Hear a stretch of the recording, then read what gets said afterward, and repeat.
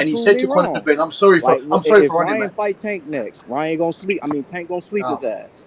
Like Yep, if we Boots know fight that. Conor Ben next, Boots gonna sleep his ass. Like I'm gonna tell it Thank how it you. is.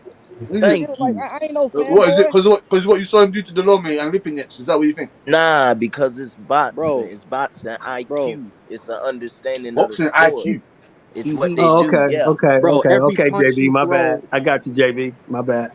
yo, Butch, every punch that kid throw, it's a power punch.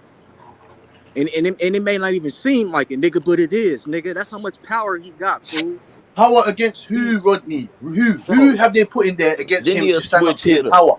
What Hell, 50-50? we What the 50-50 fights is he winning? eliminator. We We doing what? what we We gotta trying to get do. 50-50 fights. We want We 50-50 fights only. Hey, eliminator. I Oh, agree. it's coming. I think I'm talking about mad power, and you're going up against a little tin can. Listen, hey, it's Butch. hey. All I want to see is what happened to Gary Russell last night. I want to see some resistance.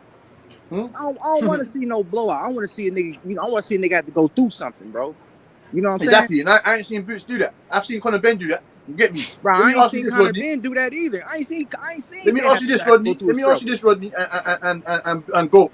So you're I ain't go. You're seen. talking about go. Only You're thing talking I about see ring from IQ. Ryan is You're talking go. getting dropped from You're the talking left about hand ring because of IQ. his Where was the mistake. ring IQ That's when he not no banged his head into Van resistance. Herden? Where was the ring That IQ ain't when no he rushed resistance into what Van Ryan Herden just went and through. get the win? Where was it? Ryan ain't went through no resistance. Where was it, go? And Tank Rodney, went where through was some it? shit, nigga. Mario Barnes was hitting that nigga in that motherfucking liver shot, nigga. He felt that shit. Like nigga, Mario's saying shit. bro. All It's right, on you. Hey, the all goat I'm and saying Rodney, man. is Don't my try nigga. and All I'm slide on me saying with the is, question. Where was that ring my nigga IQ when Ryan he don't banged fight his head into JoJo Van next, Herden? and he go on the ring with Tank. He getting slapped with uppercut. That's all I'ma say. No, Rodney, we ain't going off you, boy. We talking Once about he go, Boots and Conor Ben. listen, I'm gonna answer He your not question. ready, fool. I wanted to let Just my like with man talk. Benavidez. Benavidez getting there with Beterbiev, he getting stopped in 3 rounds. It ain't. It's easy work, fool. It's easy work, bro. Beterbiev Look, will stop him in 3 rounds. It's a reason why that nigga didn't take that challenge. You see? It's the reason why. listen. And Okay, y'all niggas say boxing is so niche, and you get the opportunity, and you don't take the opportunity. What is you doing? thank you. So to answer your question, nigga, it's a fucking fight. You think he fucking did that shit intentionally? They fucking banged heads. My boy went southpaw. He banged heads with Van Herten. They stopped the fight. It is what it is. No. Did See, you see, did now? you're cutting the meat. See, you're cutting the meat off the fat. A No, side it ain't note. that simple. It ain't that simple to go. Okay, Where was his listen. ring IQ? He A ran in there side like note. some Okay, madman, like a headless now chicken, and he banged heads with Van Herden. a side note was Van Herten not getting his ass whooped? I mean, getting his ass whooped before the No, you're headbutt. saying whoop like Answer that. like he was getting his. You're saying whoop like he hit the canvas Bro, 3 times already. Like I don't understand, Well, bro. it He was. wasn't getting his Come ass whooped. on, bro. He was Come not getting his ass on, whooped. Butch. Come No, on, bro. no. Yo, man, don't hey, get me started on your guy. Hey, Butch, now, come on now, You come can't get on. started on our guy. Trying We to be undefeated fair. already. Listen, Butch. Undefeated, 15 knockouts, man. I'm a Don't fan of Conor Ben, but Van Herten was getting his ass whooped against Boots. Thank you, What's bro. It's this? just He a was getting his plain ass fact. whooped. Like, I don't get it. At least He get the was win. getting this. It would have been a miracle if that fight went 3 rounds. It would have been a miracle. We didn't go 3 rounds with Van Herden. We didn't do that. hey, We banged him out of there. We banged him out. hey, you see, I'm a Simple. smart coach. I'm gonna Exactly. stay away from some shit I know I'm not ready for. I'm smart. We ready for you, Bang. We gonna knock you, Bang, out. That's all Yes, I know. sir. Don't say it was smart, fam. Don't say that. Boots, we ready We for gonna knock Boots, you, fam. We Banks, ready out, for man. Virgil Boots. Don't come with that. We gonna knock you, Banks, My out. problem is that you put this guy in front of all the rest of the brothers when Hey, they've all been doing the same shit. All right, bro. cool. It's I only a said this matter of already. He's time. the Hey, most look, talented guy, but I want to we the see that I talent go. look. I want to see him Hey, go 12 look, rounds. we the IBF. You guys ain't even We the seen the guy IBF. go 12 rounds, man. Hey, We the I agree, IBF. Butch. I haven't seen the kid go He 12. didn't go 12. How do you even know Haven't, this guy can go? Listen. I'm not saying You he know can't, what? but I'm saying how do you even He know he can go gon' 12 he against an bro. A-level competition, We can't nitpick. We A-level can't caliber nitpick fighter? How the everything, fuck do you bro. know that? Y'all can't. We can't nitpick everything, fool. and It see. is what That's it what. No, is. fam, you don't can't be ripping up Chris Conor Ben. Goddamn, Yeah. Butch, Then say boots, You boots, gonna let a boots, nigga boots. talk? Fuck that, bro. Goddamn, Butch. And Conor Ben's been fighting the better fighters. How about that? Goddamn, Kanye Butch West. Okay, we gave you the Well, mic. I like this Goddamn, my fight. nigga. Y'all may not Listen, like it. I like this fight, this is nigga. what I'm gonna tell you. This You is what ain't I'm gonna going to tell sleep. you. It's only Eubanks is, but it's only a matter of time. We the eliminator. If this shit don't go through, it go through, and you gonna Hey, come hey, back hey, the belt, hey, and we hey, gonna hey, see hey, each go, other. hey, go. Send your young nigga this way. We gonna sleep him. Send him to Crawford. We gonna sleep this Yeah, young we nigga. want him. We want that. Yeah, Hey, we and we want want that that fight. too. We want that too. I'm Conor Ben's on the same shit as Crawford, fam. The destroyer. He's on crud. The goat. The goat. He's on crud. The goat. He's on crud. The goat. We are all-time great. He's on grease. He's on grease. The goat and Rod. Hey, we'll turn down and the goat. He's on grease. Hey, Spence. Yeah, there you go. Put him in there. There you go. Put him in there with them. Yeah, put him in there with them. Yeah, put him in there. Yeah, that's what I like to hear. Come on, we gonna put sleep him in them there all. with the big dogs. If we don't sleep them all, we gonna win UD, nigga. Yeah, we'll see. Hey, we're gonna fuck up Chris Eubank. We're gonna break his face. Now when we break his face, I wanna know what you lot are gonna come here back. Hey, listen. Hey, and listen. Be careful what you asking for. Here's another thing. It ain't gonna happen now. Come on now. I'm a Crawford. I fuck with Crawford now. Hey, but go. I love to see it. And I ain't gonna turn it down. And see, that's the thing I'm saying. That's the shit that I be talking on here. Motherfuckers be talking all that other shit. Nah, the best wanna fight the best. Fuck that. Let's talk the best versus the best. Fuck all this. He got OG Sheldon always say, put his ass in there. Yeah, put his ass in there. Fuck that. Put his ass in there. That's how I feel. And I feel like if he go in there with Conor Benn going to sleep. No, he ain't, go. And you know it. He going to sleep. Nah, I don't know shit. You don't know shit, but you know that you got. Yeah, you don't know exactly. You don't know shit. You don't know shit about that fact. You don't know nothing about that fact. You know a lot of boxing go. Once he goes south, you a historian go. You know your boxing go, but you don't know anything about that fact. But everybody, you know I know boxing. Everybody was on his Benavidez, like I told him. Yeah, I like Stanionis wise guy. I like that nigga. That's what's gonna happen. So what? Hot rod on the go. You got Big speeding up Stanionis. That rough ass nigga who fought last, bro. He was jabbing the shit out of that nigga all Hot rod on the go. Hot rod on the go. You got Stanionis. You got Big speeding up Stanionis. Yeah, I like Stanionis. I like him. Yeah, that's who we gonna get next. That's who next. Yeah. You better not lose to him, boy. You better not. Hey, the goat. You better not lose to him, boy. You better not lose to him, boy. He going to sleep. You better not lose to him, boy. Stanionis going to sleep. I don't want to hear that. He wasn't ready. What you mean? He better not lose? That's a 50-50 fight. Well, in my opinion. Stanionis going to sleep. Stanionis going to sleep. What round? What round? Leave it at that. What round and what punch? What round and what punch? Really, I hit him with a straight right hand, 8th round, 8th or 9th round. You wouldn't go to his body. He's kind of acceptable to his body. You wouldn't advise Boots to go to his body. We gonna break him down and then we gonna head hunt. We gonna put him to sleep. He get touched up. It ain't the nigga get touched up, bro. He get touched up. Butayev touched him up. I want to see, how you can take that with Boots. Yeah. Beat on. Get beat on. Hey, y'all think what y'all think about Blair Cos versus Maurice Hooker? Hey, that's a tough fight, That's a 50-50 fight. I go for Blair Cobbs though, man. Oh hell no! Give me Hook. Give you Hook? You want Hook? You want Hook? Give me Hook. You want Captain Hook? I don't know what the hell you talking about. Give me Maurice Hooker. You want Captain Hook? Nah, I got Blair Cobb, boy. I don't know how Maurice Hooker's gonna deal with the movement. Like he ain't no he ain't no Rocha. I don't know how he's gonna deal with Blair Cobb's movement. You get me? And Blair Cobb's a better athlete than I thought he was when I saw him in his last fight. You get me? So I don't know how he's gonna deal with his movement.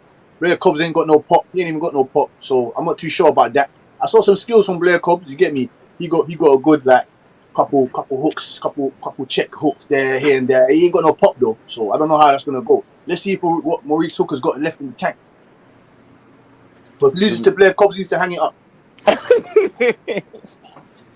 Okay, wait a minute.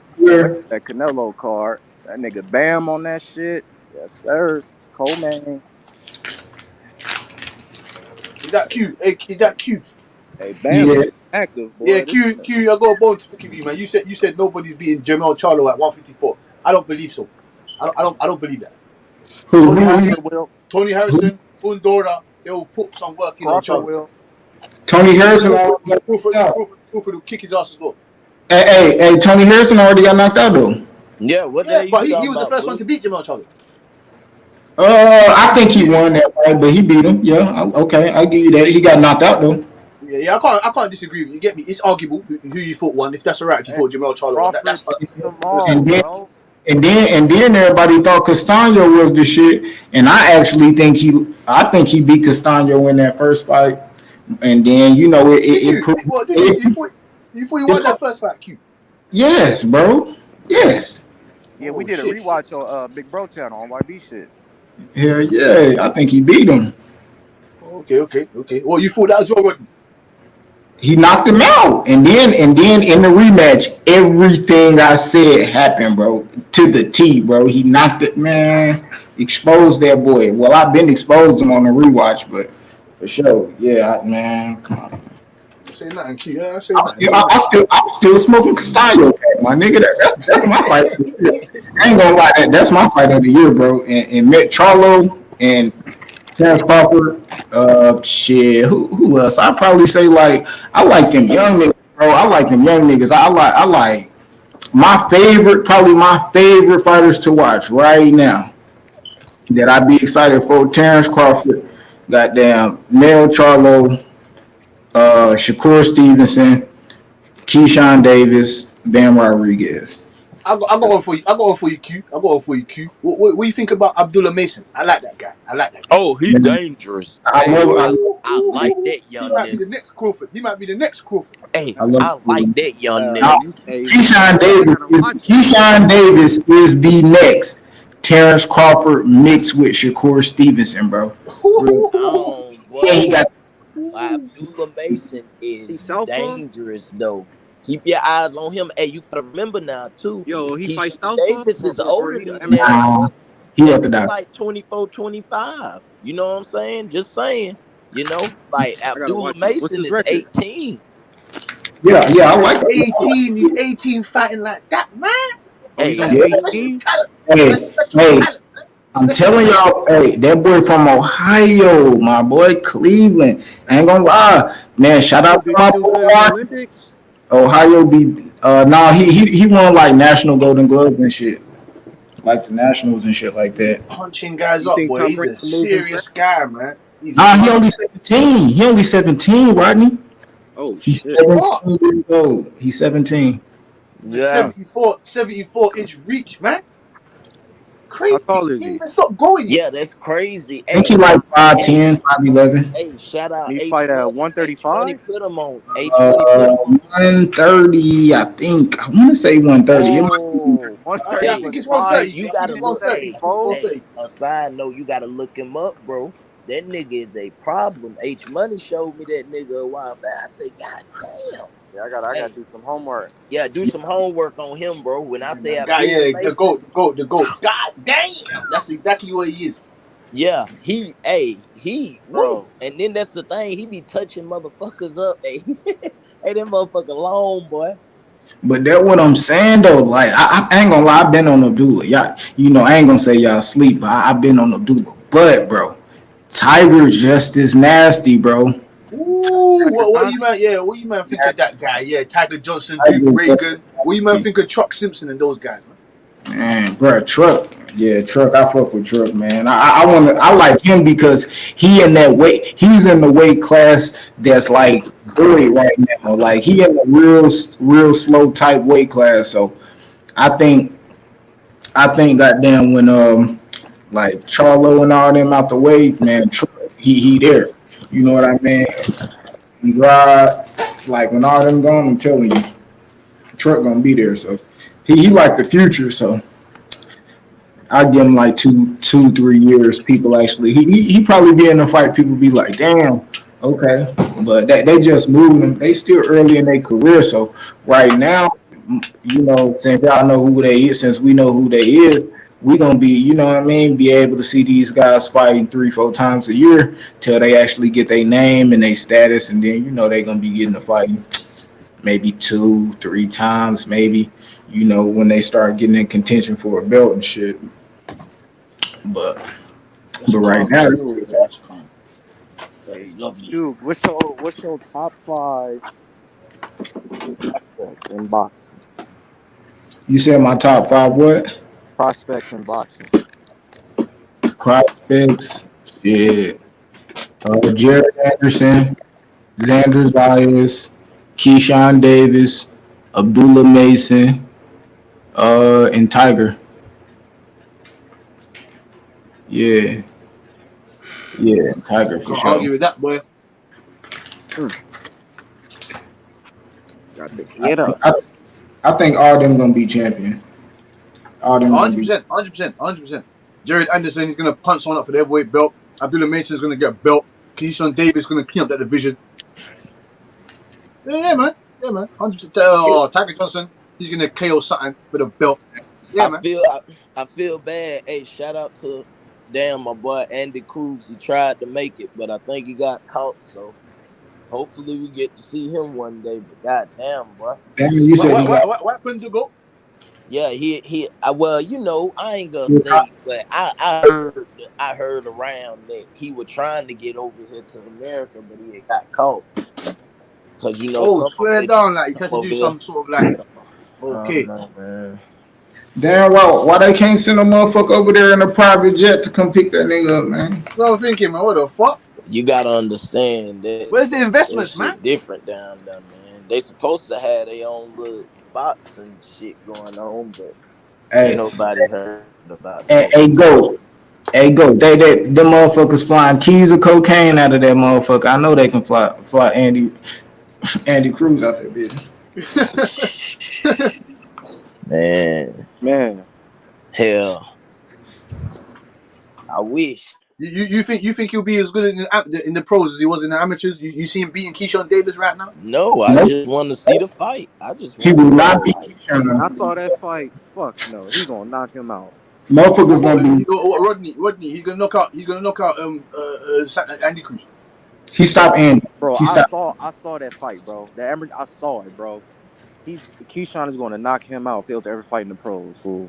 Yeah, Keyshawn can do that, bro. He hurt him a couple times. He caught Andy Cruz with a couple good shots. So now if they in a pro fight, pro style, which Keyshawn already had, he's gonna break them down. Yes, it's over with. It's over with. You gotta understand, boy. I be arguing at my job with them goddamn with them Cubans, man. The motherfuckers goddamn boy. Hey, when it come to they fighters low key, the motherfucker was arguing with me. Hey, he was like, man, Francis Bartholomew, he gonna knock damn Gary out. I'm like, nah. But hey, he gave him a good fight. I say that was a damn good fight. That ref, man, I didn't like the stoppage, but I ain't even gonna get talking about that. Everybody seen that, but goddamn, it was a good fight. It wasn't tight.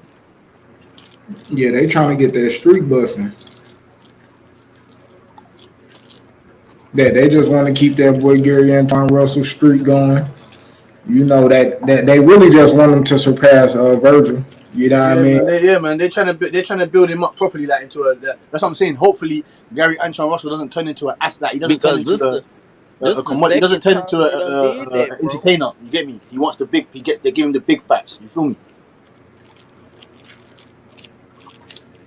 Man, I think Regis. I like Regis and Matias better than Gary still right now.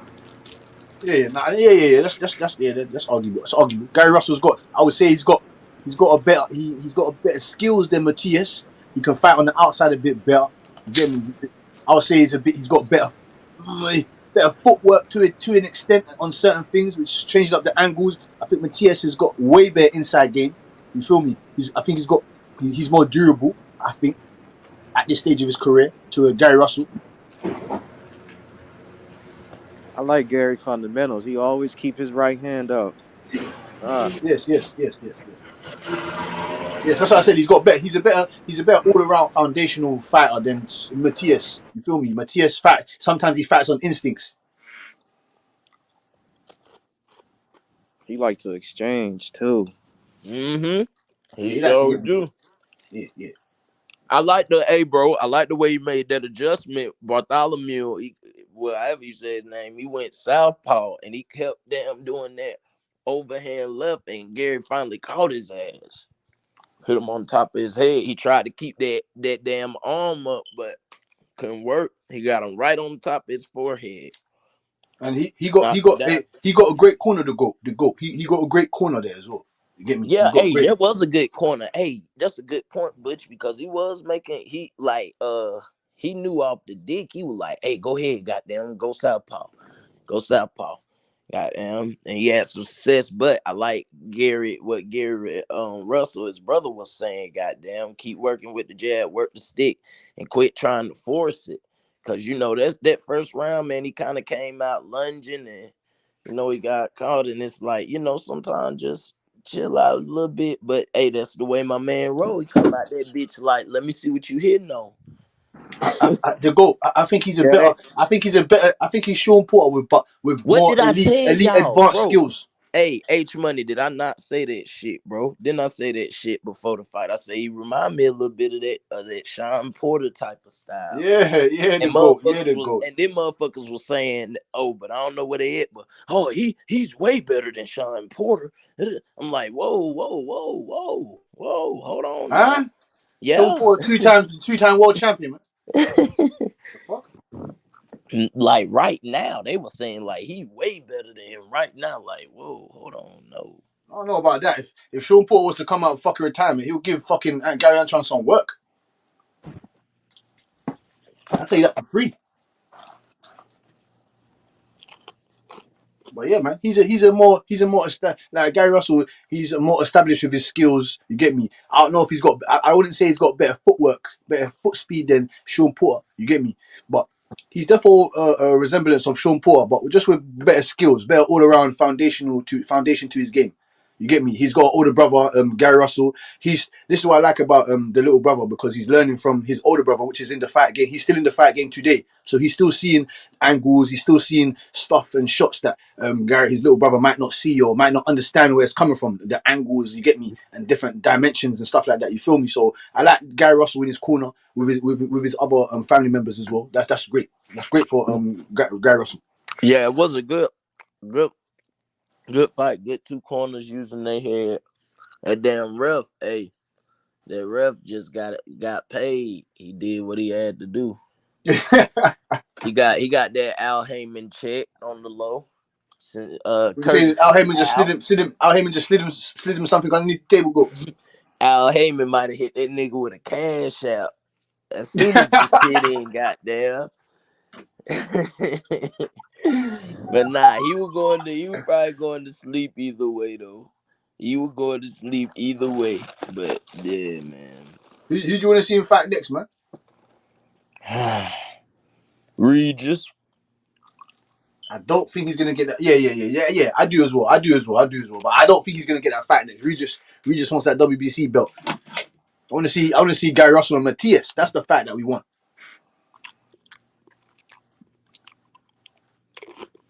So what do you think about Gary Russell saying that he can go down to 135 and make easy work out of Tank and Ryan Garcia? Him versus Tank. He said he'll go to 135 and make easy work out of him. Yeah, he fought at 137 and a half this time.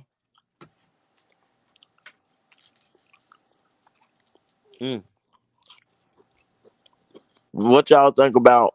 Oh, they in the chat going in. Shakur versus Tank. What's up, Marky? Where you at, Mark? I am Mark. If Shakur Stevenson can hold a crack from Tank Davis, then he wins that fight easily. If Shakur Stevenson ain't got a chin behind him that night, he's done. It's as simple as that. Simple as that. Boy, you lucky them Baltimore niggas ain't on here tonight, because they won't smoke with that. But they've been getting roasted for a sec. We need to take a break. Where's TNT? Where are you, Mr. TNT, man? Where are you? H Money, what the fuck is up, man? Y'all niggas on mute. What the fuck going on? Hey, just want somebody with some bitches, man. Hey, I'll say this, Butch. What's up with that fight? What, Boots and Ben? You know what's up with the big fight? The biggest fight. Oh, shit. Yeah. Ask Espinoza, because Espinoza seems to have all the answers. all the answers, but he keeps giving us the same fucking one. We ain't getting that fight, man. Keith Thurman's fighting Errol Spence in November, man. You already know this. It's in the works. Keith Thurman ain't fought in God knows how long. You get me? Errol Spence, he needs a fight soon, boy. Otherwise, he's gonna have to make a decision what he's gonna do with them belts.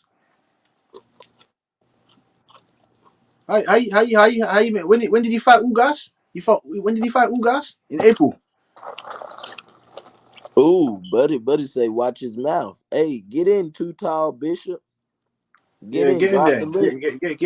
Get in there right now. Drop the link. Hey, when did Ugas? He fought Ugas in April. You gonna hold on to all three of them belts until next year? Get the fuck out of here, man. Nigga, there needs to be a time limit. You ain't holding up the belt for no more than 2 months, 3 months. You ain't holding the belt longer than that. You hold this shit up. I'm looking in the divisions and shit. There's champions that been holding the belt for 3 years. 3 years you ain't fought and you got a belt? That don't make no shit. That don't make no fucking sense. I know Errol Spence fought longer. I know Errol Spence fought more recently than Bud Crawford. You get me? That's what I'm saying. It's not making any sense. Bud Crawford ain't fighting. Keith Thurman ain't fighting. Errol Spence ain't fighting. Boots ain't fighting. It doesn't make any sense. The division needs to move. Fuck, why do you think Conor Benn's fighting fucking Chris Eubank? There's no one else. No one else. And the guys that are there, these guys don't want to make fights with the fucking promoters, man. So what do you want us to do? What do you want us to do? Man, it's bud up. It's bud up or shut up, man.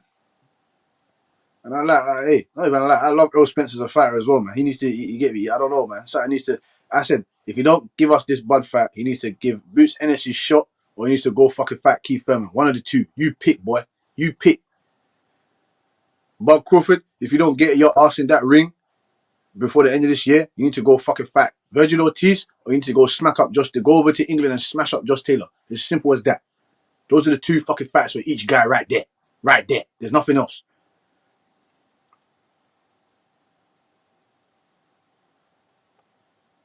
Yeah.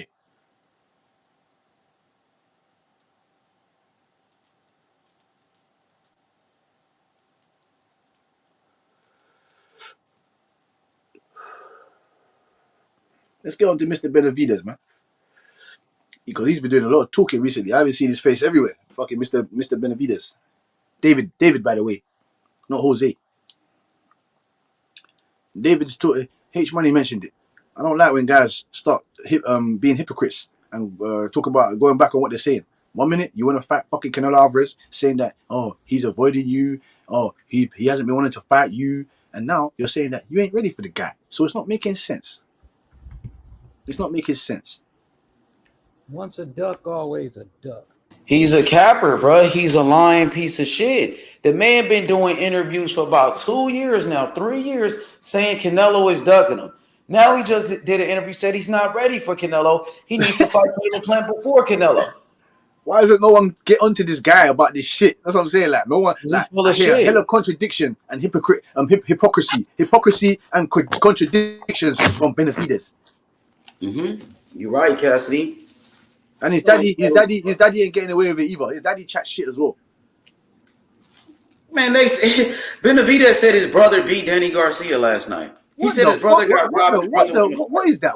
That's what I'm saying. What delusion? What? I know your brother is a bit concussed. He said David Morrell the contract. Another lie. Oh yeah. When we had all these years, we had Mr. Morrell. We had Mr. Morrell on H-Money's platform, and he said it out of his own mouth. There has been nothing. They haven't even raised a fingernail to try and make that fact. You got your own promoter, your boss, Mr. Sampson, that fucking cunt, lying, talking about 10 million. What do you mean? We want 10 million to fight Andrade. His promoter Sampson said he would never put Benavidez in the same ring with Morrell. He said that they asked Sampson about Benavidez fighting Morrell. He said that fight needs a couple of years before we make that fight. No, it doesn't.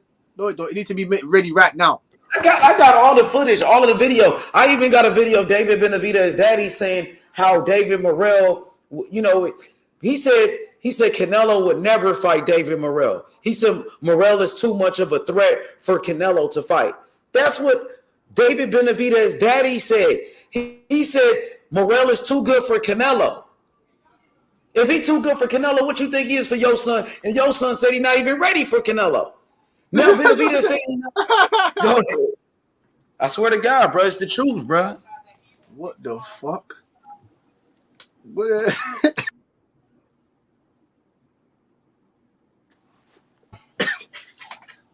I swear to God, bro. The man said Canelo. He said Morrell is too good for Canelo. Canelo would never fight Morrell because Morrell is so good. You know what I'm saying? And now Benavidez saying he's not ready for Canelo. So if Benavidez is not ready for Canelo and Canelo's not ready for Morrell, what does that tell you? He said that wasn't ready for Morrell. I didn't say that. That's what Benavidez's daddy said. He said Canelo would never fight him. Canelo would never get in the same ring with him. And then there's another interview where David Benavidez said David Morrell is a very good fighter and he's going to be my toughest fight out of all of them. You already said all these good things about Morrell, how good he is. Now you saying he's a duck. You niggas lying like a motherfucker. You bitch ass niggas just out here clout chasing. Yeah. It's the truth, bro. A lot of fighters do that. Teofimo Lopez been doing that shit for a long time too. But he did beat Lomachenko. He beat Loma. But he was capping and clout chasing when it came to Devin Haney though. And then the virus, Garcia and then the virus, is Mr. and then Clout. Ryan Garcia, one of those guys who call out everybody, but he don't fight nobody. He uses other fighters' names to promote his fight. Yeah, it's called cap. It's called cap COVID now, man. Cap COVID. Ryan Garcia, he's got the COVID of cap. He's got that. Benavidez has got the COVID of cap. Fucking what's the other brother's name? He's got the COVID of cap as well. They've what's my man's name? He's got the COVID of cap. They don't want to fight. It's a lie. They want to fight. And look, and them niggas, they be talking like they all gangster and shit, like they tough guys, like on some street shit. But last time I checked, Benavidez got shot. He got shot and didn't do shit about it. How you let somebody shoot you, nigga, and you don't retaliate, nigga? You don't go out there and handle the business. You let a man shoot you and you didn't shoot back. Niggas call self-defense, stupid ass nigga. 100%. But they talk all this gangster shit, all that tough shit. And you see now Terence Crawford swung on his brother at the press conference, at the weigh-in, swung on that nigga. He didn't do shit, and then Crawford knocked him out. They do all that cat. And that fucker said, "Oh yeah, you're gonna have to hit me. You're gonna have to hit me faster. You're gonna have to be faster than that." He knocked your shit out, nigga. Yeah. No more capping. No, yeah, exactly. No more capping. And he didn't even bust back. You let a nigga shoot you and then shoot back. What type of hoe ass shit is that? But you swear you some type of gangster and tough and shit.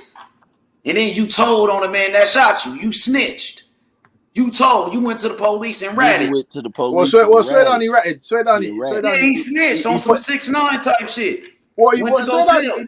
He put his nails. He told on the man. Fingers at the nail shop. He got shot. He told, but he say he a gangster. They say they thugs and shit. And then on top of that, Benavidez and his daddy, they be on racist channels. You know, racist channels that be hating on black fighters and shit like that. Hang out with racists, call people N-words and all of that. Let me find out y'all some racists too. We gonna get down to the bottom of that. Let me find out y'all don't like black people, bro. Hey, pop your shit. What you say, H? Yeah, let me find out they some racists, bro. Because I know he been on racist channels. When motherfuckers be calling people the N-word and all type of shit, hating on black people, and he was over there hanging out with them. You know what they say? Birds of a feather flock together. 100%. H. And we don't condone that fuckery. Cause we don't come over here and start talking any racist shit about no Latinos, no Europeans. Oh yeah, we all the fighters, bro. One thing about us, we'll goddamn everybody on the panel. You say some crazy shit, we gonna get on your ass immediately. You're gonna get a strict mouth beating, a strict mouth. Lucky we can't see you damn in real time.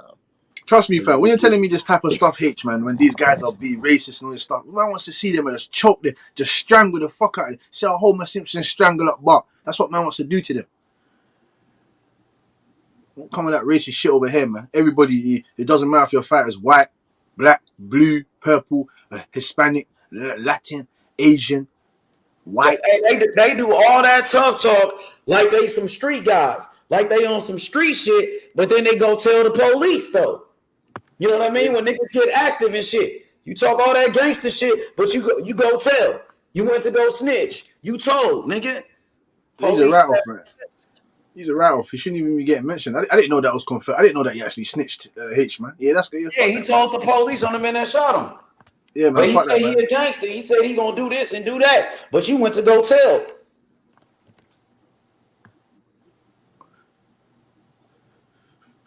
He's a waste, man. He couldn't come back to the ends. He couldn't come back to the ends. Pro fighter or not. He couldn't come back to the ends. They'll just whack him up. They some bitches, and I know they be listening too, because I pulled up on Benavidez' daddy. Told him, nigga, what's up with that Morrell fight? You over here capping about Charlo. What's up with a Morrell fight? Oh, let me talk to his manager. Bitch ass nigga, you know who his manager is. Y'all got the same manager, Louis the Cubist Jr. They got different promoters, but they got the same manager. You can easily call up Morrell's manager, pussy. You know, y'all got the same fucking manager. Fuck you talking about, nigga? If you really want to fight or you just want to clout chase, you just want to cap for the internet. Talked all that shit about Canelo. Canelo's ducking you, but now you ain't ready for Canelo, so you use Canelo name for clout this whole time. This whole motherfucking time. You ain't trying to fight. You ain't even ready for better be it. You said, oh, you got to climb up the rankings, but I thought you was a monster. Ain't no monster. Mexican monster. I'm a monster ready for anything. If you a beast like that. Yeah, Mexican monster, man. Well, you Mexican monster. You didn't want to fight that. You ready for better be if you don't need no tune-up fight. If you a monster and a beast, you should be ready for Canelo. You don't need to fight Caleb Plant first. Did all that capping, bro. These niggas get exposed all the time, bro. And the man was on cocaine. And that man, cocaine is a hell of a drug. No wonder why he be saying all this dumbass shit. He on that Oscar De La Hoya. Oscar De La Coca. On that sugar booger, man. That's what happens when that sugar booger. You start losing some of your faculties slowly, and it makes you start talking the fucking delusional bullshit. If he was really who he thought, his brother beat Danny Garcia, nigga. That's a perfect example of this nigga lying. I said Morrell, you ain't said Morrell shit. Your brother ain't win shit. Stop lying, bitch ass nigga. You just lie about anything. He's a bitch, nigga. Morrell is the real deal, bruh. Morrell got better skills. Morrell became a champion in 3 fights. Became a world champion in 3 fights. Made history. History, bruh. Sold out. Main event fighter in his 3rd fight. Main event in Minnesota. Sold that bitch out 3 times. Headlining on Fox. Over 2 million people watched this fight. Bitch ass nigga. These niggas pussy, bruh. Yeah, man. If you don't believe it, you don't believe that he's got potential to have a legendary skill set. You go watch his fights against Lennox Allen. You go watch his fights against that guy that he just fought, that Henderson guy. You get me? You will see the skill set there of great historical. Yeah, he's got historical skill set if he can reach his potential. Destroy Henderson. Henderson ain't never been stopped before, bro. And Morrell only got 7 fights. Like Benavidez got almost 30 fights. He fighting nothing but bums.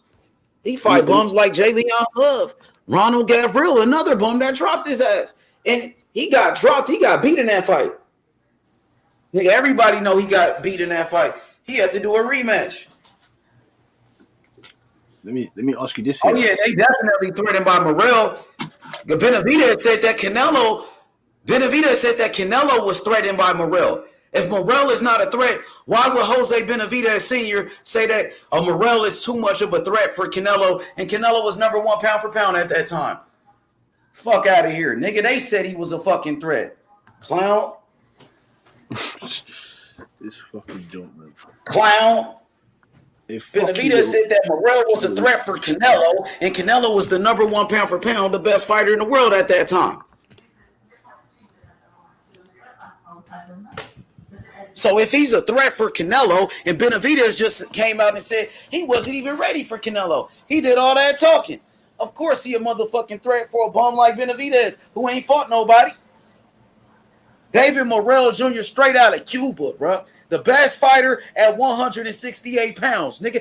I love Cuban boxing, bitch. Let's go, bro. He gonna take that boy to school, bro, and they know it. David Benavidez is a protected fighter. He's been a protected fighter, bro. If it don't make no sense, why the fuck did he say it? That's what he said, nigga. He said it out of his own fucking mouth. Straight out of Cuba, facts.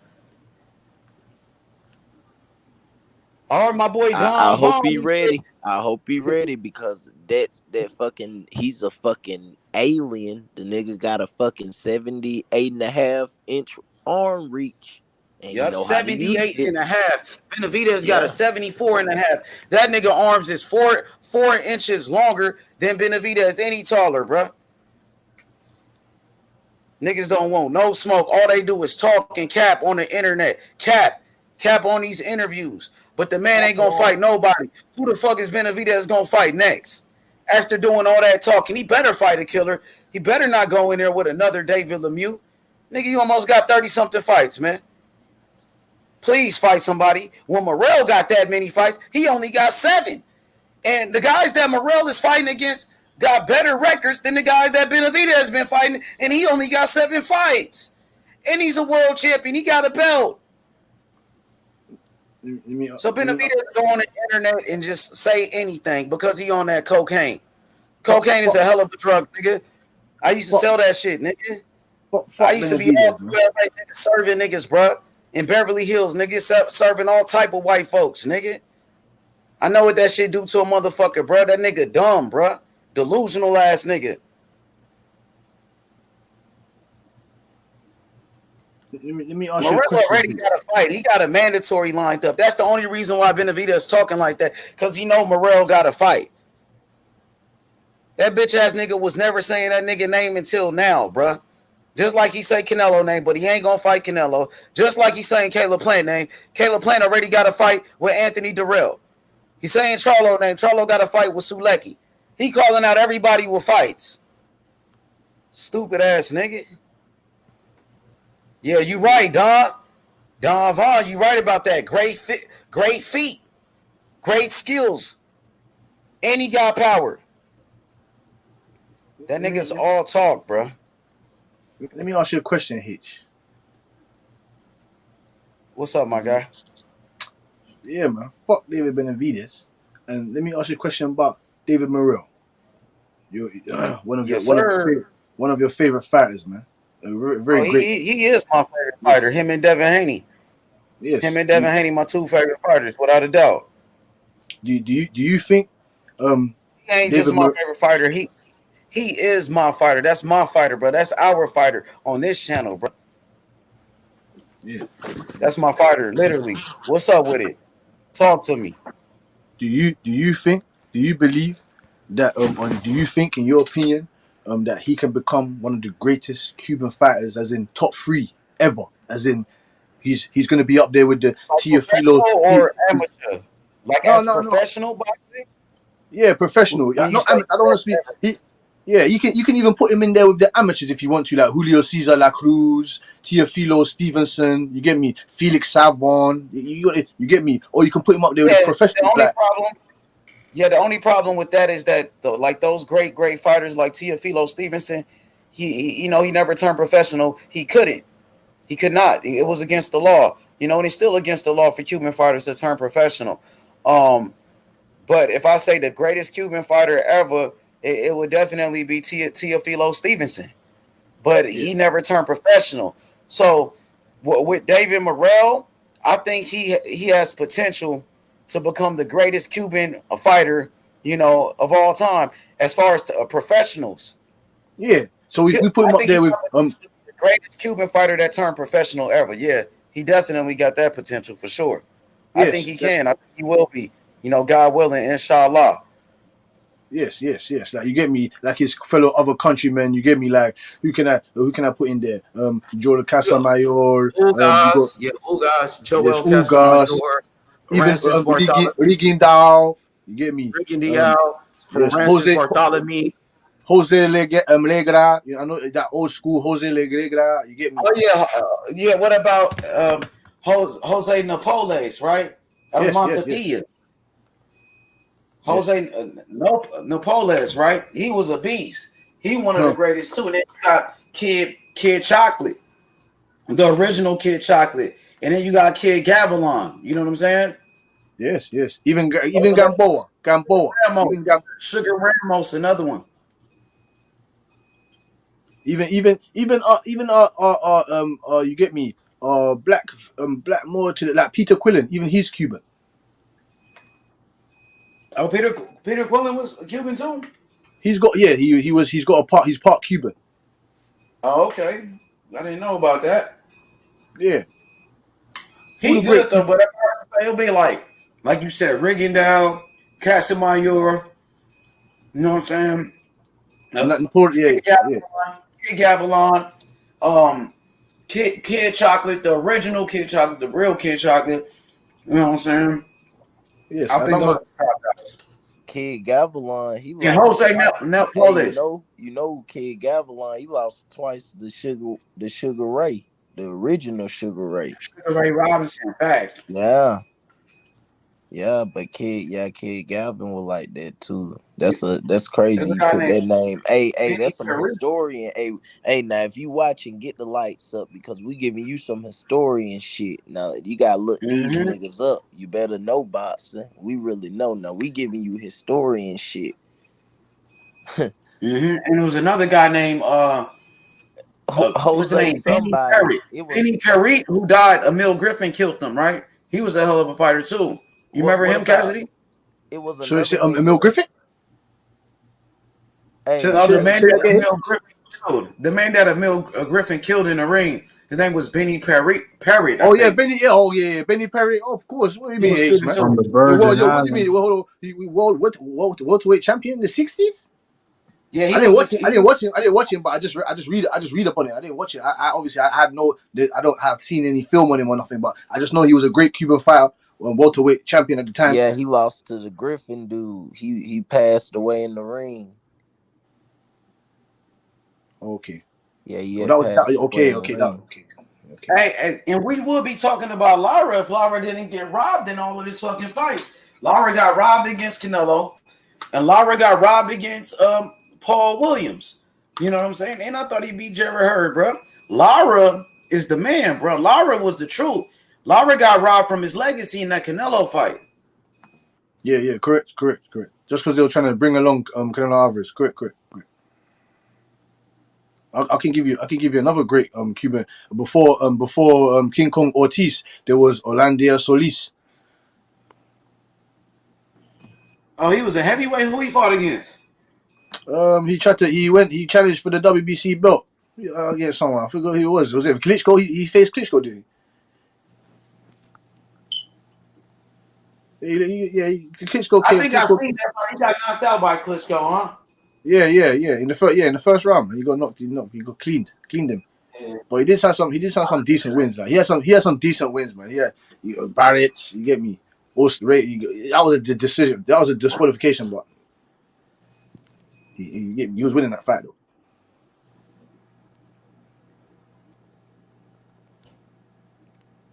I liked his fighting style, man. He was tough. Hell yeah, he's a hell of a fighter, bro. But nowadays, right, you got David Morrell, Frank Sanchez. You got Ugas, but Ugas just lost. You know what I mean? You got my boy who fight at 154. What's his name? Gomez. Elvis Gomez, hell of a fighter. And then you got this young fighter, bro. He's like only 17 years old, bro. His name is Edley Rodriguez. Rodriguez. You seen him? He young though. He only 17. That boy, the truth. They say he gonna be the future. They told me, they said that boy can fight, bro. Rodriguez, you seen him before? In one fight, he was on someone's undercard, man. I saw him once, and I was like, "Bro, who's this He guy?" fighting like Dubai though. They got him Yeah. in overseas. He's not in Yeah, man. America. I see him on one undercard or something. See him on one card Oh yeah, somewhere. Andy Cruz, but he can't turn professional. They said, "Oh, Cuban fighters can turn professional now." That was a motherfucking lie. Because Andy Cruz had a defect, and Andy Cruz, he got caught. He went to jail. They sent him to Cuba. They sent them back to Cuba, bro. I thought Cuba telling people that can turn professional now. You know how many great champions that there would have been? You know how many great fighters that couldn't turn professional from Cuba because it was against the law? Man, so many great fighters. Teofilo Stevenson, he would have been heavyweight champion. You know what I mean? It's so many fighters, bro. All right, let's see what DJ got to say. DJ said, Zabeda versus Prograis for the vacant Super WBC lightweight title coming soon. I thought it was Zabeda versus Jose Ramirez, wasn't it? Wasn't they saying that? Yes, Zabeda versus Ramirez.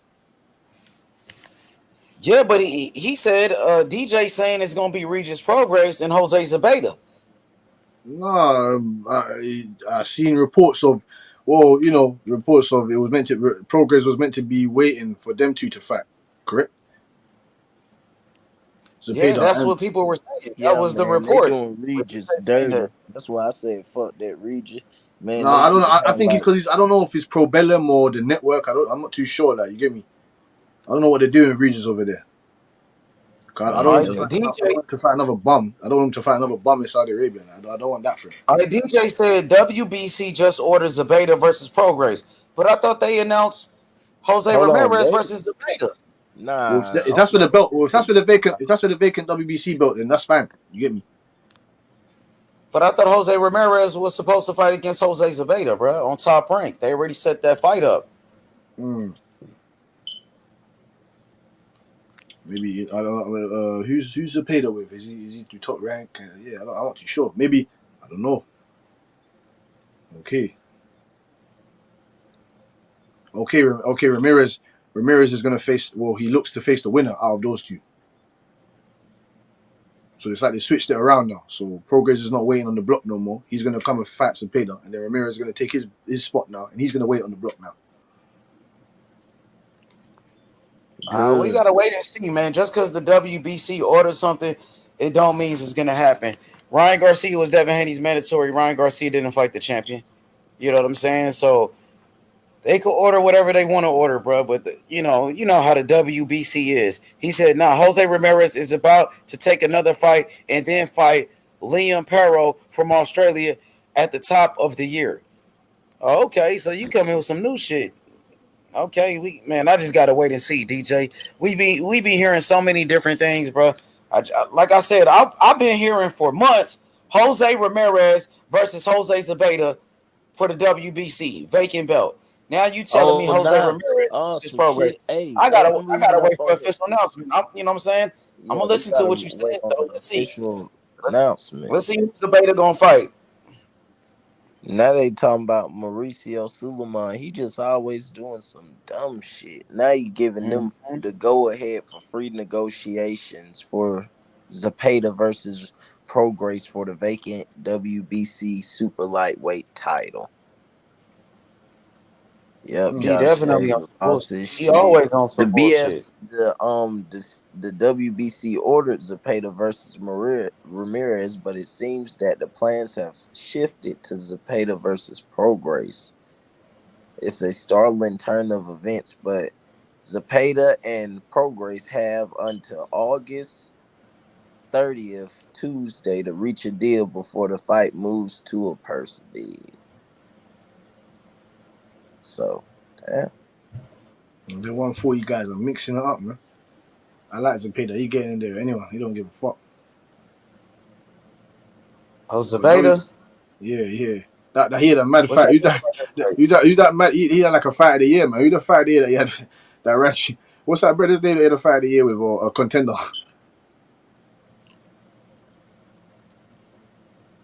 Say that again, Cassidy. Who's that? Who's that? Who's that brother that he fought, man? When he had a fight of the year contender, man. Them two got Oh, that was dropped. Ivan Barancek. Yeah, that was Hey, it. That was the Rumble. That was like an old school Arturo Gotti type of fight, man. yeah. Hey, Cass, did you ever get your money from old dude? Yeah, of course, man. Of course, man. You get me. We keep things subtle around here. You feel me? We handle things like men. You get me? Oh yeah, you already know. Yeah, man. I'm a real nigga. I don't want to bring no stupidness to H money thing, man. You get me? So, man, let's deal with it like men. I owe you money. I send it right now, straight away. No excuses, unless some family emergency or something. I don't know. Apart from that, then you get your money straight away, on time, on the spot. I lost. That's it. Done. You win. That's it. Take your winnings, and that there we go. On to the next. But we gonna see them 140 guys mix it up, man. I want to see when's next. That's what I'm saying. There's bare guys at 140 with no fights. We need to see it. You get me? I want to know who Matthias. Who's Matthias fighting next, man? Who's these guys fighting, man? I want to see Gary Russell. What's Gary Russell Jr.'s next fight, man? They need to put it. I think he should be back in the ring at the start of the year or before the end. Need to keep them busy, man. There goes TNT right there. TNT, what's good? TNT, what's good? Salute. We saying OG TNT, man. What's up? TNT, a real one, bro. Hell yeah. Yeah, man. He's bad. Yo, Cassidy, pussy. What'd you say? Go ahead, Cass. No, I said TNT's a real OG, badding up that Rick pussy. But don't bring that shit to H Money. Don't bring that thing to the mob, man. Don't bring that bullshit, lies and crap over here to the mob, man. Putting it on him.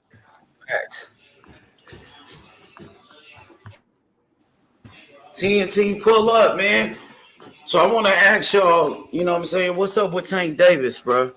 What y'all think is the next move for Gervonta Tank Davis? What do you guys think is going to be his next fight? Do you feel like it's going to be Ryan Garcia? He said he at work. All right, TNT. Do you think Ryan Garcia and Tank Davis is next? Or do you feel like Tank Davis will fight somebody else? Do you guys think Ryan Garcia is serious about fighting Tank? Or do you guys think Ryan Garcia is all cap? Oh, boy, hey. I don't believe it. He done capped me out too much. I don't believe the motherfucker. He ducked Devin Haney. He went to Fortuna. He went to Pacquiao. He went to Tank. He went to goddamn JoJo. He went to goddamn everybody. I don't trust that motherfucker. Tank will be fighting goddamn, I don't know, another Hispanic fighter. Like who? Like if it ain't Ryan, you think it's Ryan that don't want to fight? So you don't feel like it's Tank avoiding Ryan? Huh? Yeah, I feel like it's Ryan. I don't think Ryan gonna do it. I just think he clout chasing. I'm going off of what he done showed me. You know, sometimes I go off of your tendencies, not what you say you gonna do. I go off of what you done did. You know what I'm saying? And I don't see that shit happening. Ryan gonna be fighting another motherfucking journeyman. Call him Ryan Journeyman Garcia.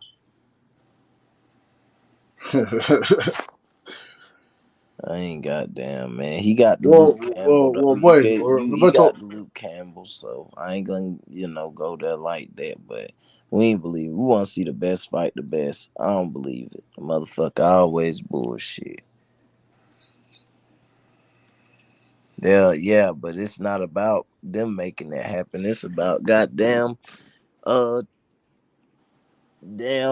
De La Hoya making it happen. He doing all this talking. He gotta show me.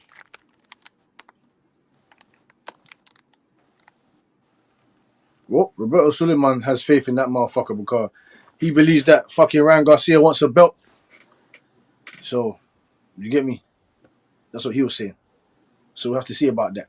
I don't believe the fight's going to happen next. I just believe one of the, I don't believe that they're gonna put their asset like Leonard Ellaby already said it. They're not putting their asset. No promoter's gonna put their asset in a ring that they have big chances of losing and gaining nothing out of it. You get me? So unless they're gonna gain some type of mad money that neither fighter or promoter has seen in a while, then I don't see that fight happening. I think Ryan Garcia is going to fight Jojo Diaz at the end of the year or around there, and Tank Davis is going to fight either maybe a Pitbull rematch or someone along the lines of they'll feed him another TMT fight or something. I'm not too sure, but they've got a couple guys around there for him to smash up. You never know. It could be a Chris Colbert and Tank. It could be a Frank Martin and Tank. Who knows? Who knows? Well, they said Chris Colbert about to fight against Frank Martin. Yeah. Obviously, the winner out of that could elevate to something. They're just trying to build pay-per-view, not pay-per-view. Sorry, they're just trying to build. Chris Colbert gonna get beat up. I believe so, but we don't know. I see him. It'll be a good fight. Yeah, it'll be a good fight. The GOAT. What do you think of how what do you think of how Gary Russell Jr. and Colbert were pressing each other? What do you think about it? You said what? Say that again, bro. What did you think of how Chris Colbert and Gary Russell Jr. were pressing each other? Oh man, Chris Colbert. Fuck it, make the fight happen. Fuck it. Throw him in there with Gary, and if he get knocked out, he get knocked out. Fuck it. Hector Garcia put that work on him. Olympian came in there, put that work on him. Calmed him down. He was talking super spicy to that nigga. He got his ass talking about Shakur ain't got a dog, but you in there surviving. I think Shakur moving up after this fight. I think it's the setup. This is just my prediction. I think after he beat up Conceição, he gonna be in Newark and he gonna say, "Look, I'm going to 135." So you don't think he should try and be undisputed at one fight? Man, Bob bullshit. He going to 135. But you wouldn't chase undisputed. I mean, fuck it. If the motherfuckers don't want to fight you, and if Bob don't want to make the shit happen, fuck it. Go to 135. Beat the top fighters.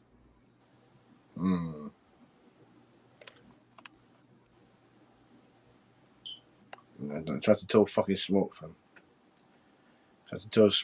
About Hector Garcia. They don't want to fucking listen, man. Tried to tell Smoke about Hector Garcia. Oh, he no, he ain't. He's a fucking former Olympian. You understand? And yeah, just because he's a former Olympian doesn't mean but he was actually a decent amateur, has a good amateur background. You get me? I don't hear your bullshit, Smoke, man. He's a good fighter. So he says best fight for Tank on PBC is Regis Prograis. Regis Prograis is not with PBC. He's with Pro Bellum. He's been talking about that Tank fight, though. Yeah, Regis Prograis fight at 140 and Tank fight at 135. Regis Prograis call out all these lightweights and shit. He be doing too much woofing, though. I ain't gonna lie. I like Regis, but that nigga do too much talking, bro. That's what you need to do, though, H, man. Or like someone like him. He's like Gary Russell, though, bro. Like you call out all these guys and shit. Well, he needs to fight. So I don't see guys want to fight him, though. You know what I'm saying? So I don't hear nobody calling him out like that. Who do you really hear be calling out Regis? I mean, what does he have? What does he have that a fighter wants, though? I'm just asking. A great fight. Yeah, it's a good fight, but he ain't a big name. He don't have a belt. What does he have, though? Gary, let's see what my nigga 24 said. He said Antoine Russell do the same thing, calling out lightweights. Yeah, he do. They need to fight each other. Gary Russell and Regis Prograis will be a good fight. But they said Regis about to fight for a belt. Oh, they said Regis got a title shot. He got in there. I hear those reports. Who you got in there, H? Who you got in there? Regis or Gary Russell? I got Russell. I think Russell more of a dog. I think Russell got power. I think Russell is a great inside fighter. I just feel like Russell too much of a dog for him. But Russell do make some mistakes, You think he's got more power than Regis? Yeah, for sure. He got all knockouts. He just stopped two guys that never been stopped before. Yeah. He just stopped two guys that never been stopped. He just stopped Francis Bartholomew, who's a 3-division world champion. He never been knocked out before. And then he stopped Victor Postal. And Victor Postal never been stopped before, bro. Gary Antoine Russell got all knockouts, every win by knockout. That dude is a beast. He's a problem, bro. And he's getting better and better. He's young. You know what I mean? So he's still learning, and he's getting better. I think he'll beat Regis, bro. I think Regis got a chance to beat him too, though, because that dude he makes some mistakes. His defense is not that good, but bro, I'm telling you, that dude is a problem, though, bro. Would you want that fight next? Like nonstop pressure. Would you want that fight next for Gary Russell? Yeah, I would like to see that fight, but they said Regis got a title shot. Regis is out the door. Like now, everybody's saying Regis got a title shot. We'll see, man, how true it is, bro. But if Regis gets that belt, then Regis if he beats Zabeta, who you got in that fight? Regis Prograis or Jose Zabeta? That's hard. That's what I'm saying. That's hard, man. It's a 50-50 fight. This is what we're talking about. This is what we want to. This is what we want. We want 50-50 hard fights to judge and break down. Preach, Butch. Hey, Butch, I'm fucking with you today. You know you my brother, man. Hey, I'm fucking with you today. We want to see 50-50 fights. 50-50 I'm so sick hard. of that shit, bro. And then when we see, man, listen. Me and H Money big goat bets on the way. We gave you the Garcia. Yes, sir. We gave you the parlay. Hey, H, we gave him the whole parlay last night. Hell yeah. Also, Puro says it's true. I saw the paperwork. Man, I need to see an official announcement. I need a date and a venue for me to believe, this shit. Because they just was saying Devin Haney and George Kambosos was official. They said Devin Haney and George Kambosos, the rematch was official. They had a date and all that's of that. Fuck, though. That's fucked, though. It was on box. That's not true. Yeah, Devin Haney said that wasn't true, and Bob Arum said that wasn't true. So it'd be so many fucking reports. I don't know what to believe. That's bullshit, though. I hear you, though, Puro. They put on box. I don't know. Me too. That'd be good if Regis got the fight. I don't know why they put that Haney and Kambosos. Remember, they said Joshua and Tyson Fury was official for the undisputed, and Wilder still had a rematch that whole time. Hey, what did you think about that, H? What did you think about it? Because they just was saying, people was just saying Jose Ramirez was fighting Jose Zabeta, and now you know what I mean. So, man, it'd be so many reports. I don't know what the fuck to believe. It sounds like you know what I mean. So we'll see. He said Regis just got ordered to fight Zabeta for the title. Man, WBC could order whatever they want, bro. You know what I mean? I need to see that shit happen, fuck bro. WBC, fam. Roberto Silva, the WBC would just said that if that fucking Jake Paul won that fight, he was gonna be ranked in the fucking WBC. So WBC is just bullshit. It's bullshit now. It's fucked. They said they're gonna put Jake Paul in the rankings. Yeah, but that Jake Paul fight got canceled. They making a mockery out of the sport, man. What up, Method? What y'all cooking on? They said Regis Prograis is getting a title shot. Breaking news: Regis Prograis and Jose Zabeta just got ordered by the WBC. So people feel like they're gonna fight next. But I thought Jose Ramirez was about to fight Jose Zabeta. So now they say Regis got the fight. So I don't know what to believe. Yeah, but they see that though. I'm trying to find that link. I think Boxing Scene. They just sent me the article on Boxing Scene. Yeah, I'll send it to you. Yes, sir. That's what I need to hear. Who do you have in their method? Who do you have in that method? And what fight? What fight we talking about? First, we were speaking about Gary Russell and Regis Prograis, and then we were speaking about Zabeta and Prograis now. Damn. I got Regis knocking Zabeta out. Oh shit. Yeah. Y'all gonna see. That'd be a good fight, though. Zabeta ain't no bitch, though. That nigga, he bring the smoke, though. You can't deny it, but I think Regis is more skilled. We seen Zabeta in some wars with Ivan Baranchyk, got dropped a couple times. I think Regis is better than Baranchyk, but this is a different type of fight. Zabeta just knocked out Josue Vargas. It looked like he ended that man's career.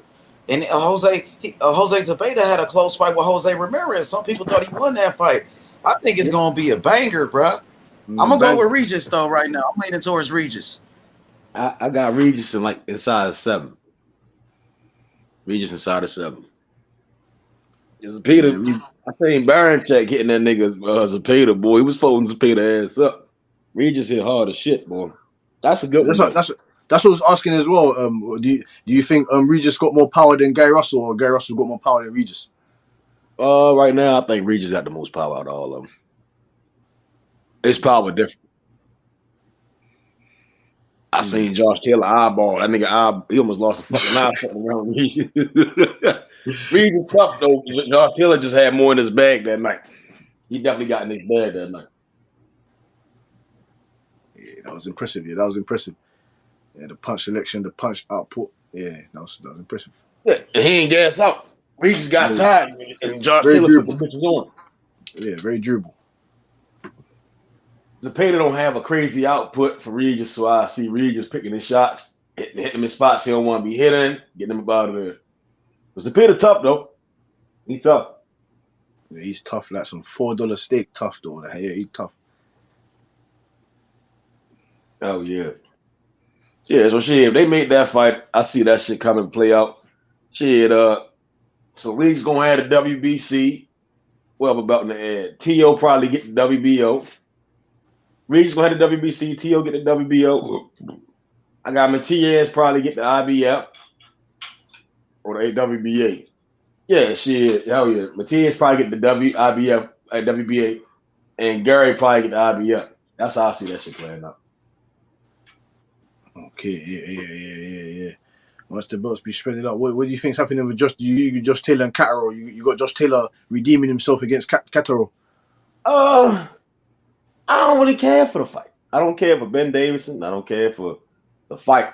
That was a good fight. That was a decent fight though last time. I seen Ben Davison on the corner cheering the crowd on. The round Josh Taylor got dropped. This motherfucker in the corner cheering the crowd on. He throwing water at Josh Taylor. Like, nigga, you need to be telling his ass something better so his ass can stop getting beat up on. You know, I ain't like that fight at all.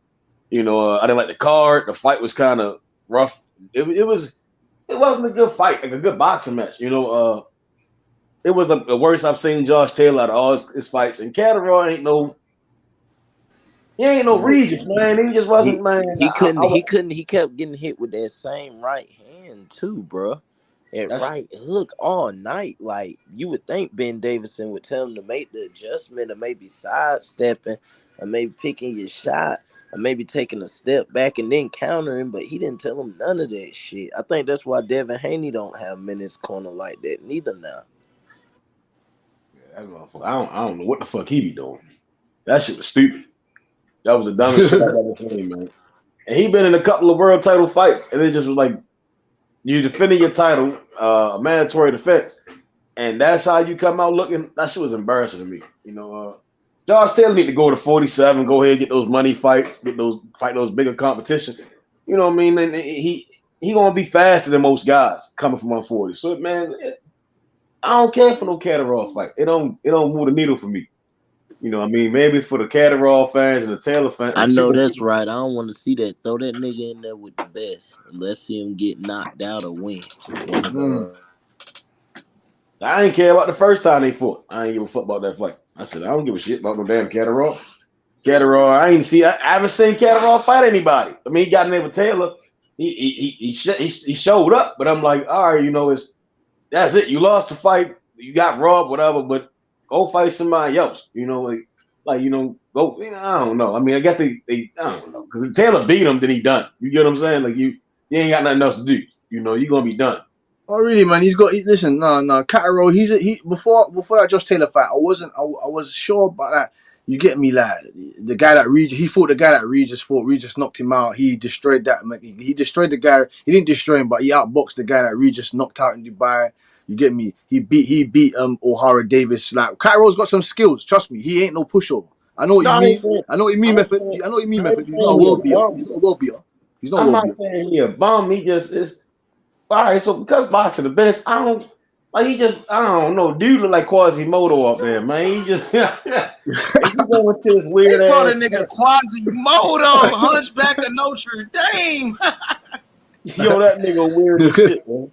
Like, he just don't come. Like, he don't make me want to watch his fight.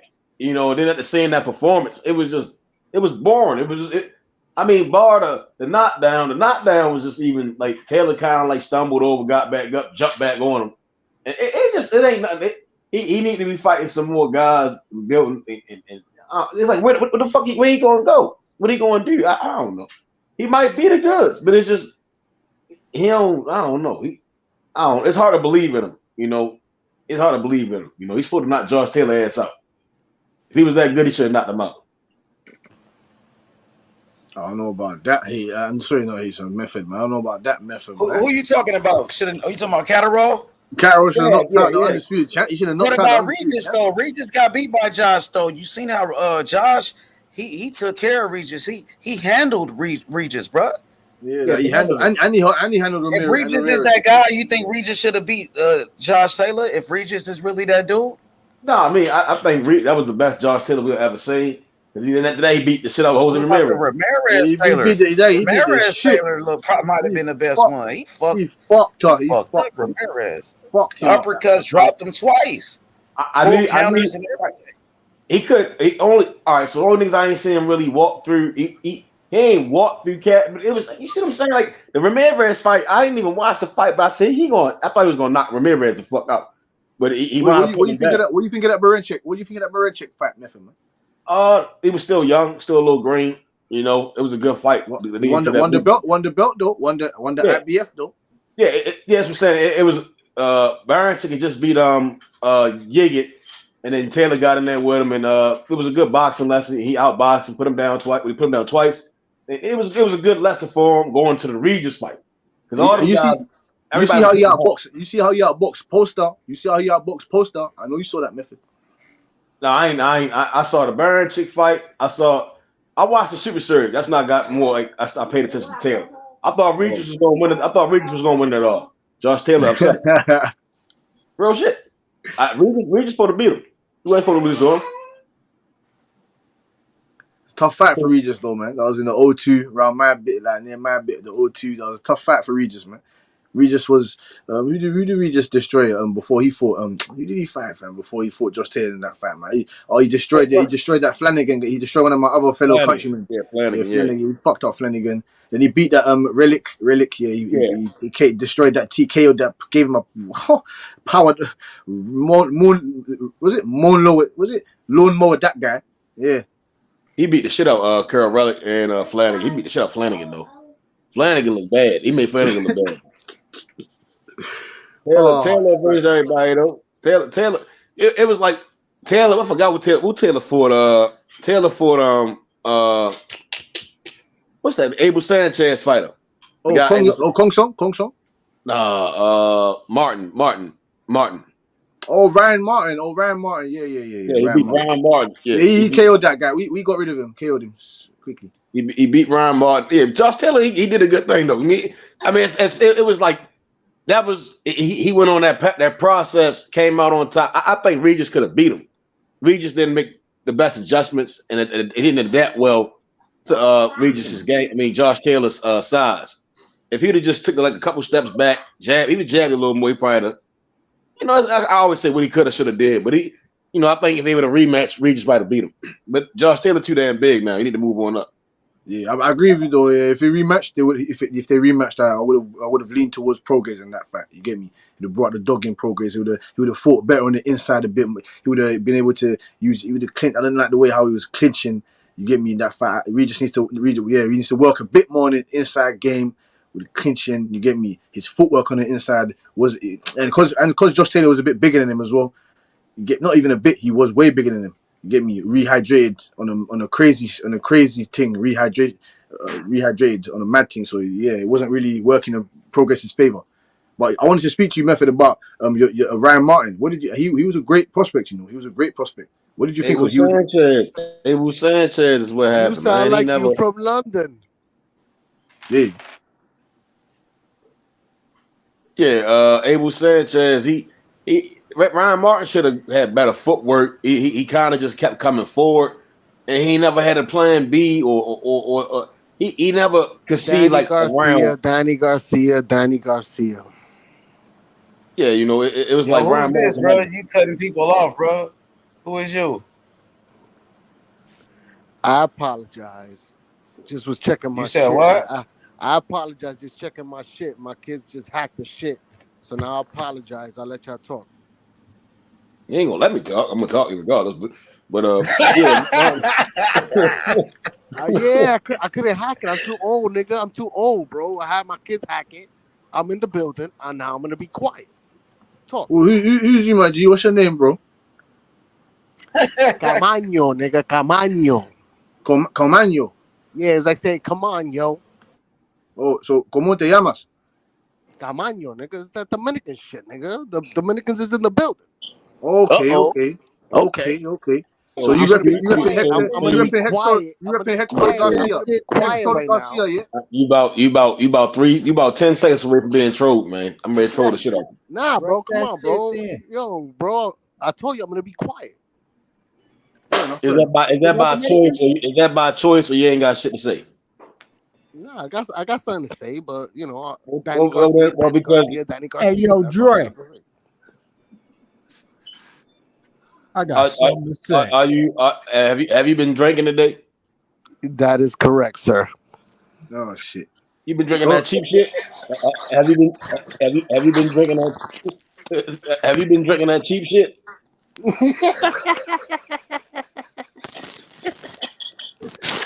That is correct, sir. Hey, man. So you saw. All right, you want to talk about Danny Garcia? All right. What you think about Danny Garcia? The Dominican guy. Look, I'm happy he got a win. I like what he did. I like what he said in the end, though. Like,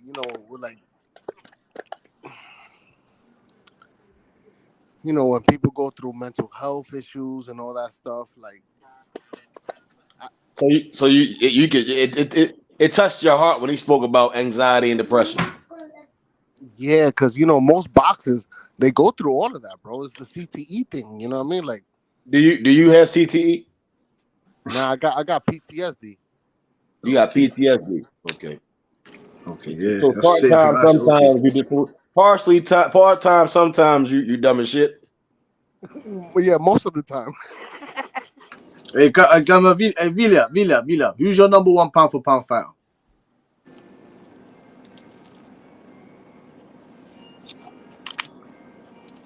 Huh? Who's pound for pound? Who's your number one pound for pound fighter?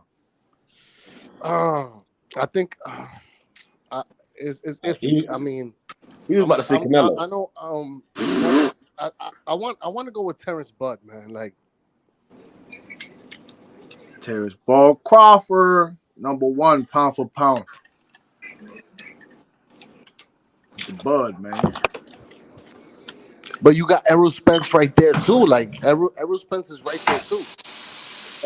Right there for what? Like, all right. So I think Bud is more like, because Bud got shot in the head. Like Bud was in the street, so.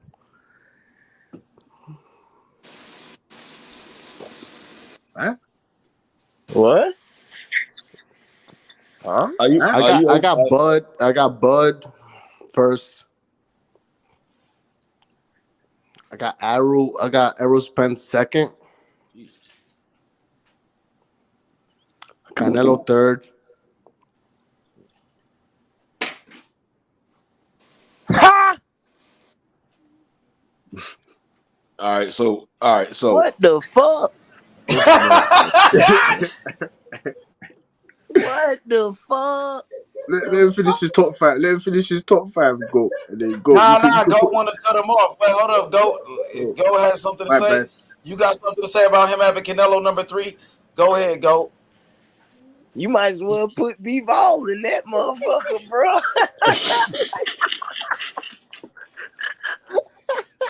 Are you gonna do anyway? You can still use. Let me stop. I'm gonna leave you alone, bro. Go ahead. I'm gonna let you finish. I ain't gonna cut you off. In a way, is a fucking problem, bro. But here they go. In a way. Hey, what you think about Keith Thurman, man? I think Danny and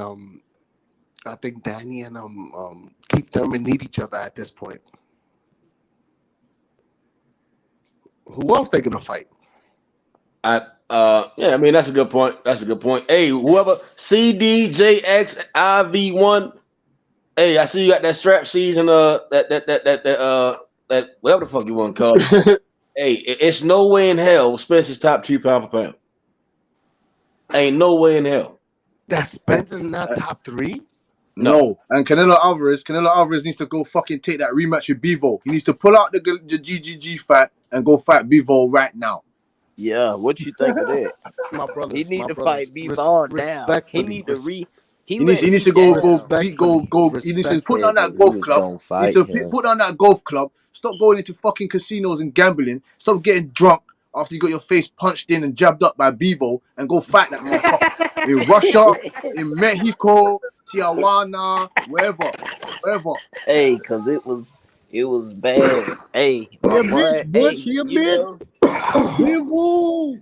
that shit was Say it bad, like boy. the Russians. Bivol. Bivol was beating on him so bad in the 4th round. The damn commentators were surprised. They say, "Oh, wow." But he don't respectfully. Wow. But he don't got a big name.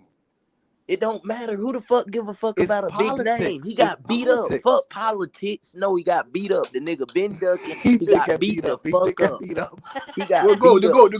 Watch this, the goat. Watch this, the goat. How many rounds did you give Canelo, sir? 1. Oh, okay.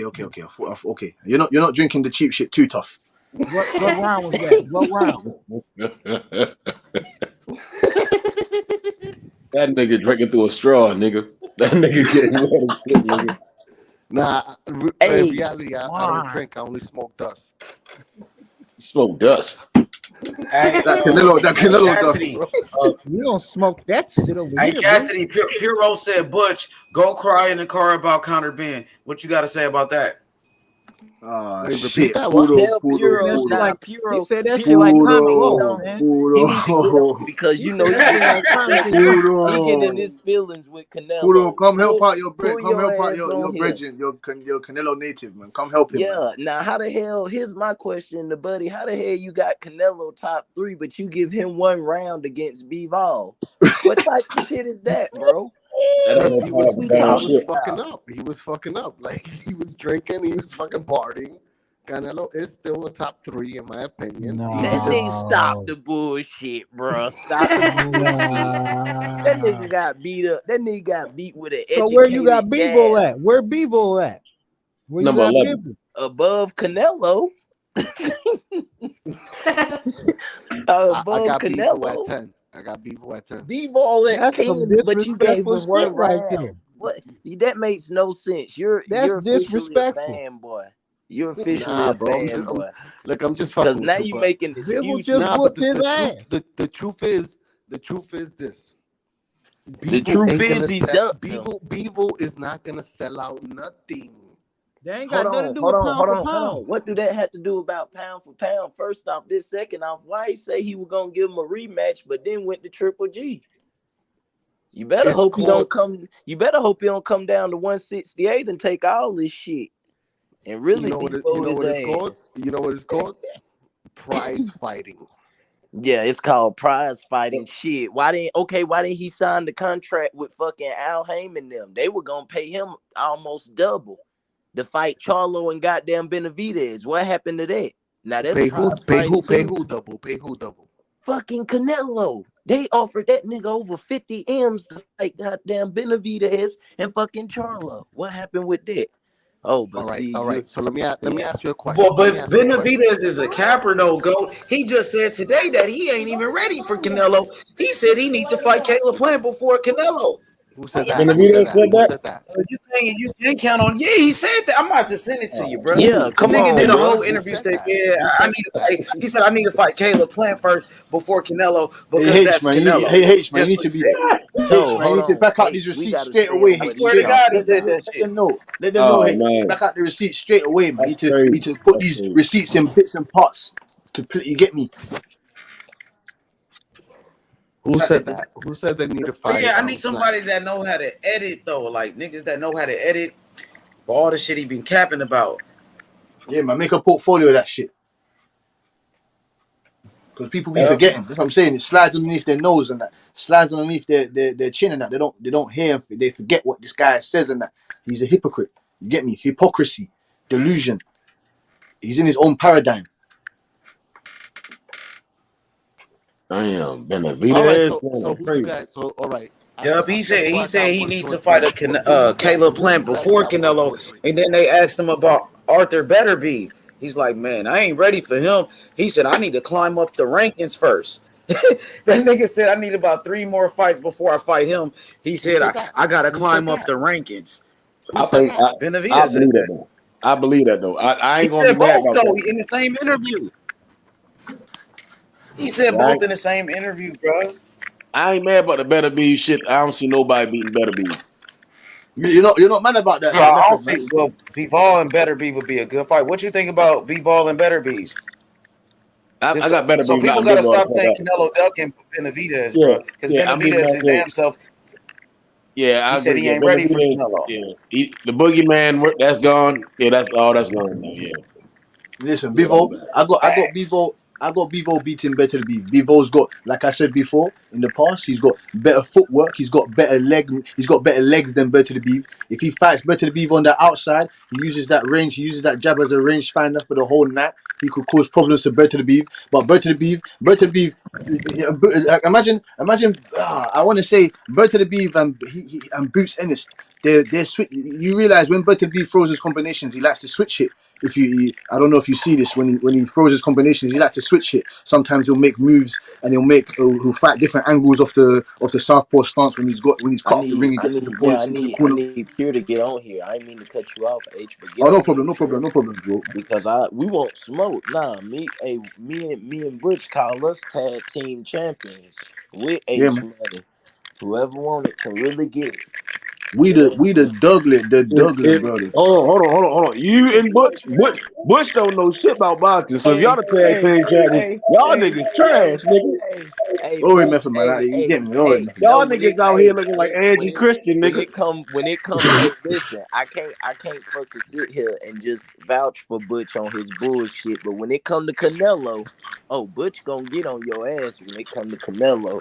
Most definitely. Canelo shit, Butch gonna get on your ass. Hey, come on, yo, go on mute, bro. You got a bad feedback. Come on, that nigga. Go on mute, bro. You got some echo. Yeah, come on. I don't know what the hell. First, you come in here talking about Canelo top 3 and this prize fighting and all that. Man, listen, nobody shit. That motherfucker, he got beat up. The cherry fought back. He tried to take the easiest route. Imagine that you lose 20 million just to get beat up. You should have fought Benavidez. At least people would have been like, oh, at least he fought Benavidez, but I don't fight my own countryman. Type of shit is that? Imagine that he went to go fight. Imagine that he went to go fight Benavidez. He would have most probably, I would say, he would have bashed up Benavidez. He would have made Canelo Alvarez look even more unstoppable. But Bivol made him look average. Even though Canelo Alvarez is not an average fighter, he still made him look like a B+ fighter that night. And Beterbiev would have made Canelo like a little ass boy in that ring, man. He would have beat the shit out of Canelo, yo. Like, swear to God, yo. Like, Canelo been over there trying roll, shoulder roll, Philly shell, whatever the fuck he called himself doing. Once he would have touched them ropes, Beterbiev would have stopped him.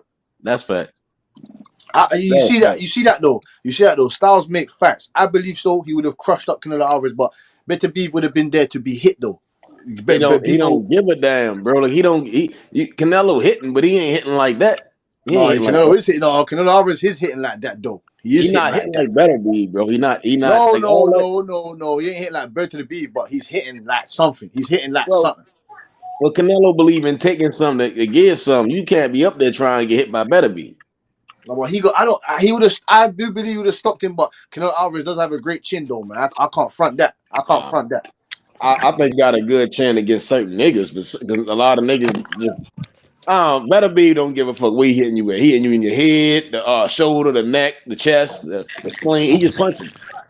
And he hit hard as a bitch. He seen Joe Smith choking. Make you feel like you're gonna choke up your teeth. He made Joe Smith ball up and then he stopped him with 2 uppercuts. That shit is crazy. That shit was crazy. That's why A lot of people if don't you know ain't never seen. he be at that Canadian Institute. He pretty much live in that bitch. They out there Yeah, putting science work on that nigga and some more. He that nigga really a real take his machine. craft serious. Man, you better believe he's an X-Men, fam. You don't understand that? He ain't no boxer. He's some X-Men or something. That nigga Yeah, created character. I just wish he was like 30. I wish he was like 30 or 31, man, so we can have more years of seeing him. You get me? I think he got about a good 4 fights left. Yeah, you could say that. You're gonna try to become undisputed, and then he said he wants the money. He wants the big money fights. Hey, he wants to go to heavyweight to get the money fight. So I see him doing undisputed, going for the undisputed at 175, then going up to maybe cruiserweight, getting a fight there, and then going up to heavyweight to cash out. You get me? That's what I see him doing. Yeah, I don't see undisputed happening though. At cruise, light heavyweight, Bivol ain't gonna fight him, man. Bivol know what's gonna happen. What do He know what's gonna happen, man. you think of upper AH and Method and the GOAT Freeze, Mark and that? What do you think of if he moves up to cruiserweight and fights Opotea? He can't. I don't think he. Shit. I don't want him up there yet. If you think his power, Method, if you're saying his power is what his power really is, he can go up there and fight Opotea.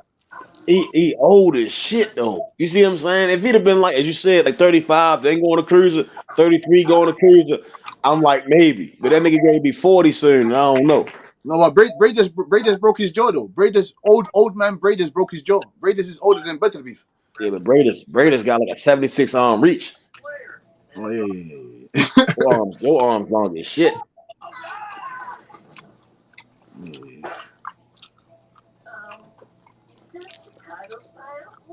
They gotta do that shit for Russia. Bivol Beterbiev, man. Do it for Russia. I actually don't think that fight will happen though, man. I got Bivol all the way, no matter what. Yeah, I got Bivol too, man. Bivol Bivol's the best boxer since Floyd Mayweather. Who said that? Wasn't me. Who said that shit? No, I'm just joking. I just tried to put a hump in the road. I thought that was him. I thought that was a new guy talking. You said that shit, book? No, that was someone else.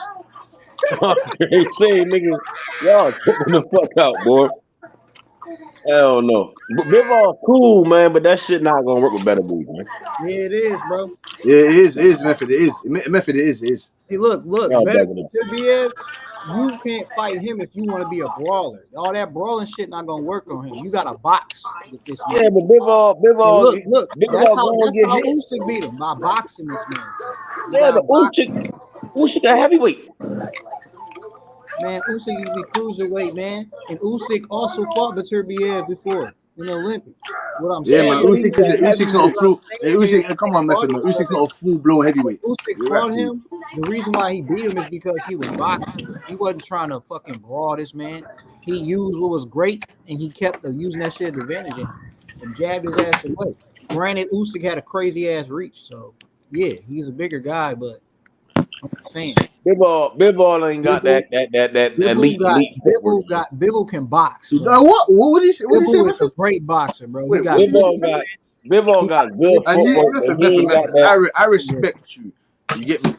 Because I know you. You can say I don't know boxing. That's fine. But I know you know boxing, and you trying to tell me that Bivol's footwork is not elite. He got good fundamentals. It's cool, but it's like.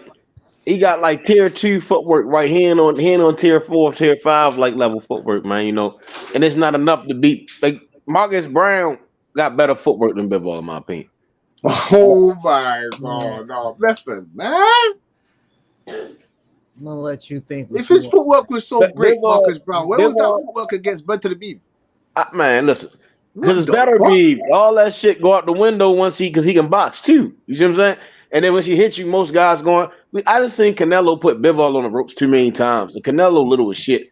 Bivol will box Bivol ain't sit there and do no Floyd type shit. Like, let me get on this other side. Bow, move over here. Bow. He couldn't.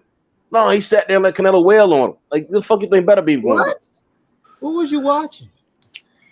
They were legit rounds. Canelo put Bivol on the ropes and wailed on him. First of all, that's a wrap because he's a smaller guy, so we can take a couple shots. You get me? That's a wrap. Man, if he let Canelo do, if he you said Canelo, you said Canelo even hit like that. You said Canelo. You remember you said Canelo's not even hitting like that. So, right? I mean, he not hitting like better be. But what I'm saying is, if Bivol was able to get trapped by Canelo on the ropes, better be was going to trap his ass on them ropes and in that corner and beat the fuck out of him. It's if Canelo could you don't think he would have did it way more. Like if he was actually trapping this man, he would have fucking won the fight. But he wasn't trapping that man. He probably got him in the corner one time, but he wasn't trapping him there. It wasn't like it was more than once. It was definitely more than once. What I'm saying is that's better be specialty. Like he good at the mid range. He can send some shit at mid range. Bivol go on that high guard, ball up, and if he try to trade with better be, he gonna get caught with some shit. I didn't see the Gavaji fight. The Gavaji fight was a perfect example. Just what I'm saying to you. Bivol's IQ is his ring IQ. I would say his ring IQ. I would say is better than Beterbiev. Beterbiev doesn't. Yeah, Beterbiev go in there and get his ass cut up real fucking quick. Bivol gotta get past Zerto first. Hopefully they make that fight. Yeah, Bivol needs to do to Beterbiev. Get past Zerto, boy. Depending on how you get past Zerto, y'all niggas better be ready. Well, Bivol ain't knocking shit out. I know that much. Better be. He doesn't need to. He doesn't need to. He don't need to. You don't need to knock him out to beat him. What do you need to do? You need to knock a nigga out. If that's the way he plays, you a champ. Yeah, but he not Floyd. Floyd knock niggas out still. That's what I'm saying. He's bigger. Yeah, Method. He's bigger. He's bigger and stronger than Floyd. Niggas heads off, bro. He's bigger and stronger than Floyd. Floyd knocked out welterweights, junior welterweights, lightweights, all them. He knocked out nigga. He knocked out somebody in every weight class. I see that. Got some knockouts, but what I'm saying is, Floyd is a defensive fighter, bro. So like in his later times, he wasn't getting all them crazy knockouts. Like he didn't fucking knock out Canelo. You know what I'm saying? His hands turned brittle. His hands turned brittle. He wasn't knocking out shit no more. I'm just saying, like when he changed his fighting style. Bigger guys, he wasn't knocking out all the bigger guys. He wasn't supposed to knock out Canelo. Canelo went all up to late heavyweight. What did you say? What did you say, Method? What did you say, Method? What I'm saying is, Bivol got defense.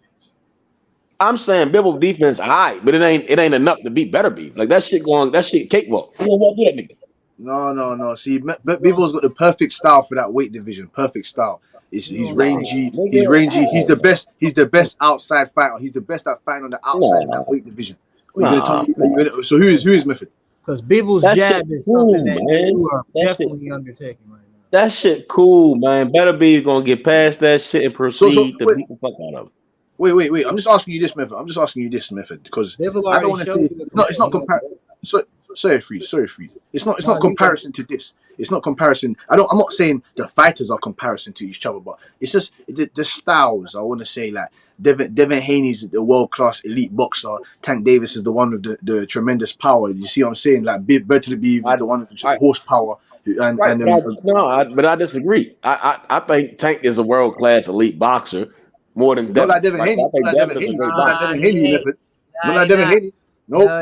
That's an opinion. That's opinions. I'm saying that's opinions, right? Because again, it's like what certain people like to see. I can see Tank. I done seen Tank jab. I done seen Tank throw straight punch. I done seen Tank throw uppercuts. That's what I'm saying, Method. You know boxing. I know you know boxing. You watch Devin Haney. You talking about tiers? That nigga jab tier 2. Yeah, Tank jab like tier. Like we had 5. That's what niggas tier 3.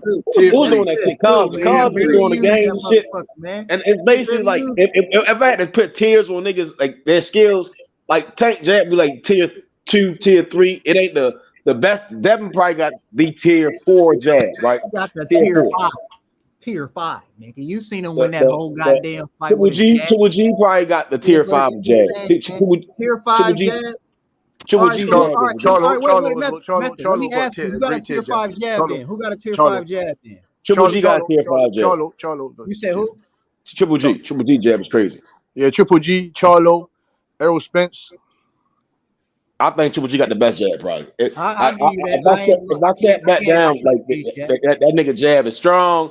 He throw a power jab. He mixes jabs up. He keep that bitch coming, and he close the distance with the motherfucker, and then throw hell. Like So you I gotta, like more shit with the jab than just the jab. Like that's what make a you jab gotta put efficient. Dev's jab in there, bro. Dev throw a jab everywhere, bro. He know how to throw a jab with both I'm a hands. He freeze. know how to jab you in your Hey, belly. freeze. He know how to jab. Freeze. What we Jab saw About Daddy last night do the freeze. same Man, like thing. you like changing levels. You like changing levels jab on is jabs. fucking crazy. Memphis said he likes combinations and Right. power shots thrown behind the jab. Like Errol Spence, he'll come with a right cross, or he'll set up the you get me the left uppercut with a No, he might. but Triple G is a better boxer than Errol though. Would you Bud say? Would you Crawford. say? Would you say? Bud Crawford. Bud Crawford. Bud Crawford. Bud Crawford. 100%. Bud 100%. is the counter king, bro. Bud got the craziest counter punches, bro. That's where he. I think Bud is the best when between it comes to offense and counter defense. punching, bro. Tier Bud 5. got crazy. Like he can go from offense to defense in a split second. Bud is a dog. He's a dog, bro. That's a pit bull, bro. Like Bud, bro. He one of the only fighters I see where when I go watch this motherfucker fight, he literally do something different, but it ain't him really doing something different. He just doing something that he really don't be using. that was a great analogy, freeze. Exactly. Bud's toolbox is crazy. Nigga got too much I shit said in his body. this. His toolbox is too crazy. He's got the flashlight. He's got the mallet. He's got the fucking fire extinguisher. He's got the COVID mask. He's got the scissors. He's got the gloves. He's got. And yo, my G, respectfully, he's so fucking mean. He's mean. Yeah. He's mean. Like Bud is mean. That's a big fact, though. Yeah. So what? Don't you think Errol Spence is mean though? I think Errol can be mean. You know, I would call him a bully. Besides when he get his mouth, like he be friendly as shit sometimes. You know, he get his mouthpiece knocked out. He over there smiling and shit. He turned to a bully. He turned to a bully once he knocked his mouthpiece out. Yo, Errol and Bud fuck with each other. Yeah. Like they really fuck with each other because respectfully, I think they come from two different homes. I think Errol had like the mother and the father, right? But he's still a mean motherfucker. Errol Spence is a mean motherfucker. But Bud had both his parents. Bud father was in the army. His father went to the military, and his mother, so I wouldn't say he ain't have his father, but his father wasn't like how the 24/7 father, like, hey nigga, I can go to my father room, go to my parents' room, my father right there and shit. Like that shit playing. It do affect the upbringing though, And I love them both. That nigga Bud was in the street, boy, fighting niggas. Yeah, and nigga, let's scrap, nigga. Let's scrap. And he got away from that. Well, he don't even talk about that. When he got shot in the head, he don't even like talking about that. I ain't even talking about that. I'm talking about him scrapping. He never talks about that. He's like, you ask Bud about that, he don't even want to talk about that because he was like, I was fucking up. I mean, don't nobody want to talk about that. Don't nobody like talking about the past. The past is the past. It's to be learned from, but not to be lived in. You nearly died from that shit. You ain't trying to talk about no shit you nearly died from. And they both, you give Bud and respectfully, because my shit's about to die, so I'll be out in a second. But Bud and Spence, they both almost died. Hey, go charge that phone up and come get this. No, smoke. that nigga Earl only lost. That nigga Earl, Bless Earl, man. That nigga different. How you crash a Ferrari? No, man, Earl, man, I don't like that type of shit that Earl did. It was more so like he was, you know what I'm saying? He was like one of those moments like where you just at your highest. You know what I'm saying? He was feeling himself, you know what I'm saying? His head was in the right place, but it wasn't. You know what I mean? Like he was just feeling himself in a whole nother level to the point where like he was, you know what I'm saying? He was just living it up. Nigga ain't really noticed that nigga was dumbing the fuck out, nigga. That nigga was having too much fun, fam. Nigga, he just be Porter, nigga. He was having too much fun, fam. He was drinking, he fucking bitches, he throwing, nigga, a couple weeks after he beat Porter, nigga, I'm chilling. All the shit come to my phone. Errol Spence was in a car accident. I said, this dumb mother. I was mad as shit. I'm like, nigga, my nigga, I thought Bud, nigga, your ass getting ejected from cars and shit, nigga. I thought he was gonna die. Pissed off as well, freeze. I thought but it wasn't because of that, nigga. It was just because of when I seen that car flipping. I'm like, nigga, really, bro? You was going that fucking fast. I was just irritated. Like, come on, That dog. nigga, That You nigga know got you a gotta be sneaky doing link. better than this. That, But he that nigga bounced put a back. booty call, nigga. That nigga got a booty call for doing 1,000. You get that text match at 2:00 in the morning, slide through, nigga. That nigga was balling that bitch, nigga. That nigga was tripping though, because they saw the video. I seen all that shit, the video in the club and shit. That nigga partying and shit. I was I hurt, was bro. mad I at this was nigga, like, bro. That nigga about to get in trouble. He was heading back home, so I he was wouldn't be hurt. I was hurt. I was hurt. I was like, no, don't tell me after he beat Sean Porter, now he fucking just died in a car accident. Yo, my That's nigga, I crazy. was fucking, I was hurt behind that shit, my nigga. Like, I was like, fuck, my nigga. Yeah, that shit was crazy because it's having the Vinny Pacianza shit going, all this like boxers was dying in the ring, and then you hear that shit. That was like, yeah, that wasn't Yo, it. that shit got me tight too. I was tight. I was tight behind that shit because I'm like, yo, why you don't got niggas driving for you? Yeah, he should. Yeah, I mean, be partying. If you're going dumb out like that, you gotta keep a designated driver. You know, get your outfit. Batman always kept Alfred, nigga. Go get you a butler, nigga. Nigga, the car could drive you a itself. fucking millionaire. You a millionaire. You're not a bum ass nigga. Nigga, fucking get some nigga to drive for you. What the fuck are you doing, bro? Yeah, he was dumb. He was dumbing out. The nigga was dumbing the fuck out, nigga. That nigga probably collected a big ass check. He just beat Sean Porter, and you know what I mean. I always got called like it is. The nigga was just dumbing the fuck out, nigga. He wasn't thinking at all, nigga. He was not thinking at all, nigga. That nigga woke up handcuffed though. I tell you that. Lucky he ain't kill nobody. That's why he ain't get no charges. Oh yeah, you know, he'd have been. do you know what the good thing is though? Like from that, like that is what had to happen to him to wake up and become a better fighter. That's what I like. Like, you get me? Because if that didn't happen to him, maybe he would have been still doing the same shit, and he wouldn't be undefeated right now, or he would have lost or something like that. He would have took his eye off the ball completely because he's still undefeated. He's still got 3 belts. So if you ask him, maybe the fucking car accident was worth it. You get me? And that's why I don't want to say that though. You know, I mean, it happened before. Everything happened for a reason, but I'd rather not to actually happen. You did what I'm saying? Of course, that shit. That should change you. You see what I'm saying? When you getting and that's why I think Bud and fucking Spence fuck with each other because they come from different paths. You know, one got both fathers in the house, and mother and father. Bud's more from the streets, but it was the same shit. Bud got shot in the head. Oh shit! Wake up call. Errol Spence fucking crashes his whip. Wake up call. No, that nigga Errol still be hitting that yet though.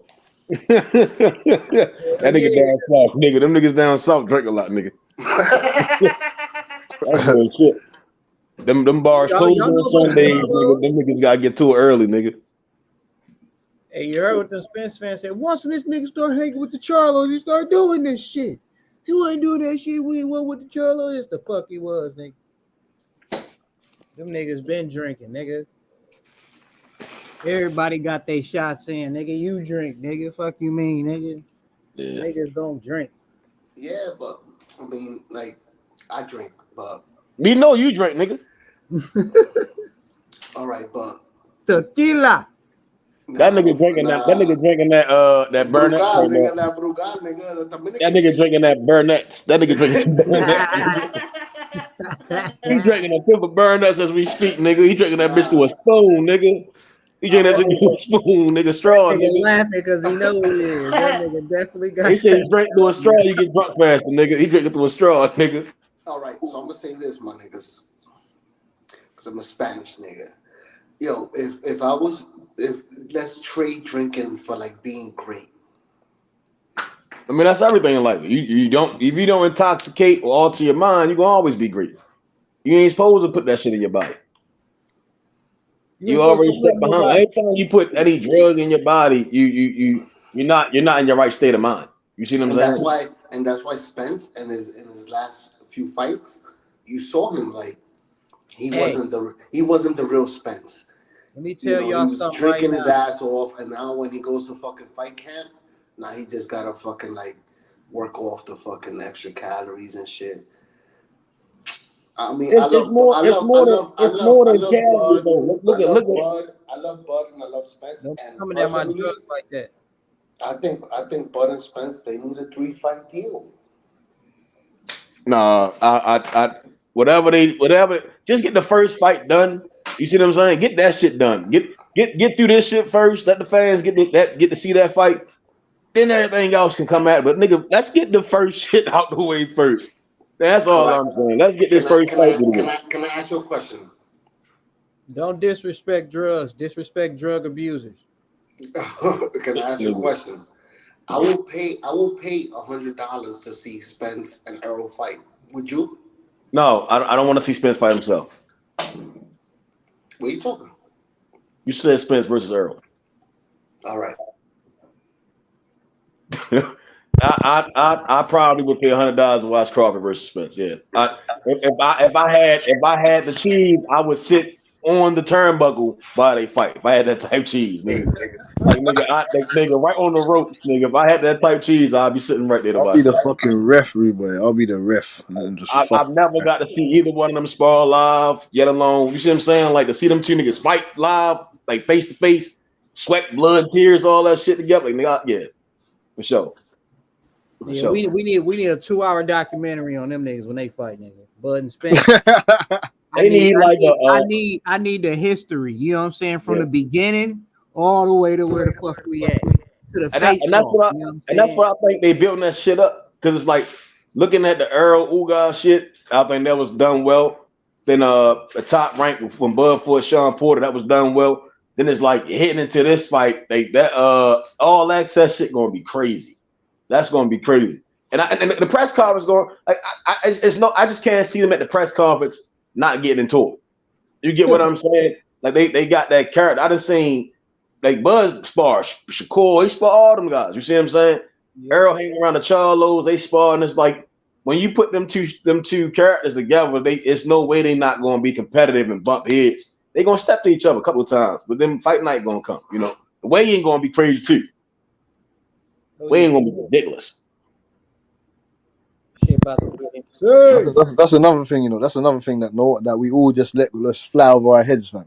If that fight gets made, God willing, do you know how mad that press conference is gonna be and then the weigh-ins? Yeah, I'm mad. That's going to be at the weigh-ins carrying Errol belts gonna be funny because Bud gonna be the cheerleaders. So that shit gonna be funny in itself. You see what I'm saying? So the Charlos gonna be there. You gonna have the whole Crawford tank. Like you gonna see the niggas with the Errol shirts on, the sharks on that motherfucker. That shit gonna be hard. I ain't gonna lie. Right, and it's gonna be great because they both know how to talk shit without yelling. That's why that shit gonna be great. You're gonna be able to hear exactly what they both saying. You know what I'm saying? And they don't need to yell or nothing. That shit I gonna be funny as fuck. I don't see that. Bo Mac and Derek James gonna trade some words. Oh, well, they might yell, but you know, like Bud and Spence, like they don't, like when they argue, they don't really yell at each other. You feel me? They talk shit, they talk over each other, but they don't yell how we be yelling at each other. You feel what I'm saying? Oh yeah. But I can see them not like Conor McGregor, Floyd, like something. It'd be a calm. They're gonna bump heads. They're gonna bump heads, man. They're two great fighters. Like Fury Wilder type shit. Like how Fury and Wilder was going at each other. Yeah. They're two competitive. That's what I'm saying. Two competitive monsters. They're gonna bump heads.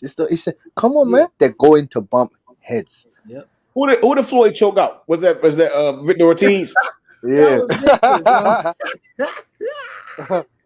That shit was funny as fuck, bro. That was the funniest shit ever.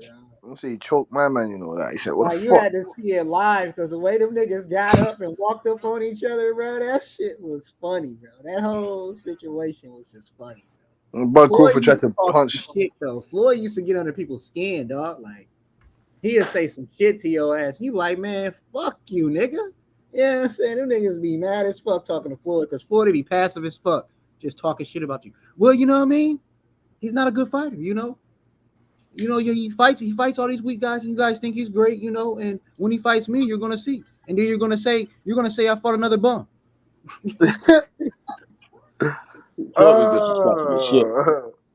Floyd was disrespectful as shit. He was disrespectful. Yeah, Bernie gonna be in that bitch talking shit. Bernie's and Charlos colliding gonna be crazy.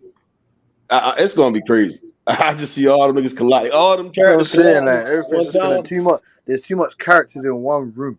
Enough for it not to happen. That. Come on, man.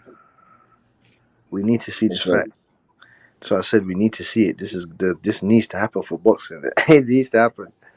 Like when they announce the fight, that shit gonna go viral. That's gonna be the number one trend. That shit gonna trend. It's gonna be the first thing.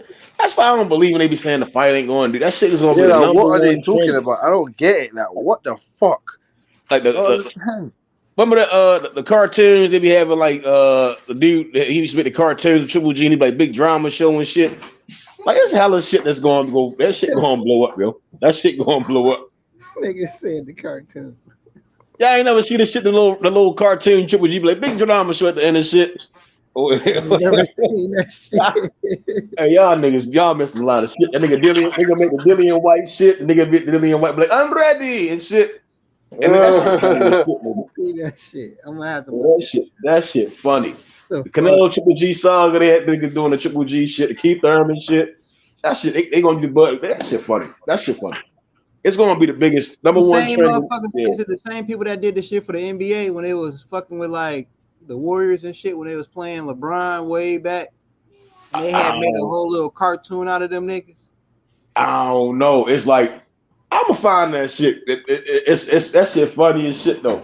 It was doing that shit for a minute. That shit it got quiet for a minute. We ain't been getting the big ass fights. Yeah. COVID fucked everything up, really. Everything, you know what I'm saying? Everything had to get reset because of fucking COVID, bro. Yeah. Hey yo. Breaking news. At 140, nigga, Ramirez is out of the fight. Regis Prograis is set to replace him. Yep. Yeah, that's what I heard about, bro. They said they got 30 days to make the fight. You never know with the WBC. I thought it was Jose Ramirez supposed to fight against Jose Zepeda. You know what I mean? So I never know, man. So Regis is taking Zepeda's spot? He is out of the fight due to conflicts with his wedding. He is out of the fight. Okay. Oh, yeah. I got Regis, though. I got Regis in that I got one. Regis over Zepeda.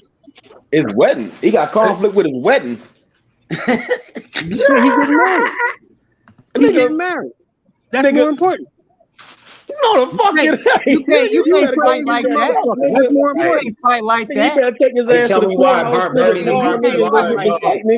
See what happened to Tio, nigga. His wife and getting married to his wife is more important to him than that fight. Hey, why is it so hard for you to understand? Hey, Sheldon, you can go to the courthouse right now, get that done, right? No. Get this championship fight, get that belt. No, brother. No. That courthouse. There are some things in this world that you don't believe it, but there are some things in this world that are more important than a fight. OG Sean, you're a real OG. You understand that woman can turn around and leave him tomorrow, man. Fuck that. That belt can't turn around and leave him tomorrow. It doesn't matter. To him, it's more important. Yeah, to him. It doesn't matter what we think. It doesn't matter.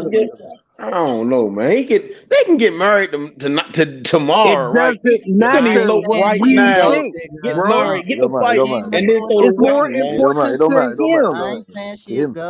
It's more important to him, bro. Right, I'm not knocking. I'm cracking my jokes right now because it sounds crazy. Like, yeah, I can't fight you right now when you gotta get married. Like that shit sound crazy though. That shit sound crazy. Maybe to you, not to him. It sounds crazy to me. It sounds crazy to me, but not to him. I just want to ask you that, OG Sheldon. Do you agree with that? What he's doing? No, I don't agree with it, but it's not my decision to make. It sounds like he's scared of Regis. It sounds like he's scared of Regis. Why would he be scared of Regis? He was to go get married. He's scared of Regis. Because he got to fight Regis right now. Why would he be scared of Regis when he's fighting Zepeda? Because he got to fight Regis. If he beats Zepeda, he got to fight Regis right afterwards. Listen, he thought Regis. He thought Regis for the marriage shit. Dude, bro, yeah. This nigga's retarded. He thought Regis for a wedding. Oh shit! He know Regis come at the Zepeda, so he say, you know what? I'm just gonna avoid this shit all together, nigga. No, it's not in no method. He's fighting the winner next though. He's fighting the winner straight away. He gonna eat too much wedding cake and go to 147, nigga. That nigga, he got issues built in already, nigga. We said but I'm glad, in a way, I'm glad because I'm happy for Regis. Regis need to get a shot. Yeah, sir. Oh, OG Sheldon, do you think the honeymoon will fuck up Ramirez when he comes back? No, for sure. Nigga, he gonna be drunk as shit. He gonna be big as shit after that wedding. Nigga. No, he's not. Shit. The one thing about Ramirez, he always come ready. He always come to fight. You know that. Hey, he may not win, you know but he come ready and he come to fight. Fucking he gonna be doing? He I'm always just come ready. saying that nigga mine ain't gonna be on boxing. Hell He no. always come ready, H, and he always come to fight. You know that. Now he don't always win, but he always come ready and he always come to fight. He ain't coming back to 140 though. I say that he done. 140 is over. So Mr. OG Sean, is your money gonna be on Ramirez when he fights the winner of Progrades and Zepeda? I'm rolling with Regis no matter who he fight. Yes, What sir. about Gary Antoine Russell? Depends on who he fight. If he fight Matias, I got Matias. If he fight, I roll with Matias no matter who he fight.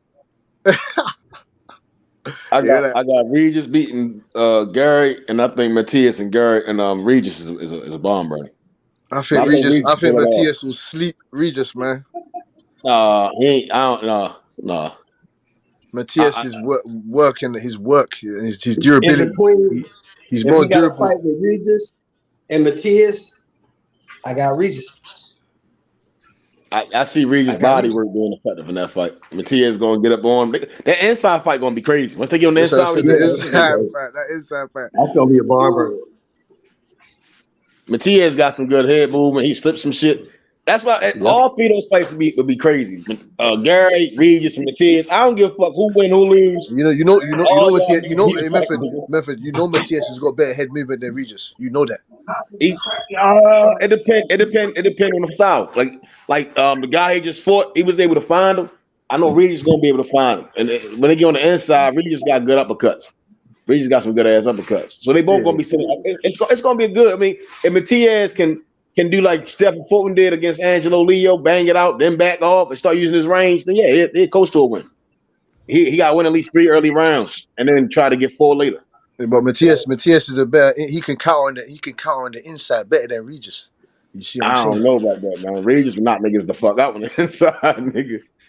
Yeah, but Matias is putting that pounding on you. He putting that bruising on you. That I don't think that power will carry over into the later rounds for Regis if Matias gets in there on the inside with countering that to the body and these type of things, man.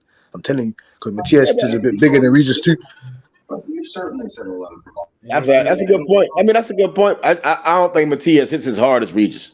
I think Regis' power is a little different. So if Regis go to the body early, it's both of them going to get. I think it's going to be a stoppage in each fight, though. You see what I'm saying? I think whoever wins got to stop the other guy. Yeah. I don't see that going to. I don't see that going 12 rounds. 12 rounds with Matias, Regis, and Gary. You're going to be fucked up. They gonna beat some years up off them. They beating years off guys. Yeah. That 140 is a shark infested war. Someone's gonna get some years beating off in them in that division. You're correct. Regis, Gary Russell, Ramirez, Peda. Yeah. Someone's gonna get some years beating off of them. That's the gauntlet.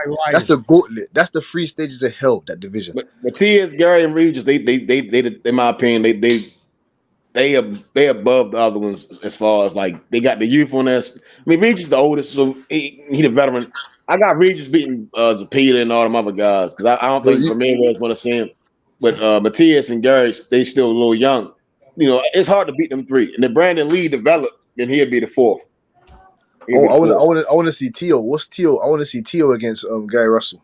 He ain't gonna fight that nigga, man. He gonna knock him out. I don't know about that. Tio can't. I don't know. Tio Fimo Lopez. He got some pop now. I want to see if that pop translates to 140. You know if he wait on one shot to beat Gary, he going to sleep.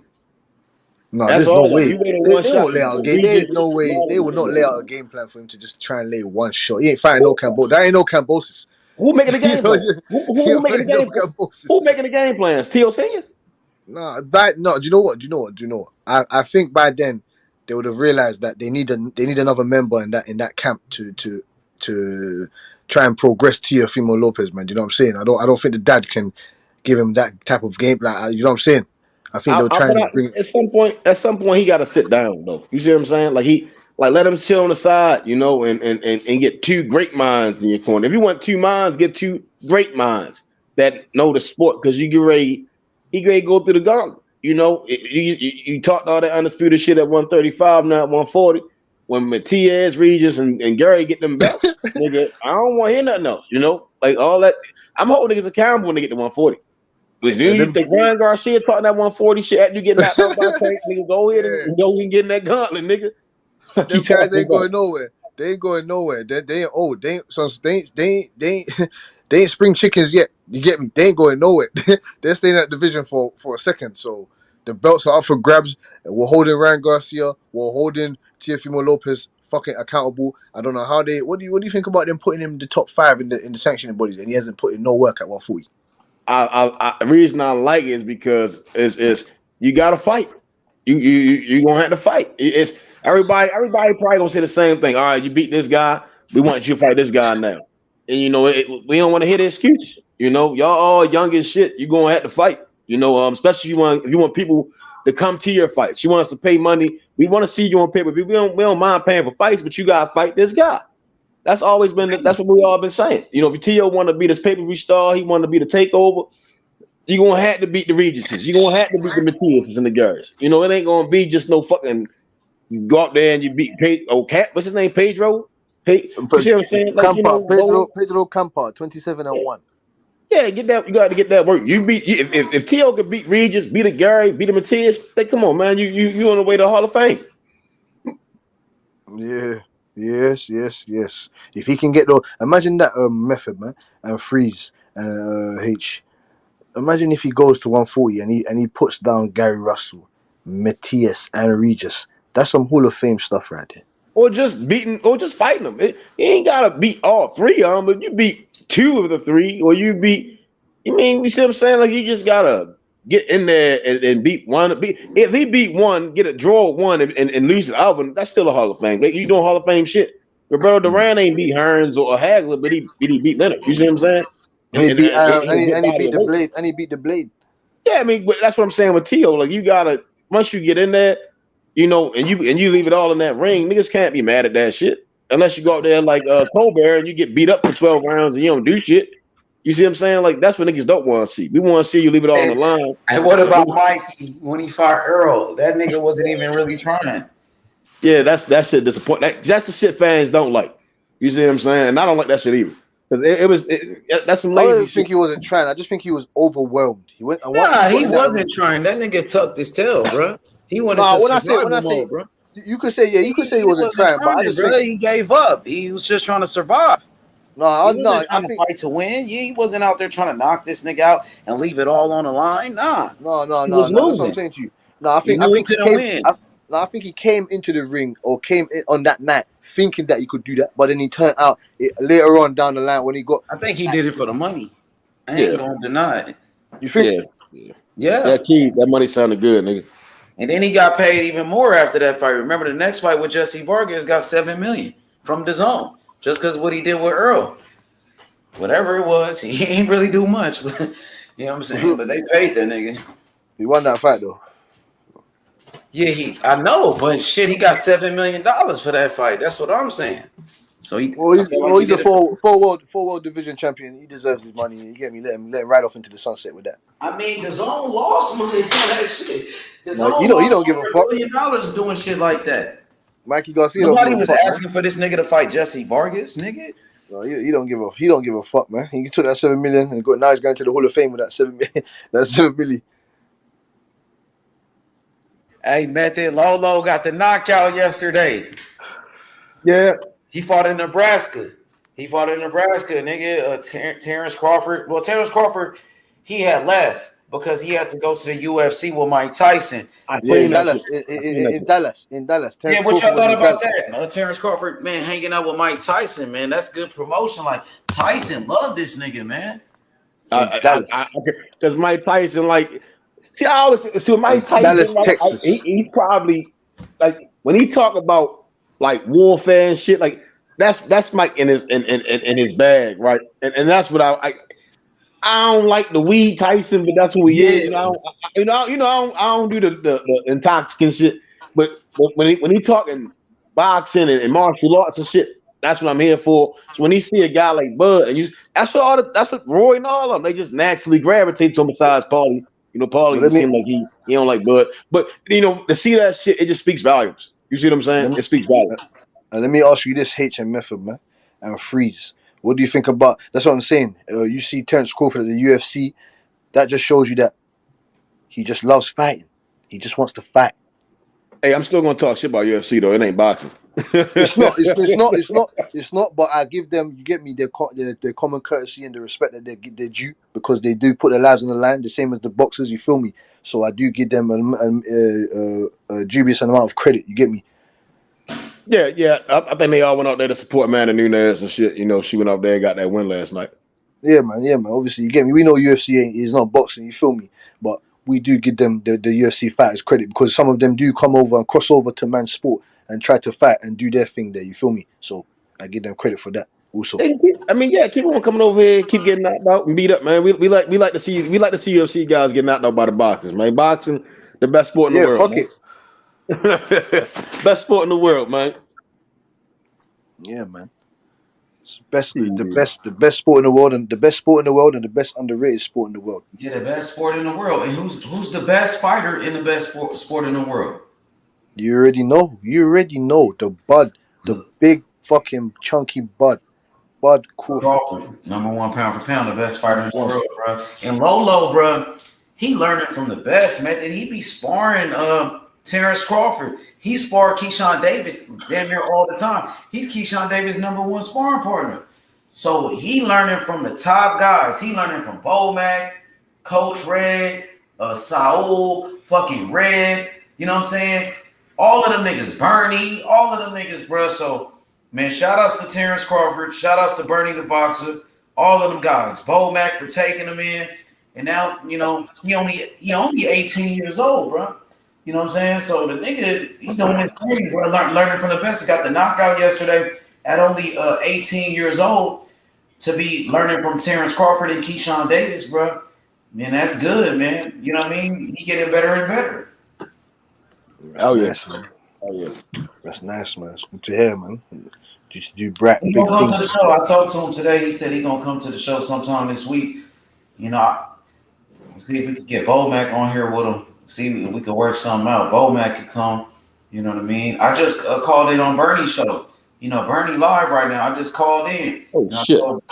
Yup. He got a call-in show, Bernie, by the way. So I called in and I told that nigga Bernie, like, nigga, you know, thanks, man. Y'all took my boy in. You know what I mean? He got the knockout. And you know what I'm saying? I just chopped it up for a second with Bernie. Bernie live right now. Yeah, you know, I you know, catch the replay. You know, shit. Or if I hop off, shit, I probably watch. If he's still live, I'll catch it. Cause they know me good though. I sent Lolo over there. I remember when Bernie first started his channel, bro. I used to tell him, Coach Red, all the niggas every day about Lolo. To the point like, damn nigga, all you do is talk about Lolo. And now he over there with him. You know what I mean? So, you know, shit, man. I just thank God, man. They some real ass niggas, bro. You know what I mean? I think yeah. Go ahead. I was agreeing. A lot of, you know, yeah. They took in a lot of fighters. We seen Jared Harris go over there and try to get his groove back. You know, so shit. They always open arms any boxer that want to take the sport and the craft seriously, take the science seriously. You know, shit. That's what boxing about, though. You know, they don't shut the doors to anybody. Except with Jamel Herring. Jamel Herring, he did something. I don't know what the fuck he did. You know, I don't know what the fuck he done did. With B&B boxing, that shit is in the hood in Nebraska, bro. And then on top of that, they don't even charge. They do that shit for free, bro. That's real. Yeah, I personally don't believe in charging for but I'd be the same way. I wouldn't. Yeah. They don't Coach Calvin and them do the same shit. They in the hood too, right? That up there in the hood. They don't charge for the other youth. Hell no. Yeah. Some gyms do that shit. They you know, and I don't agree with it. You know, but that's their method of getting things done, though. You know, because it all depends. You know what I mean? It always the gym should be open to anybody. You know, it's better than being on the corners or being out on the streets. You know, getting that gym. You know, if you're having a bad day, put them gloves on. You know, beat the bag. That let people that's been where you done been. You know, guide you. You know, boxing don't do no harm. You know, even if you don't go amateur or pro, you get in that gym. You know, it's a lifestyle. You know, you taking care of your body, taking care of your mind. You know, so shit. The gym should always be open to people growing.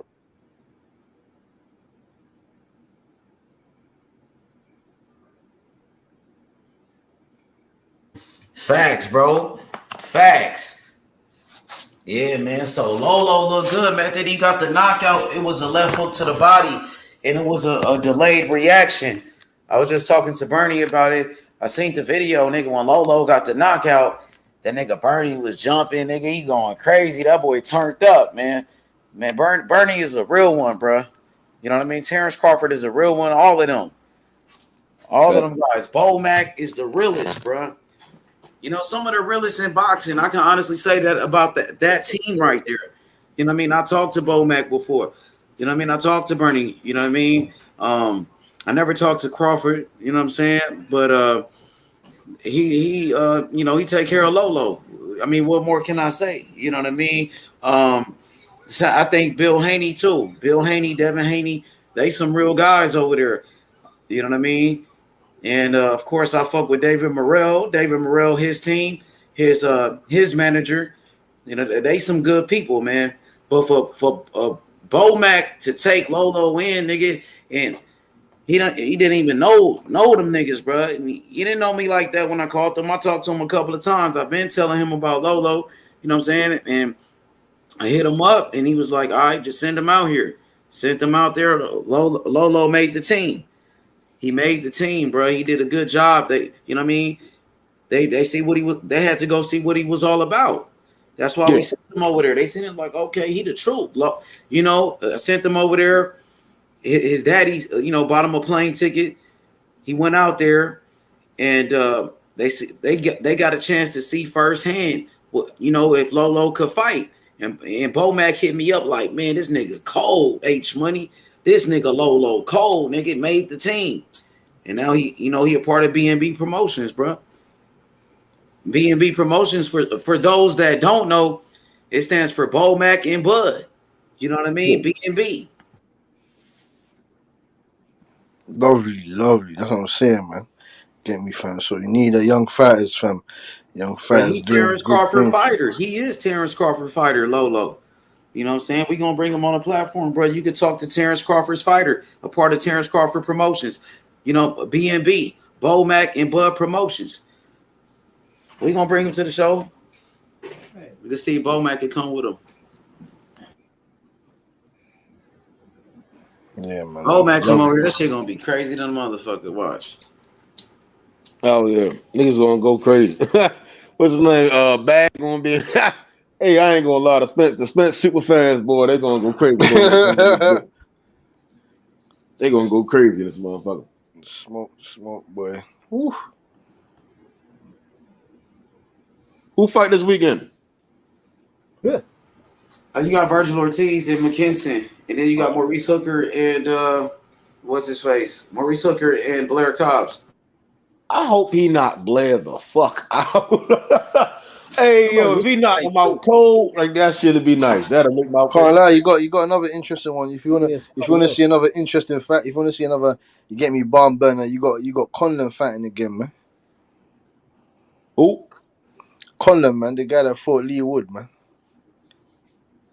Oh, Michael Collins. Yeah, man. He all right, man. You know, he all right. I thought he on Saturday too. Yeah, man. He's facing Miguel Mariga. Miguel Mariga. Fought Tank. He fought Tank. He fought Loma. I think he fought Tank and Loma. Yeah. He fought Tank and Loma, man. So that's gonna be a good fight. Trust me. It's just gonna be a good fight. Yeah, Colin cool. He fast. Got some pop to him. You know, I thought he was gonna fight. I thought Top Rank was gonna have him fight Shakur at one point, but he went down. Then he came back up. You know, and Lee Wood, you know, put him to sleep. The 12th round though, he was winning the fight as well. Yeah. I thought Colin was gonna win at first, but Pirro said that shit. He was like Lee Wood was gonna beat him. You know, I don't know much about Wood. That's why when he said he was gonna knock him out, I was like, shit. You know, I might have to take that advice. Shit, because I ain't know much about Lee Wood. But Colin, he cool. You know, he could probably be a world champion one day. He just gotta work on some shit. You know, can't be getting knocked out in the 12th round when you the one to fight. Yeah, that ain't a good look. And let me give you got Hank Lundy fighting as well. Who Lundy fighting? He fight Alex Martin. Alex Martin. Man, Lundy like a journeyman at this point. Yeah, journeyman. Still I getting in remember there. Crawford punched that nigga. I remember at a press conference, Crawford had pushed that nigga. You seen him? He like tossed that nigga. Pushed that nigga so hard that nigga flew. Yeah, I remember that still. He tossed the shit out of him. You remember that? Yeah, he tossed him That up like nigga a was talking pancake. shit. He disrespected Crawford. He disrespected his You family, know, bro. you know the dough when you toss up the pizza. He tossed him up like that. Yeah, he did. He beat the shit out But of he Lundy. disrespected Terence Crawford's wife, and Crawford punished that nigga for that. And imagine Hank Lundy said he's got Errol Spence in the fight, innit? He said that Errol Spence he thinks that he's just more physically physically more imposing. He said that the body shots obviously of the body work of Errol Spence that will be Terence Bud Crawford's downfall. He thinks that Terence Bud Crawford he's more susceptible to fighting Errol Spence's fight. That's what he was saying, innit? So he had Errol Spence winning the fight. Yeah, I mean Lundy got a lot. I don't know. I can't. Certainly, that's like asking Keith Thurman opinion sometimes. But Keith Thurman be saying some dumbass shit. He be saying some hating ass shit. And I ain't saying Lundy a hater. I'm just saying for a nigga to talk about that man's wife, it's hard to get his opinion. You know, you talked about that man's wife, and that kind of led to the fight. You see what I'm saying? But you know what I'm saying, man. Sometimes when he was speaking, you can speak about, but he was breaking it down. He was speaking about boxing. Like, he said it's like let me put this to the side and actually let me give my actual verdict. But I know what you mean though. It could be pro bias. You get me to Spence, but you never know, innit? Yeah, I mean, I ain't gonna lie. If you from Texas, most people from Texas or the South, I automatically think they're gonna lean to Earl. You know, most people in the South they talk. I mean, everybody that I've seen to pick Earl, them niggas talk super slow. You know, like niggas talk like in like rewind and shit. You know, it ain't no slight to niggas. It's just, that's how them niggas talk. You know, them niggas talk like, you know, they be like EJ. You know, he too big for Earl. You know, that's how all Earl fans talk. You know, so anytime I hear a nigga talking like this and he talk to like this speed, you know, I be like, that nigga gonna pick Earl, nigga. You ask me to fight, that nigga gonna pick Earl, nigga. You know, but it's cool though. You got yeah, man. I'm looking forward after that bunch of fights. After you got the Virgil Ortiz fight, after that you got Teofimo Lopez. I want to see Teofimo Lopez what he's looking like against this Pedro Campa because he can't afford to lose against Pedro Campa. So I want to see how Teofimo's looking when he comes back. And then I probably pass on that. I'll wait till we So get who to is he fighting though? Cassidy Campa? Come on, bro. Yeah, I just want to see how. I just want to see. This clown said that everybody's ducking him at 140. That's why he's fighting Campa. That's the same bullshit Benavidez do. He said everybody ducking him. That's why he fighting Lemieux. These niggas just be capping, bro. That dude Campa, come on, man. I never heard of that guy, bro. I don't know who the fuck he is. He sound like Tago. I know who Tago was, but I ain't never heard of this nigga. Oh shit. I never heard of Campa. Pedro Campa. Never heard of that nigga. I don't know how the fuck you top 5 fighting nigga nobody heard of. That don't make sense. Yeah, and then you say everybody is ducking you. But you fighting this nigga. These niggas will say anything, bruh. Everybody ducking me. Benavidez say, everybody ducking me, so I'm about to go fight Kyron Davis. You know what I'm saying? Everybody ducking me, so I fight Ronald Ellis and Angulu. These niggas is lying motherfuckers, bruh. You heard what Haney said. They say everything but let's fight. Exactly. And with Ryan Garcia, the same shit. He will call out Tank, call out Manny Pacquiao, call out Devin Haney, call out all of these guys, but then he go fight against Tago. You know what I'm saying? Come on, bruh. Ryan Garcia uses other fighters to sell his fights, bruh. That's how he promote himself, by using other fighters' name like Tank. But then in reality, he ain't gonna fight Tank. We'll see what happens now with this Tank and Ryan shit. Yeah. And Chris Mannix and them motherfuckers, they don't make shit any better. They be saying, that motherfucker Chris Mannix, he a lying motherfucker. He's a lie. And there was the nigga named Chris Mannix and Sergio Moore, man. Sergio Moore is going crazy on Twitter. They They need to deactivate his Twitter, man, because he be saying some nut shit. He be saying some nut shit. Ryan Garcia ain't never won a world title, and I'm like, how the fuck? I don't know. Niggas is crazy. I don't know. You can't speak down on Tank to uplift Ryan Garcia. It don't work that way. You know, you gotta give Tank his flowers because Ryan Garcia ain't even achieved a third, a ninth of what Tank them did in back. No, he ain't done shit, man.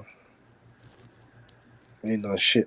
Before you get back to that point, Method, man, I'm liking the Alexander Usyk and Anthony Joshua undercard. You get me? The undercard's looking very, very nice. Not very, very nice, but it's looking very respectable. You got Callum Smith against Matthew Bonderling.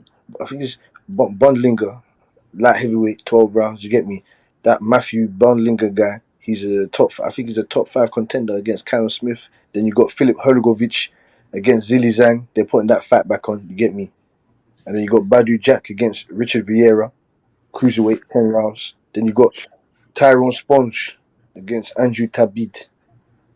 Then you got Ramallah Ali against Crystal Garcia Nova. He's a good little fighter. It's a good card. That's a good card. I got Hrgovic stopping Zhilei Zhang. Zhilei Zhang, he big as shit though, you know. So Yeah, I don't know about stopping. Someone's getting knocked out though. I don't know. I mean, Zhang, he ain't hitting like Hrgovic. Hrgovic got more pop. I think Hrgovic should knock him out.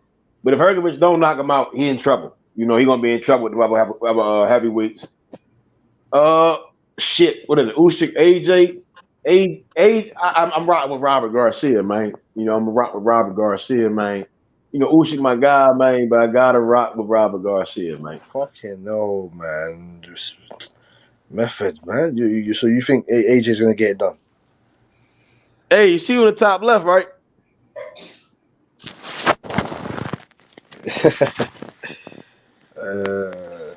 Hey, hey, Sean, who you got? AJ Usyk. You know, AJ, that's his boy, Big Shelton. AJ or Usyk. We know you got AJ, right? Nah, he can't hear it. He watching the TV. Come off mute, Shelton.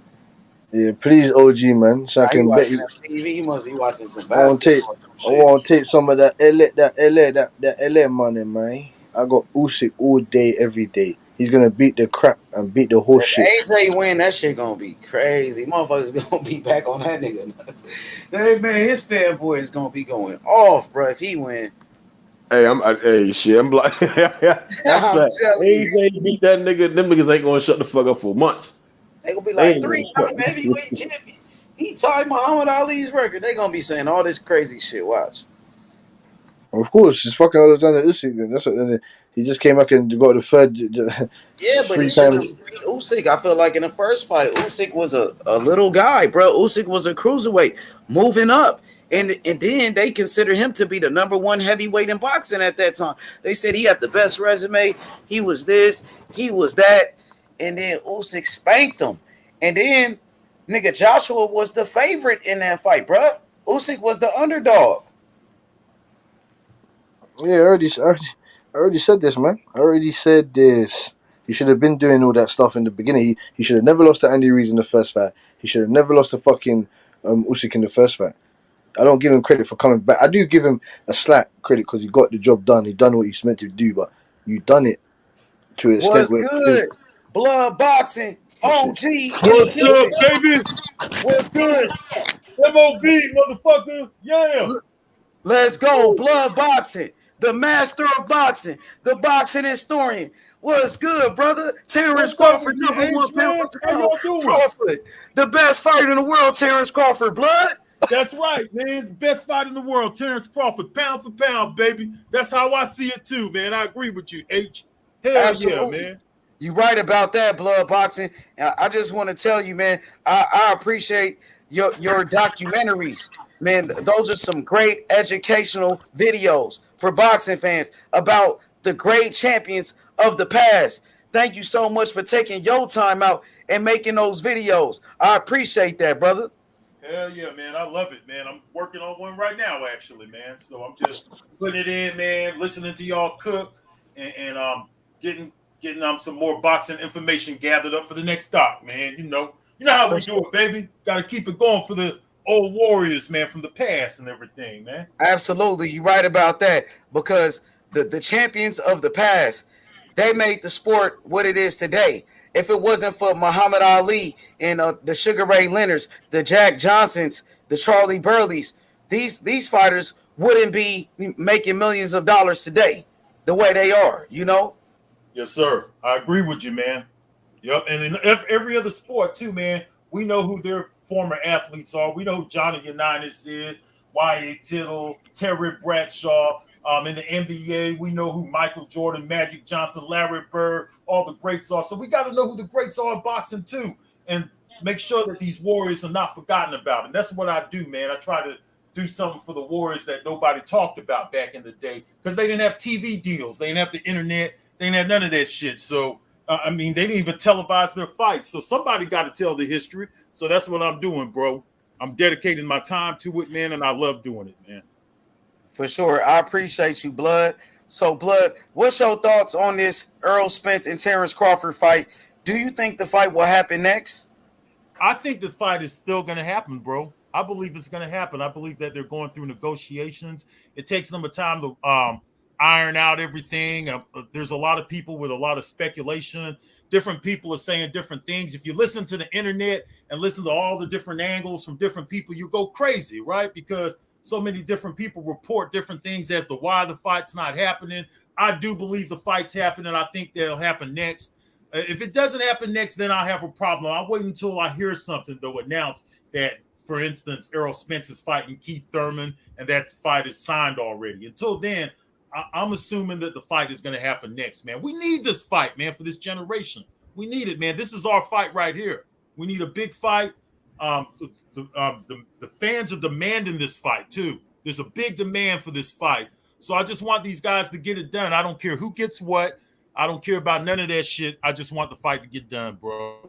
The quicker we get it, the better, because these guys are older, too, H. How old is Terence Crawford now? 35? It's about 34, 35, I believe. Yeah, so we want to get these fights done before these guys start shifting away from their prime and things. I think both fighters in their prime right now. I think Terence Crawford is the king of this shit, pound for pound. But, I could be wrong. I have to see him fight Errol Spence. For those who believe Errol Spence is better, it's just something that I got to see, man. Right? Because we're all wrong in our assessments sometimes, and we don't get all the decisions right. So we just got to see the fight so we could find out who the best is between these two brothers, man. And if these two brothers ain't going to fight each other, I would like to see them fight these younger guys like the Virgil Ortiz's and the Boots Ennis's and some of these young guys, man. I like to see them get in the mix if they're not going to fight each other, bro. But okay. I'm excited about it, H, man. I'm excited about the shit. I think that it will happen, bro. For sure. Hey, y'all got any questions? We got Blood Boxing, the boxing historian, the master of boxing on the panel. Anybody got any questions? Hey, what's good, Blood? Salute to you. What's up? Who we got right here? I see all I can't see the names on there, man. So who is this? Hey, this Method. Oh, Method. What's up, Method? Yeah, Method, man. What's going on, bro? Method Madness, man. What's up with you, man? Hey, shit, just can't call. I'm just chilling. How about yourself? Hey, man, I'm just chilling, bro. Just, I stopped smoking weed, so it's been really hard for me. I'm going to try to come on to more panels, man, because I'm going crazy over here, man. Just the fact that I stopped smoking weed, I don't know what the fuck to do. Oh, for real? How long you stopped? How long it's been? Oh, man, I had it going good for about 3 weeks, H. Man, that's good. 2 days ago, I fucked up and smoked a little bit. Damn. Now I'm on my third day again, and I'm trying again. The only way I think I could stop smoking weed is to separate myself from all the niggas I hang out with. I can't go see none of them for a month or 2 months so I can get my black ass back to work, because I've been out of work for 3 years. I'm broke. I'm an old ass nigga that's broke, and I need to go on back to work, man. Shit, So, it's all good though, baby. I'm just taking it day by day. I heard you say one time, H, that you was gonna quit smoking. Yeah, and you're inspiring me, so I'm about to stop too. Yeah, but you said that a while back though. You said that months ago. It was like yeah, but I'm really gonna stop, man. And you know what I mean? I mean, how does it feel though when you was done smoking for a little bit? Man, it's like it's a lot different because I'm so used to because marijuana is like medication. It calms me down, keeps me level-headed. So when I'm not smoking weed, I'm all over the place. I'm high-wired. I can't go to sleep at night. All kinds of shit. I want to go hang out. You know what I'm saying? Like even right now, I want to go down to the block to the neighborhood Pine Ridge and just hang out and smoke weed all night and just chill out. But I can't do it if I want to get back into the workforce, bro. I do want to get back into the workforce. So I'm just going to have to chill, man. It's definitely something that's hard to do, man. And sometimes you have to leave the people you hang around with all the time. You got to no doubt about that. You're right about that. Yeah, but I'm definitely going to stop, man. You know what I mean? For sure. So yeah, it's rough, bro. Yeah. Method, go ahead with your question, Method. Damn. Shit. I was just listening to shit. Damn. What the fuck was I about to say? Shit. Oh. Shit. Damn. I don't know, man. Y'all was just cooking. My boy right there. You ain't cussing nobody out tonight, and man. Oh yeah. Method is a real cool brother until somebody pisses him off, right? When he gets pissed off, he turns into something totally different. Trust me. Hey, I try to be cool all the time, man. I'm allergic to stupidity, man. When sometimes it's either stupidity or I may be ignorant or something. It's always two sides to it. I got you.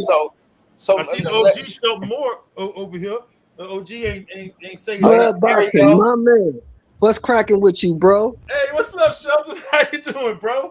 How's it good? It's good to see you over there, man. What you watching on TV, man? We see you up in there. I'm watching this King Richard, man. I never saw it. Oh, okay. Word up, man. Yes, sir. It's a pretty good flick, man. It turned out to be a decent flick. But yeah, man, I want to get your thoughts on first of all, did you watch the fight last night? I watched the Danny Garcia. Hell yeah, I watched that fight, man. Did you see the first fight? We know Danny beat the hell out of that boy. With Gary Antoine Russell? Yes, yeah, that fight. What did you think of that? Give me your honest opinion of Antoine. Man, he didn't look all that great last night to me, man. But they stopped the fight too early, in my opinion. They stopped that fight, but it was hard to really determine because the fight didn't really,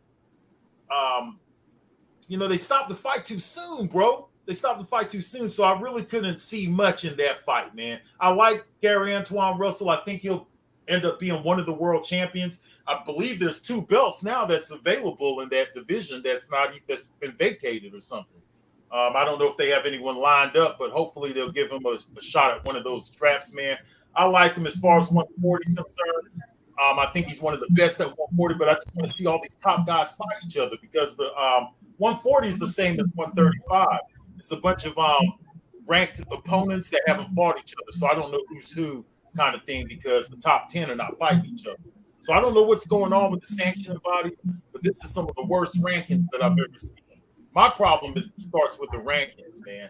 I think that the rankings, they need to do something with that, man. Make that legit. Make people start fighting for their rankings like they did back in the 1980s and 90s and things like that. I know things have changed and the internet is here now.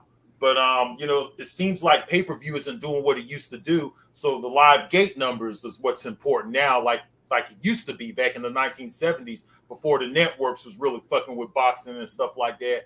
The live gate was where everything was at. Seems like we're going back to that now, But the difference is that with no ranking system, we can't tell who these guys are. For instance, when you get Tank Davis, if he's to fight Ryan Garcia, there's not even no real belt on the line, bro. It's like, and that's the fight that people are getting excited about. And I just don't remember boxing like that, where people was excited for 2 guys to fight who are not even the champs, who are not even the main champs. You got an undisputed champ at 135, and now all of a sudden the belts don't matter and all kinds of stuff. So, man, I'm really sick to my stomach with some of this shit, bro. But as far as Gary Antoine Russell, I like the kid, man. I think he's a good fighter. We just have to wait and see what happens with that whole thing. Well, I was telling H that I like him too, but it's a lot of things. It's something, not a lot. There's things he needs to work on. Like he kept eating that left hand. Now, I don't know if it's because that's the first lefty he's fought as a pro, or maybe he needs to work on his defense a little bit. But that straight left, Rancis was catching him with that shit all night. Yeah, he sure was. Yep. And Well, that's an older Shelton. fighter. He's an older fighter. I was surprised. I thought he was looking pretty good for a 37-year-old, and I think they should have gave him a chance to finish the fight. I don't know if they're going to do a rematch or what. I don't even want to see a rematch. I just want to see them. They match these belt holders up. That's what I want to see happen. Yeah, what I heard. Fight Josh Taylor and guys like that. Regis Prograis. Well, Regis, from what H just got some information, Ramirez is pulling out of the fight with Zepeda because he's getting married. So Regis is stepping in and replacing. So it's going to be Regis. Nice. Yeah, I was wondering what was going on with Regis. That's awesome, bro. So he's actually going to get him a fight, Regis Prograis. Yeah, that's great. That's great for Regis. I'm glad to hear that, bro. I'm glad to hear that shit, bro. Man, I appreciate the masters of boxing, man. Even though I don't, every night I listen to y'all, man. Every night. There ain't a night that goes by that I don't catch at least 2 or 3 hours of the show. I'm telling you, every fucking night I catch the show, man. This is like the nighttime boxing show, bro. It's just part of life. You have to, man, because you never know what Method gonna say. You never know what Method's gonna say. You never know what H Money's gonna say. You never know what none of these motherfuckers are gonna say. Right? You never know what's gonna happen, man. It's like there could be an argument to pop off any minute. You know, smoke. There's always smoke up in this motherfucker, bro. So Blood, I want to ask you about Canelo real quick. What's your thoughts on Canelo's fight with Dimitri Bivol? Oh man, I thought that Bivol just did his thing that night. He was a bigger fighter. And he had the style to beat Canelo, man. And, Canelo, he was able to move back, just go on back down to 168. He didn't relinquish any of his belts. And I think he's just better in the 168-pound division. I'd like to see him get some redemption, though, with Bivol. I'd like to see him go back up to 175. He will never, Blood, there's nothing he can do. He's not going to get taller. He's not going to get longer. He's not going to beat that guy. That guy's too much. I would like to see Bivol fight Beterbiev. That's the fight. he's gonna have to. Well, he's in negotiations right now with Ramirez. He's gonna fight Zerto first. That's what I heard. So he's gonna fight Zerto. If he gets past Zerto, then the Beterbiev fights next because Beterbiev is gonna fight. Who's that sucker he's about to fight? Oh, Yard, Anthony Yard. He gonna beat the hell out of him. Yard. Yeah, I still think Canelo's king at 168, though, H, man. I still think he's the king at 168, bro. I mean, he is the undisputed champion, right? So he's undisputed. I like Canelo. I think he's a good fighter. I ain't gonna lie. I think my guy David Morrell will beat him, though. I think if Morrell gets an opportunity to fight him, Morrell is bigger than Bivol. And he got skills, too, and he got power. I think Morrell could beat Canelo, but I don't see Canelo fighting that guy. But he is good. What about Benavidez? What about Benavidez and Morrell? Did they? I got Morrell in that one. I think Morrell is more skilled. He's bigger. He got great footwork. He got power. I think Morrell got the skills to beat Benavidez. I look at Benavidez as a good fighter, but I look at the guys he's been fighting. He's been fighting guys that's much smaller than him. He's never fought anybody his size or anybody that's bigger than him. I think Benavidez is a flat-footed fighter. He really doesn't have any defense either. I've seen him in tough fights. I've seen him get dropped. I think Morrell will beat him. I got Morrell. All day that Cuban I know you've been pushing Morrell for a while too, bro. He's the truth. He's the real deal. Straight out of Cuba, like Teofilo Stevenson. This guy right here is the future of boxing. H Money always knows how to throw them history things in there too. That's why, man. You keep up on it, H Money. I got to give it to you, man. You keep up on your history shit, bro. I watch your videos. videos. You guys when y'all get into that, man. I watch your videos, man, and it's really educational. So it's a few guys like yourself that covers the history of boxing. It's not too many, but you are one of them. Those are some great videos. I know they don't get no views and stuff like that, but I don't care, man. I love it. That's the only thing I enjoy doing. Them joints get views, them documentaries. They thousands of views. After a while, it's a slow climb with those. They do get views after, being on there for a while, but it's not. People aren't coming for them like hotcakes or nothing. But we're coming for them like hotcakes. You get me, Mr. Blood Retro Boxing, man. I don't know if you can hear me properly. Yeah, I can hear you, bro. Yeah, man. What's up with you? we appreciate your work. You feel me, guys like you, guys like Ohio. You get me, guys like OG Shelton and that. We appreciate you. Feel me? Even Freeze. I told you already, man's here to learn and be a sponge. You feel me? Let the little casuals and that. It's not gonna get what the kind of views that we want it to get because the little casuals now are stuck up. They're stuck on people's asses. You get me? They don't want to see real. They don't want to see real fact. They don't want to know about their real history. You get me? They don't want to know about the real boxing. They don't want to know about the real advocates. They don't want to know about who fucking opened the door up for even the Floyds, even the Oscar De La Cocas, even the other guys for the sport to become where it. Absolutely. I think just to cut in, I think shout out, what's up, Blue? What's up, Blood? Hey man, Ohio runs boxing, man. How you been, bro? That's good, my man. right You're there, man. OG, man. Hey, you're OG, man. You know I've been rocking with you for years, but yeah, I've been rocking with you too, bro. So, yeah, Ohio runs boxing. I've known you for a few years now, man. Yeah, it's great man. to see you, man.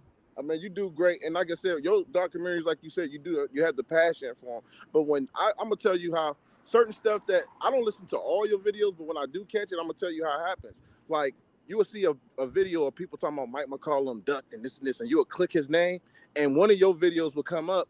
You talking about that incident, and that's like a jewel because when people want to get back in history and talk about some of these fighters that's in the past, your videos will definitely come to the top because you already touching on them. Hey, so man, I appreciate it, bro. I don't always see it because it's kind of discouraging when I could go over to Blood Boxing and make a rant video, and it does better than some video that I spent 5 and 6 hours on. I'm man, this is terrible. Because the lie is more entertaining. They don't want to hear the truth. The truth sounds boring to people now. The truth sounds boring. They want to hear the lie. It's more entertaining. That's true, man. But I'm going to continue to bang for the Warriors of the past. Blood Boxing, I don't even care about that page. The only thing I care about is the retro boxing and doing the documentaries. I'm going to work on something for Larry Holmes and Roberto Duran next. The rise to the title shot for those guys, man.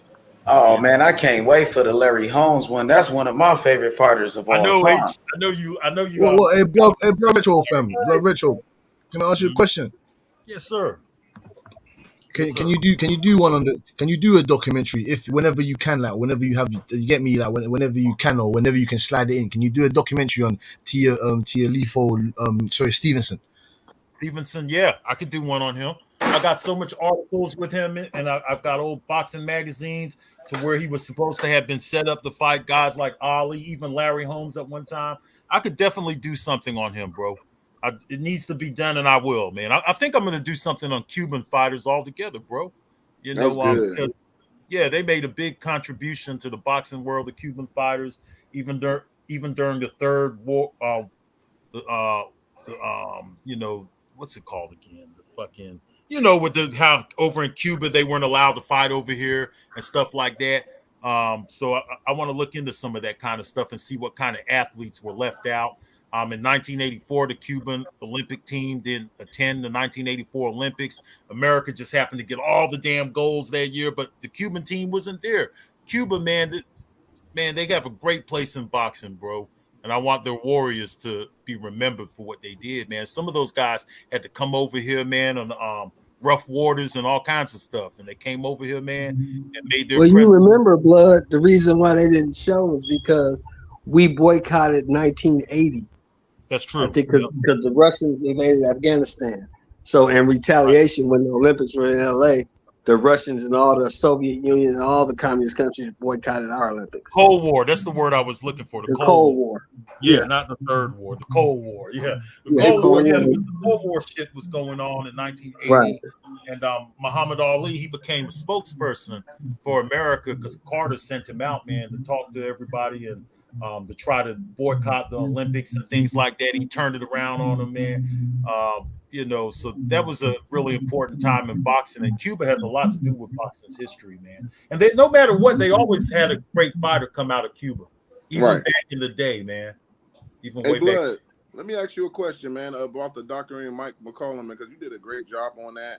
Do you think, even with Mike McCollum going back and when he was being ducked, do you see similarities of like Crawford being like not being a part of the party, or was it kind of different? Because I felt like Mike McCollum, they was trying to say wasn't the money man, but he was still a great fighter. And certain people said, You know, what's your thoughts on that? Breaking that down, man. I think with Mike McCallum, he was what was considered basically a high risk, low reward fight.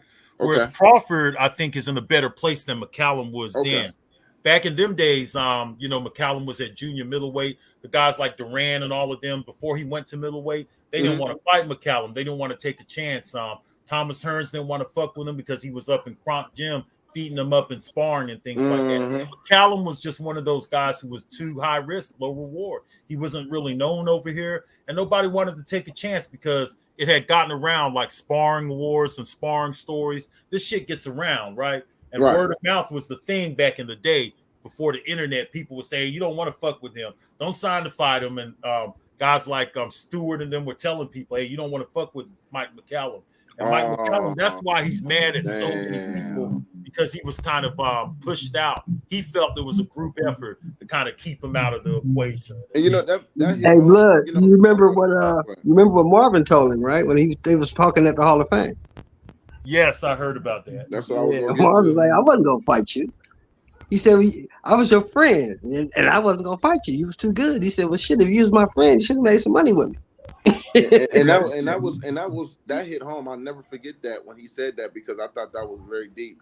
A lot of these fighters, like when it comes to Earl and Crawford too, man, you got to put the ego aside. If you really respect me and care about me, you will fight me. We'll come together and get this fight together, because it's about making us eat. You know what I mean? So I felt Mike when he said that. If you care and respect me, you would have fought me. I would have been able to eat with you guys. That was deep. Yeah, it's just like with Simon Brown and Maurice Blocker. Them guys was best friends, and they ended up fighting each other. They were actually roommates for 3 years or something like that. But when it came time to make some money, they were able to make a little bit of money together. I know that Simon Brown cried when he knocked out his old roommate.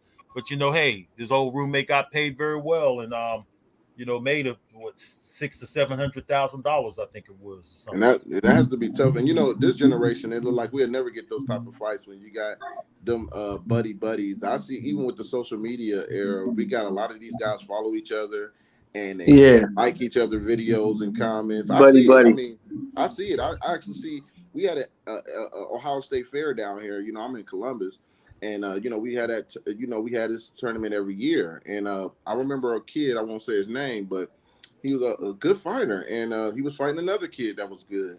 And he never looked like this in the ring before. And I'm like, why is he hesitating? He's gun shy. So after the fight was over, he actually lost. And I'm like, what happened? And he started talking about the kid's accomplishments and how he fought. And I'm like, what? Like, you've been following this kid. So now all of a sudden you looking at him totally different. Is this recently? Sorry, Mr. Ohio. Oh, yeah, this was a couple. This was probably about 2018. Can you hear me? Is he still fighting now? Yeah, they're still fighting in the amateurs. Both of them are right now. But I was amazed to see that he was still he was hesitant, because he'd been following this other kid, and he's his accomplishments that he went into that fight scared almost. Yep. It's crazy. And Ohio has some great fighters though, bro, from way back in the day all the way to now.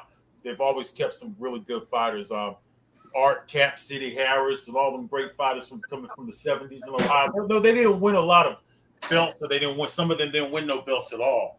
But they had some really good fighters. You got to remember back when guys like Cap City was fighting and stuff, there was only like one belt available, or there was two, and one fighter had both belts. So a lot of those guys didn't get a chance to win multiple belts and things like that, because the belts wasn't there for them. There wasn't always some options for belts and things like that. But Ohio has had some really good fighters that came up rough. I was reading about how Aaron Pryor, man, put the scene back together in the late 70s, getting all them ticket sales and stuff like that. I didn't realize he did so much for the sport like that in the state of Ohio, bro. Oh, yeah, man. And our heavyweights, we was stacked, and you already know that, Blood. Michael Dokes, that's covered. That's what I was just thinking about. Dynamite Dokes. I was thinking about Aaron Pryor. I was thinking the Douglas brothers, Billy Douglas, yeah. Dynamite Douglas, yeah. I want to ask you a question. OG Shelton and Mr. OG Blood and OG Mr. Ohio. Who do you think will win in a prime for prime? Terence Bob Crawford or Aaron Pryor? Yeah, I had that. I actually put that up there, man. That's a tough one. Aaron would be. I would, you know what? Be honest. I would say I would edge TC. I think TC will be able to walk Aaron into some traps because Aaron was come out and he'd come straight out and come to you. I think Crawford would be able to make him pay because he can fight on the back foot. That's what that's one of his attributes. I don't think Ohio that Crawford has ever faced anyone in his career with a chin like Aaron Pryor. Listen, I get what you're saying, but I don't know if he could stop Aaron, and I don't know. I know, but it's easy for me to say Aaron Pryor, Ohio, but I'm just looking at the style wise. I just look at it when it comes to styles. Aaron ain't never faced nobody that was versatile like that. When it comes to really switching up and giving them different looks. Aaron came and he opposed his will with different people too. And I think Crawford has the attributes, accuracy to make you think. He did the same thing with Sean Porter.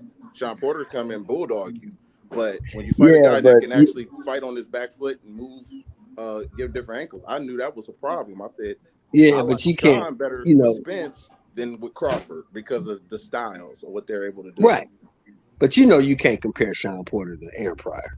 No. I'm talking about I'm not comparing, but I'm just talking about the style wise. When Sean is coming in, still coming forward, that's where he's comfortable at. He couldn't do that with Crawford.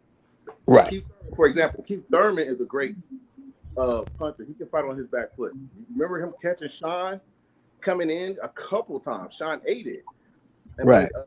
But I just didn't see him. Crawford will be able to capitalize on that. And Sean couldn't do that as much with Crawford. That's all I'm saying. It's like you got to look at their attributes and what they're good at. Well, Sean said it himself. He said, everyone I have fought in my career, I've been able to make them fight my fight. Mm-hmm. Terence Crawford made me fight his fight. Yep. You said that. Hey, yo, it's time. That should be a meet. That should be a meet. Like, you should. I've heard you say that. So I'm gonna forever remember you saying that. You said that. That's what he did. That's what Sean Porter said. You can look it up. He said it. That was my concern when we even took that fight because I'm Team Porter all day. I was just like, that hook, that left check hook, that check left hook Crawford got, man. It's like he's gonna catch you with that eventually. You just not gonna go in there and just stir up the pot without getting paying for it. And eventually he caught him, towards the later rounds, Sean get tired. And like I said, Crawford capitalized on that. But it's still a good fight with Aaron, man. People still think Aaron win. I just think style-wise. I'm looking at style-wise. But if that fight came and that really happened, who y'all think I'd be rooting for? I'd be walking out with Aaron. Cut it out. Hey, eye to eye. That's a good one. I was thinking about the Cincinnati Buzzsaw as a Charles. Coming out with Cincinnati as a Charles. So deep in there. Hell yeah. I would love it. I think I would give Terence Crawford the edge in it too with Aaron Pryor. So that's just proof right there that the historians don't always go with the old school guys. I would give Crawford the Exactly. Yeah. I would still roll with the Hawk because of the chin and the work rate. I mean, that work rate was insane, and that chin. Aaron Pryor didn't let you breathe, man. He was on you. He did. He was on you. Came up on you, right? He did, man. It was exciting. Crawford's a little bit bigger and stronger than Alexis Arguello on those guys too, though. Facts. Same point. Facts. The same point. Now, Aaron Pryor never fought a guy like Crawford either.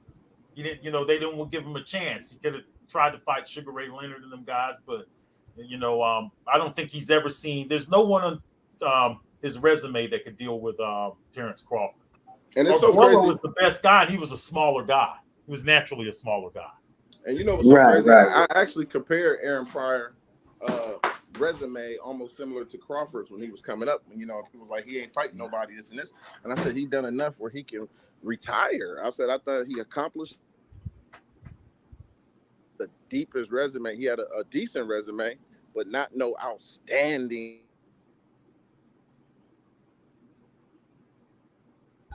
So, Blood, let me ask you this, bro.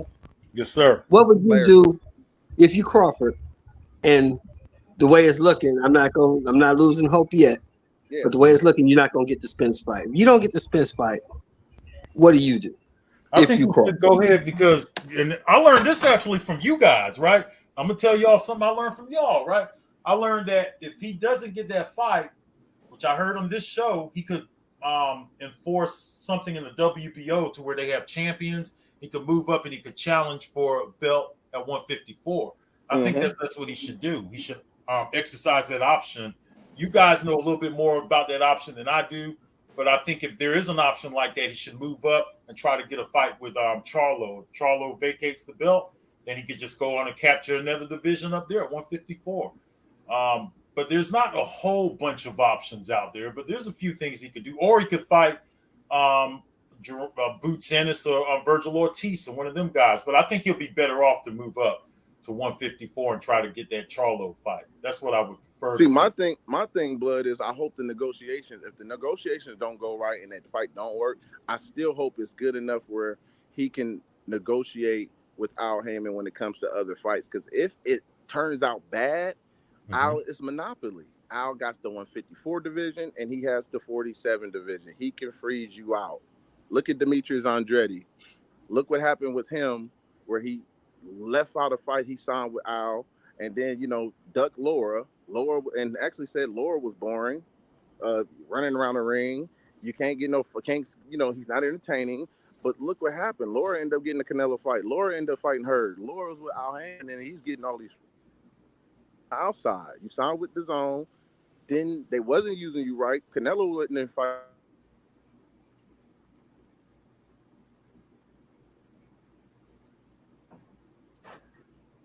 Thanks. Hey, I couldn't hear you for a sec. I don't know if everyone else could hear you, but you went out a little bit. My bad. No, he cut out. My bad. Can you hear me? Yeah, now I can. Okay, I don't know where I lost y'all at. I was talking about Canelo Alva. He went to the zone to sign that. Yeah. I said Canelo. Demetrius went to the zone to sign and try to get those fights, but the A-side guys didn't fight him, so it backfired. Why did you resign when you know you wasn't getting those fights to the zone? He wanted the money, so he chose money over legacy. He didn't. I don't even know if he had good terms with Al Haymon where he can go back over here and make those type of fights because of what he did with the Charlo situation. So I don't want Crawford to be in a situation like that where I talked to his best friend the other day and they talking about Josh Taylor. If this fight don't work, if he can't get it, they talking about Josh Taylor. This is what his best friend's saying. So I'm like, wow, I don't know about that. It does seem like it's taking a long time though, man. It really does, this fight here. And every move that's made, somebody makes a story about it. Now, I tell you what, I don't like Floyd Mayweather showing up around. I'll tell you that. I feel uncomfortable about him talking to Terence Crawford because I feel like there are conversations. This is just my opinion, right? Because I don't have no proof. I have no sources, none of that bullshit. This is just something I think. I think that when Floyd Mayweather talks to somebody like Terence Crawford, he tells him, hey, man, get the best out of this. Get the best out of your brand. Get the best out of your skill set. Try to get your 50%. And he could actually be talking guys like Terence Crawford out of this fight and building a barrier, especially considering that it's not with TMT and things like that. So I don't feel too good about Floyd Mayweather being around.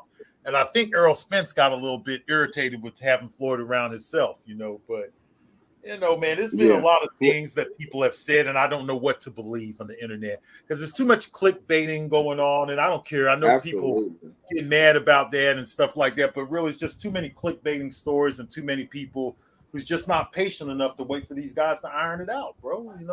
But you know what, Blood? One thing, Blood, I can truly say I hope happens if the fight is made.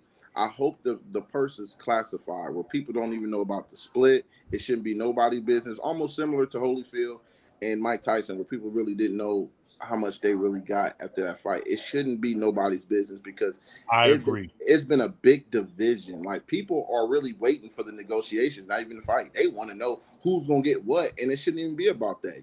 We should have an A side, B side. Or if they get 50-50, who cares? We should just be focused on the fight. And it's sad that we got a lot of people that are now accountants. I know, and we're not getting none of this money. So why are they worried about that? Well, we got YouTube. We got YouTube accountants. We got managers. We got stockbrokers and split consultants. all this shit. You would think that these guys been in the ring and won a belt too. Some of them. Look, The way some these of them talk, dudes. you would think they've been fighting themselves and got 3 or 4 championships. They damn self, you know. Hey, blood, these dudes can't negotiate a ham sandwich at Arby's, but you trying to tell 8-figure motherfuckers how to negotiate they deal. Yeah, and telling Terence Crawford not to take to take 40% and all that kind of stuff like that. Yo, you belong at 40%. Even going as far as to saying 70-30 and all kinds of stuff. And Terence Crawford's probably sitting back listening to this like, nigga, I'm the one who has the skill set. I'm the one who has to negotiate. Fuck you. You know? I'm the millionaire. Nigga, you work at Arby's. And he's a millionaire, too. He's a millionaire. And you work at Arby's, nigga. How you know? They get a few subscribers, and they think they're millionaires, and they can go out telling people what to take. They ain't been no fighter in their past. All they did is sat their fat ass on the couch, man. And that's I got a problem with that. I don't talk about it every day, though, bro. But when I do get my chance to talk about it, I tell people the truth on how I feel about that whole thing. But I don't have no agenda against these clickbaiting dudes, man. I really don't. No. I'm not on here every day saying their name and making video responses to them. I don't do none of that because I don't really watch them, to be real. I just see the titles and I laugh to myself pretty much. Right. I do the same thing. I think eventually when you start clickbaiting and start doing certain things like that, you get stuck in that zone and you just become that, and then you lose your credibility. I've seen a lot of them do that. It's kind of sad. That's the route they choose, you know. These fans are throwing stones out of glass house, blue blood. Like they think they can control these boxers from afar. That's what it is.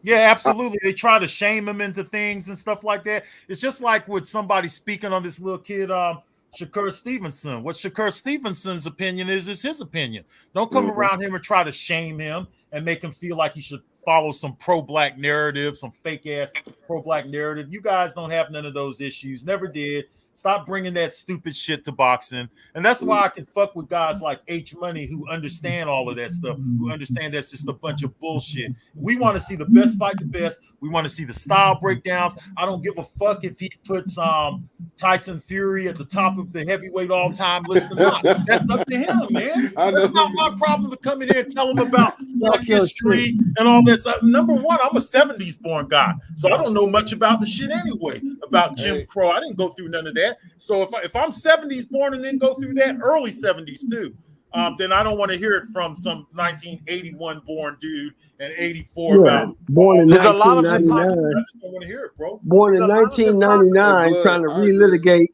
They born in 1999, trying to relitigate the 60s in the year 2022. Yeah, it don't make no sense. You can't sense. relitigate that shit. That shit's over. There's a lot of hypocrisy in the sport, like in the fandom of boxing.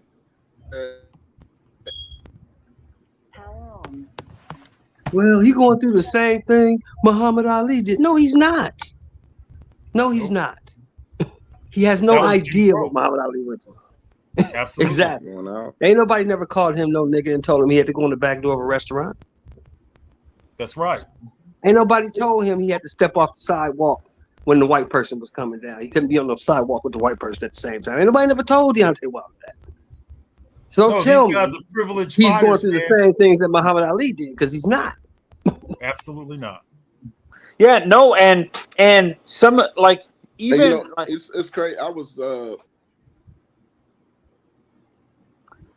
go ahead, Ohio. Go ahead.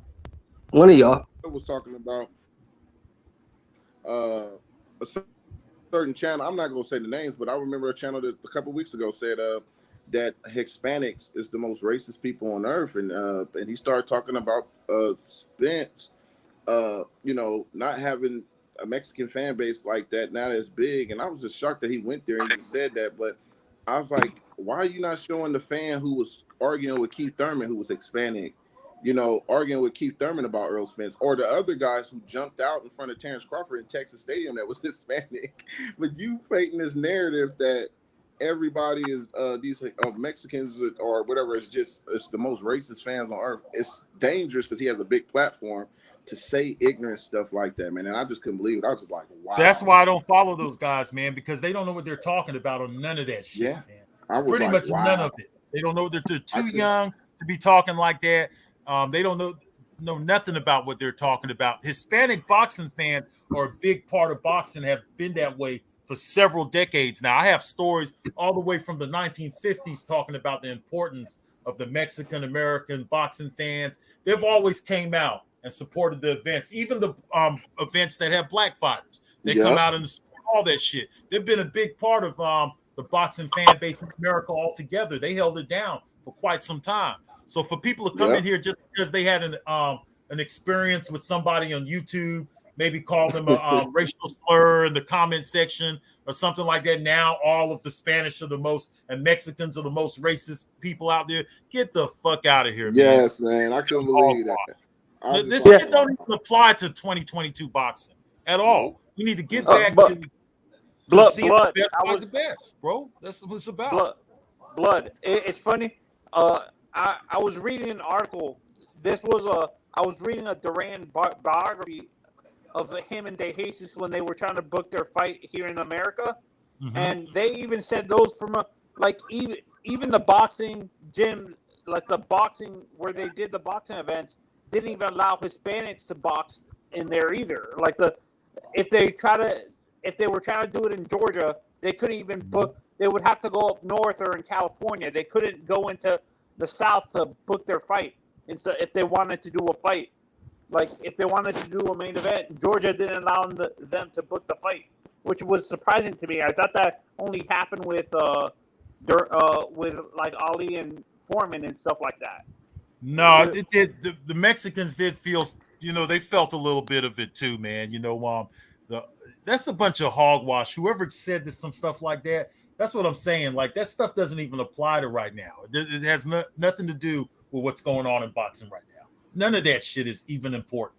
Those guys don't know what they're talking about. They've been sitting in the house a little bit too long.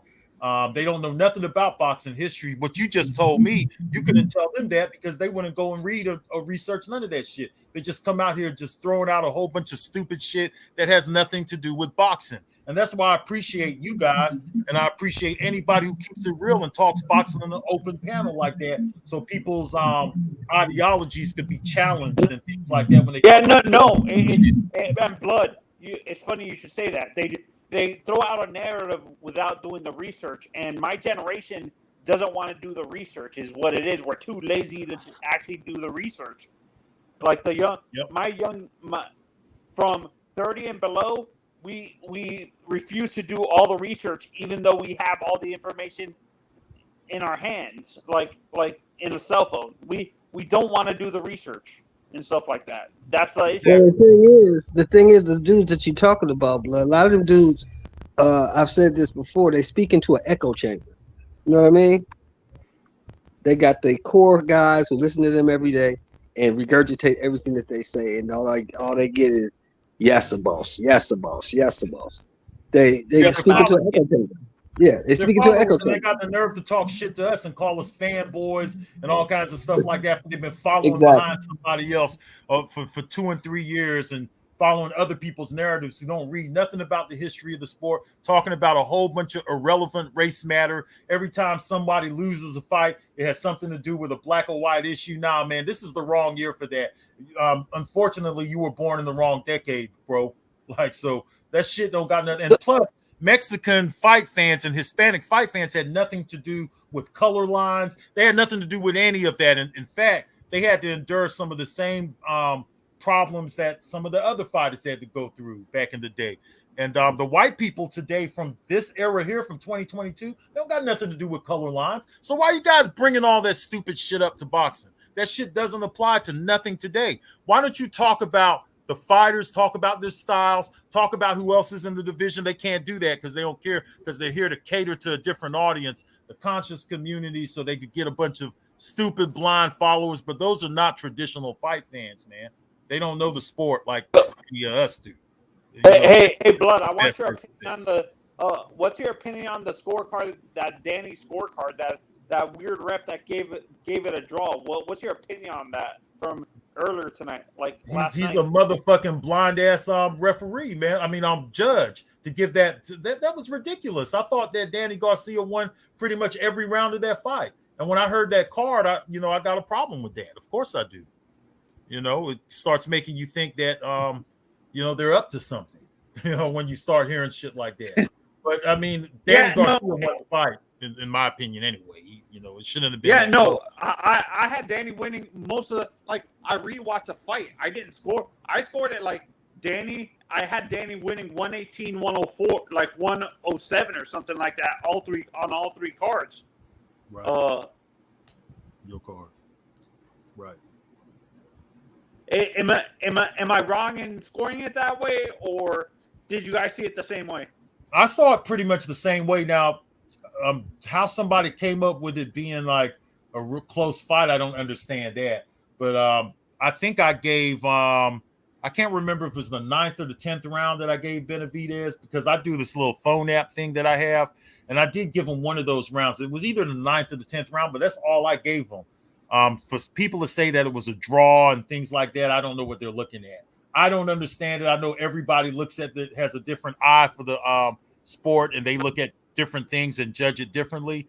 But I can't see how anybody had that fight close. I just don't understand it at all. Yeah, and for me, a lot of decisions like that, though.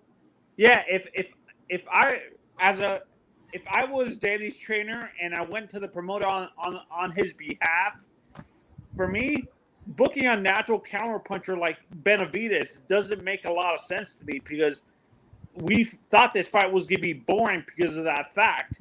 It would have been more entertaining if it would have been a lot better on the eyes if he fought a come forward fighter, a guy who lacks a lot of defense. I'm taking away the size, but a style like a Sebastian Fundora, who lacks the defense and refuses to lift up his hands to protect himself. That would have been a better style matchup. Do you agree? Oh yeah, well, you could only go so far with Benavidez, because Benavidez had only had one fight since that fight with Terence Crawford in 2018. So he only had one fight over the past 4 years and some change. So we really didn't know where he was, and then he had that leg injury too, and you could kind of tell too that he's not, 100% in that area. Just his posture, the way he stands, and things like that, he just doesn't look like he has all that power in his leg. Wait, was it a torn ACL? Did he tear his ACL or something? Or he got shot? He got shot. He got shot. He got with shot. an AK-47. Pretty much, he wasn't even supposed to walk again. No, that's what I'm saying. Did the bullet tear his ACL? Oh yeah, it tore all that shit up. He wasn't supposed to walk again. He blew out his knee. He blew out his knee, fam. Done. Took all the mobility. Yep. So, for him to even be doing what he's doing is good, but that's not a fight that's going to prove that you're back in the swing of things, We need to see Danny Garcia in a few more fights to know where he's at. I still don't think Danny Garcia is going to rule 154. I don't think he's the future of 154 or anything. He's a 34-year-old who could still go in there, make some money, and do what he's been doing. I think he's like a business guy from what I'm hearing. So he could secure him some more paychecks. If he could secure him a few more paychecks, hey, why not? He can still fight. Exactly, Mr. Retro. He said he has to make sense. And fighting those guys at the top there, that don't make no sense. This is a funny fight. Run it back. Thurman versus Garcia. That'll be a great fight. Great fight. It look like that what they shooting for next anyway. Looks like that's what they trying to do. Because honestly, I don't think Thurman wants to fight either. Boots. Let's be honest with it. Let's be honest with ourselves. Do you really think Thurman really wants to fight the young bulls in that division, in Ortiz or Boots? No. Let's be honest. He'll fight him if they pay him right. If they pay him enough, he'll fight him. Just pay him the $10 million and fight both of them. Man. They're gonna have to pay him well because he don't want those fights. He ain't gonna fight unless he's paid very well. Well, that's why he asked for. That's the reason why he asked for $10 million, because he don't want to fight. Exactly. But if they give it to him, he'll get his ass in there. Mr. Rich on OG Show, what do you think of Benavidez saying that he thought his brother won the fight? He's capping. Capping. I would tell people that my brother won too. Probably extraordinary. Yeah. Hey, I want to salute to everybody, man, on the panel, man. Salute. What's up, OG Blood? Hey, what's going on, brother? How you doing, man? I'm good, brother. I want to get in on some of this talking, this boxing talk, man. You know. Yes, sir, man. I'm listening in, and I'm gonna be here. I'm gonna rock with y'all for a couple hours tonight. Yes, sir. Here, Yes, bro. sir. Yes, sir. I just thought that last night. I really thought that was bullshit. I didn't think they hurt. I think they hurt Gary Antoine Russell too with that stoppage though. I think they should just let that fight go on. I mean, what was y'all thoughts on that? I just thought the stoppage was No, too I much. understand why the I referee don't did think it. it hurt him. That's another stoppage. It's not his fault. He done what he was No, meant to do. He got him no, out of I there. can understand why the referee, because in New York they're very strict now. After a fighter died in the ring, Yeah. so they don't want to. Okay. That they don't want Gary Antoine to get seriously hurt and get sued again and stuff like Gotcha. that. They got Okay, sued okay. because a fighter died Well, during a fight. the way I see it, man, look, Gary Antoine did what he was supposed to do. It's not his fault that the ref had a quick trigger. He dropped the dude. Yeah. The ref decided to stop it. That's not on Right. Gary, I don't believe. Right. But Bartholomew, No, I'm not blaming. to me, Bartholomew looked like he still was good to go though. Is he got dropped, but Yeah, he looked like he I still agree. could go. Yeah, I so agree. Just a question. Just a question, though.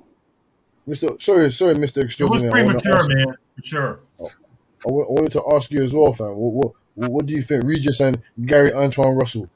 Oh, I wouldn't put on with Regis. I don't know because I seen Gary when this is in OG. You can tell me if I'm wrong, but when I seen Gary last night, I seen him doing a lot of lunging and stuff like that. Now a good counter puncher. Now I wouldn't say Regis is I wouldn't call him he's a good boxer. I wouldn't say but a good counter puncher will catch Gary on his way in because he was lunging a lot last night in the first couple rounds. And then he lunged again. I seen him lunging again, and I was like, okay, he doing a lot of lunging. Now he took care of business, but if he face a good counter puncher, it might be lights out for him. You know, he's cut. I mean, and it might be a thing that he's still learning too. You know, he's still learning. He's still getting the whole thing. But I was just thinking, I seen a lot of things. I was like, okay, Gary Antoine Russell. You know, So what counter puncher do you think could deal with him at 140? Would you say like a Josh Taylor or somebody like that? Yeah. Okay. Or a Subriel Matias? A Matias? Yes. Matias. Yeah. I want to see how he handles as a pader. Give me someone like that. Okay. Well, see, the thing is, man, the guy I saw last night, I said this earlier, panel. The guy I saw fight last night, the Gary Antoine I saw last night, Regis beats that dude. Regis beats that dude. Yeah, Regis beat. Yeah. I wouldn't put him. I wouldn't say he's ready for Regis right now. I wouldn't say, no, not now. Not me. What you think, OG? Which OG you talking to me or Mr. Shelton? Are you talking to you, Blood? You talking to you? Go ahead, Shelton. Go ahead, Shelton. No, I just said. No, what I was saying. I'm sorry. We got two OGs. That's all right, brother. No, I was saying, Blood, that the Gary Antoine that I saw last night, Regis beats that dude. Yeah. OG just means old man too, by the way. It don't mean nothing special over here. It just mean old man. Facts. Oh no, I'm good. But what you think, Blood? You think that guy last night could deal with Regis Prograis? Nope.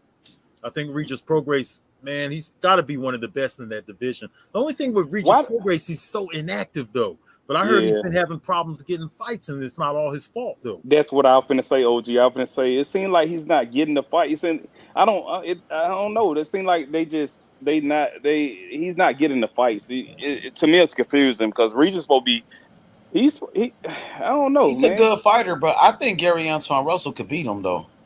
You think so? Yeah, I think he could beat him. Oh wow! He has a chance, that's for sure. How about Gary Antoine versus Teofimo? I got Gary Antoine. Yeah. I think he might stop Teofimo. Because how old is Regis now? He's got to be in his 30s. Yeah, about 32, 33. He might be 33 now. And to be inactive in your 30s is not good. You know, these guys got to be he's the same age as Terence. He's the same age as Bud and Earl, I think. No. Nah, H, I think you're missing my point, bro. I think you're missing my point, H. I said the guy that I saw fight last night. Now the guy that beat Postal will give Regis problems, but the guy that fought last night, that guy gets beat. I mean, he made some mistakes in there. You know, he gotta tighten up, but he still got the stoppage in 6 rounds. And you gotta remember, Francis Bartholomew is a 3-division world champion. Francis Bartholomew never been stopped before. He stopped him. Yeah, He that's only true. took 6 OG Show, rounds. you think he digressed? You think he's digressed from his last fight? Either he, the fact his father just died, that could have weighed on him. The fact Oh, okay. that Yeah. a lot of I forgot things, about I forgot about yeah, that. a lot of things. He didn't look the same. He didn't look like the guy that beat Stopped Postal. him in He 6, looked a bro. little He ain't different. did that, but it wasn't that bad, bro. Yeah, A he fighter stopped that him in never been 6. stopped before in a former He champion. stopped him in 6, but Regis would have got him out of there earlier. That I guy don't know that about fought that shit. last night don't beat. I don't know about that. I mean, I mean, it's Regis just my will opinion, fight though, that? bro. We Yeah, I can't got agree to forget that all disagree. the greats have a fight that, or even 2 or 3 fights in their resume that people can't understand why this certain opponent did that good against them. Marvin Hagler has about 3 of those fights from the 1970s where guys kind of stepped up when they fought him and type of thing. And everyone could have a bad night. That's all I'm saying, So Right. it's not going to be perfect every night. He has nothing to do with him why the referee stopped the fight. He did his job. He put him on his ass. And I think if the fight would have continued, I think eventually Antoine would have taken this guy out anyway. But, Right. that's what's just my opinion, though. I would have liked to see them continue the fight. And hopefully the next time he gets in the ring with somebody, the referee would be a little better and let it go on a little bit longer. I know that they got to protect these fighters, but last night that fight there shouldn't have been stopped because he did look at the referee, made eye contact with him. Right. He That's looked what like I was saying. ready to proceed, and he Right. just fight and just didn't Right. sit right with a lot of people. And when that type of shit starts to happen, people start to talk about robberies and set fights and all kind of stuff, and it ain't always the case. Just Right. because you see something that looks like it was set up doesn't mean that somebody took a dive or anything. It's just that bad decisions are sometimes made by the referees in the ring. We've seen several examples of it over the years, even with some of the more established referees, such as Richard Steele and guys like that, stopping Right. fights before you think that the fight should have been stopped, Right. I heard y'all guys elaborating on the Garcia and Benavidez fight a little bit. That the fight from last night didn't show me and it didn't tell me anything because I didn't think, to me Benavidez he threw less punches than AB, and it just seems like when have you guys ever knew Danny Garcia to initiate offense as much as he did, to fight off the front foot as much. Garcia's pretty much a counterpuncher, so you'll see him fighting off the back foot a lot. But he had to go initiate initiate offense with, Benavidez, and it just seemed like Benavidez I'm confused on what happened because I thought it was going to be a slugfest. Because to me, with these guys, it seemed like they had something to prove because whoever lost this was going to be to me. I just felt like they need to retire.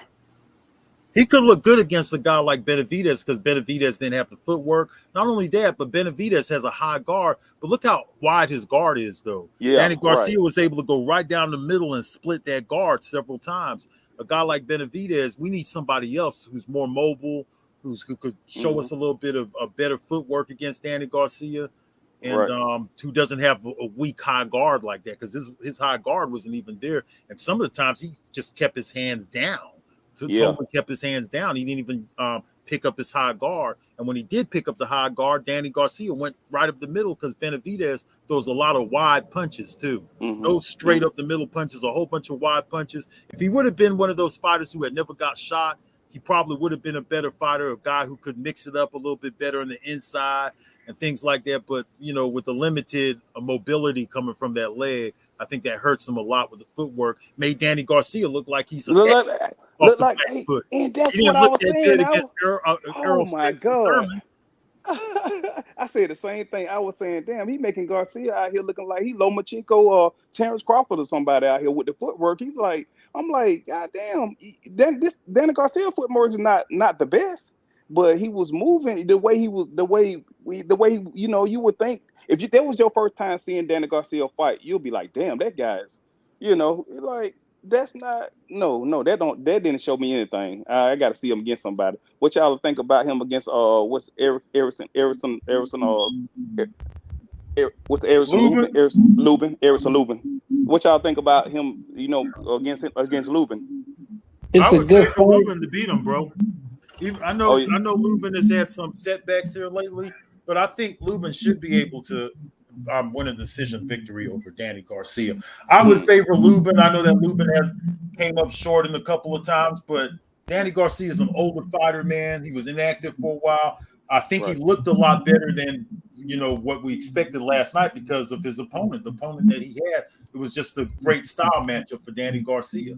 In fact, he looked like an expert off his back foot because the guy wasn't mobile at all, and then like I said, he had that fucking weak ass high guard, one of the widest high guards I've ever seen. For a puncher like Danny Garcia who punches straight up the middle, you don't want to just sit there with a weak ass wide high guard. Right. But the thing is, man, the only question we would have about Lubin is how is he after the damage he took against Fundora? If he comes back to be the same Lubin or even 80% of that Lubin, he still beats Danny Garcia. Yeah. Because he's a bigger guy and he's a bigger puncher, I believe. Right. That's a good fight for him right there. That's a good fight to determine where he's at. A fight against Lubin, that would be a really good fight for him. Okay. If he could beat a Lubin, then maybe he could make a statement again. But I think that Danny Garcia is just doing it to pick up some more checks, man. He could still get paid. There's a lot of money in boxing. If he could come back and get a few paydays, I think that's all he's looking for. 154 is pretty much tied up because we have an undisputed champion at 154. I'm not sure how long Charlo is going to stay at 154 and execute an undisputed reign if that's what he decides to do. But he's not ready for Harrison though, is he? He's not ready for Tony Harrison, is he? No, Tony Harrison. Tony Harrison. No. Tony Harrison. I saw Tony Harrison there ringside last night, and I noticed too when they asked him about Tony Harrison, he was quick to go off to Keith Thurman and other people. I don't think Danny Garcia really wants to fight somebody like that. And you know what, Blood, what really solidifies your point? Because you supposedly have moved up to 154. So if you moved up to 154, why are you calling out a guy who's fighting at 47? We're 47. Yeah, exactly. Because he don't want no smoke at 154. There's a lot of guys he's not going to want to fight. He's going to take select fights. Keith Thurman is an older fighter, inactive himself, and that's a safer fight. He's already fought Keith Thurman before. He's saying that he wants the rematch because he took his O, but that's the safer fight for Danny Garcia at this stage, being a 34-year-old. And I don't really think his power carried up to 154. I don't think it didn't carry to 47, bro. It didn't carry to 47. No, it didn't carry to 47 that good either. He was just a bigger guy when he was at 140. We were calling him a weight bully back in them days on YouTube. I was on YouTube at the time, and when he was at 140, everybody was calling him a weight bully and all kinds of stuff like that. Now he's up to 154. We'll see where it takes him, but he's 34 now too. 34 could be, it could be up in age for some fighters. It just depends on the fighter. I haven't seen him abusing his body. That's one of the things with these fighters. If you look at the history of fighting, the guys who don't abuse drugs and all of that stuff and live a party lifestyle, they always last longer. Right. Always. And I haven't seen Danny Garcia doing any of that stuff before. I think I've seen his eyes glassy at an event before, maybe.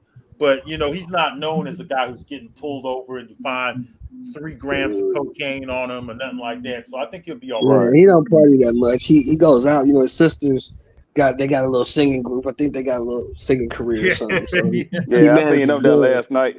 Right. Yeah. He manages them, and he got a couple of rappers he manages, but Danny don't really party or nothing like that. Right. But that's a good thing for fighters. They don't want to abuse their body, man. You don't abuse the temple when you're a fighter, man. And a lot of those guys, that's where they fuck up when they start going and partying, getting a little bit of money. Some of them is with eating. Eating is their problem. Others is drugs. Right. They get that good money. Riddick Bowe got the good money, and the next thing you know, he didn't want to come back to the ring. He was at the buffet. Andy Ruiz is another one of them. It just depends, especially when you're a heavyweight and you don't have to make a weight limit or something. Well, I knew it was over for Bowe when he built that new house after he beat Holyfield. and he put a kitchen upstairs because he didn't want to go downstairs. When he did that, I knew it was over. Oh, this nigga got a kitchen upstairs. Yeah, it's over. What up, bud? What's going on, man? You too goddamn lazy to walk to the kitchen.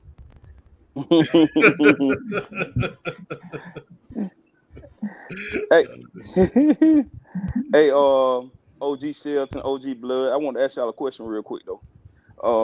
Good. I want to elaborate real quick on the Crawford and the Spence fight. You know, if we get the shit, but I'm just saying if they fight. I heard a scenario, and I was thinking about, you know, how we talk about about Crawford giving, you know, his angles, give his angles, his footwork, and his athleticism and things like that. That could be an advantage for him when he fights Spence. But I thought about something too. You look back on the fight when he fought against Porter. And Porter kept Spence on his back foot a lot, and so I'm thinking that the fact that he wasn't able to sit down on his punches and get his jab real, you know, he was able to, because I was looking at the fight and I was like, damn, you know, Porter's got him backing up and cutting off the ring a lot, you know, and Porter press a lot. So I was thinking about, is that a scenario for Crawford, or what would you guys say about that? You know, because I just saw him and I was thinking like, okay, if he's not able to sit down on his punches, he's not able to accumulate a lot of power, you know, in his punches, because, you know, he go to the body real good. So I'm thinking like, would that be a scenario for Crawford to press? Well, the difference between Porter and Errol is that Porter has better feet than Errol. Errol can't move the way Porter moves. Porter has some of the best feet at 47. I think the only person that has feet comparable to Porter is Thurman and Bud. Everybody else, they feet don't match up.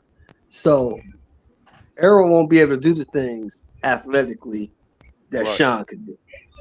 So it would be a totally Crawford different is fight. to use a lot of movement, man. Don't let Errol plant his feet to get those body shots off, man. Keep moving, keep turning them, fighting angles and things like that. I think that will work out some for Porter, but man, this is just one of those fights that we have to see, because Errol Spence and Crawford are such good fighters, man. It's hard to tell, really, you know. And then not only that, he has to deal with Crawford coming out of a southpaw stance. Rather than whereas Porter was in the orthodox, he's going to have to deal with Crawford in either the orthodox or the southpaw. He might give him a few different looks.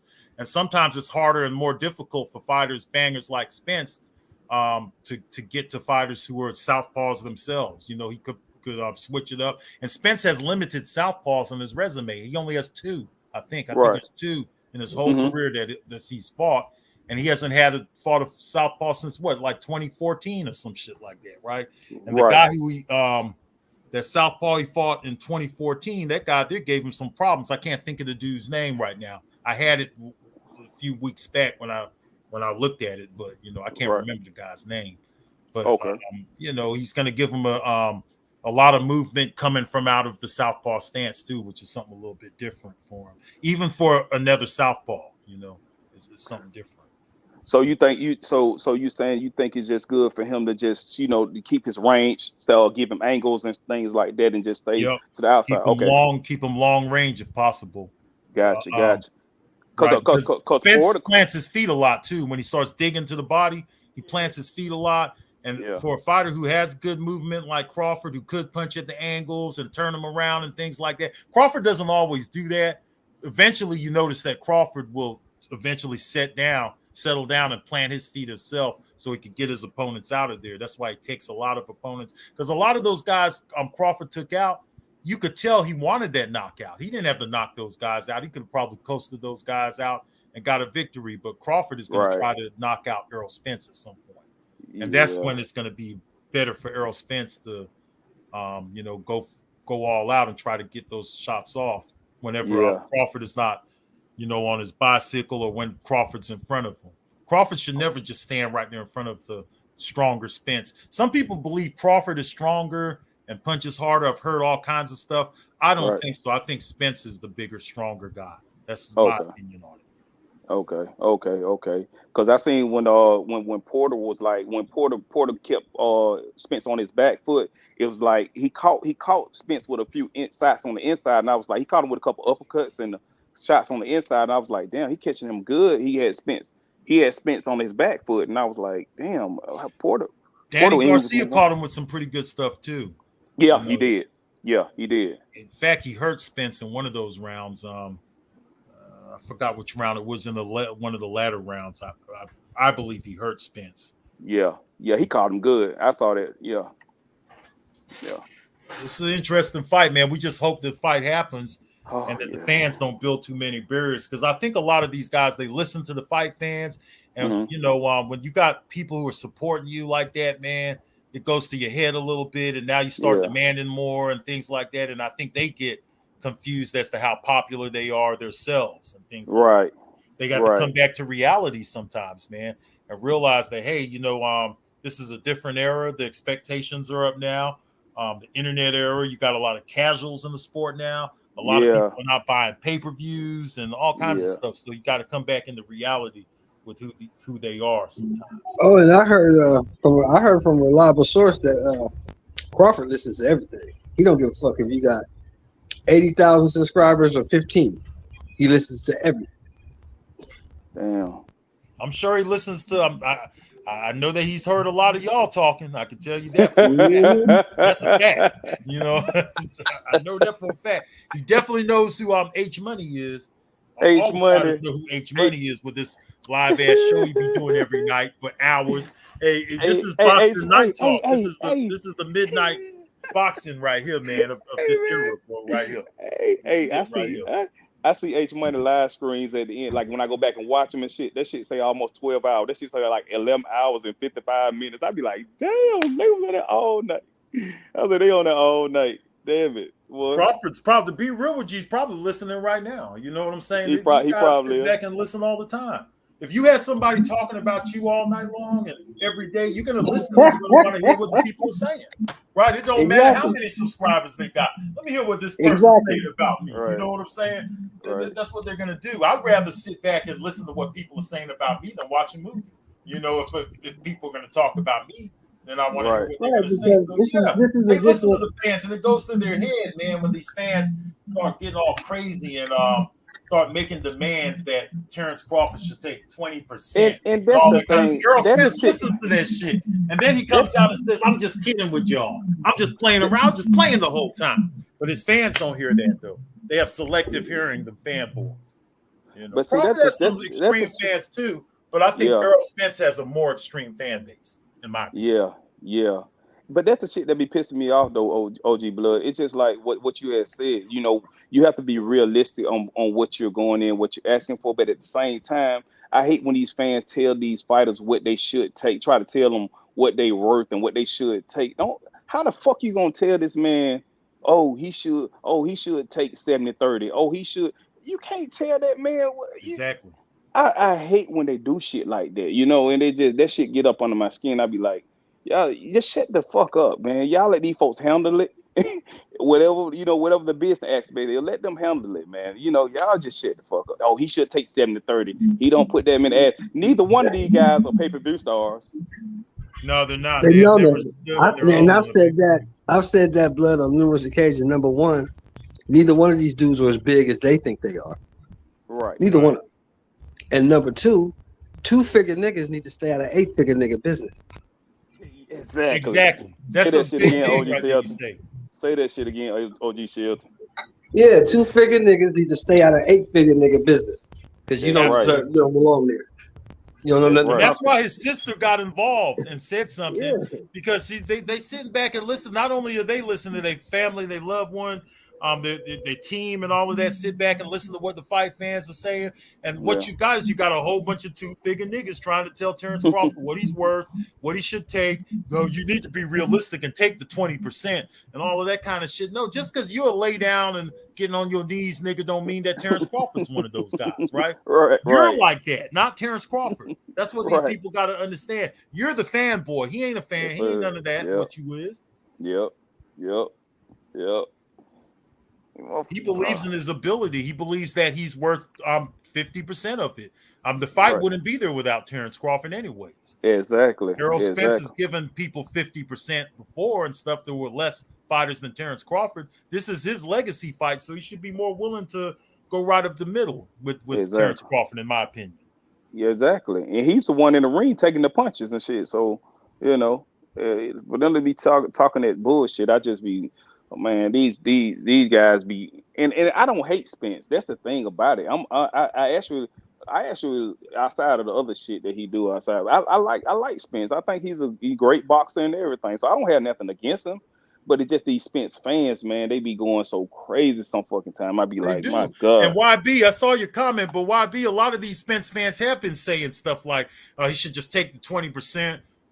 You know, I've heard them say things like that before. These guys are crazy. I don't believe it's no 20% either, but I've heard people say that stuff before, though. Yeah, I've heard them say it, and I just don't know what to say when they say that. I'm like thinking to myself, like, man, I don't know what world you come from, but you guys could look at Terence Crawford's personality and tell he's a no-nonsense type of guy. Doesn't have the most personality in the world, but it's pretty easy to see he's no nonsense. If he believes he's worth 50%, that's what he's going to take. And you trying to shame him and tell him what to take and tell him that he ain't a real brother and all that stupid stuff like these guys was doing, trying to tell him he ain't a real brother because he ain't doing what y'all saying and they interviewing with y'all. And that's why his sister said that shit about the interviews. That shit wasn't just made up. That shit was some real shit. These motherfuckers started acting like little bitches because Terence Crawford didn't want to talk to them. And anybody could see it. People could sit back and try to listen, I don't know nobody on YouTube. I didn't grow up with nobody on YouTube. I don't know what Nan nigga did on YouTube before they came on YouTube and all of that stuff. But one thing that I did know is you don't be up in another man's pockets. That's something that we all learned that shit. My dad taught me that. If you didn't have a father, you probably learned it in the streets. You stay out of another man's pockets. Right? You don't bring that stuff to the internet and telling people what they need to take. And just because you're a follower, think that they should be followers like you and stuff like that. That's not how the world works, man. And that's what these guys need to understand. Well, OG, they do it because they are on and they wouldn't do that shit to his face.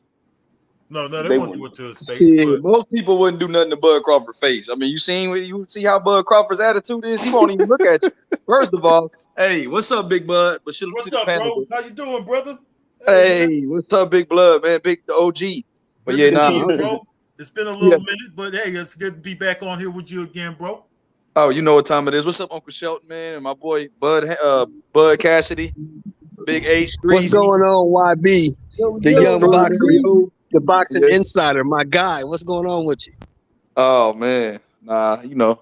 But nah, man, I just hope this shit happen, man. I don't know. But now telling my man to take 20% is disrespectful, bro. Telling him to do a lot of stuff is disrespectful, bro. But I just hope it happens, man. I hope he gets compensated fairly. And yeah, man, I hope he's happy with what he receives and we can get this fight, bro. Like that's all I care about. YB, we all do, bro. We fans, man. We just want to see this. We want to see this goddamn. This is what we want to see, man. So we all hoping for the same thing, brother. We all hoping for the same thing. I don't give a fuck who fan you is. You want this fight? Right. Yeah, just so we can stop talking about it, man. Let's get this fight going, get it over with, so we can move on to something else, man. Yeah. I think as long as they're negotiating, and we're hearing that they're negotiating, I'm not going to put the pressure on them too much. We want this fight to happen this year, hopefully. But until they sign to fight someone else, and someone says, "Hey, Keith Thurman is fighting Errol Spence next, and it's on BoxRec, and that's the date," then I don't have nothing to say. I'm just going to let these guys continue to negotiate because I don't believe nothing coming from the fan bases. Everybody has an inside source. I mean, the internet is just it's a garbage place with all these different people coming out, could say anything they want on their camera. They get a few followers, and people believe that what they're saying is true. It's a bunch of hogwash, man. The only people who really know what's going on is Terence Crawford and Errol Spence and Al Heyman and people like that. Nobody else knows what the fuck is going on. We can sit up here and guess all we want. Just give us the fight, man. It doesn't matter who takes what. We just want the fight. You guys work that out behind the scenes. We don't even need to know. Just like brother said earlier with the Evander Holyfield and Tyson fight. We don't need to know what the fuck is going on with the negotiations. We don't need to know nothing about that. Just get it done, man. And hopefully they don't sign to fight nobody else before the fight comes up. Well, they thought they think they being slick. You see PBC how they got them jump Keith Thurman to the number one spot in WBC over Ortiz and Boots, and I was like, that's some bullshit. Now I see the writing on the wall, so I see what they was trying to do, but I was thinking that now y'all can correct me if I'm wrong, but I was thinking like, okay, do they feel like they do this fight because do they feel like they do this fight with Crawford? If he win those belts, you know, PBC been having the welterweight division on lock for a while now. So if Crawford take these belts, then you know that fucks up our, you know, for what we got going on over here. Spence is our cash cow. Well, you know what though? I will say, to be fair, Stanionis is the WBA regular champ. So if Bud Crawford wins that belt, he got to defend against a PBC fighter, a Showtime fighter, and Boots is the IBF champ. So if Bud Crawford was to beat Spence, if he don't drop them belts, he got to fight Boots, who's a Showtime fighter. He may not be with PBC, but you got a lot of, and Thurman's the WBC #1. So even if Bud Crawford did win those belts, it wouldn't necessarily mean he ain't got to fight PBC fighters. It wouldn't necessarily take away the stranglehold that PBC or Showtime has on the 147-pound division. So I agree, but then I disagree, because logically, if you got almost all the mandatories besides Virgil or Showtime and PBC fighters, then Bud Crawford still got to fight them boys, and it's still making money for Showtime. You got to understand why he already told you what his plan was. He said he wants to fight Errol. If he wins, he wants to fight Jermell. And if he wins that fight, he wants Boots in his last fight, and then he's done. That's what he said. Exactly. And all those guys are with PBC. So no matter what. Exactly. So I don't understand why they won't go ahead and make the fight. That's why. And that's why when y'all talk about don't want to lose the belts, it don't make sense to me, because if Bud Crawford had all his options are with PBC, so why would they be withholding their options? It don't make no sense to me. Bud Crawford ain't got no other promoter now. So so that's why I say I don't think PBC and Showtime don't want to work with Bud. I think they do. I think they do. That makes sense. I think they do. I mean, they kind of have. They have to. I mean, if Bud Crawford is going to be undisputed at 54 or undisputed at 47, Jermell's busy till next year, so we know Bud ain't fighting him. And I think they're working with him now. You know, they're negotiating now. They never said they wasn't negotiating. They stopped negotiations. It's just taking a while, man. You know, there's some things they got to iron out. I'm just at the point now. Just give these dudes what they want, man. Just give them what they want. Because the fight is big enough where you will recoup your money. Now, somebody in the chat said this will be the Ali Frazier of our era. I don't think the fight's that big. I don't think there will ever be another fight that was as big as Ali Frazier won. Now, there will never be a fight that big again. No, those fights there were viewed by more than 1 billion people, those type of fights. Yeah. So never be a fight it's not even comparable. I know they didn't have pay-per-view back then, but the viewership was over 1 billion and stuff like that, which is not even comparable. Yeah, these guys are not that known with the casuals. You know, it's more of us hardcore boxing fans that's, you know, more into them. They're not that big with the casuals, so that's the thing. That's true. Yeah. Well, I think we all want the same thing on this panel. We just want to see the fight. You know, all these people coming in here with all these barrier building discussions and stuff like that. I don't even want to take part in the barrier building discussions, which is saying things like Bud should take 40% and stuff. I don't even want to be part of that kind of conversation. Right. I'm not going to argue with nobody. If somebody feels that that's the way it is, then I'll say, hey, man, you feel how you feel. I feel how I feel. But, you know, I can understand the man asking for 50%. He was undisputed. In fact, he was the one who actually brought back being undisputed. You know, I'm setting a trend because for over 10 years, nobody had even been undisputed. Absolutely. He brought that back to us, man. Yeah, he moved up. He moved up. He was promised that he would get a fight and all this type of stuff. And then side of the street and all that shit came up. And that's the way I looked at it, man. So I always had more of a problem with Errol Spence, in my opinion. But, you know, hey, maybe it could have been Bud. I don't really know because I wasn't there, right? I'm just going off of what I heard. And all I want to do is see this fight happen, bro. I don't care how it happens. And when we do see the fight happen, then some of these fucking fanboys could shut their mouth because I think Bud is going to win that fight. And I can't wait to see what YouTube is going to look like after Bud wins the fight and they start making all their fucking excuses and all that kind of stuff. I was talking to my wife the other day, man. I said, I need to know when this fight going to be because I need to. Me and my wife, we going to go. We were thinking that it was going to be in Vegas. I said, I need to know when we're going to book our damn flight, with all this shit. That's Man. it. I need to get That's my all I'm waiting for is to get my accommodations set. I just want to Once get you my start talking accommodations. to your wife about a fight, that's when you know it's a more decent fight Yeah, than normal. exactly. And you want to Exactly. go to it too. The fact that you're trying to Right, go right. to it and be there. Yeah, y'all know my Yes, wife yes. don't never go to fights, but she says she going to this. If this shit happens, she going. It tells you right there. No, it's not the Ali and it's not the Sugar Ray Leonard and Hearns, but it's our fight, man. Of this era, Yes, this is yes. the fight. That's the big fight. That's the demand fight of this era. Yes. Boxing is not as big as it was when Ali and Frazier were fighting. Yeah. No. So Jr. this is Smile. our fight. This That is will our never fight. happen. This era right here. Right, Jr. right. Smile. That will never happen. I don't know What he who say? told you What he that. say, OG? What he say, OG? I heard it might be Jake Paul versus Chris Eubank Jr. That will never happen. Jake Paul will not get in the ring with Chris Eubank Jr. Well, I thought Chris Eubank Jr. was supposed to be fighting Conor Benn. Is that still happening, or what's up with that? That's the rumor. It hasn't been signed yet, but that's the rumor. Okay. Man, it better happen. We're gonna fold this nigga, man. Fuck you mean? It better happen. What better happen? What you mean, Rod? We're gonna fold Chris Eubank. We're gonna fold him. Oh, if you don't Fold fight him in 10. Conor Benn? If you don't fight Conor Benn? Hey, Conor Benn gonna fold him in 10, big bro. Watch.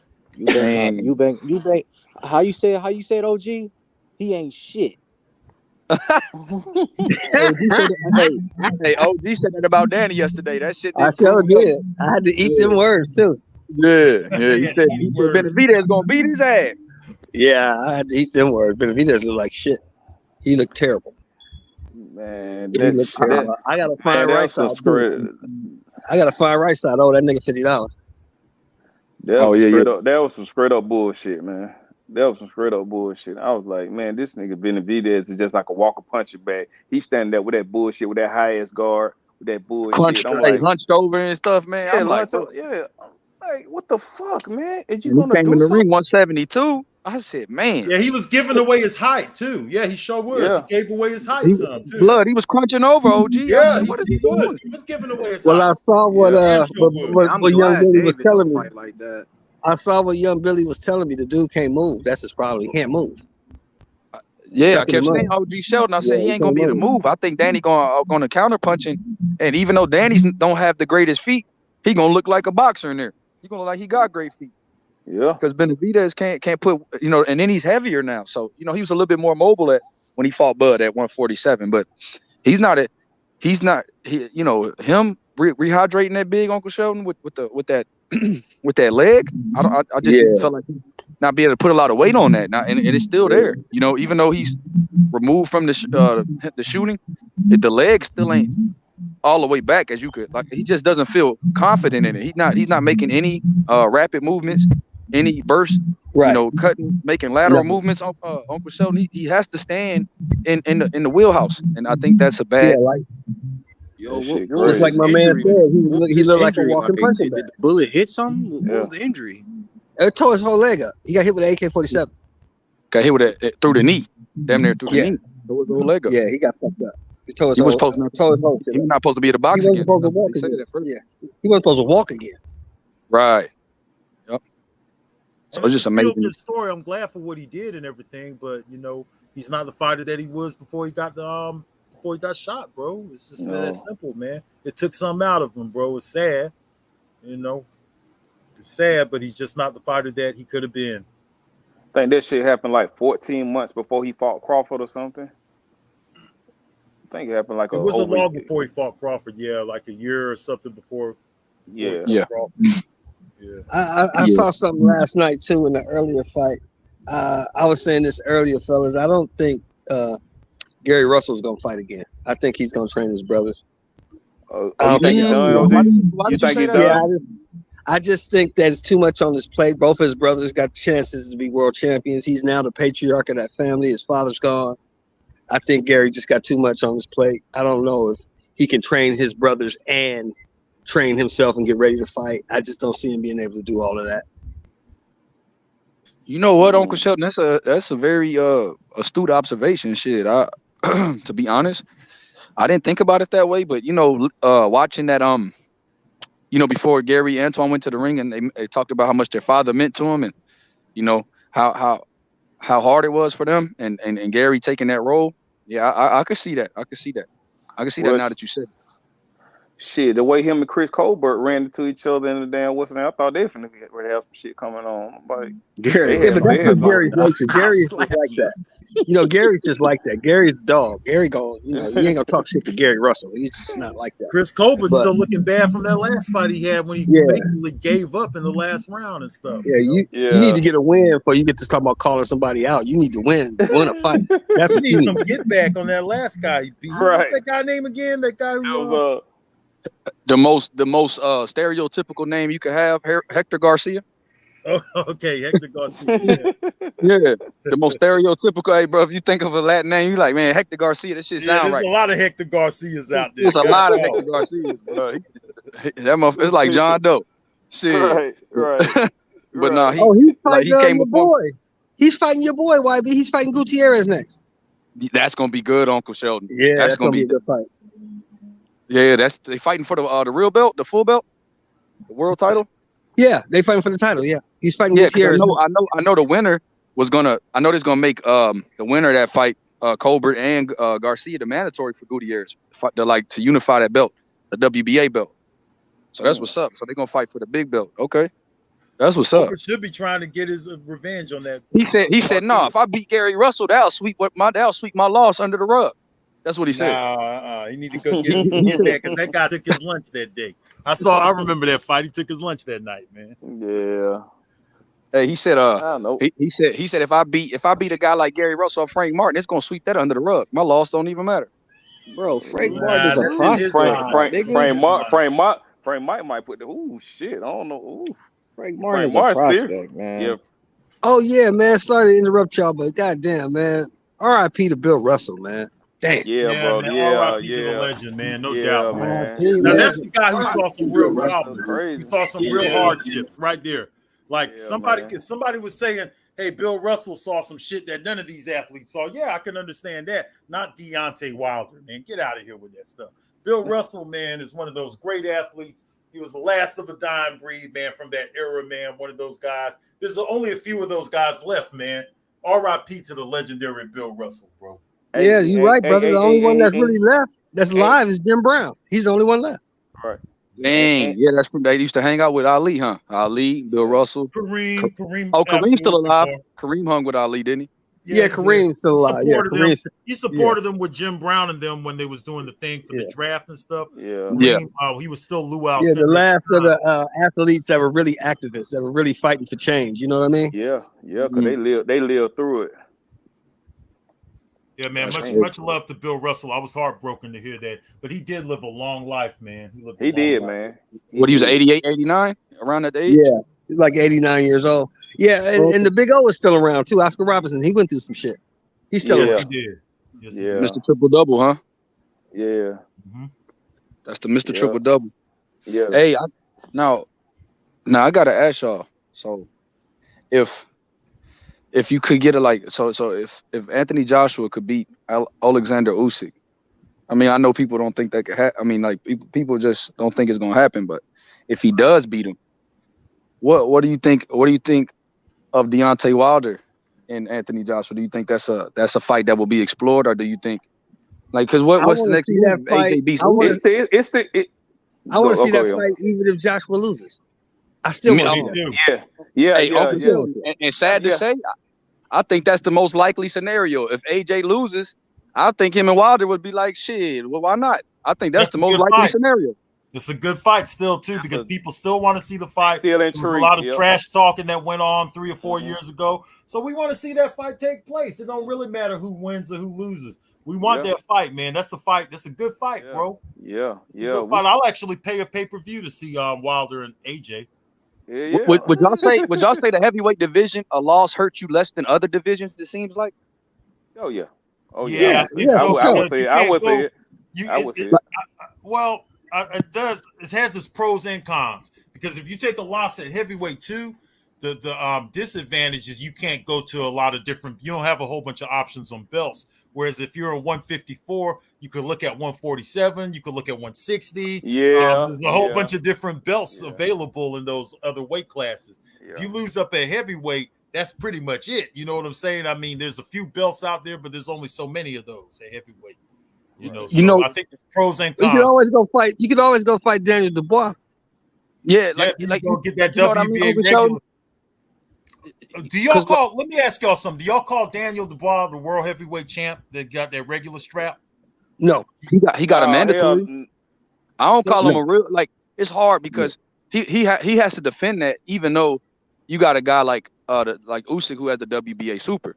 You know what I mean? So it's just like, damn. But he a real champion though, bro. He got mandatory, bro. Yeah. And they just So put do you Ryan guys? Garcia- Would you Ryan consider? Garcia- Go ahead, Do you bud. I'm consider sorry. Daniel Dubois to be a champ if he's got mandatories and stuff? If he got mandatory, then he's a champ. He's a champ. If That's he got old school mandatory, boxing. That's the way we used to do it, right, blood? If you was the champ, you had to defend your title. You have to defend your title. But the only reason I'm asking is because, you know, with the way the WBA did that regular thing, it's hard to call somebody like, if you're going to call Dubois, if you're going to say he's not the heavyweight champ, then you can't say that to Tank Davis because they got or Morrell. And Morrell's fighting his mandatory in October. Exactly. He's defending his belt in October against a mandatory. Guess Yeah, what? so that's true. That's a good point. That's a They good just put point. Ryan Garcia as the #1 contender for Tank Davis belt, for Tank Davis world title belt.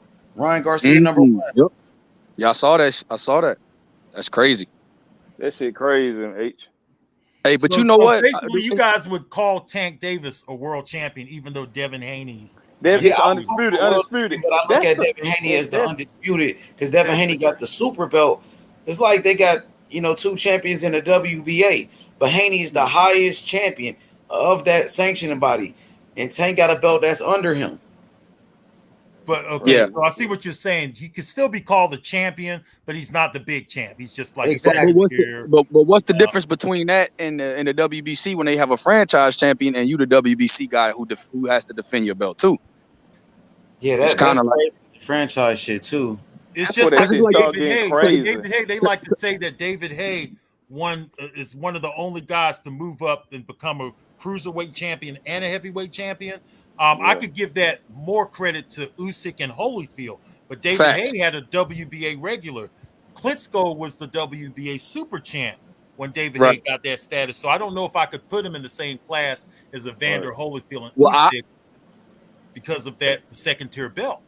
Yeah, historically speaking, I get what you mean, Blood, and we know who the best heavyweights were. Like out of the cruiserweight, they moved up and was really something. Like Holyfield was definitely a monster. And as we see, if Usyk wins again, I mean, he's submitting his legacy. He's unified champ at heavyweight.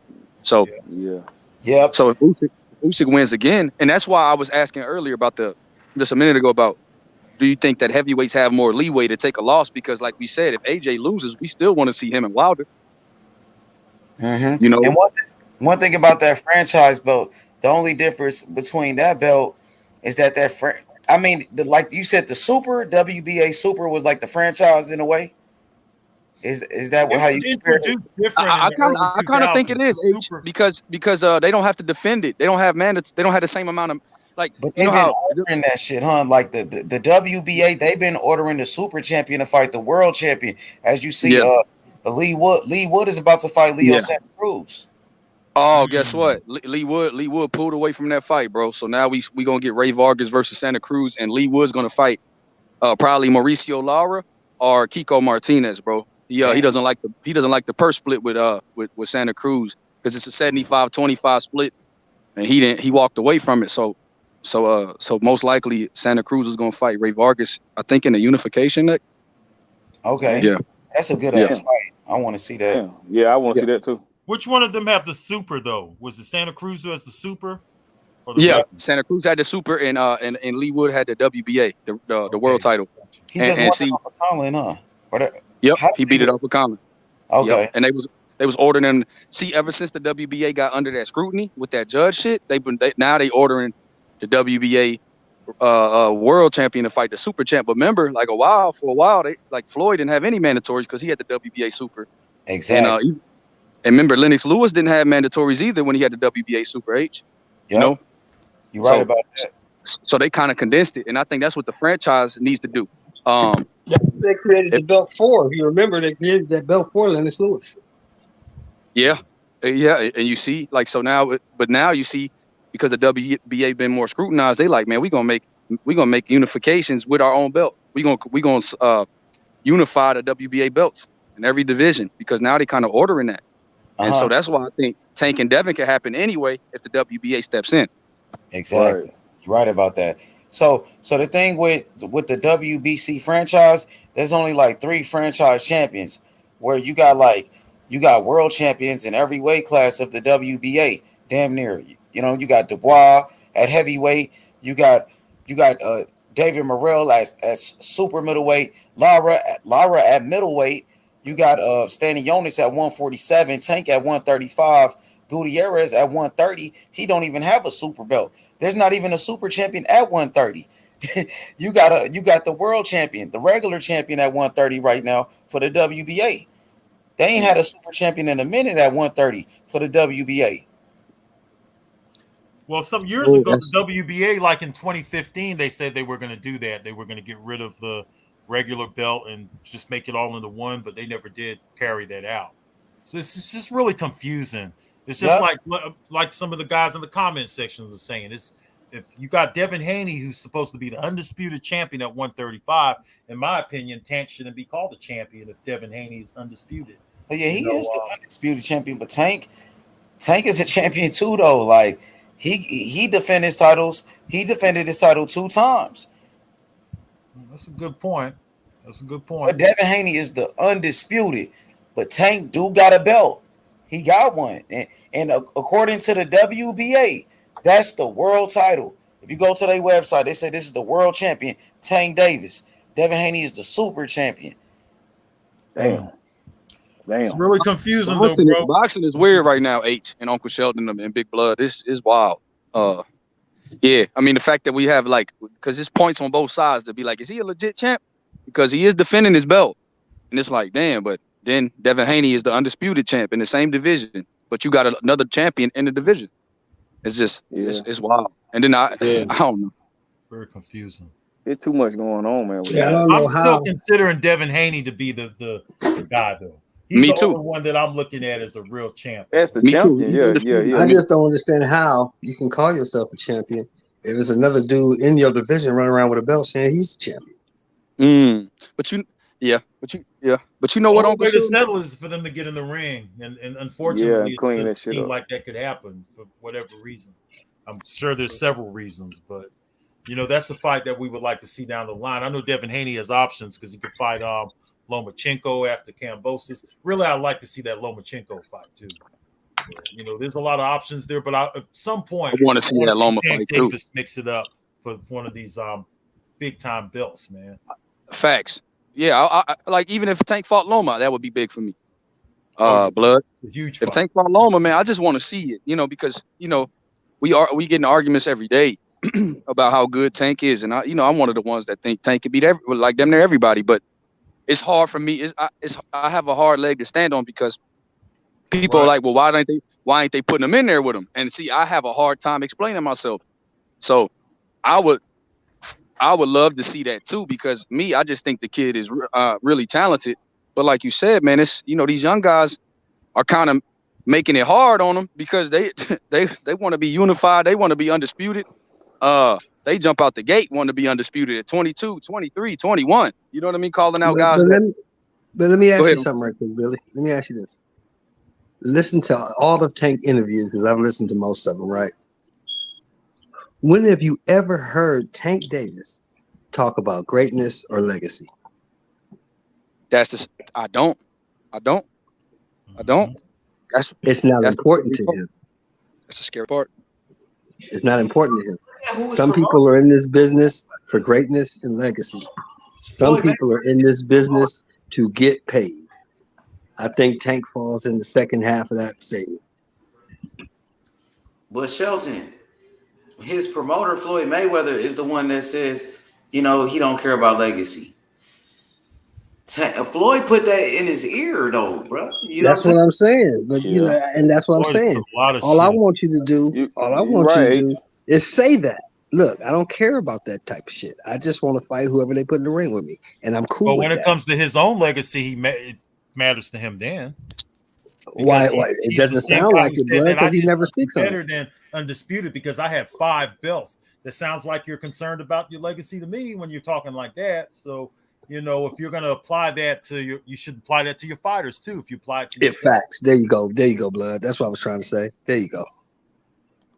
Yeah, that's a good question, Sheldon. I need to go back and watch all the interviews, but the ones that I've seen are the ones that I saw. I didn't hear him talk about legacy, and that and like, do I think he's the most explosive, most talented? Yeah, like me and Chris, man, my boy in the chat, he know how I feel.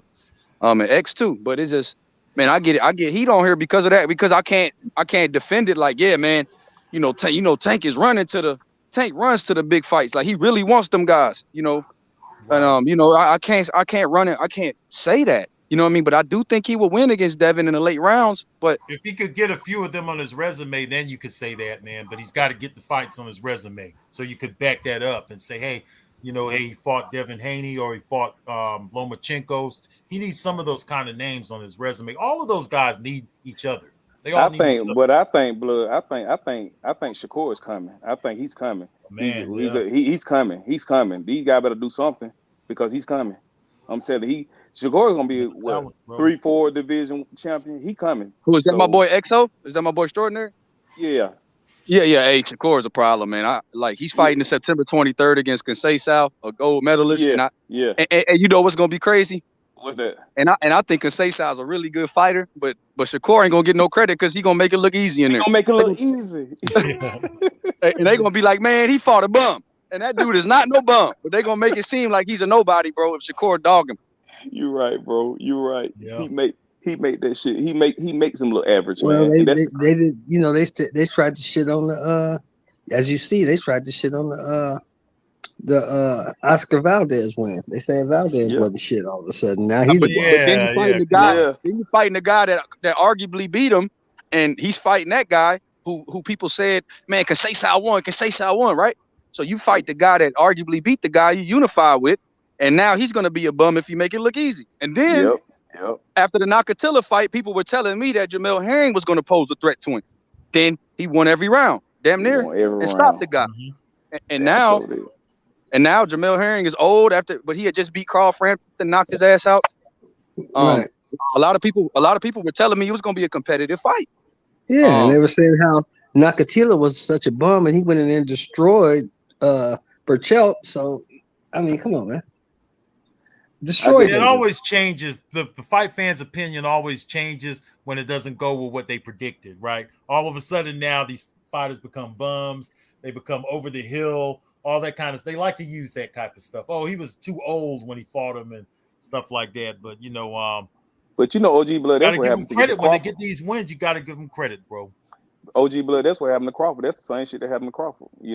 As soon as he fought, they do the same thing to him. They do the same shit to him. They sure do. Yep. I hear it all the time. Well, Kell Brook was washed up when he fought Crawford, but when he fought Spence, he was 100%. Even though he got beat up by by Triple G. He's coming off an 11-month turn off of a eye surgery and a beatdown. In 11 months, he fought Spence, but he wasn't washed then. But when he fought Bud after he whooped 6-7 other people, he was washed then. I just don't understand that. Well, one thing I will say is he didn't have. Look, these are the variables. He messed his eye up before he fought Spence and came right back 8 or 9 months after that and had to fight Spence right away and had to make weight again, and from 160. Then when he fought Crawford, he didn't have Dominic Ingle. He didn't make weight for 3 years at 147. So it's just like, for me, it was both. For me, if you're going to discredit the Crawford win, you got to say Spence fought a hurt guy too. You get what I'm saying? Yeah. So I just feel like if you got to keep it consistent if you're going to make those type of if variables matter with one fighter, you got to make them matter with both. Yep. And that's how you can be realistic about it, is to say that he took more damage by the time he fought Crawford because he had also fought Spence. So you broke his eye. Soften him up even more. And with it happening a few years later, I mean, in all reality, he is a little older when he fought Crawford. But I say it all the time, Blood. I say it all the time. Look, they exaggerate and they this put a lot guy, of emphasis on. You're talking about a guy who lost to 3 people He lost to Triple G, who was too big for him. He lost to Errol Spence, who's probably one of the greatest welterweights in our era. And he lost to Terence Crawford. So I want you to explain Who was pound for pound number one. to me again, how is the man washed? How is he washed? When he beat everybody else. He was on anybody's watched this Amir Khan, and we saw that when he fought Kell Brook. Yeah. Kell I mean, Brook, I feel like Kell Brook was washed. I don't think he was washed. Nah, I feel like he was more. Fighter. I feel like he was more prime when he fought Spence because he was 31 instead of 34, and not making the weight. And he was still undefeated at welterweight when Spence fought him. That's true. That's one thing you can't say. He was still an active champion. Bad eye. He didn't get beat up 2 times. You know, so he had more taken out of him in that Errol Spence fight. So you fought a guy coming off the stop when he fought Errol Spence, and that's just being realistic. You know, I'm just, even though I'm not a big fan of Errol Spence, but to say that he was totally washed up and all of that stuff is a bunch of garbage. Like Sean because if he was washed against Spence, 3 guys, and all the 3 guys that he lost to were all world-class fighters. Because people say he was washed against Spence too. If he was washed against Spence, he was damn sure washed against Crawford because he got both his eyes broke and he was 3 years older. Yeah, exactly. Yep. So that's what I'm saying. We got to give both of them credit for that win. He don't ever beat Kell Brook like that. Right. Even though he didn't have a whole bunch of fights after that, he would still step up and he'll win the fights he's supposed to win after that. He had a couple of fights. And the man said after the Crawford fight, he said, look, I've been in there with everybody and I've never been hit like that. Never. Right. He said, I've never been hit like that. So, I mean, how you not going to take his word for it? Yep. Yeah, exactly. They don't take never happened to me. They rather just go off of their fanboy opinions. Even if the fighter could tell them themselves, they still don't hear the shit. You know, that happens all the time here on social media. Exactly. And there's a lot of people that get mad at Hall of Famers for picking Bud. That's their opinion. Shit. Yeah. Who am I gonna argue with Roy Jones and James Toney and all these guys? Let them have it. That's their opinion. These guys did it. Hey, these guys are experts in the sport. I mean, even if and experts don't always get the pick right. You know, we watch Sundays. You know how we watch football? They always have their picks. And but these guys are inclined to say that. These guys have done it, been there, done that. Participated, and they're part of a special club in the Hall of Fame, and they've earned the right. Voice who belongs in that club with them, right? Yeah, they've earned the right to say belongs in that club with them, and he's getting his fist printed in there earlier, and all of that stuff. That's on them. That's on them legends, man, to say that kind of stuff. They didn't say it for Spence. That's their opinion. Right. Yeah. And they've earned the right to say it. I wasn't mad at Sugar Ray Leonard for picking Mikey Garcia over Errol Spence. I thought it was stupid, but I wasn't mad at him for saying it. Well, it just shows you that the legends do get things wrong, and we can understand that. But they have the right to say who belongs in the Hall of Fame with them, or to give their assessment on fighters from today. And if they're going to be critical, they have the right to be critical. But everyone wants to give them a lot of heat because of who they are and things like that. So if Roy Jones says something that they don't like, now all of a sudden Roy Jones wasn't as great of a fighter as he was. Tarver was an Uncle Tom. All kinds of stupid stuff that these fight fans from this time come up with. James Toney needs subtitles now to talk because he didn't put Errol Spence. Because he didn't put Errol Spence in the Hall of Fame, now he needs subtitles and all that. Was the Hall of Fame induction ceremony? Here's a thumbnail, y'all. Was the Hall of Fame induction ceremony at Errol Spence Hate Fest? That's crazy, man. I don't agree with that, man. I mean, I don't have nothing to say that that's wild. And if they were praising Errol Spence, then we would have had different thumbnails. You get what I mean? And they would have been they would have been praised. So the same way you critique them, you got to praise them. So that's the thing. You can't critique them for their opinion, though. You know, that's their honest opinion and their honest assessment of the fight. Whether you agree with it, now that's different. But I would not get mad at a legend for what they pick. Could it be wrong? Absolutely. But who am I to tell them, hey man, you picking, bro? You don't know what who am I to tell a legend you don't know what you're talking about? Yeah, and then to disrespect and make it personal and all that kind of stuff against these legends. That's why these legends don't want to really talk to a lot of these fight fans and stuff like that, because these guys get disrespectful to guys like Morrell, Tarver, even Paulie Malignaggi. I know Paulie Malignaggi wasn't a Hall of Fame fighter, but he got in there with some of everybody. He put a lot into the sport. He put his life. He dedicated his whole life to the fucking sport. Right? So Paulie Malignaggi should be able to have a fucking opinion. And just because his opinion doesn't fit what your opinion is, doesn't make him a racist and all that kind of stuff. And those are the type of fans that I don't fucking like. Those Right. type right there. All of a sudden now Malignaggi is a big time racist because he didn't put Errol Spence at the top and all that kind of shit. I don't like those kind of fans, and to me, they need to be ignored all the time because they don't even know what the fuck they're talking about. Well, it don't fit their narrative, and that's the thing, that's the crazy part about it. Just like they talk that shit about, when Crawford fought Sean Porter, he was on the way out the door. He was leftovers from Spence. Well, if he was Spence leftovers, he was Spence leftovers. Then when he fought Spence, then that means he was Kell Brook and Keith Thurman leftovers. You know what I'm saying? Like they don't. They Everybody is use somebody's leftovers, bro. everybody's somebody. Everybody's somebody's leftovers. Yeah, that's Right. that's horrible. Yeah, extraordinary. It's like I just want to interject on that. That's why I can't. Salute, BH. My bad, bro. I Hey, didn't even know Big you. Brian, I didn't know that you was in here. What's going on, TBH? I just heard your voice, champ. Salute. Happy Sunday, brother. Hey, salute, TBH in the house. YP. What's up, Big Brian, bro? I didn't see you up in here. What's good, blood? What's good man, with it? chilling, bro. Yeah, I crept in here My like a bad. ninja. To cut you off, man. Go ahead, BH. Hey, he slid through the back door. He slid through the back door on us. Hey man, I'm like a ninja out here, family. Hey, BH, my bad to cut you off, though, bro. My bad. Oh no, you good, man. It's all good, man. I just slide up in here, man, because I just had my thing open, so I was like, fuck it, let me just jump on here for a second. Right. But what's up, H? What's up with it? Well, hey, how you been doing, bro? What was you finna say? You was finna cook on something. Yeah, I'm about to cook on this because it's like this, right?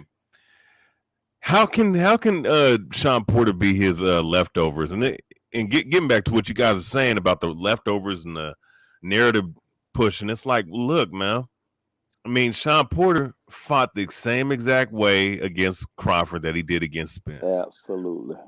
And he was very successful against Spence and Crawford. The only thing is that one guy knocked him down. The other guy knocked him down twice, then stopped his ass. All right. You could say that, the referee stopped it, but I mean, if he got dropped twice with the 1 minute and 20 seconds left, there's enough time to get dropped again. So you dig what I'm saying? So, I was just cooking on that point. And when you look at some of these narratives, man, of these guys, it's not about the Errol Spence fan. It's not about the fan of it's these crazy extremist fans that have an agenda, and they think because they got a black face or a brown face, right? That's running their favorite promotion. Like I somehow have to fucking label anybody a sellout, a coon, an Uncle Tom, or a racist if they don't agree with that shit. And that shit is just goofy, man. That's why, the fandom. I mean, we got we hardcore fans on here. We have different opinions and whatnot, but you got to keep it. With the vast majority of these cats that are out here with these agendas, these narratives that are being pushed, they really put a black eye on the sport, if nothing else, because things are progressing. I mean, we are getting certain fights that we want to get, even though the Spence and Crawford fight not happening or potentially not happening. We got to see how it goes is a problem. But these guys, these narrative pushers, and these guys that are doing this for, some attention or to play victimhood. And there's been a lot of victimhood playing in the last couple months. A couple years on this YTBC thing, various people, it gets tiresome, man. It's like, man, let's keep it down the line. What's real? What's about? Let's deal with what it's about. What is it about? It's about boxing and the truth of these fights and these promoters and how things should be run. That's what we're all here for, man. But yeah, I just wanted to drop that quick opinion real quick. Well, you got, and then you got the thing about it, like you said when you came on here, we're fans. You got fans, and then you got fanboys. And what fanboys are is like you can say you just because you say something, you don't agree with something, or they feel like you saying something against their favorite boxer. They feel so overprotective. To me, I'm a Bud fan. I rock with Bud, but. Then, hey man, he don't know me. That nigga don't know me. I don't know him. You know what I'm saying? At the end of the day, I just like boxing. I love boxing. You know what I'm saying? I love boxing. I watch I like to watch boxing as a whole. You know what I'm saying? Do I have my favorite fighters? Yeah, but I'm not finna collar them and all that stuff. Like if I see them moving a certain type of way, I'm gonna call them out on it. Like, hey, look, you moving kind of funny now. You know what I'm saying? But you got these, you know, some fans like we gonna talk about some Spence fans. Some Spence fans are, you know, he got some, you know, you might have some Spence fans that they're boxing fans, but you got some Spence fans that are Spence fan boys or whatever they are, and they will cut your fucking neck off if they feel like you saying anything against Spence. You know what I'm saying? And I'll be like, what the hell is this about? You know what I'm saying? I They got don't cut kids. nobody's I neck got a off because wife. ain't none of them I got. capable of it. They don't cut nobody's But what neck I'm off, saying, though. blood, it's the way they get so the worst. They the extreme, man. They worst get so fans out there. They extreme, can't man. argue good. They can't do none of that. That's why they stay away from platforms like this. You don't see none of them Errol Spence extremes that like to stay in their comfort zone. Come on the H Money platform. They know that their views would be challenged, and they're not prepared to deal with that kind of heat because they don't talk sports. These guys are all sensitive and all kind of shit. You say one little thing, these guys get all in their feelings over some nigga they don't even know. They don't even know this. They get all in their fucking feelings and shit like that. Who the fuck want to talk to some boxing fans like that? Whenever I went to the barbershop, the places where I would talk any kind of sports, the barbershop, waiting downs at the basketball court, that was another place where we would always talk about exactly and stuff like that. Right? You don't get no sensitive people trying to defend these guys when you're waiting down at the basketball court and you say, hey, man, Mike Tyson's coming back tonight to fight Peter McNeely. And somebody, oh, Peter McNeely's just a bum or something like that, and somebody want to fight over that shit. Now, no. Where the See, fuck the did thing these is, guys grow but up that's at? what That's happens. what I want to know. But, I don't think but they that's taught what any happens, boxing. man. When you no can't, time in sports or nothing like that, to be real. That's why when they you stay can't in their defend, fucking comfort zone. They can't talk with us on shit. when you can't defend your argument, you result to insults because you have no argument to defend. And So they're not now good at that. you Them a Spence coon, fans. you a They're not even sellout, good at that shit. you ain't black, you just hating on Texas people, all this dumb shit because you can't defend the argument that you're making with facts. They the one out here calling Terence Crawford a top ranked Toby and all that type of shit. Talking about you top ranked Toby, and you know they call him all kind of racist stuff and all that. And So then they get after that, he so got an attitude with them, and they can't understand why. After somebody been calling you a fucking slave name for the last year, now all of a sudden you want to interview him after you've been talking and calling him a top-ranked Toby, and you want to talk to him now. That's why his sister called y'all a bunch of busters. It don't make sense. You don't do stuff like that. I don't know. That's why I said I don't know where these guys grew up from, because anywhere where I've been, and I've been a lot of different places, we don't play shit like that, man. You don't be doing stuff like insulting people and shit like that and expecting to be cool with them after you done insulted them, man. Get your ass out of here, man, with that shit. Yeah, bro. a lot of that shit that they said would get you hurt in the hood. It would get you hurt. Top ranked Toby, well, none of them call him that to his face. They won't call him no top ranked Toby. They'll be kissing his Damn ass. sure wouldn't. No, damn sure wouldn't. That'd be the funniest shit though, man. And then like I said, man, they just get so in their feelings and they get so emotional when they so crazy. I'd be like, bro, this is just boxing. I just like to talk boxing. I don't hear like all this insults and stuff like that and all that stuff y'all do, man. I'm not with that shit, man. Like I'm a Bud fan, but man, look at him. Let me tell you something, man. I don't know Bud. I mean, I don't know Bud personally. He don't know me. You know what I'm saying? He can give a fuck. You know, I just like the way the man box. You know what I'm saying? That's just it. But I'm a fan of boxing. I can watch every goddamn boxing match. You know what I'm saying? From here to goddamn back in as far as I can remember, because just because I like boxing, man. But I don't shit on Errol Spence. I don't shit on Errol Spence. I don't say nothing like that. But they will go to they will go dig up shit and find whatever they can to hurt. The worst thing they can say about Crawford, they'll say it. Oh, he ain't shit. He ain't beat no goddamn body. You know what I'm saying? He this, he that. One thing I do know about, one thing I can say as far as I see when it comes to Bud Crawford, I see the man that he go about his business. He got them get in that ring. He whoop motherfuckers ass. He go home, take care of his kids or his family or whatever. And you don't see him out here in the street doing no stupid shit and all that all that bullshit that you see a lot of other people doing and stuff like that. So that's the extent that I can see with him when it comes to him. And he gives back to his community, opens the gym up for all these underprivileged children. Don't charge them nothing to come to the gym. He have people like Mike Tyson coming through and all kinds of stuff, man. I mean, this guy takes care of his community. You want to call him a top-ranked Toby when he's out in his community, giving kids a chance to come into the gym and box underprivileged kids. What are you doing for underprivileged kids? What are you out in the streets doing for them while you sitting up here calling them from your house, from your fucking couch? Top-ranked Toby, man. That's why, man, I be wanting to bust these niggas upside their head, man. I'm sorry, but I'm feeling that way, man.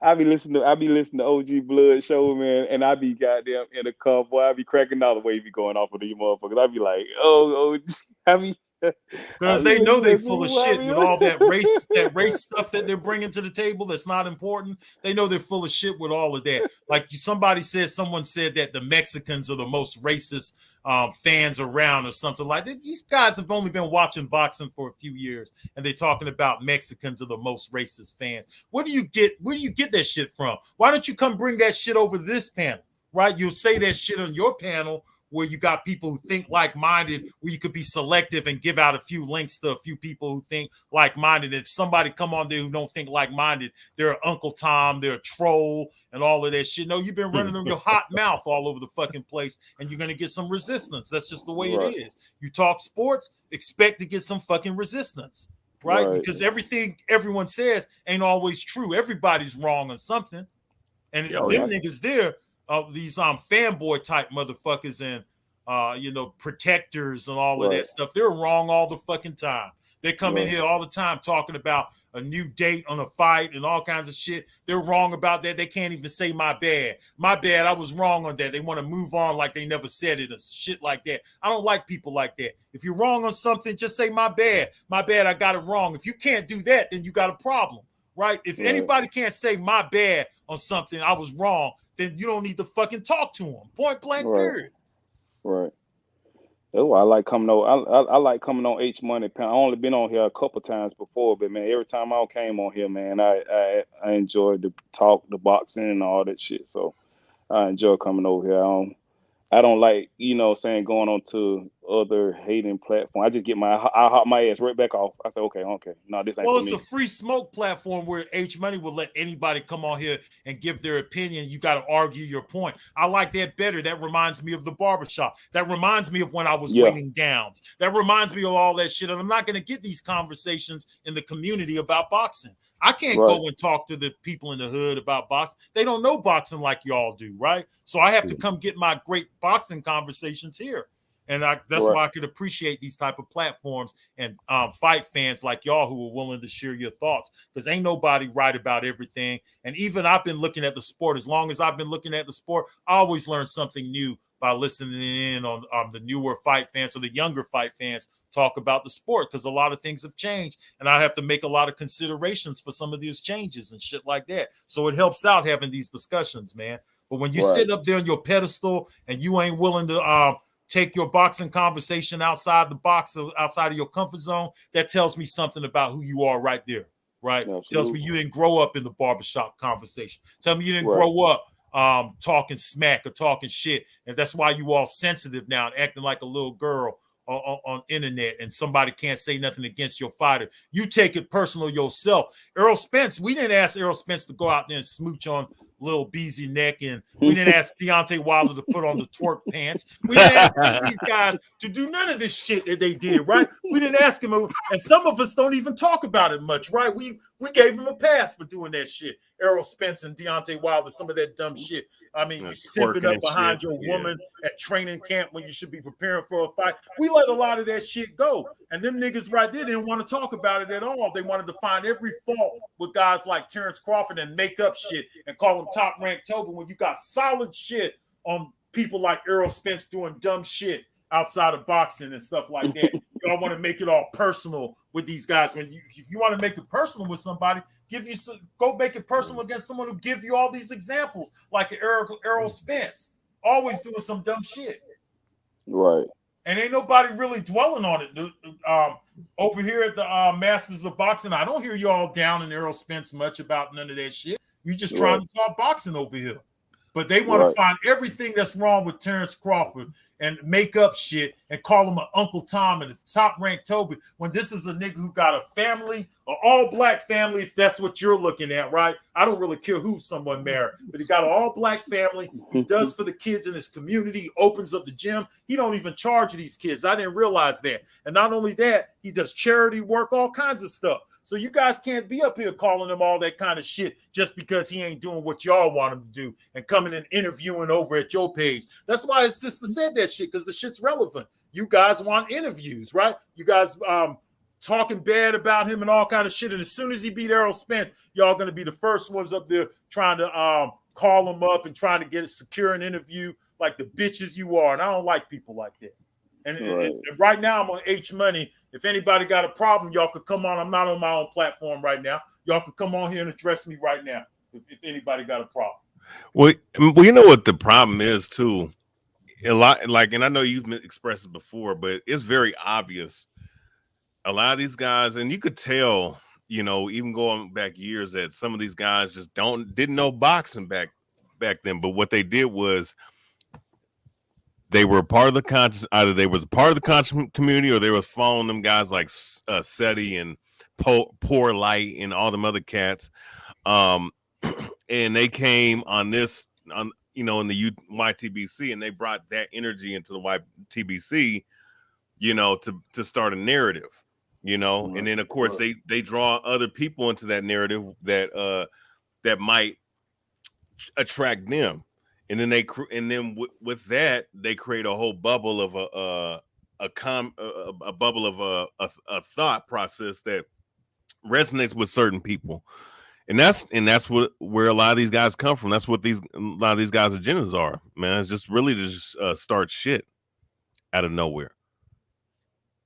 They don't know boxing, bro. A lot of people on here come on here. They don't even know what the fuck they talking. They new to the sport. They just came in off of Deontay Wilder or something like that because they came onto the boxing domain when they saw an opportunity, something to do with race. They saw Tyson Fury and Deontay Wilder. They heard about some cheating, and some of those guys, that's their first experience with the sport, and now they're coming on here talking like they've been fans for several years and shit like that. They need to go sit their ass down, go read a book, or listen closely to the people who know what the fuck they're talking about and shut the fuck up and learn the sport and stop coming in with all that race-based shit. They don't know nothing about none of that either, right? All it does is make people mad and make people want to beat their fucking ass because ain't nobody trying to conform over the day way. You think that Terence Crawford is an Uncle Tom and top-ranked Toby because he didn't interview with you? He didn't interview with you because you a bitch-ass nigga. That's why. And that's the way I look at it too. Ain't nothing to do with no Uncle Tom and none of that shit. You's a bitch nigga. You've been acting like one for a hot minute now, right? And that's all it got to do with it.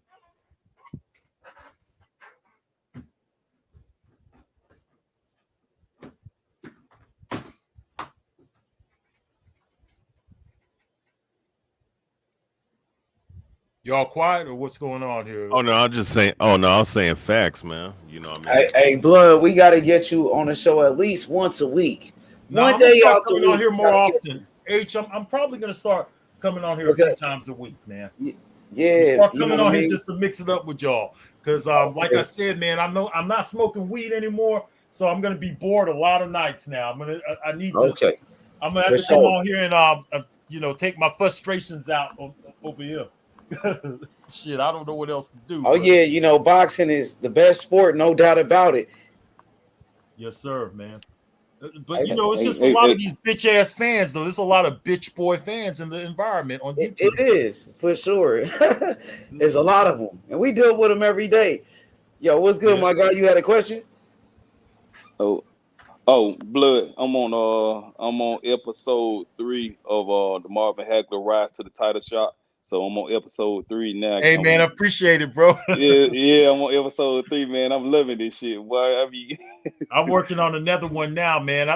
Eventually, that's all I'm going to do is just do the history and just come on to the other platforms and talk a little. Because as long as I have a few guys I can talk boxing with, I'm always happy, bro.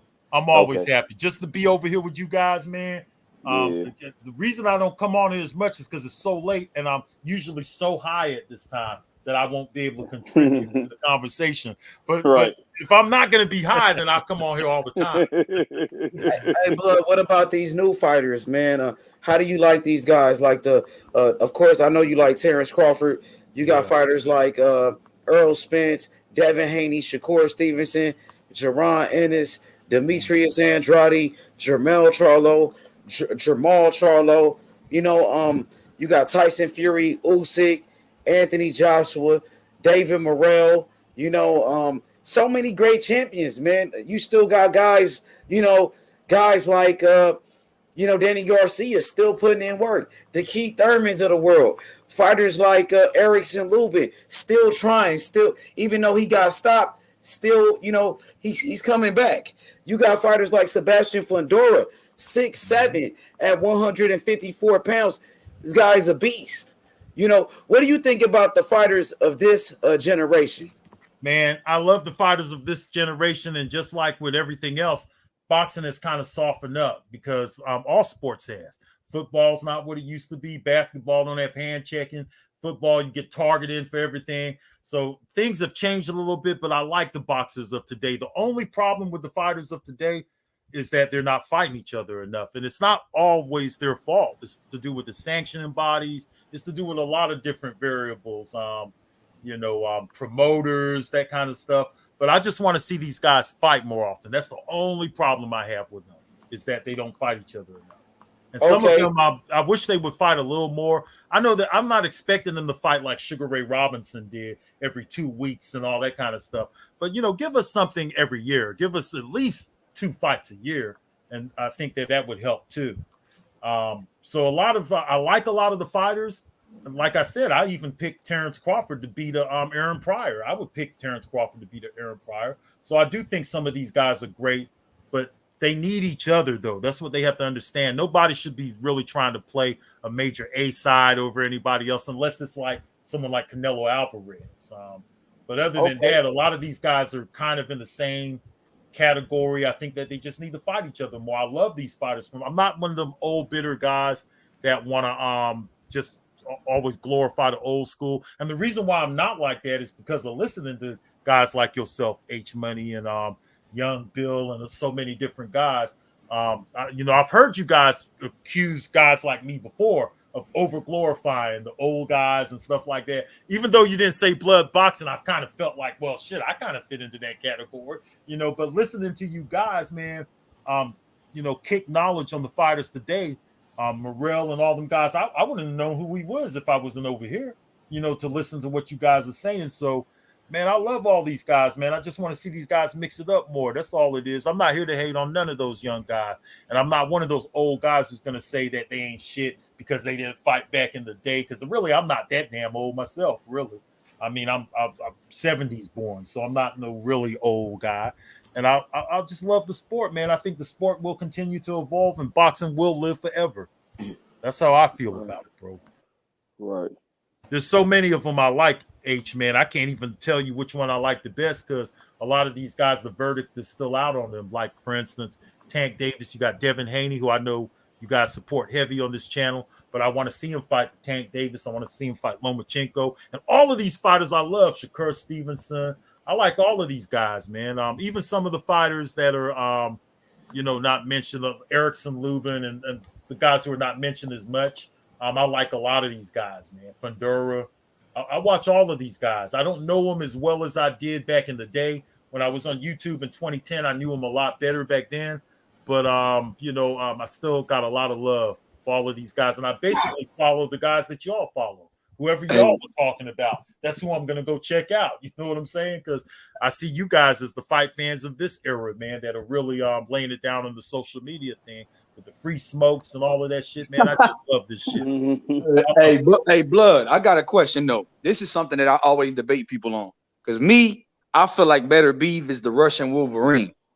And I want to see him versus Beaver so fucking bad. I know that's a fight where you got two guys that's foreign-born people. Some people don't have the same interest in that undisputed that they do with other undisputed fights.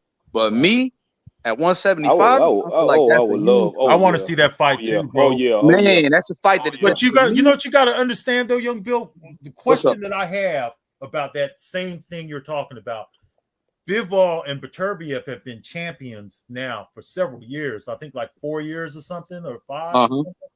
And I'm wondering why it took so long for these guys to even think about unifying, because for several years, a lot of people was wondering if they had some kind of Eastern European connection going on in the light heavyweight division where these guys agreed to not fight each other. These guys should have unified years ago. They're getting, especially Beterbiev. He's up in age, man. How much longer can Wolverine do this? Because in all reality, he's not Wolverine, and he don't got the professor to give him his powers back. So he's gonna have to get in there and get it as fast as he can, getting close to 40 like that, man.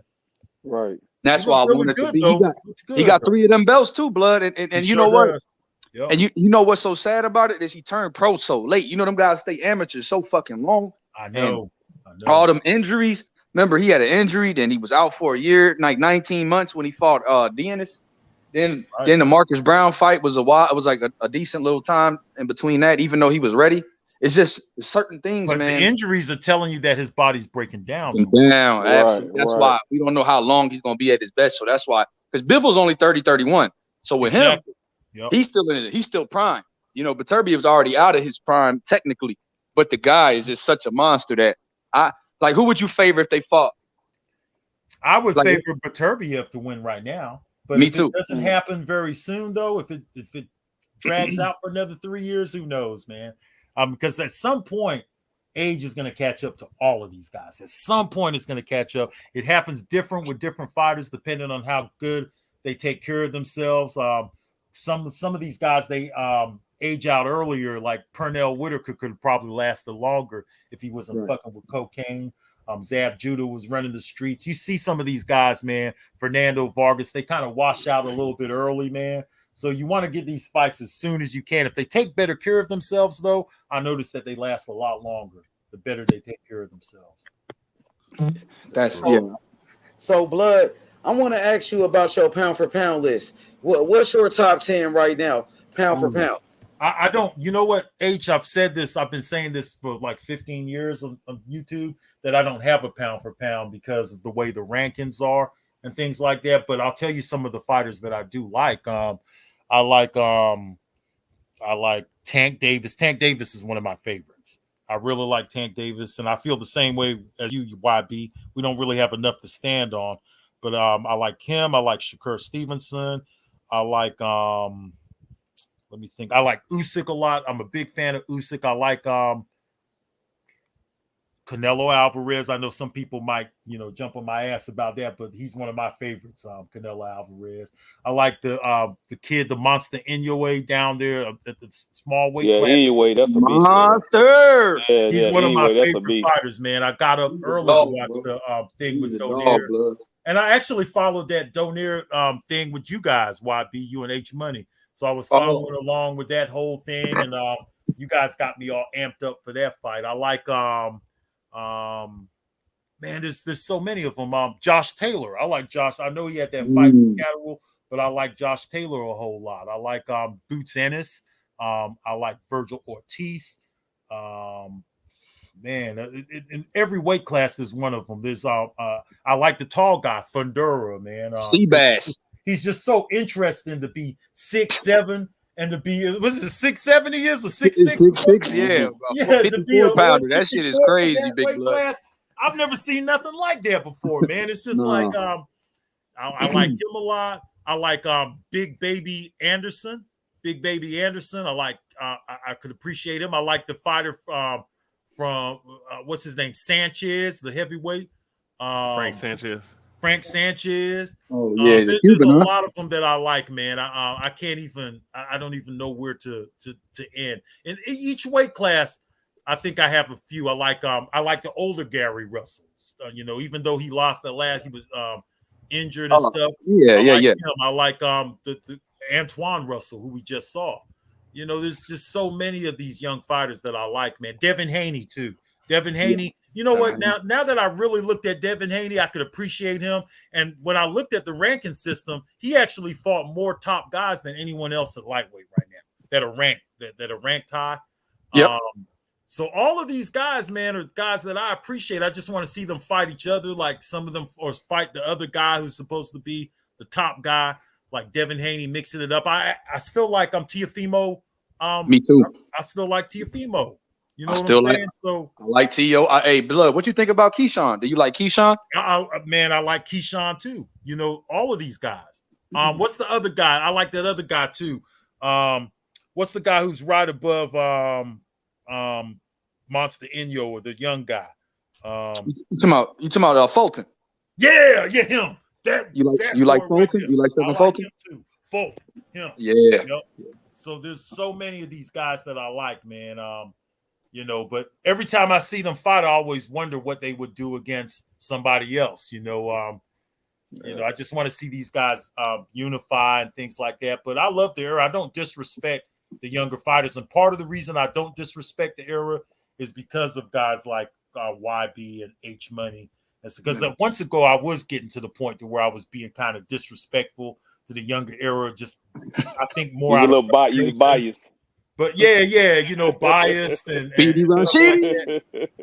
so I tried to loosen up when I hear people say, "Oh, all you old guys, all y'all do is just over glorify," and I start thinking about it, and sometimes I do feel as though that's what's going on. Hey, Blood, we had never. The thing is, though, we never put you in that category. It was just certain people that like would come on here and argue with H or me or BH. Well, BH is an old guy that's a young guy. See, BH is born in 1950, and he transported and teleported to the 2000s. He always was like that, because I remember BH when BH was only 18 years old, and he could tell you that too. BH was 18 years old, just a kid on here, right? I could remember he had an older mentality back then. Man, right? BH will school you on Charlie Burley. People like, you know what? No, Sam Langford will whoop his ass, bro. And he's been doing it for a long time, BH, because I'm saying, BH, you got to be what, 30, 31 now? Yeah, 31 now, yeah. You're 31, but when he first came on the YouTube, he was only like 17 or 18. I remember him. You know what I'm saying? He was already talking the old school stuff back then. You know what I'm saying? You would think BH and Uncle Sheldon went to grade school together. BH and Uncle Sheldon be talking about the same. I said, man, BH, man, if you don't get you a traitor, bro. Like, I'll be trying to tell BH, I'll be like, BH, you a traitor, bro. BH was a teenager. He would spend hours talking all kind of sports on Bruce Splitt's show.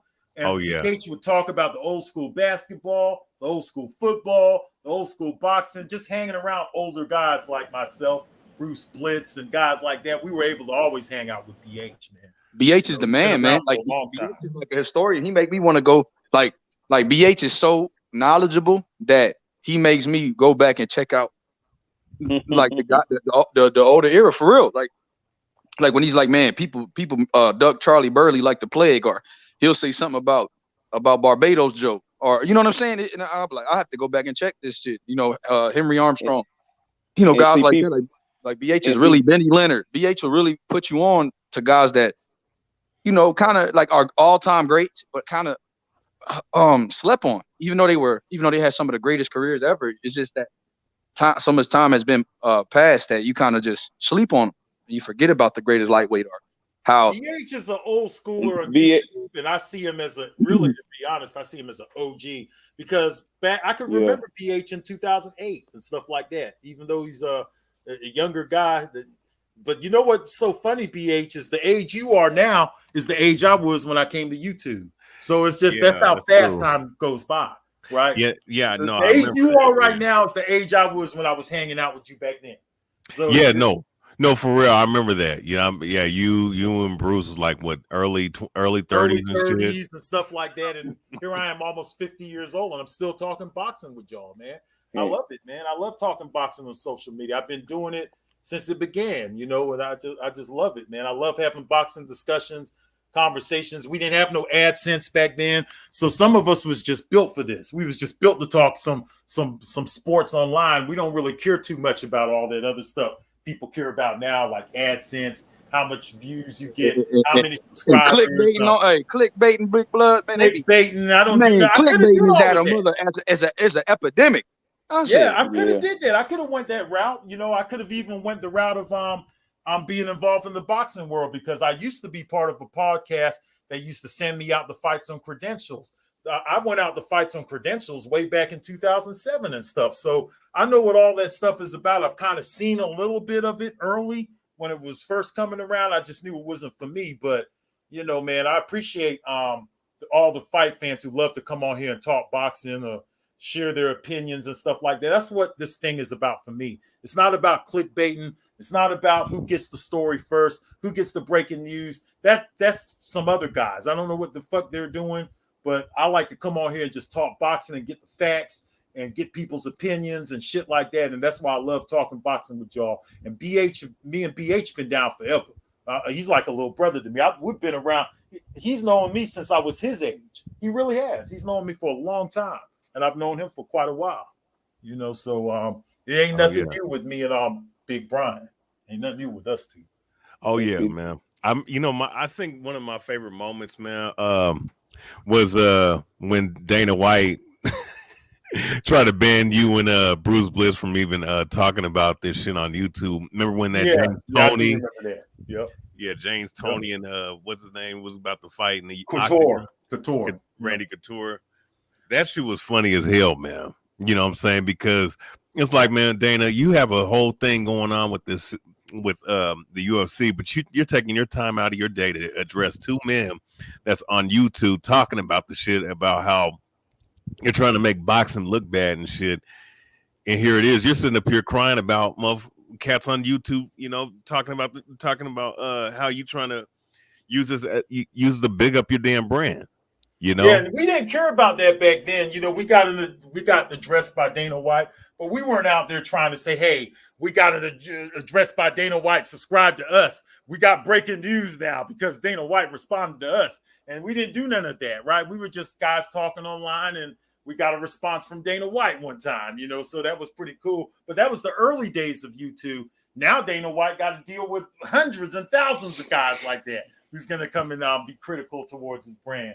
And so boxing social media just came up a long way, because I could remember back in the day when I came to YouTube, you would hit subscription, and you only had like 5 channels that would even talk boxing, you know. So I'm kind of glad to see so many people in it now, but I think there's too many people.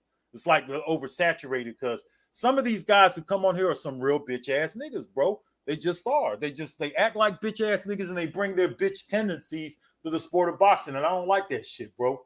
There's a lot of these following type motherfuckers, and you know, all these motherfuckers. I just can't deal with them, bro. I can't deal with these I want to beat these dudes up all the time, bro. Constantly. You know what's so cold? It'd be cast from that era and from this era with the same bullshit, but it's like, you know, like, because you had some bitch ass dudes back then. But then you see the bitch ass dudes now, you know, it's like, damn, man. It's like a whole cast of new characters came in, you know, to replace the old motherfuckers. Like, what's that character's name? BK Warriors, and I don't know if you remember Boxing Bill. Remember that bitch?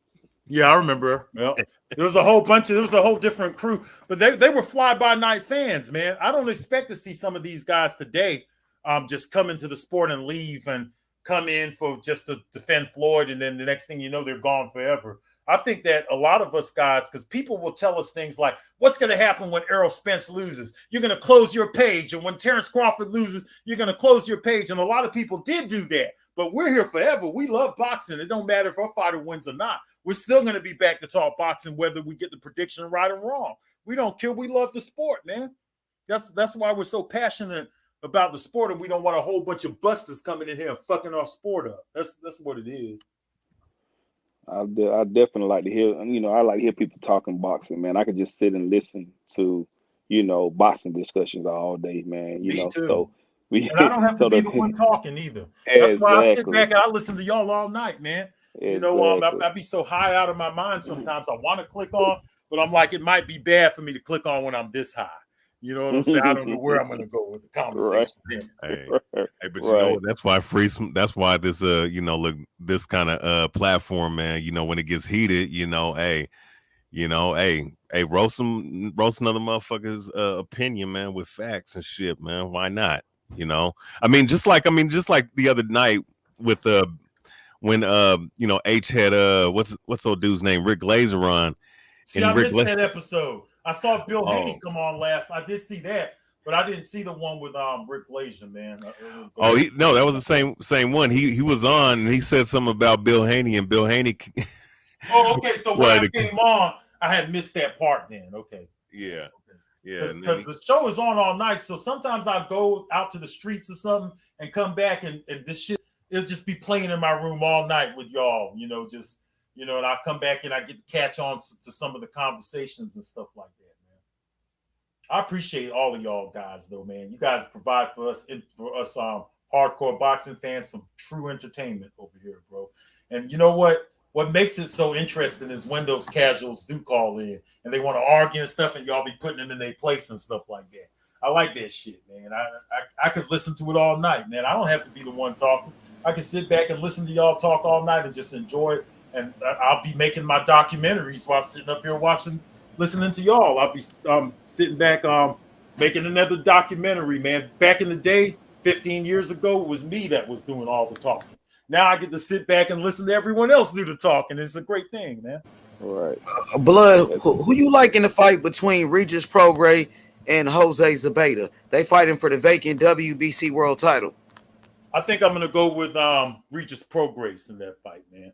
I like both guys, but Regis Prograis, I've always thought that he was underrated. I actually one of the guys who thought that he might have pulled out the victory on Josh Taylor. The only problem with Prograis, though, man, is that he's getting a little bit older now. He's got to be in his 30s somewhere. We talked about this earlier. He's not active. So I just don't know with his inactivity and all of that kind of stuff to where to put him. I'm going to favor Regis Prograis, though.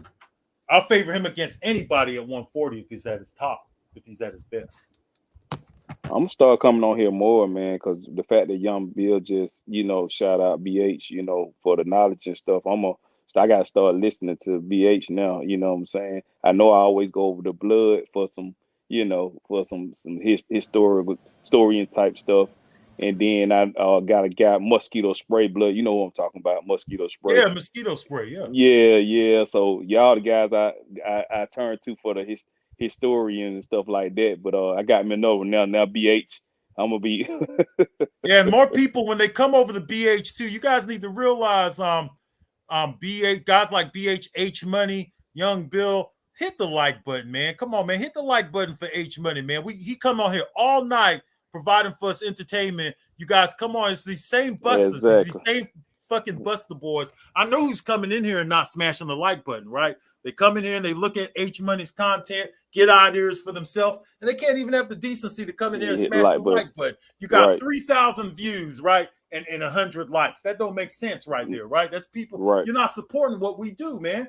The brothers coming up all night long providing for us entertainment. Just smash the like button based on that. Just because you don't like him because he's strong, opinionated and stuff like that doesn't mean that he don't provide the entertainment. Smash the motherfucking like button. Let's all help each other out, man. We can all grow on this motherfucker, bro. For real, man. Yeah, man.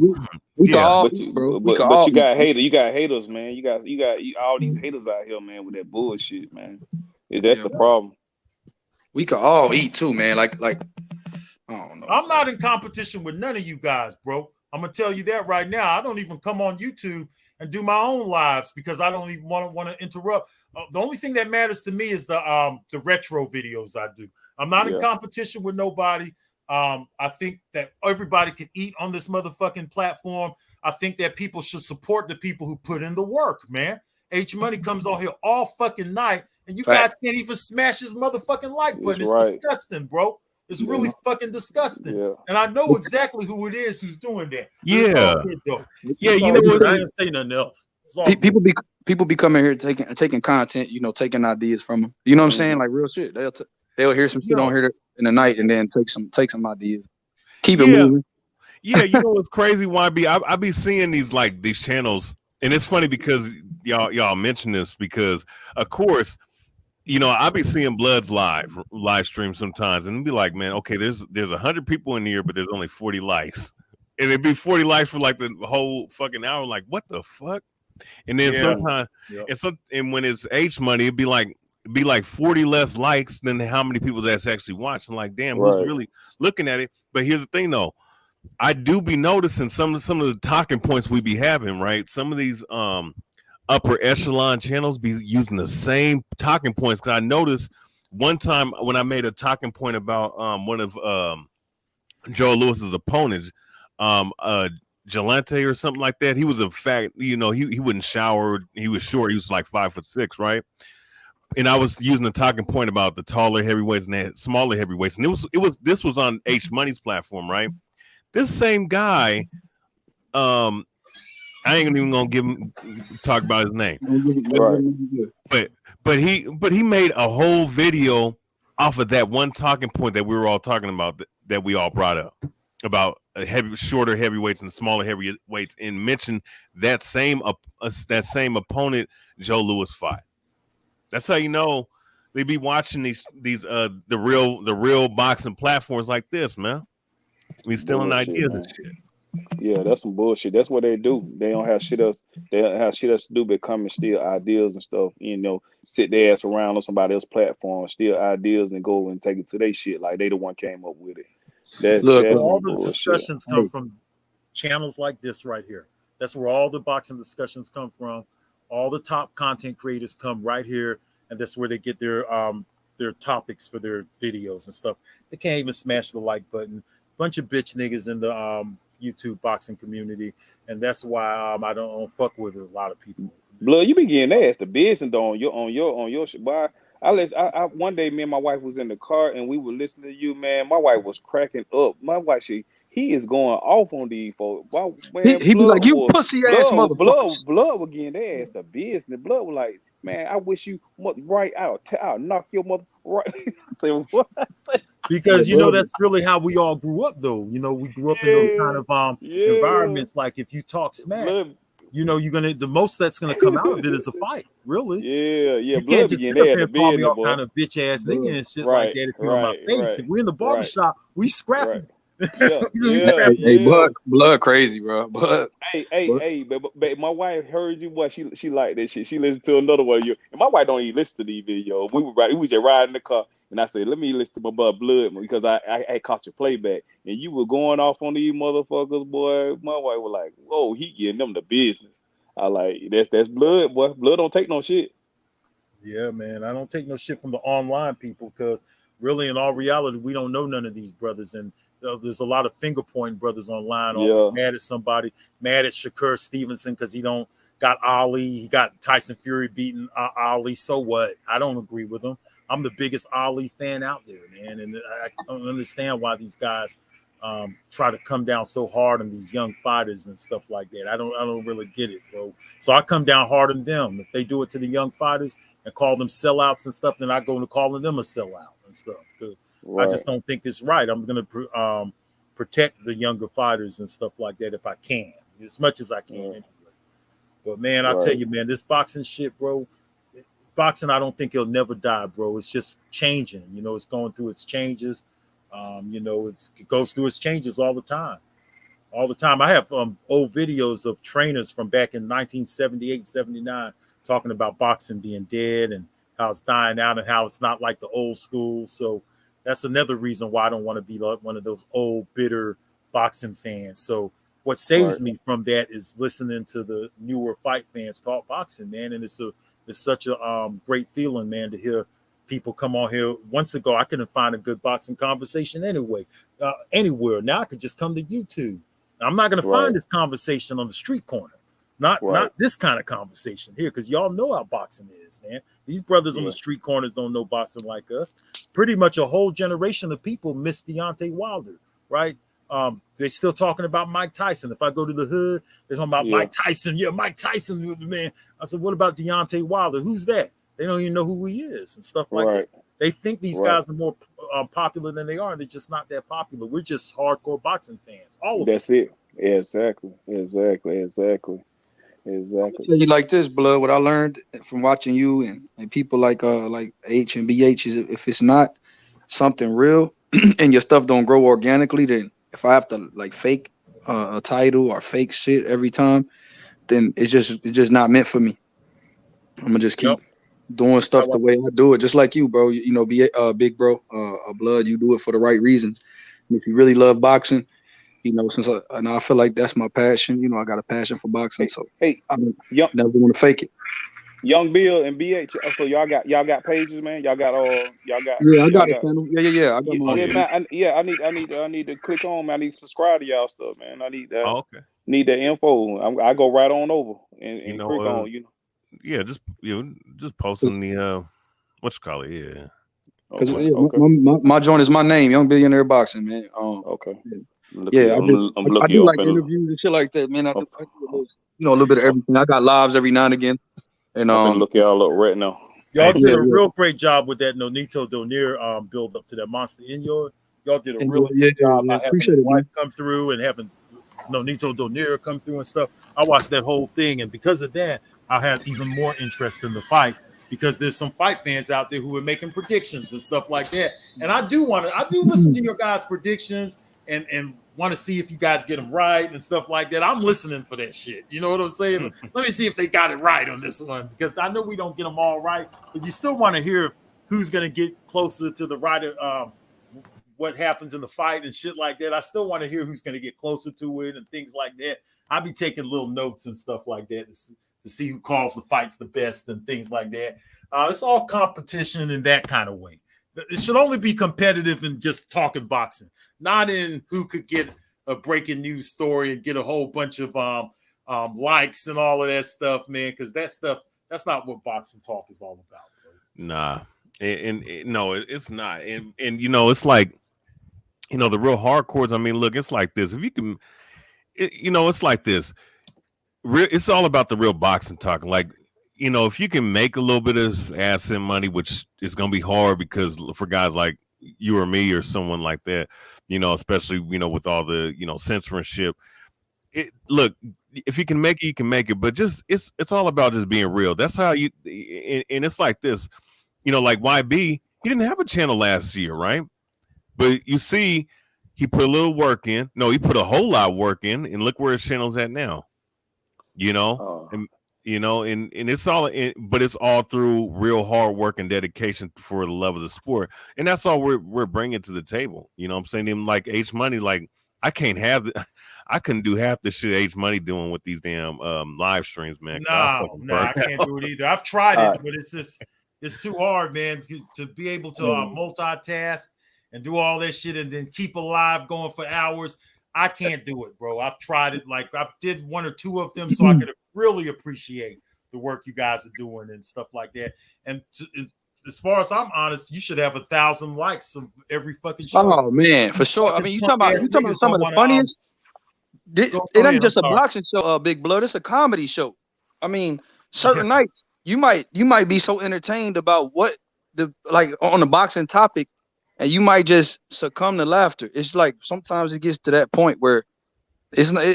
I don't know. There's so much passion on here sometimes, depending on what fight it is. Like you said, Big Blood. It's H Money. Depending on the fight and the personalities, because you get to know the personality. Because I know everybody who comes on this panel. I know all of them. I know everyone who comes through here, right? Because I watch it so much that I know where Ben Israel. I know who they all are, right? So when I sit up here and I be listening to the debates and stuff, I'll be laughing. It's a great fucking time. And my older brother watches it with me too. We sit up here and we laugh all night sometimes at the shit, man. Especially when y'all get in those heated ass debates and stuff. Sometimes it goes a little bit away from boxing, but that's what a barbershop environment brings, though. It always was like that. It always any kind of barbershop environment, whether you're waiting down to the court or whatever, it's going to bring a little bit more of just a debate. It's going to bring a little bit of sometimes you be cracking on each other and shit like that. That could easily happen in the boxing debate, and I appreciate it because it's authentic, man. It's authentic to try. It's not a professional platform. Who wants to sit up there and listen to a bunch of boring shit all night with a bunch of guys who agree with each other? And, you want to hear a little bit of debate and arguing sometimes. I like hearing that shit. Boy, I like to be involved in it too. I don't mind being involved in it either. Young Bill and TBH, y'all got a new subscriber, man. I just want to subscribe to y'all channel, man. Hey, thank you, man. Blessings to you, man. Sir. Yes, sir. Thanks money for dropping my link, man. I appreciate it. Yeah, likewise. Man, from the bottom to the top, man. We mud brothers, man. We came up from nothing together, man. Yeah. I don't be spamming your chat with my links and shit, big bro. I just appreciate H Money, the real deal, man. H Money, the Oh, real deal. I Yeah, appreciate H Money came up grinding. He was Mr. The Zone at one time. He's wore a couple of hats while he was over here. Done a couple of different things. But I tell you what, I've been following him for some years now, and I like H Money. He's one of the funniest. And I appreciate it too, Blood, just for you coming through and talking to the fans, man. Thank you, brother. Hell yeah, I'm gonna be coming back more, man. Because like I said, man, I need some. I be up late, so I'm gonna come on over here more often now. As long as I'm not high, I can come over and have a good discussion, man. Hey, Blood. I remember I heard you at IOTBA channel, man. I was just finna say that. I was just finna say that shit. I go over there. I like talking smack to him. But you know what? Hey, I heard a debate between you and IOTBA on 3 Thriller. Oh yeah. I like talking smack to him and a lot of people, man. It's just sort of like the guy Ben Israel. I've never been on a platform with Ben Israel before, but he's somebody who I would probably pick on. You know what I'm saying? I probably would. You and him will argue because he'd be like, yeah. We would argue. It's this man down for now, yesterday, tomorrow, and forever. It's EJ. Hey, that's how you come on. That's how you come on the panel. You know what time it is. It's EJ for now and forever. Yeah, you get to know the character. Another person I really like that come over here a lot is the Destiny Black lady, man. I think she's a trip, man. Oh, that monster. Oh man, that monster. Smoke is another one. GTS. Get this smoke. Oh yeah. There's some really cool characters that come over. H Money brings out the best in these guys. Hey, you said DB. So the top 3 personalities that stand out in your mind: Ben Israel, DB, my girl Destiny Black, and GTS. Get the smoke. Yeah, the motherfuckers right there. Hey, if I could name 3 that stand out to me, there'll probably be some of them too, man. Yeah. You never know what you're gonna get when you get them guys come up here. The young lady too. If you get them to come up in here, you never know what you're gonna get. Shit. And every now and then y'all would get somebody who come on and want to argue, and y'all would run them up out of here and stuff. I like the way y'all do that too. Y'all know how to run out. Yeah, who was that? Really good. Who was that motherfucker? Well, who's that motherfucker? What's his name? Coon. What's his name? Coon Killer. Oh, you talking about Coon Slayer? Coon Slayer. I gotta go back and look at some of them. I gotta go back and look at some of them videos. That guy's funny, man. All of those guys, like Coon Slayer, to me is like a he's like somebody from the conscious, one of them confused ass Negroes. You know what I'm saying? It's just like, when you talk to them type, man, I can't do nothing but have fun with them. Because I could never be insulted by nobody from like Coon Slayer. With a name like that, he could never insult me, man. I just have fun fucking with him just on his name, and shit like that, and some of his ideas. But one thing that I do like about Boxing Talk is I like for people to have their own opinion, man. That's all. Yeah, right. Come on here. Don't come on here and give me your favorite your YouTuber's opinion, because chances are I don't like your favorite YouTuber anyway if you're a fanboy. So don't come to me telling me about what your favorite YouTuber said, because that ain't gonna get you very far, because your favorite YouTuber wouldn't even get far themselves with that. That's why they ass is over in their comfort zone and they don't come to no platform like this. Right. Nope. So Yeah. I don't be wanting to hear all that fanboy shit, man. I just want to hear good boxing talk. And really, I just want to see the best fight the best, man. That's all. I hate that fanboy shit, man. That fanboy shit get on my nerves because they so protective of their fighter, man. And I'll be like, man, fuck that bullshit, man. All these fighters need to get in the ring and fight each other. That's what I'm just about. That. Let's fight. Fuck that. Being, this is why he's not fighting. He is, he don't. Oh, man, look him. They don't know none of that, man. They get an email contact. The most they get, those big channels, they don't talk directly to the fighters. They get a little email contact, and then they think they got them a source just because somebody from the camp emails them or something. Now they got them a source and all of that. Man, get out of here with that shit. Is they fighting or is they not fighting? That's all I want to know. I don't want to know all this other stuff about, right now they're trying to iron it out. It's a 55, but he don't want he don't want to take that on the pay-per-view revenue and all that. I don't want to hear about where y'all Oh getting my this God, information bro. from, bro. Hey, You know, well, he's gonna take only 60% on the pay-per-view revenue. Blood, OG, That's they blah, act blah, like blah. OG, they act like All this they act like they be inside the negotiations and shit. I be like, oh, what the fuck y'all sources at? Where y'all get this bullshit from that y'all be talking? Like that fight, like your favorite fighter come and talk to you, consult with you about shit. Y'all don't know shit. Y'all don't know no more than we know. So what the fuck you can sit there acting like you know everything? Oh, so we got this information. My source told me this. The source ain't told you shit. You need to shut the fuck up is what you need to do And because then you when don't we're know the critical, goddamn we're thing. haters too. Yeah. We're not haters. We're just telling how we feel about the shit, right? If you Right. put your opinion out there on social media to the public and to the world, you're gonna get critiqued on it. People are gonna criticize you. People are gonna have something to rebuttal what you say. That's just the way social media works. If you think it don't work like that, then maybe you don't need to be here.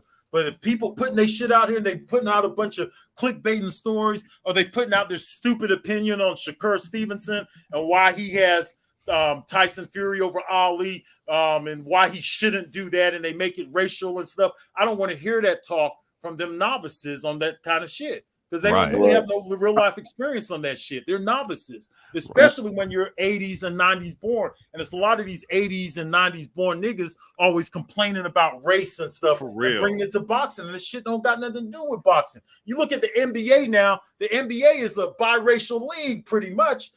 Football, all that shit. What are you guys talking about? That shit ain't relevant in 2022, nigga. That shit wasn't even relevant when you was born back in 1995, nigga.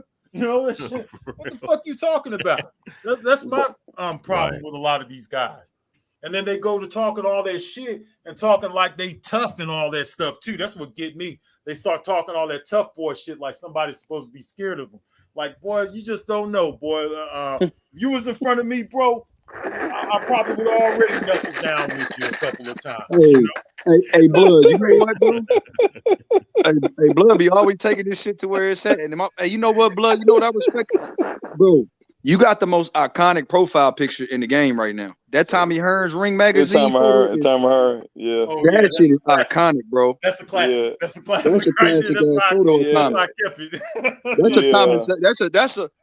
That's a gangster ass picture of Tommy Hearns. If you ever want to see Tommy Hearns in his heyday, and you were like how bad he was in the ring, that's a good picture of him to let you know he meant to let you know he meant business. That's a picture of Tommy Hearns. If somebody never saw him fight, they'd be like, damn, I want to check out Tommy Hearns. Hell yeah, man. That's the hitman, right? He got the gun that just shows you what he's about action. And that's what he was. He was a fucking hitman. He went out there and he took out all them opponents. You never heard these guys talking about who's the A side, who's the B side. You never heard Pernell Sweet Pea Whitaker talking about pricing out of fights and all that kind of stuff. You know, I want to hear this shit now. Just because Mayweather did it don't mean that everybody has the right to do that shit. Mayweather came in at the right time. He did it. He kind of made the YouTube what it is, because basically boxing, YouTube, and social media was built off of Floyd Mayweather. So he's something different than all the rest of these guys. The rest of these guys got to get in there and they got to show and prove, because that era is up now. That time is up. That blueprint is old. It's already been used. We've seen it already. Yeah. People are mad at us because we want to call the shit out. Hold on, let me ask a question. Can I ask a question? Mm-hmm. And salute to the panel. My bad. I jumped on and started talking. What up, family? What up, family, man? So, what's up, right side? How you doing, bro? They do it right side. Hey, that's me. What's up, man? Let me ask a question. So, when we talk about this, right? Mm-hmm. How do we put Tank Dave? And I got very. I want to be honest about it. I'm asking this question for a specific reason. I don't want to give my reason away yet, but I'm not trying to trap nobody, nothing like that. But I'm asking for a reason, potentially to help me. But when we look at Tank Davis, how do we feel in Blood? You know what I'm saying? You the OG in this shit, bro. I ain't gonna lie, man. It's so many individuals that I rock with. When you jump on the panel, niggas be like, man, salute to this nigga, man. Much love. I hadn't had the privilege to really just jump on and rock with you like that. But I know you real well, though, bro. I've heard you more than you've heard me. That's for sure. Facts, and that's probably true. I get on here and start talking nonsense. But no, I want to ask. So when we look at somebody like a Tank Davis, bro, is he ducking? How would you classify the actions that and the movement that he got going on, bro? How would you classify that? I think that Tank Davis is just naive to a whole bunch of stuff, man. I think that a lot of these guys, even though they're in the sport of boxing, they don't really know what the sport is a whole really all about. He had Floyd Mayweather in his ear since he was such a young guy. So Floyd Mayweather had a lot of influence over Tank. So I don't really consider Tank to be a ducker. I don't think he's blatantly ducking anybody. I don't think he's scared to fight Devin Haney. I think he's kind of mixed up because he doesn't really know where he wants to go. Just a few months ago, Tank Davis was talking about actually leaving Floyd Mayweather, and then he went back on that. I don't even know for sure if he's fully signed over to Mayweather or not, because I hear so much different things online. But I'm just going to tell you, I don't think he's blatantly ducking anybody. I think Tank Davis will fight them all. I think a lot of it has to do with Floyd Mayweather and TMT Promotions. And the way they're moving him. But that's my next question. Now that's my next question. And if it was up to Tank, in my opinion, I think Tank go get the smoke, bro. I think he'll go get all the smoke. But do you? And I feel this way. Now I'll put that out there from the beginning. I feel like Floyd Mayweather is in his ear way too much. Leonard Ellaby is in his ear way too much, and they done kind of corrupted the mindset of a individual like Tank, who I think could be a unified champion. And it's crazy because he ain't never been unified.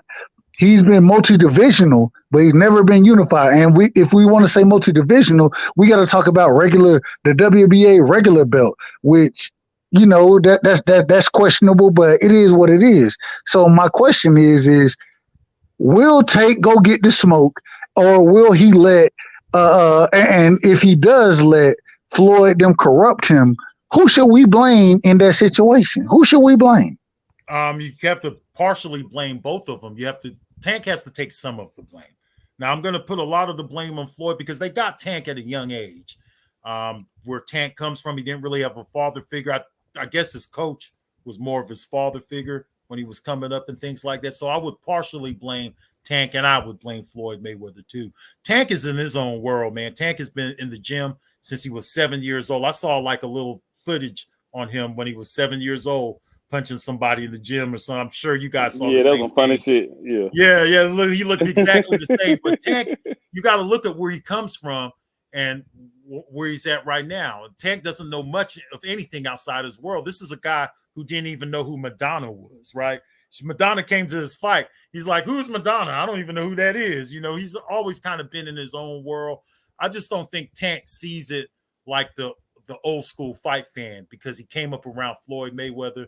I think he's kind of looking at legacy some. I think he does want to fulfill his legacy, but at the same time, it also means a lot to him to make the money and to get the big time fights and the pay-per-view and the ticket, the live gate sales and things like. I guess live gate is what matters more than pay-per-view now. Because that's what Leonard Ellerby is putting an emphasis on. He's doing that well, though. But he's doing that well, and I don't never want to say you shouldn't get your money. I don't never want to say that. But I will say at some point in time, you got to go after your legacy. You gotta, and with Tank, bro, like, I feel like the talent is being wasted right now, bro. Like, that's how I feel. And because I feel that his talent is being wasted, I put it on, like you said, I put it on both of them. I put it on him and Floyd, but I put it more on Tank than Floyd. The reason being is because Tank told us, hey, I got to take the training wheels off at some point in time, right? That's what Tank said. He's aware of what the problem is. Yeah, I agree. But the thing was even though he told us he wanted to take the training wheels off, he went back and once again, like you said, I don't know who he signed with. I don't know if he signed with Al. I don't know if he signed with Floyd. I don't know who he signed with over there. Exactly. But what I do know is that Floyd comes out and talks like, hey, this is my fighter. You know what I'm saying? And we gonna keep shit in house, and we gonna do this, whatever. Last question, and then I'm gonna shut the fuck up for a minute. But then I'm gonna start back cooking it. Hey, so at what point in time should we be looking at Floyd and saying, if Floyd to tell you, hey, I did something better than anybody who been undisputed. I had 5 belts at one time. I had 3 belts at this division, I believe 47, and 2 belts at 54. I believe that's what it was. I could be wrong about that, but I believe that's what the divisions were. He said, hey, I did something better than undisputed. If Floyd want to talk about the belts, why would he be telling Tank that the belts don't matter? Because it only matters for his legacy, because Floyd Mayweather's a narcissist. He's a little asshole. He always has been. And the 5 belts that he's talking about, he had 3 belts that he was carrying at welterweight, and he had 2 belts he was carrying at 154. But he wouldn't fight the guys that were relevant at 154, like Laura, for instance, right? It depends on who. To say that you have 5 belts does not make you. It's not better accomplishment than undisputed. I think that's bullshit, because you could pick and choose the belts. I still got to go back and double check Floyd to make sure that one of those belts wasn't a regular and all of that stuff. I don't know. I have to double check when it comes to Floyd saying that stuff, because I don't remember him carrying 5 straps at one time. I do think he had like 4 maybe, but he might have had 5 straps. But still, it didn't equate to undisputed, because he still got to pick who he got to fight. He didn't fight Erisland Delore, and in the earlier years of his 154 quest, he fought De La Hoya, but he didn't fight Vernon Force, and he didn't fight Winky Wright. Those are the kind of guys that I wanted to see him fight. He could have met Paul Williams at 154. They didn't have to fight at the 147. So to say that to try to underplay undisputed just because he didn't do it is bullshit to me. Right, and he's just trying to underplay the accomplishments of these guys today, because he didn't get that accomplishment like a Devin Haney and all of these guys. Because he made sure he mentioned Devin Haney. He said, "Yeah, I know Devin Haney's a good fighter," and I think he mentioned someone else too. It was Devin Haney and somebody else he mentioned. Shakur Stevenson. Yeah, he went on to mention those guys, and then went to talking about himself, because he's threatened by those guys. Those guys are guys who are capable of doing more than he did in his made-up legacy of 45 world champions. That's a new record too. How many world champions you beat? That's kind of hard for somebody who was fighting during the time when there was only one world champion who dominated a belt for 10 years, like Carlos Monzon, who dominated the middleweight division for 10 years and had both belts for the majority of the time. All the guys like Benny Briscoe and all of them, they can't say that, hey, I fought 15 world champions, because there was only one guy toting the belt at the time for like 10 years. So it doesn't make sense, some of these new records and stuff. I think Floyd is about himself first. He's a self-promoter first, and he'll look out for Tank. And like you said, a good point you made is that Tank said, hey, I need to take off these motherfucking training wheels, which lets me know that Tank is aware of the fact that there's a problem there. That Floyd might be hiding him or might be protecting him. If he said that, which I heard him say that too, that lets us know that he's aware of it. So he knows what's going on Tank Davis. Just because he said that shit with the training wheels and stuff, and he's aware of the fucking shit, now you got to put a little bit more blame on Tank Davis. I like the fact you brought that up. That's a great point you brought up, bro. Well, hey, Blood. So real quick, and H Money, no disrespect, bro. I got a debate coming up: Devin Haney versus Tank Davis on Knockout Boxing 86 TV on Thursday. I got Haney, he got Tank, and we got some topics we're gonna be debating. And a lot of the shit you just brought out, Blood, bro. Like, I know you rock with Knockout. You feel me? I done seen you over there a couple times. So, hey, I try to be cool with everybody, man. Unless they say something personal. Once they get personal, that's when I have a problem. No, and salute to you, bro. Salute to H Money, man. Salute to all y'all, man.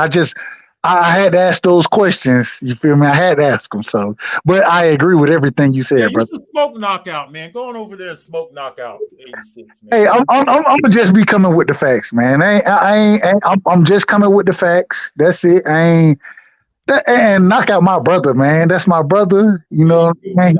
He always put me on, but I gotta beat his ass, because I'm coming with the facts. That's all I'm coming with, bro. I'm coming with all facts. Go over there and spank his ass. I'll make sure I go over there and listen to that when that comes. Yeah, I'm gonna check that out. Don't let him mute you with that mute button, though. Tell Hey, him no, no mute well, button allowed.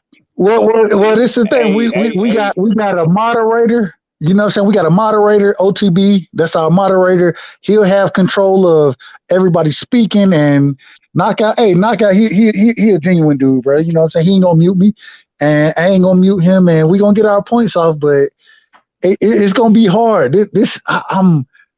I ain't gonna lie, bro. You know, the one thing I'm worried about in the debate, I'm trying to figure out what angle can you come with these topics that we got, bro. You got to come with certain angles to win this debate. And What's the debate? The subject of the debate. What's the main subject of the debate? so I don't want to get the topics away. I don't know if I don't want to give them all the way away. You know what I'm saying? But it's not about who wins a fight against each other. It's about the fighters themselves, you know what I'm saying, and certain things that they've done, said, and like I said, I don't want to give it away. Just the reason I don't want to give it away is because I want people to tune in to see what the topics are and see how we both bring our points out there. And I don't want I want to keep it as fair as possible without, I can tell you a few things. Terence Crawford has 14 world championship fights. Errol Spence, I think, only participated in 6 of them or something like that. Terence Crawford knocked out 11 of the 14. Errol Spence has fought limited southpaws, 2 in his career. There's all kinds of ways you could go with this, man. I don't see how anybody could pick Errol Spence over Terence Crawford in any kind of way. I'm great. I'm glad that I ain't got to argue that point. Go ahead, brother. Go ahead. My bad. No, I was gonna just tell you, I'll do it right side. I definitely will for that debate. I'll try to slide over there and check it out. You say we're gonna be on Thursday.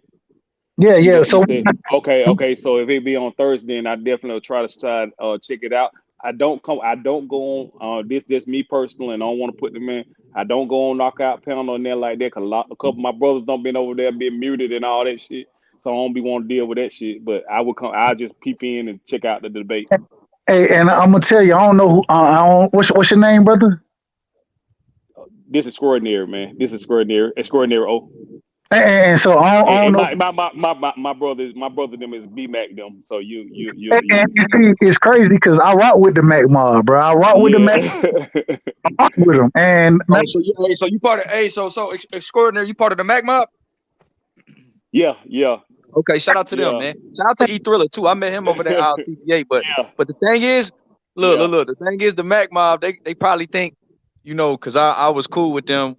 See, I was picking Bud Crawford at first, and I went back and watched film, and now I'm picking EJ. So okay. so they like. So look, my boy Thriller, because Thriller know me from picking Bud. When I used to be on LTVA stuff. Then now I watch film. I say, man, I gotta change your heart, bro. I think EJ gonna win that fight if they fight. Now boys be like, boy be mad at me. My boy Darren J like, why I beat? Hey, my boy Darren J in the chat. Like, why I beat, bro? You changed on Bud. This the thing, though. This the thing. The Mac Mob, bro. I ain't gonna lie to you.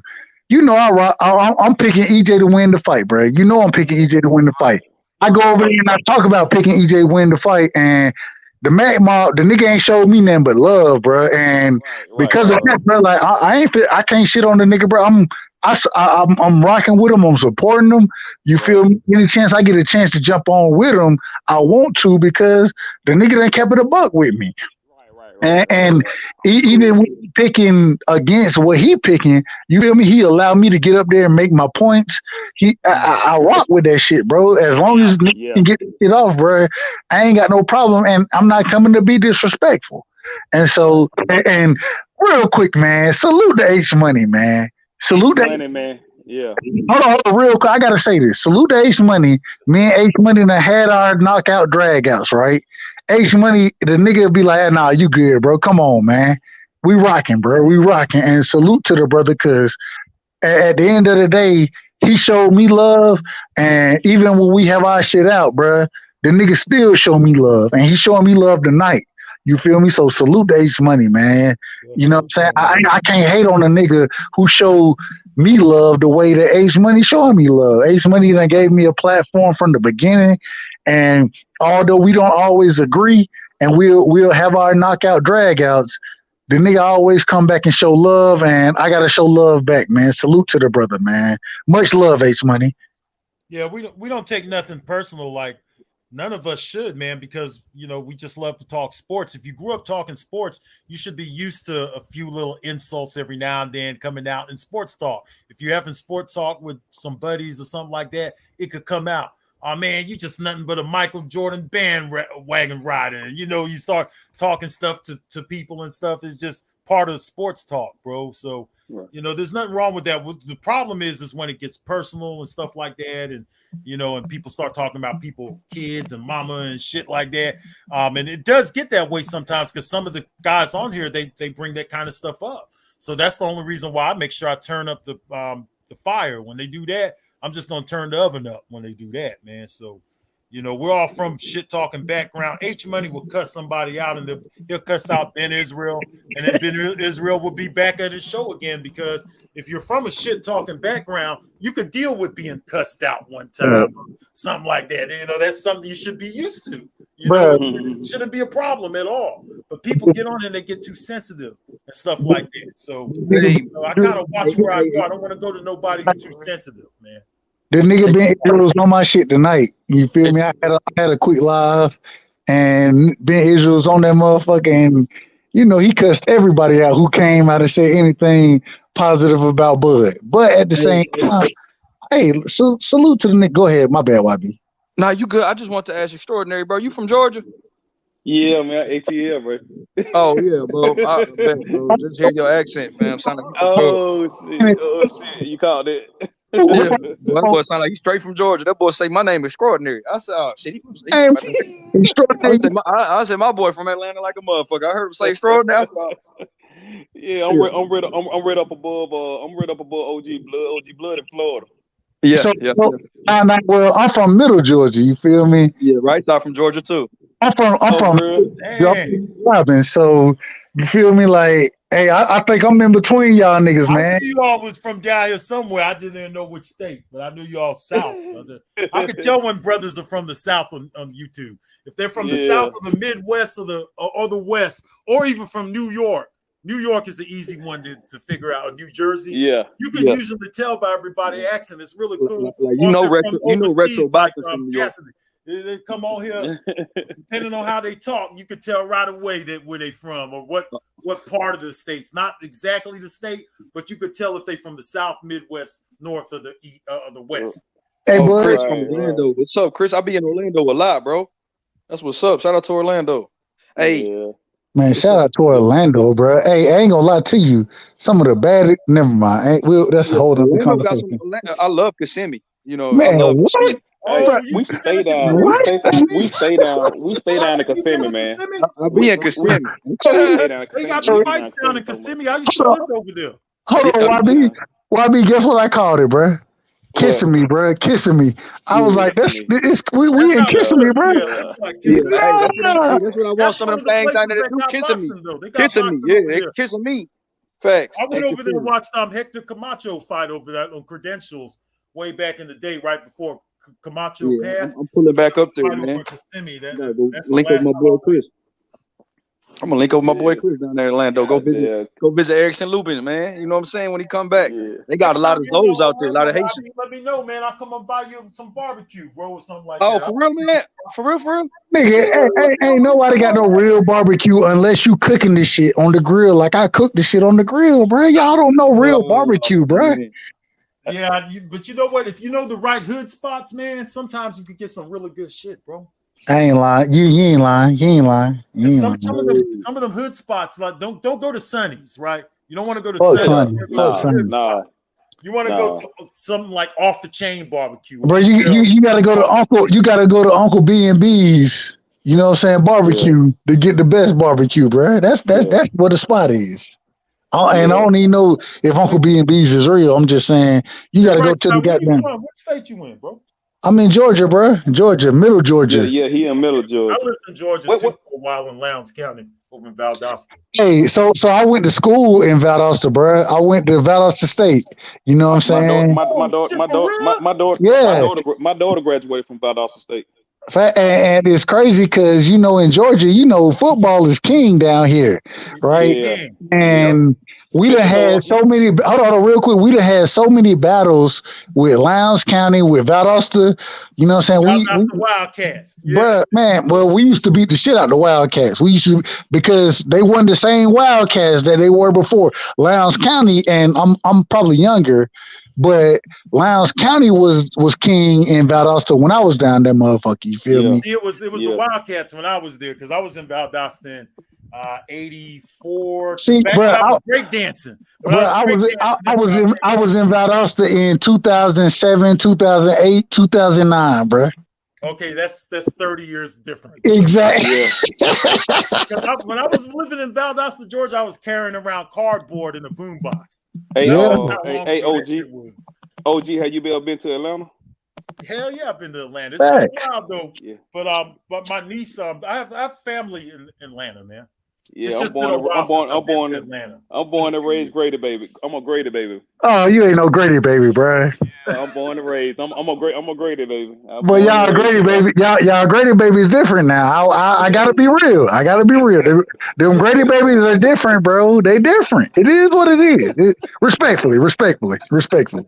It's all good, bro. It's all good. Bro, hey, I'm from the country, bro. So, like I say, man, Warner Robins, you know what I'm saying? Damn near 2 hours, an hour and 30 minutes outside of Atlanta.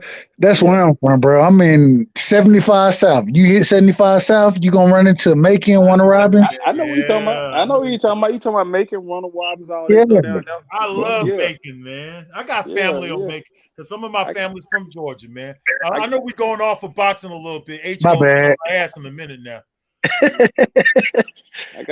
Hey, to get on your respectfully. Hey, I got, once again, love to my brother H, man, because me and H, we done had battles, man. The nigga still show love, bro. Like, I appreciate you, H, so much. H done cussed everybody out. When H first came around, H Money came to my one of my live streams one time and told me off one time, and that's how I got to know who he was. You know, I did a live stream years ago, and I saw H Money say, "Hey, you bitch ass nigga, something." I was like, "Who the hell is this?" I went over there and checked it out. And I was like, "Oh, okay." I swear to God, it's so crazy. I don't never turn up, bro. I ain't that guy. I ain't finna turn up or nothing. On H panel, bro, I gotta turn up because I know H coming with the smoke, and I gotta turn up with the nigga, bro, because I know he gonna turn up. You feel me? Like, I don't know, man, but I will say, man, whenever me and H had problems, the nigga always still show love, bro. Like, respect to him, man. I got a lot of respect for the brother. I got a lot of respect for H. Yeah, he puts a lot of work in, him and YB and all these guys. And it's not easy to run these kind of live streams either, because I've tried it before. It's very hard to do. I can't stay awake. I can't function usually about after 2 hours. Usually about 2 hours on the live stream. If I'm running it, I've had enough. After about 2 hours, I can't deal with it no more. Shit, matter of fact, blood. Me and H, like we had our infamous, me and H had our infamous argument, bro, where we became brothers on your shit one time. Yep. It was so long ago. That was my first time, like one of my first times getting on any panel. It was probably like a year or something ago. And because I knew who H was for a long time though. I had been rocking with H for a minute. Because I've heard H Money in so many debates and arguments, I don't remember. You know what I'm saying? Because he's had so many of them. So, but I do know he did tell me off when I first saw him. He was checking me out, right? So that's what made me go check him out. And then he went to Mr. The Zone, and then he did a couple of different hats, and now he still doing his thing, man. Hey, it's fun as fuck that it's fun as fuck that y'all saying all this about H, because he seems so chilled to me, man. Shit, H got on my neck before. Fuck you, nigga. Man, me and H was like, fuck you then, bro. You ain't gotta bring up the past, bro. That shit, you know what I'm saying? That shit's stupid. Yeah, that shit. Okay, everybody. Me and H Money. Like that's my big brother though. Like me and H, like friends for life off this shit. You already know YB. You know what time. Me and H like link for life. Like we brothers. That's for life. But hold on one second. Let me just tell my brother YB. You already know. Me and you, man, we locked in forever. You know what I'm saying? Like, know that. Boys be trying to get me to turn on H and H to turn on me, but that shit ain't never like I don't even entertain. I be like, bro, H my bro, what you talking about? You get what I'm saying? Like I can see boys be trying to get in the middle, but me and H our bond so like we real That's with how it. they be on this internet shit. Motherfuckers be so fake on this internet. You know what I'm saying? That's just how it be. But this the craziest thing though. Hold on real quick. This the craziest thing is y'all wanna niggas, and I'll be that guy. Y'all want to say H is abrasive? Hell no. He is. He can be.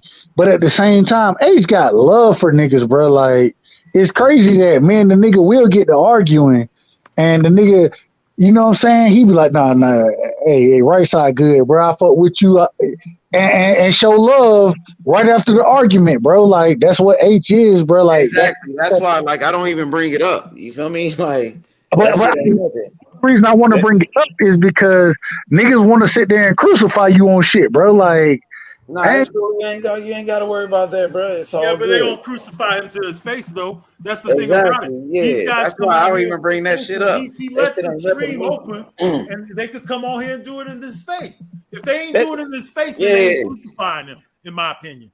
Exactly. Now, what's up with these fights on Saturday? Let's talk about some boxing. What's up with the fights on Saturday? Man, what fights are happening Saturday, bro? Somebody need to lock me in. Virgil, bro. Yeah, let's talk about Virgil Ortiz real quick. What y'all think about Virgil Ortiz this Saturday? What Virgil fighting? I'm behind. Who he fighting? Virgil fighting. He fight against McKinson.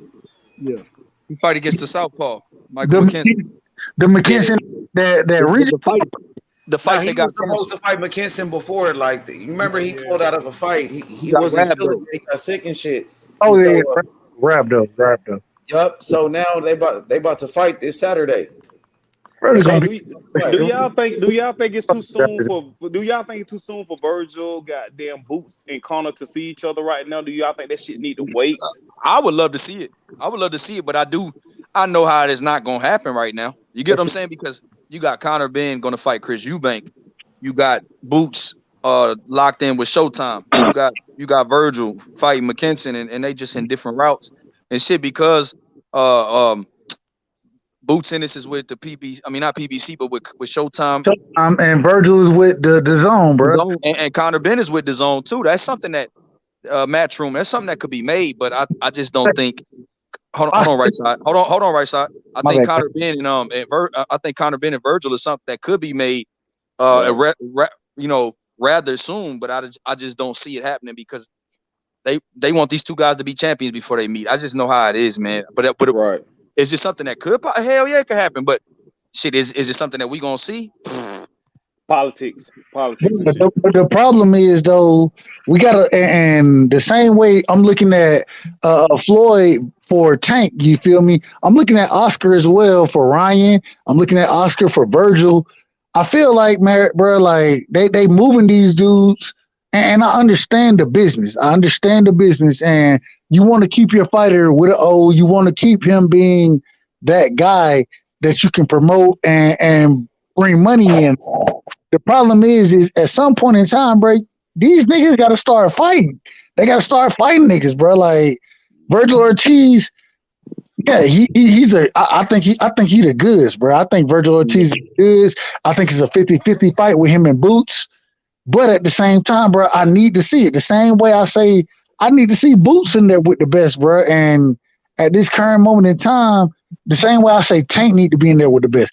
At this current moment in time, bro, these promotional companies, especially Floyd and Oscar, they protecting their fighters. They moving their fighters in a way that they can continue to make money. They're not being challenged, and they're not worried about these fighters' legacy. These fighters, at some point in time, gotta jump off the motherfucking ship and say, "Fuck it, I want my legacy to be greatness." And until we see that, bro, like we gonna see bullshit ass fights. That's how I look at it. Well, Virgil been fighting motherfuckers though. I'm gonna give you that. Like I ain't gonna. Virgil been fighting motherfuckers. Like he got Mauricio Herrera, he got Maurice Hooker, he got Antonio Orozco, he got Mean Machine. You know what I'm saying? Like that dude done fought some people. You know what I'm saying? Like he got them. They got only 18, 19 fight. Virgil done put some work in. already. That guy McKinson, he's undefeated too, man. He's Southpaw, undefeated too. Undefeated fighter. Got Yeah. really good jab too, man. Got a real nice jab. I watched him fight before. Pretty decent fighter, but it's hard to tell. Yeah, but he only got 2 knockouts. Like, I wouldn't consider him a top guy at welterweight. I feel like Golden Boy been matching up Virgil Ortiz. You know, they've been doing a good job. I can't deny it. Like, you put him in there with a former champion like Maurice Hooker, right? Even though Maurice Hooker just got knocked out by Ramirez, you know, he was a former champion. He beat who else he beat? He beat Mean Machine. Mean Machine was a mandatory, you know, for Terence Crawford. Put up a decent fight with Terence Crawford, and he was a 2-time Olympian. He was a good fighter. He's not a bum. I wouldn't say Mean Machine is a bum, right? And then they put him in there with, you know, Mauricio Herrera. Even though he was past his prime at that time, he still gave Danny Garcia a tough fight. Like, people knew who he was. And Virgil Ortiz, the first man to knock him out. You know, so Virgil Ortiz got all knockouts. I believe 19 wins, 19 knockouts. Good fighter, but right side is saying he want to see him in there with some top dogs. Pretty much the same way what they say about Boots, right? Yeah. I think right side just keeping the same energy with him. We don't. I agree. I think Virgil's resume a little bit underrated. For, you know, I think he been in there with some real challenges. I think Virgil, because Antonio Roscoe wasn't nothing to laugh at when Virgil was at 140. Like, he already done moved up in weight. Like, Virgil is a Virgil is. I never heard of that dude. I gotta check him out. Yeah. All I'm saying is at the end of the day, with all of them, whether it's Virgil, whether it's Boots, at some point in time, bro, these niggas need to be fighting each other. You know what I'm saying? Especially at 47. At 47, you got a log jam, especially with Spence holding 3 belts and Bud holding 1, and we waiting for them to fight each other, which I don't think that shit happening. And salute to you, YB. But I don't think the motherfucking fight happening. And because I don't think it happening, at some point in time, bro, these niggas need to start fighting each other. Keith Thurman, Stan Leonis, even Butayev. Even though Butayev lost to Stan Leonis, I think he's still a good fight for a lot of these dudes. So, bro, Connor Bean, Avanesian, it's a lot of good fighters at 47, and none of these niggas fighting each other, bro. Go ahead, my bad. Look, the only reason why McKinson is fighting Virgil is because Avanesian was offered to fight first and backed out. That's real shit. So Avanesian was going to be this fight on August 6th. That's what was agreed to. And it was getting close to contract signing. And then, you know, Avanesian said, nah. And then McKinson got the fight again because he was, you know, already going to get the fight. But nah, I'm not hyped for this. I'm not super hyped for the McKinson fight, but I ain't knocking it because it's an undefeated guy. He just ain't got no pop, like Ace said. But I wanted to see him against Avanesian. That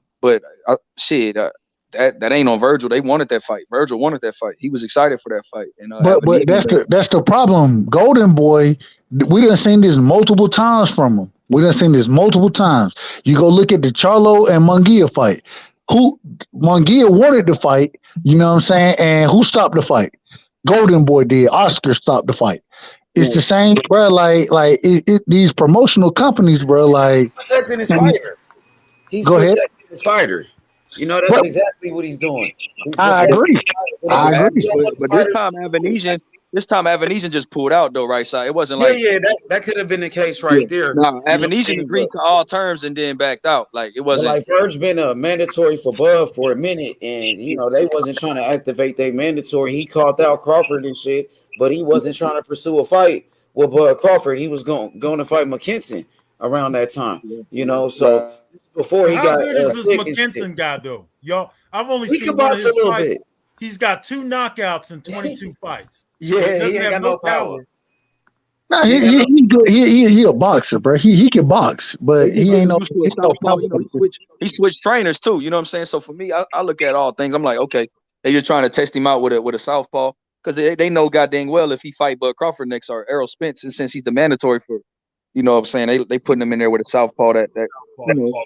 Yeah, he can stop. He can stop if he fight either one of those guys. With Manny Robles, they trying to get him. You know, this is his first fight with him. Trying to get him. Trying to work with some kids. He's a hell of a trainer. I like him. Yeah.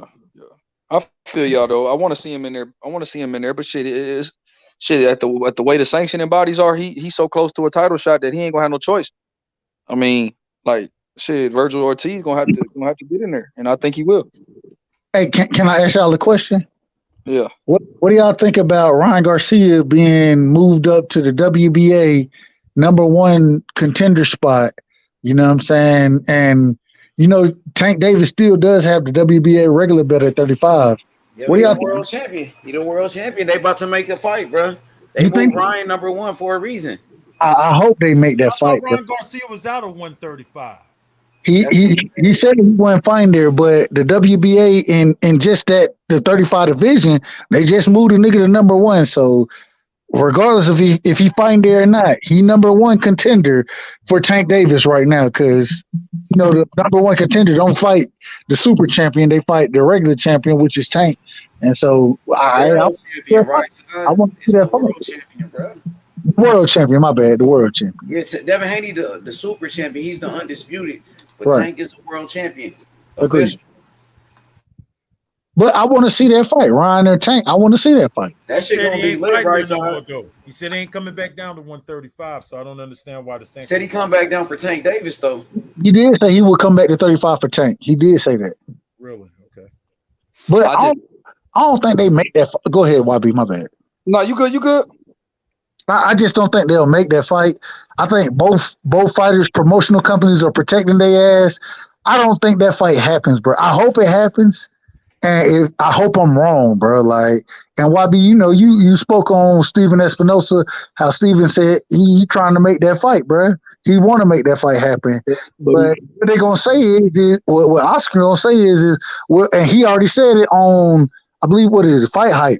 When he had the interview with Fight Hype, he was like, well, the Zone, that's our partner, and they done help build Ryan, so we need to make something happen between the Zone and Showtime. That shit ain't happening, bro. The shit is not happening, in my opinion. I hope I'm wrong. Go ahead, Wap. Nah, to back up what you said, right side, it scared me too. That Espinoza said it's not doesn't make sense to do a joint pay-per-view. I said, oh shit. And De La Hoya said the Zone got to be involved. I said, "Oh shit!" You know what I'm saying? I'm starting, bro. That shit ain't happening. Damn. But hopefully this mandatory situation make it go to purse bid, and they could force it that way. I don't know. Man. The reason being is because when Ryan Garcia, when he was the mandatory for Devin Haney, he was the mandatory for Devin Haney twice. And what he did, he got out of that shit easy, didn't he? So if he didn't take that fight for a belt, why would I think that he gonna take Tank Davis? And if he does do that, he gonna with the WBA, the nigga gonna get what, 25%, and Tank gonna get 75%. That shit ain't happening that way, man. Oscar's not letting that go down that way, bro. Like, I hope it happened, but I don't see that fight happening because of that.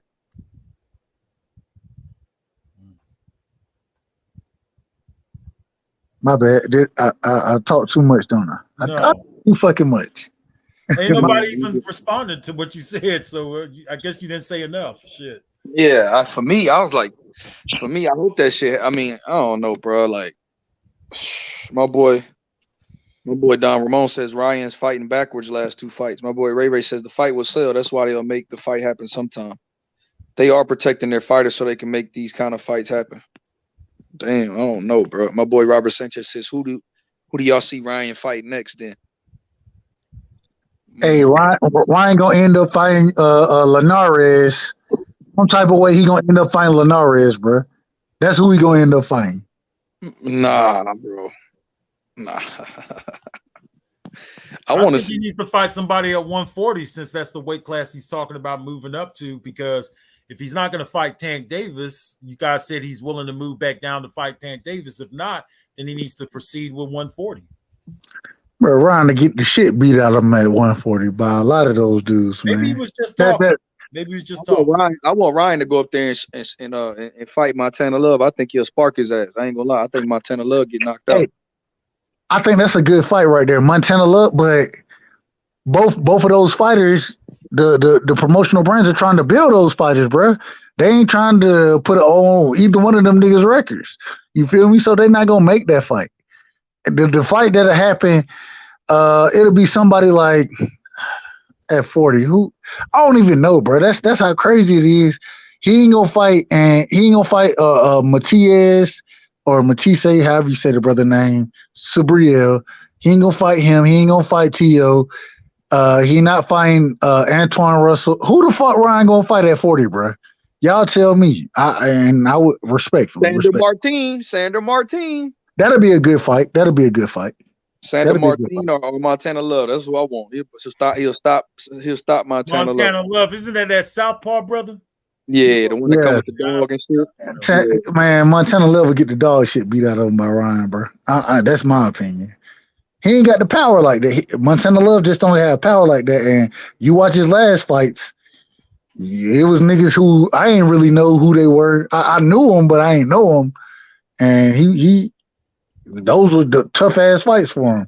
But I don't think they put him in the ring with him. I will say this though. Montana Love does have speed and he does have ability. I just don't know. I mean, I think if he can, and he does have pretty good legs, pretty fleet of foot. I think if he can move around and give Ryan Garcia a target to actually chase, that might present some problems. But the problem with that is Montana Love doesn't have much offense capability in terms of his power. And you're gonna have to force Ryan back because Ryan he still pulls his head back when he gets pressure, but he's not. But I don't think. See, and this is why I think that even if Ryan Garcia is matched up with Devin Haney, as much as skilled and hell of a skilled, talented Devin Haney is, I think the style matchup of a boxer, especially considering the length and height and the hand speed and the power of a Ryan Garcia, I think he matches well against boxers. I think more of the Tank Davis types and the those type of aggressive type of fighters, like even Isaac Cruz, would probably be more of guys that would be able to have success against Ryan Garcia, someone with some power, someone that can actually get on the inside and probably close the distance on him a little bit. But as far as Montana Love, he probably can do something in terms of moving around. He is talented, but I just don't think I think that the hand speed in the range that Ryan has, especially if he keeps developing that jab with Joe Goosen, I mean, he's gonna be a hard guy to just try to outbox, man, without getting stopped. The problem is Ryan Garcia's feet. That's his whole problem is regardless, and I agree, under Joe Goosen, especially in this last fight, I saw Ryan Garcia at least try to keep his chin out the air. He kept his chin in there a lot of the time, but I could tell that was a point of emphasis that Joe Goosen was teaching, that to keep your shit out, stop being a straight up fighter. You know what I'm saying? Keep your shit tucked and you'll have a better chance. The problem is the nigga feet ain't worth a damn. When you fight a Javier Fortuna, it's cool. You ain't gotta have great feet. You know what I'm saying? When you fight, and we saw it with what is it? Tagu, whatever the nigga name was.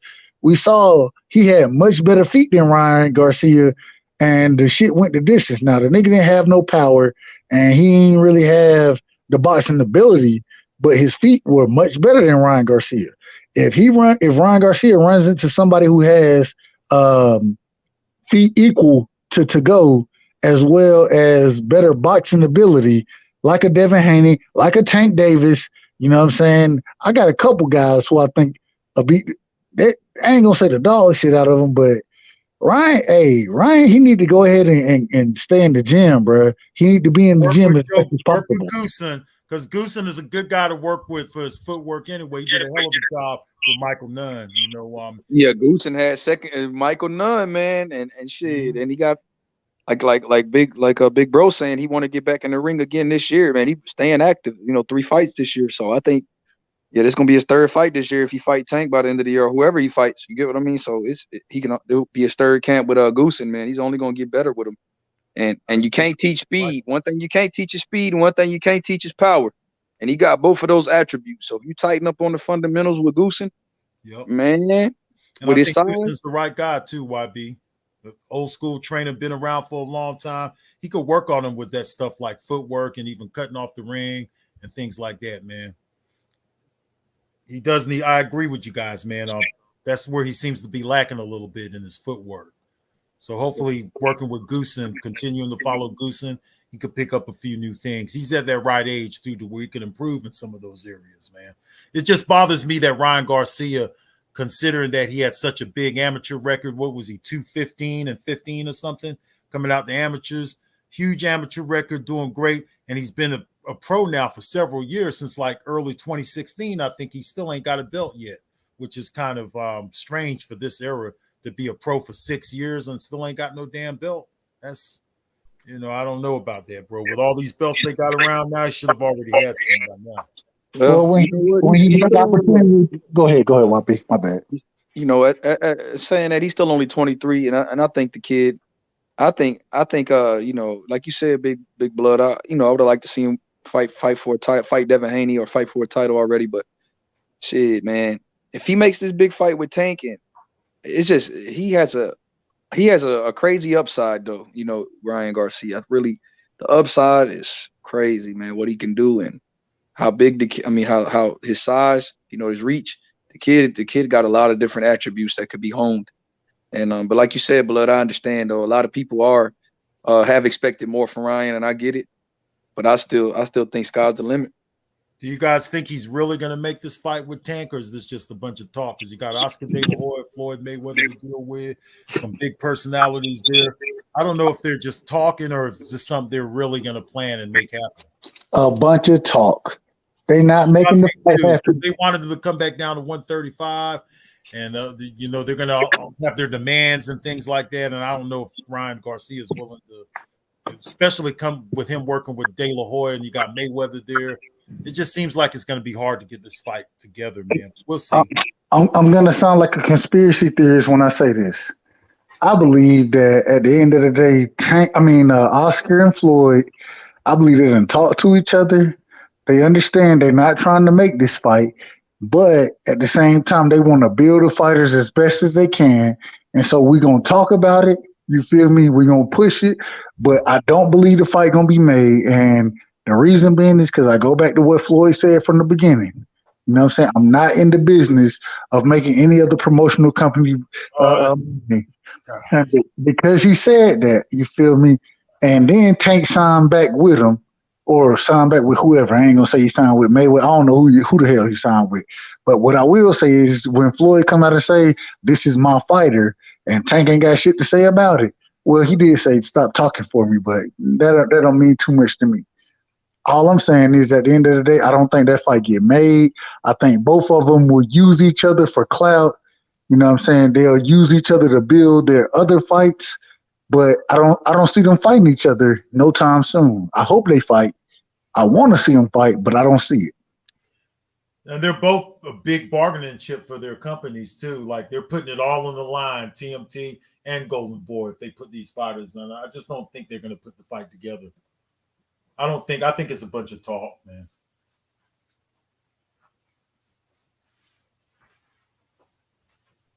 Agree, Blood. Agree. I think it's a bunch of talk, and that at the end of the day, hopefully it happens. I hope it happens, but I feel like at the end of the day, Oscar and Floyd, and when I listen to Oscar interview and the praises and how he speaks about Floyd, you know what I'm saying?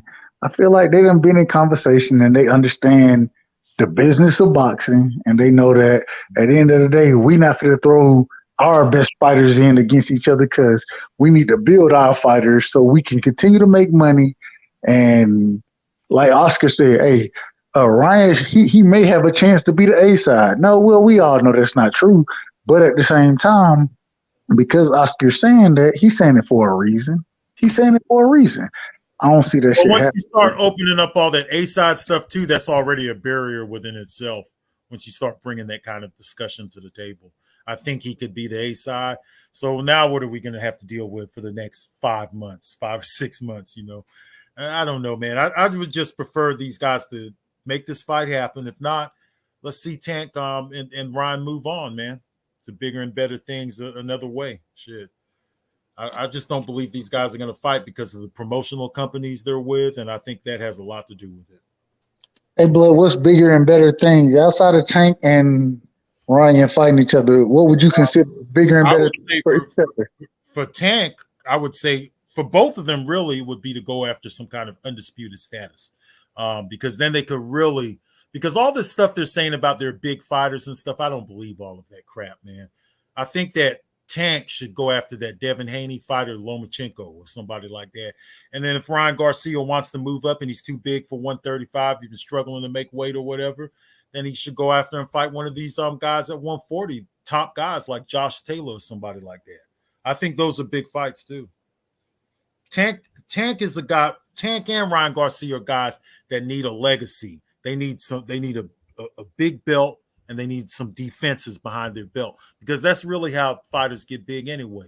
They become solid champions and they get some defenses, and now we could talk legacy and all of that kind of stuff.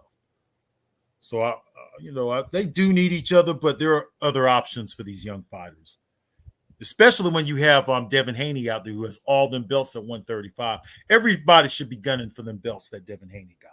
If you're going to rank him somewhere in 135 and place him in a ranking, then he should be shooting for the top dog, which is Devin Haney. He got all the fucking belts. I don't care what they say their little numbers are and all of that kind of stuff. Devin Haney got all the motherfucking belts. That's where they need to go.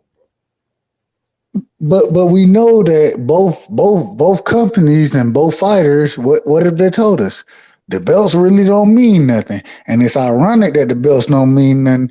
The belts meant something when Kambosos had them, because I don't believe. Go ahead. I think they're just saying that because it's convenient right now. The belts are not in their camp. If the belts was over with TMT, he wouldn't be saying that. It's just because they don't have those belts right now. So right now the belts don't mean nothing until they get the belts. And then Floyd Mayweather would say the belts don't mean nothing, but then contradict himself a couple of sentences later and talk about how he had 5 belts, which was better than undisputed. So it must mean something to your legacy. Belts to mean something. That's a bunch of bullshit coming from these promoters who think that they're bigger than boxing. They're not. Nobody's bigger than boxing. The sport is boxing, and you got to go out there and you got to get them belts, man. Well, the belts only stopped meaning anything until Devin Haney got all the belts. Once he got the belts at 135, they didn't mean nothing no more. Exactly. Before that, everybody was looking outside. I give Tank credit because Tank wasn't looking for the belts even when Kambosos was unified. Tank did say, "I'll fight you, but you can keep the belts." I give Tank that credit. So he's been consistent. Everybody else who's talking about the belts don't mean nothing is nonsense. And even with Tank saying that, it's nonsense, because when we look at fighters today, what do we talk about? Adrian Broner right now. We still, with him coming back fighting Figueroa, we'll say, well, he the youngest 4-division champion. Right? So we give him credit for that. When we talk about Tank Davis, what we say? He a 3-division champion. When we talk about any fighter, we not Manny Pacquiao, a 8-division champion. When we talk about him, that's the first thing we say about him before we call your name. We talk about the belts that you had. But all of a sudden, the belts don't mean nothing. Devin Haney is the A-class boogeyman. He's the A-class boogeyman, and these niggas really don't want to smoke with him. And Ryan Garcia told you, I'll fight Tank Davis, and Devin Haney, I'll fight him last. You know what I'm saying? Ryan Garcia said it. When it was Lomachenko time to get in the ring, what he said, "Now I'm gonna go for the franchise belt so I can go fight Teofimo." You feel me? Mm-hmm. When it was Teofimo chance, what Teofimo did? He didn't try to go for undisputed. What he said, "I'm gonna fight Kambosos." Kambosos at least took the smoke on, and he only took the smoke on because Lomachenko was in a war.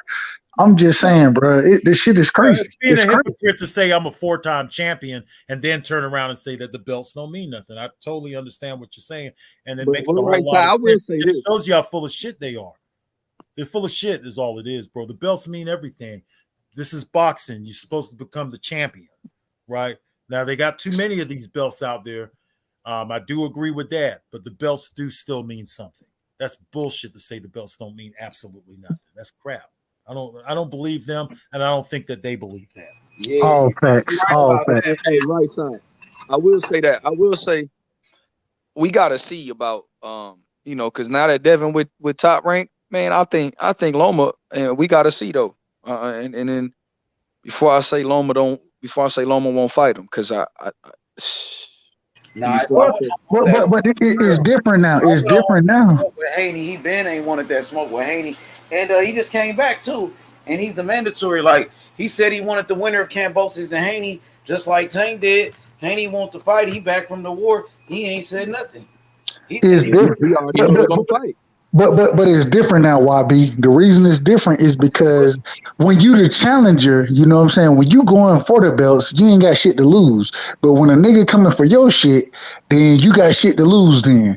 And when Dev was, hold on real quick, when Dev was calling out Lomachenko, calling the nigga Nomachenko and all that shit, right? Coming for the smoke, what happened? The nigga winning franchise and shit. He act like he didn't know who he was. He would never say his name. Fact. And then when they got the franchise belt, bro, like at some point in time, we got to call a duck and respect the Lomachenko. I like Lomachenko, but Devin gonna beat the dog shit out of him. And the reason I say that, He even said the man's name. Like the man is the undisputed champion, and then he's the WBO mandatory. He could have pushed, petition, whatever he was trying to do to get that Kambosos fight. He could have tried to do it with the Haney fight, but even after that. Bob Arum talking about this nigga fighting Shakur Stevenson. Yeah, I heard that.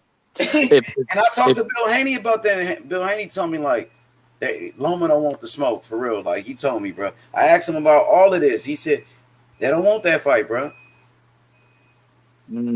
Shit, man. I tell you, I still think if T.O. win August 13th, if Devin go up to 140, I think him and T.O. fight for no belt. I really believe that shit. Man, T.O. don't want the smoke, bro. If T.O. wanted the smoke, he would have fought Dev at 35 he would have fought him then instead of fighting Kambosos. He gonna have to fight. Somebody gonna have to fight Haney. They gonna try to push one of these guys. T.O. will fight him though, right side. T.O. will fight them. He about to resign with Top Rank. Haney ain't leaving Top Rank, bro. They love it over there, bro. T.O. will fight him. I'm telling you. At 140, they're gonna fight. Trust and believe. You want to fight him then, though, for sure. Hey, they're gonna fight at 140. Trust and believe. I hope so. I hope you're right. And YB, you know I rock with you, so I'm gonna trust in you. But I'm just saying, if that's the case, what's the point of fighting now? The niggas ain't trying to get in the ring with Haney. He probably ain't trying to risk another loss. I hope he do though, because I've been wanting to see that shit. Man, Dev will be. That's just my opinion. I don't even want to go into my opinion. Nah, go ahead. I got Haney. You know your opinion. Go ahead. Bro, I just think, man, so when I look at the fight, bro, like with Teofimo Lopez, there was no reason for you to fight Kambosos versus you find Devin Haney, bro. There was no reason for you to take that fight. You know what I'm saying? Unless you was looking for a soft touch. And I feel like it was good. Because Kambosos had that bag in Australia. He really wanted to go to Australia to fight that nigga. He thought he was. They didn't even go to Australia though. They didn't even go to Australia. Yeah, he thought he was at first. That's what they kept saying. They thought they was because that was before COVID shut down the whole country. You know what I'm saying? But right side is right. He really wanted to fight Kambosos. You know, he didn't want to fight Haney. He made every excuse not to fight Haney. They don't want that damn smoke, bro. Like, hey, real quick, man. Hey, y'all come tune in on Thursday, bro. I got a debate about this. Tanking and Dev, you feel me? I got Dev. My brother Knockout Boxing 86 TV. He got Tank Davis. We got a debate. Bro, we heard you say that. We heard you, bro. Hey, no, I gotta put it on because I want niggas to show up so I can show y'all niggas why Devin is better than Tank Davis, bro. Like, you've been saying it forever though, bro. We know shit. You always say Tank ducking. You always say Devin the best. I ain't never said Tank ducking. I ain't never said he ducking. Yeah. But what I have said is Tank don't want the smoke.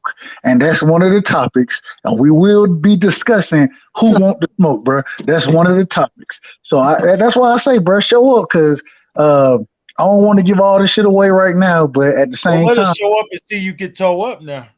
Man, ain't no damn way I'm getting told. All right. But you know what's it's crazy because I ain't even got I got the facts on my side. All the facts are on my side in this debate, bro. Regardless of the topics we talking about, the facts are on my side. And when you have the facts on your side, bro, all you got to do is speak the truth. That's it. But I'll deliver it in the right way and make sure that everybody understands what's going on. I will do that. Respectfully. Hey, y'all, I'm gonna come on off here, man, because it's 4:00 and my ass need to go to sleep. So I appreciate you, H, man. I'll probably come back tomorrow night, man. For I'll sure, see y'all blood. tomorrow. I'll be back tomorrow. Okay, blood. Thank you, blood, for Bless you, coming big through. blood. We love you, champ. Okay. Peace Peace, out, guys. blood. One All love. love to you, big bro. What up, Rich? My boy Rich, what up? Salute to the panel. I'm at the job with it, man. I'm finna come on and talk that shit with my niggas, man. What's up with y'all? Man, chilling, big Talking bro. about Devin Haney, man. You think T.O. That's will that. fight him at 140? Oh, he fell off. He'll be right back. I think he will. I think T.O. will fight him, bro. Especially with Top Rank. Now they both on the same side. I think that should happen. Especially if it's a pay-per-view, they'll fight for big money. They already got too much history, bro. That shit a rivalry. That shit. Yeah, I mean, it makes sense for sure, but at that time, he sure ain't want to fight him because he fought on his own anyway. Shit, he could have fought Devin Haney on his own. He fought Cambosis on his own, but I mean, that's the past, man. Hopefully, they do fight now. That shit was a purse bid, though, H. That shit wasn't supposed to be no fucking DAZN. That shit was supposed to be Triller. Then it went to the next highest bidder. You know what I'm saying? He ain't had no control of that. But I feel you. Yeah, the zone could have won a purse bid for him and Haney, though. They could have. That shit had to go to purse bid, though. It was a process to make that shit go to purse bid that wasn't that easy. Yeah, because he went with Cambosis. They was colluding together. He could have went took a collude with Devin Haney behind Bob's back and trying to make something happen. But like I said, that shit is the past. Now them niggas hopefully they can meet up at 140. Because Haney, he about to stay with them. He ain't leaving Bob. T.O. fumbled that bag. You know what I'm saying? But Yeah, and now Haney got something that he won't like. I mean, he always was saying Haney's name anyway. He started saying Haney's name first, but then when he beat Loma, he got the big head like, oh, I don't need this nigga. You know what I mean? So now, like, T.O. lost. He got beat by Cambosis. Haney's the undisputed. Haney's the man. Haney got the juice right now. He got the juice. Yeah, and T.O. need to resurrect. You know what I'm saying?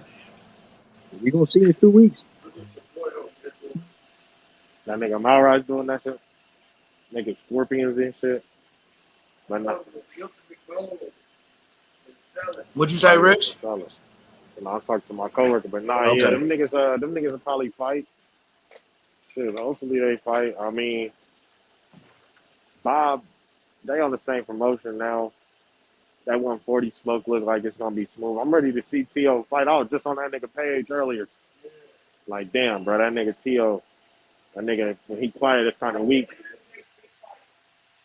I don't even know. When the next fight? AJ and them?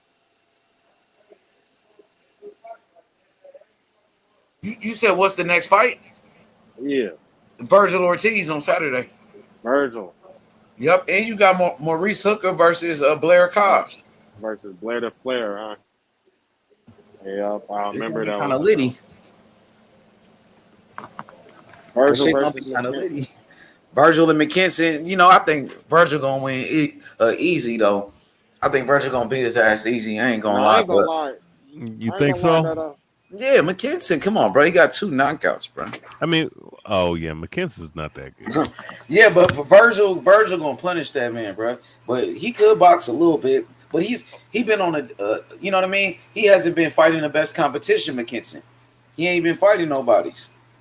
Yeah, and you need power to fucking stop the onslaught of fucking Virgil Ortiz, bro. Hell no, you don't need power. You just gotta really know how to box, and I don't know if Brad's the guy to be able to do it. I ain't gonna lie. Well, here's the thing though, like it's gonna be hard to box somebody with a good stiff jab like Virgil, who can set his power punches off the jab. You know what I'm saying? And Actually, go ahead, my bad. Oh no. Nah, go ahead, because I interrupted you on some weird shit. Go ahead. No. I was done. Bro, no, you wasn't, bro. You was in the middle of saying something, bro. You gotta finish. Was I? Yeah. My bad. Go ahead. Yeah, no, that's it though. I mean, I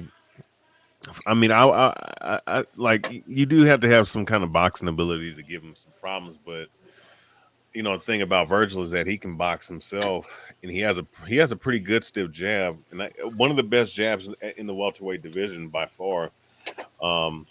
You know, it's not. I wouldn't say it's as good as Errol Spence, but it's solid though. Solid and it's stiff, and you know, I think you're gonna have to have a little bit of something to keep him off of you because that dude can crack. You know, and if you don't, and if somebody that can crack and you don't give him something, if you don't give him something to worry about, man, then he's gonna throw with reckless abandon, and you know, he's gonna throw full leverage, and you know, hey, watch out.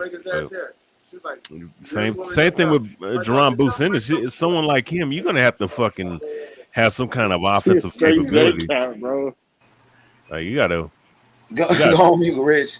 What'd you say, historian? No, not BH. I'm talking about coworker. I hear you. No, we hear you. No, we hear you cooking, Rich. But no, I mean even with like someone like Jerron Boots Hennis, you're gonna have some kind of offensive capability or bring the fight to him. You know, to have someone like him respect you. Like those guys are two punch. Those guys are two knockout artists. You know, you're gonna have to like when it comes to them top fights, you got to be able to fucking hurt somebody. You can't hurt Boots Ennis, he gonna fuck you up. That's what I'm saying, dog. I ain't gonna lie, even if he can.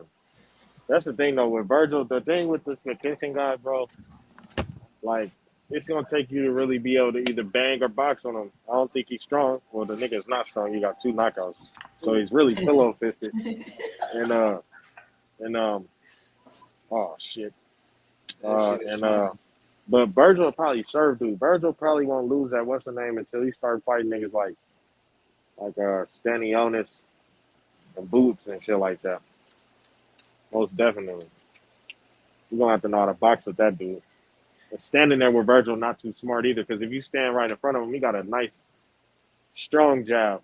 Mm-hmm. You're right about that. He showed it in a Mean Machine fight. Yeah, that he just started shooting once he left Robert Garcia. You feel me? Or when Robert wasn't in here. Yo, I ain't never seen him shoot a jab like that. Hey, what you saying about Robert Garcia, Rich? I'm saying that as soon as I watched Virgil fight Mean Machine, bro, I was like, yeah, he might as well just stop fucking with this nigga because he just looked way better without him. Yeah, he's not with him no more, huh? He left him. I know he's not with him. Who is he with? I don't even know, bro. Honest to God, I don't know. I know he left. Yeah, he with Manny Robles. Manny Robles, okay. Beans, tell me if I'm wrong, but did he not look great after that first? What was that? The first round of Mean Machine. After that first round, he came out serving. He looked way better than he did in that Maurice Hooker fight. And if he would have looked how he did that Maurice Hooker fight, hell yeah! When he started, was crazy. When he started fighting behind that jab and throwing that jab to the body, he was folding Cal Velasquez's ass up. He fucked him up bad, bro. I'm not gonna lie. So Virgil, he a good fighter, bro. He a great fighter, but yeah. So he should get this one nigga out of here, bro. But that's the same shit niggas was thinking about. This fight kind of remind me of Catterall and Josh Taylor. You know what I'm saying? Not stylistically, bro, but just like the name, like everybody knew Catterall was just there to let this nigga Josh get a defense in. You feel me? And then what happened? Yeah. Served him up. I'm not saying Virgil gonna get served up because I don't think he is, but I ain't gonna lie. That's what this fight really remind me of. He should serve this nigga, but don't be surprised. Yeah, bro, because when you 21-0 and you ain't got no knockouts like that, bro, kind of gives me the impression that you really know how to box. Yeah. Don't be surprised if this nigga got great feet or something. I ain't never watched dude fight, but I wouldn't be surprised if he had like some good ass feet or something that could give Virgil some problems. Well, okay, since we brought their names up. What about the Maurice Hooker and Blair Cobbs fight? Who comes out of that fight? Maurice Hooker. You ain't faith. You don't have faith in Blair Cobbs. Nah. Hey, historian, do you have faith in Blair Cobbs? I'm with Rich on that one. I'm with Hooker too.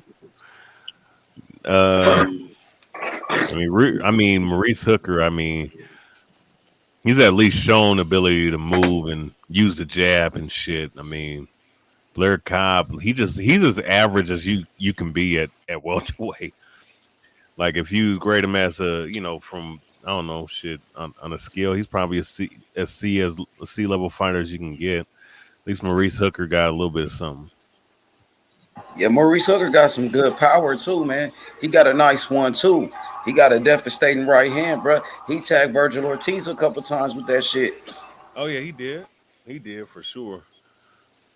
I mean, I'm just trying to think like what does Blair Cobb do well like in the ring? What does he do well? What you think about Blair Cobbs? You think he got a chance to get into WWE? Shit, I mean, yeah, if he put on like you seen Logan Paul in that shit? Logan Paul doing backflips and shit. Yeah, you know what? I'll say this, you know, not to get off subject, but yeah, I will say this, man. Logan Paul can work a match, man. You know, that's probably where he needed to be at instead of in boxing. Shit, man. You talking about Jake Paul? Logan Paul. What about Jake Paul? He might as well get in there too. Yeah, you know what? Yeah, because I mean, but he using boxing to make money, bro. He can make money with the WWE shit, bro. I ain't gonna lie. I'm but he got fighters doing boxing. He making money off of women's boxing. He using women's boxing to make money. H, you know that wouldn't be a bad idea because you know his best asset right now is Amanda Serrano. And she's done pro wrestling before. She actually, I think she was in the Performance Center with the WWE at one point. For real, I didn't know that. He probably take her over there after boxing too. Yep. Well, actually, what's her name? Bianca Belair. When she came to her fight, she actually offered her a thing, man. So who knows, man? That's that fight with Katie Taylor wasn't the WWE working with that shit or something? Yeah, there was a lot of WWE people around there. And there was the women's champion Bianca Belair. She went over there, and I guess they said they sent a verbal offer to her. You know what I'm saying? So I wouldn't be surprised if you saw them in the WWE, man, because they can cut promos. And Rolly too. You know, Rolly little ass. You know, hey, I ain't gonna lie, he probably could. Shit, man, I think the only thing Wilder be a bad motherfucker on that shit. The way he be talking shit. Well, you know what, Wilder. Well, here's the thing. Hell yeah, Wilder personality. He full of controversy. That nigga. He talk a lot of shit. Yeah, and that nigga loud, be yelling and screaming and shit. That bomb squad shit. That nigga be turned up. You know he would. But you know what? I'll say this though. With Wilder, what I don't, the only thing I would say though, taking bumps, if he has bad knees now, he gonna get fucked up. You know what I'm saying? Working matches and shit, he probably might break. Imagine something. Wilder and Fury in the WWE fighting. Oh, should be stupid, bro. I didn't already watch these niggas literally almost kill each other. I ain't trying to watch them niggas do some choreographed shit. Leave that shit to Jake Paul nerd out. Because Fury be doing that shit. Nah, that's probably where Fury probably gonna be going. Shit, man. Fury needs to take his bitch ass to fight Usyk, bro. I mean, Mayweather was the one that. Okay, don't get it twisted. I mean, you had Mike Tyson. You had, with Stone Cold Steve Austin shit. That was a big thing back. That's part of the way you become a crossover superstar, bro. You gotta be, you know what I mean. You gotta be out there. You gotta be doing shit like that. Floyd Mayweather did WrestleMania, nigga. He was on Dancing with the Stars and shit. Yeah. Well, Floyd, that shit with Floyd and Big Show was kind of. I ain't gonna lie, that was entertaining, man. You know, that shit was kind of entertaining. And you know what's so fucked up though? You know what's so funny though was him and Big Show agreed to for Floyd for him to allow Floyd to punch him in the nose. Remember that shit? Oh, that was a real punch. He really connected with it. Too was real. Oh no, you could tell by Big Show's reaction, the way he reacted. That was real. But I guess what he said was though, he said, "Look, once you hit me though, you and your team better run." That was in the back, so. Hell yeah, bro. Hey, Virgil Ortiz finna set it off on Saturday, bro. I know he just fighting McKinson, but Virgil Ortiz got a big fan base, bro. He got a lot of fans, bro. He been a main event fighter for a minute now, Virgil Ortiz. How old is he? 23? Yep, about 23, 24. He young. He about Boots age. 24, he might be 25 now. Hey, I noticed that we got a lot of fucking young talent in boxing lately. That's what I'm saying. We do, bro. Like motherfuckers 25 and under, bro. Like 25 and under. Just you can name all these young up and coming dudes or guys or even like Haney who's undisputed at his age. You know what I'm saying? Like exactly. Shakur Stevens Boxing, did too. boxing is back, Shakur bro. too. I'm trying to You know, tell like, y'all, man. Yeah, That's why boxing is packed. That's why we got to stop talking how these boxers. We got to stop as fans saying like other side of the street and bringing up money and shit, because that money shit ain't got nothing to do with us. You feel me? We Facts. spend money to watch these fights, so we need to be having Right these about niggas that. fight the best, bro. Because boxing Right. at one point in time, Sugar Ray and Tommy Hearns, Hearns. them niggas was 23 and 25 years old, bro. Ray Leonard and Benitez, them niggas is young as shit, bro. 21 and 23 or something like that. Niggas is young, bro. So I don't see why. Hold on, let me make sure this shit right. We need to be pushing for that type of shit now, bro, because it's enough talent, old and Yeah, young. but Honest to these God. guys, they got promoters though, Rich, and they Yeah. not willing to put their fighters, you know, in a tough fight because they fighter might lose, bro. They gonna fuck up their business. But isn't it illegal for a promoter to hold back a fighter from let's say like a better purse?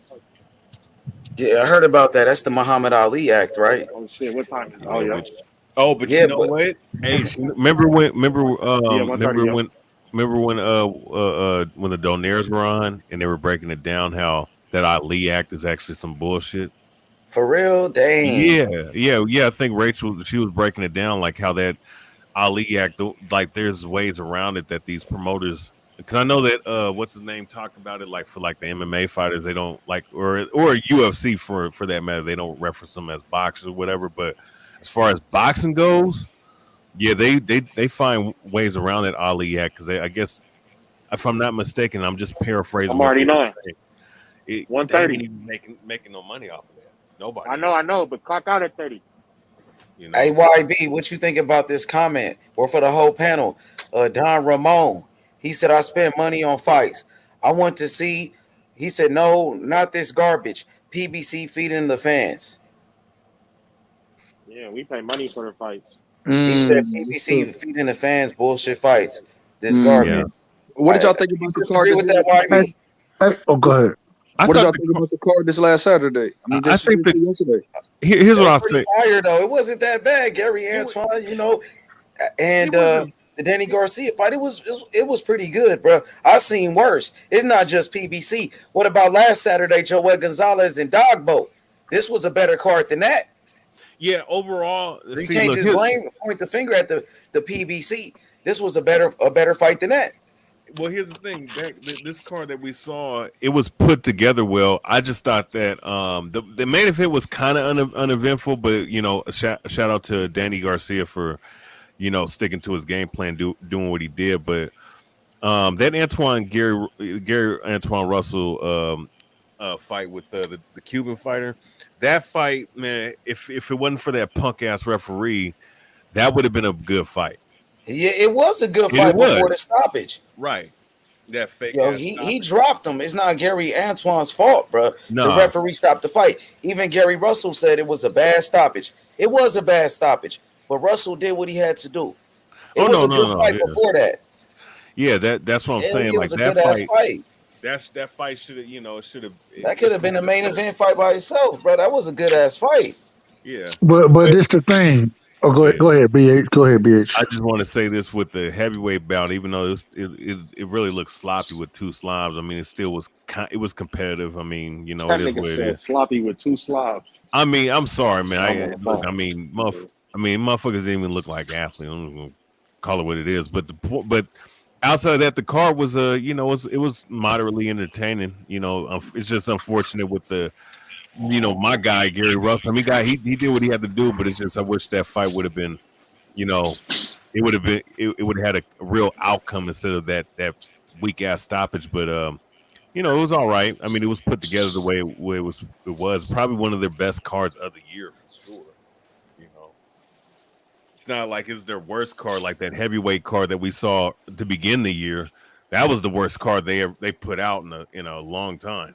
Ortiz versus Charles Martin, one of the worst shit that I've ever seen as far as pay-per-view goes. Hey, BA, let me ask this. Did you think Gary Antoine Russell, how many times did you see him hurt in that fight? About 3 or 4 times. Yeah. I mean, and you know what's so cold? Hey, you know I disagree with that, bro. I disagree with that, but it's all good. That's your opinion. How many times? What you saw? What you saw? H? Yeah. I ain't gonna lie. I don't think he really got hurt, bro. I thought he got hit. He got hit clean though. He got hit clean, and he was so off balance. It did look like he was hurt, but I don't think he really was hurt. That's what I think. What be fighting on balance and shit, man? Well, that nigga's like wild and shit. That nigga was like T.O. in a way. How T.O. was fighting Cambosis, he running in head first and shit. Like he's so. You know that's his stop, but H. You know that's his. But look, but you heard what Gary Russell said after the fight. His trainer, his brother, he said, man, he got to work on that shit, and he said that's what we gonna work on. But he was like, he still got the stoppage. He still did good. That's how I think. But yeah, he has some flaws, some major flaws for sure. Hey, bro, the composure from him, bro. I felt like he came in with a very amateur style, trying to. He threw a lot of punches early. I ain't mad at him, but the thing was I ain't gonna lie, bro. When I was scoring the fight, I scored it. I had it 3-2 before the stoppage, right? I had Antoine winning, but I gave Francis two of the rounds, and I ain't gonna lie, bro. I ain't never. That's a 3-time world champion, bro. Francis Bartholomew, 3-time world champion. He can fight, bro. Cuban boxer, bro. He can fight, but the problem. Hold on, can you hear me? My bad. Yeah, go ahead. Go ahead. He can fight. The problem is the style that he fought isn't the style I'm used to seeing him fight, bro. Like I'm not used to seeing Francis sit there and fight with your ass. You feel me? And in this situation, bro, it seemed like his thought process was, I'm gonna gain your respect from the beginning, bro. I'm all right. You think you're gonna walk me down? And usually, we see Francis, and of course, he's up in age, so. The same way Lara ain't gonna be on the back foot nearly as much. He'll stand in the pocket and fight. That's what I was kind of expecting. But damn it, the way he came out fighting with his ass, bro. I ain't gonna lie, bro. I was shocked. I ain't see that coming, bro. I did not see that coming from Francis, bro. Because that's not his normal way of fighting. Go ahead, bro. It lasted for a while though, right? And then boom, right hand, Gary Antoine dropped him. You know what I mean? The referee stopped it. He stopped it early, but that was a devastating right hand, though. I ain't gonna lie, that was a beautiful right hand. No, but that's why he's my favorite. That dude could box though, man. That nigga Francis Bartholomew went straight out of Cuba, bro. That nigga's the only three division champion from Cuba. He made history, bro, from his country. Now here's the thing. He's my favorite of the Gary Russell brothers. I mean, he's explosive. He's fast. He has fast hands, and he has power, and he's aggressive. But part of what he does well is his aggressiveness. It's just that I think he needs to keep his hands up more, and he needs to probably work a little bit better in terms of like closing the distance properly, because he be running in just like Showtime Sean Porter with his head. Sean Porter, bro. He look just like Sean Porter. I know that's dangerous. You gotta be careful, bro. Bro, and my thing is because I agree. I think he has the boxing ability, but for him not to use the jab, bro, I watched there were times where Francis Bartholomew was either in the corner on the ropes, and versus letting your hands go, you kind of rushed in and grabbed his ass, and I'm like, bro, what the fuck you doing? Like, why are you grabbing him right now? You're supposed to let your shit go. This is the prime time to get your shit off, and he just kind of jumped in and grabbed him, and I'm like. I'm not quite sure what's going on. Man, Russell, 16 wins. He only got 16 fights with 16 knockouts. And then, check it out. He only 26. Young fighter, nigga, 5'10". He a big boy, bro. Strong, bro. And he going in there with some good competition. Former champions. Back to back. Stopped two guys that never been stopped before. Back to back. Is he 5'10"? 5'10", nigga. That's what say on BoxRec, unless they got it wrong. Hey. That motherfucker looked short than the bitch compared to Rancis. He looked short yesterday, but they say he 5'10". Yeah, he did though. Rancis is 5'10". That motherfucker like he about 5'6" in that bitch. But I ain't gonna lie. I ain't gonna lie, bro. BH, you was tripping, bro. That nigga. You said this the best best Russell brother. No, he's my favorite. He's my favorite. Oh, okay. Yeah. He might though, my nigga. That's what He I heard. is That's what nowhere Batman near better told than me. his big brother, bro. That That nigga Batman Gary told Allen me that. Russell is damn near great at boxing. Like he's The damn near Batman great. told me that before he died. He said he felt like Antoine. Oh Was the best. Yeah, that's a fact. He did say Yo, that. H, I what? like Antoine, bro. Rest in peace, Batman, Antoine bro. is Yeah, what okay, happened? bro. What But that happened nigga with is that? not I Gary. had my battles with them niggas too. Wait, what happened with Batman, man? I heard He passed that. away, nigga. Go ahead. Wait, Yeah, Batman he passed passed away? away, man. Rest in peace, man. Oh, He that's passed fucked up, away, man. bro. Rest in peace to that man. Oh man. Yeah, bro. So shout out to my boy Batman, bro. I know Salute he to Batman. in right now for his brother. You know what I'm saying? Hey, better be going ham right now. Bro, that nigga be going crazy right now. He'll be going crazy. Oh man, salute to that brother, man. Just gotta keep that Russell name alive, bro. Like his father passed away too. You know, he did good yesterday, bro. You know what I mean? He a good fighter. I think he a dangerous motherfucker, bro. If he tighten up his defense a little bit with his head movement and work on that shit, he's a problem. He already a problem, bro. So that nigga nonstop pressure, nigga, and then his inside fighting. He a great inside fighter, bro. He letting them hands go, nigga, from round number 1. And he got power, nigga. And he a southpaw. That nigga kind of dangerous, bro. But the problem is the way he comes in, he allows individuals, if you want to tie him up, you can tie him up. It ain't gonna be hard to tie him up because, like you said, he got that Sean Porter shit, bro. Instead of coming in, instead of having educated pressure, you know what I'm saying, working behind the jab and using educated pressure, it's just, I'm a bum rush your ass. And he got to get out of that, bro. You can't just bum rush. You're right side. I know Gary telling him that. You know Gary telling him that.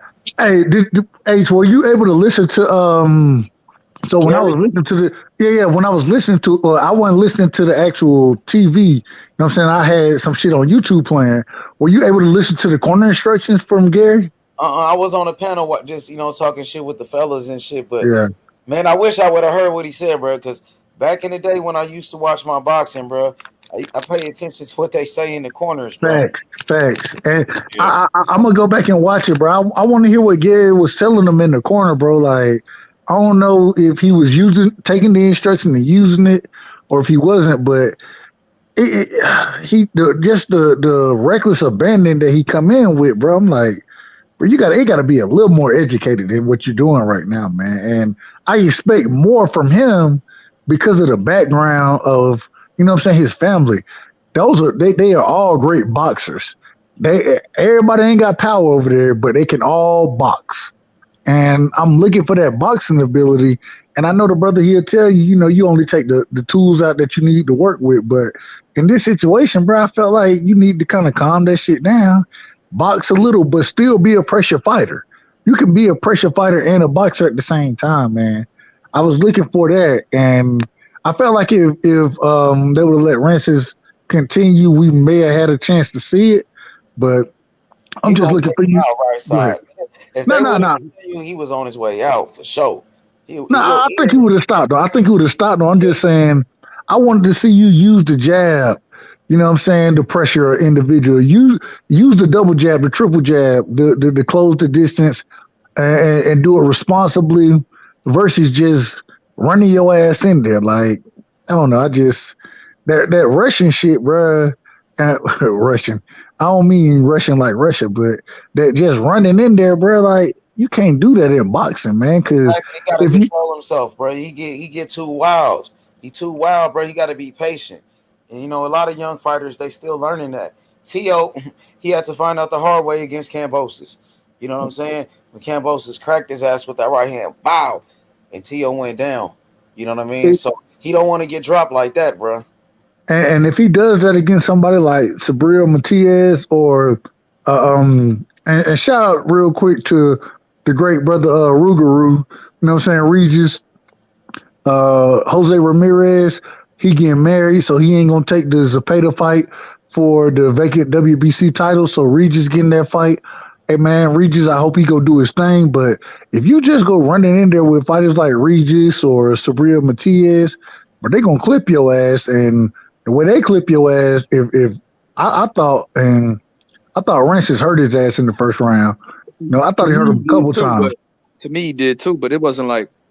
I agree with H. It wasn't like no crazy hurt. He was like he damn sure got his attention. Like he was he got stunned a little bit, got back, because Gary Russell's so in shape.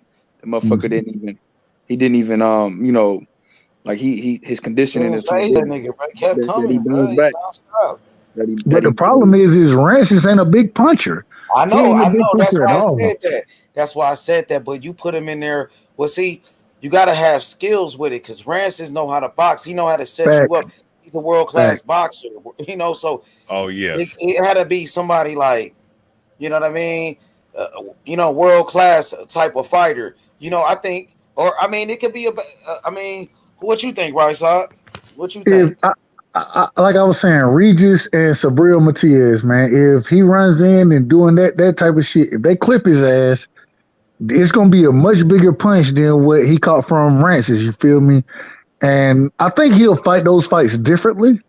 But at the same time, bro, like, even if you're going to be a pressure fighter, just be responsible with your pressure. You know what I'm saying? That's what I'm looking for, that defensive responsibility. And it seems like at this current moment in time, the nigga he just looking to go stop your ass. He ain't worried about getting hit. He ain't worried about this shit. And at some point in time, you're going to run against a motherfucker who can hit, and you're going to get your ass clipped. You better stop running in like that, bro. Like, you got to... Like, you thought he got hurt by Bartholomew, who's not a big puncher, but he was an accurate puncher. He has some knockouts too. But, what you think would happen if, a guy like Devin Haney will fight him, right? And Devin Haney's an accurate puncher. And if he catch you clean, you can be stunned. You know what I'm saying? Do you feel like Haney could hurt him if he run in like that? You seen Bartholomew hurt him because he said he wanted to fight Haney. What you think, Rice? I ain't gonna lie, the accuracy there. I was looking, and I got a debate with Knockout on this shit. So I've been looking at their fight these last few days, and the accuracy is right there.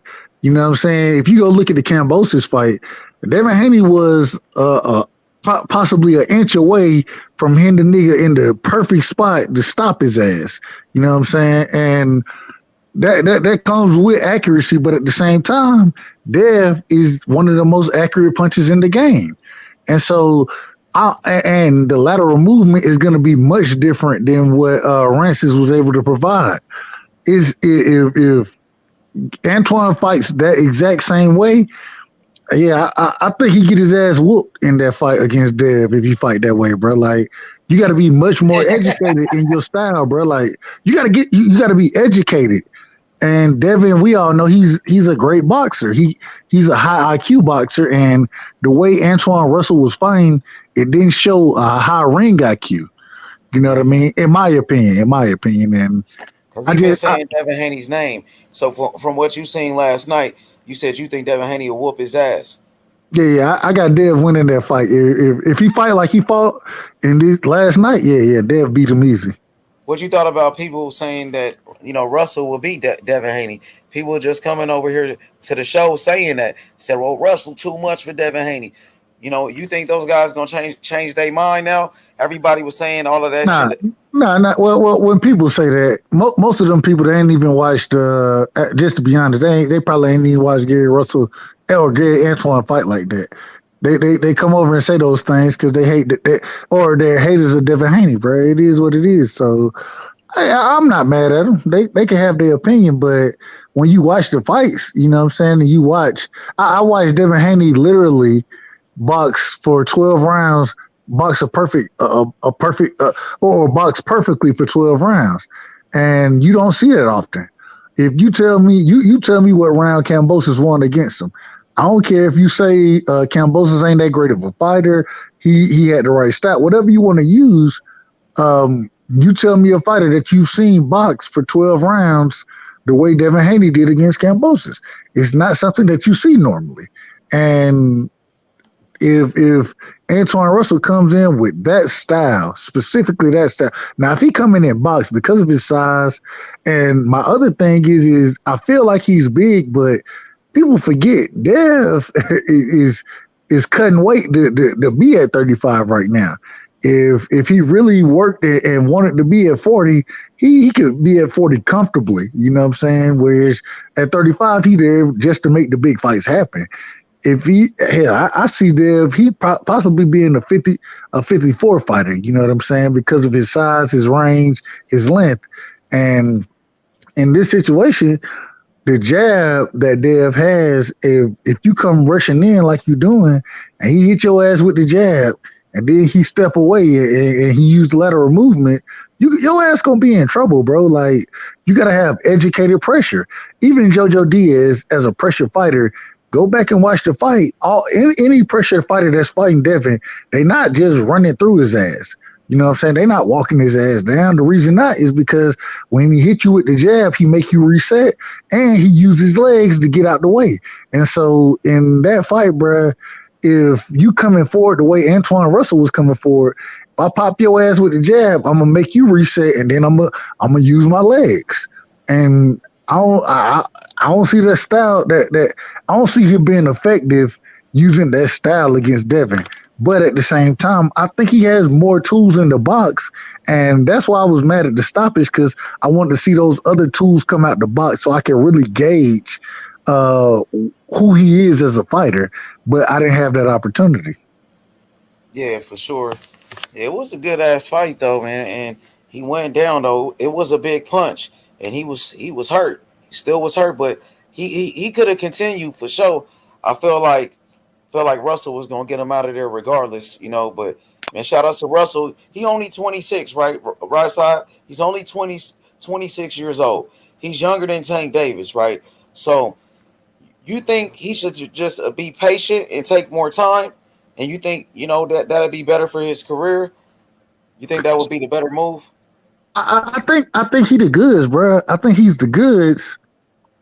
I feel like, and I don't know, but it's been like this his past few fights. You know what I'm saying? It ain't been just one fight. It ain't just one sample size. But I think his boxing ability should be there.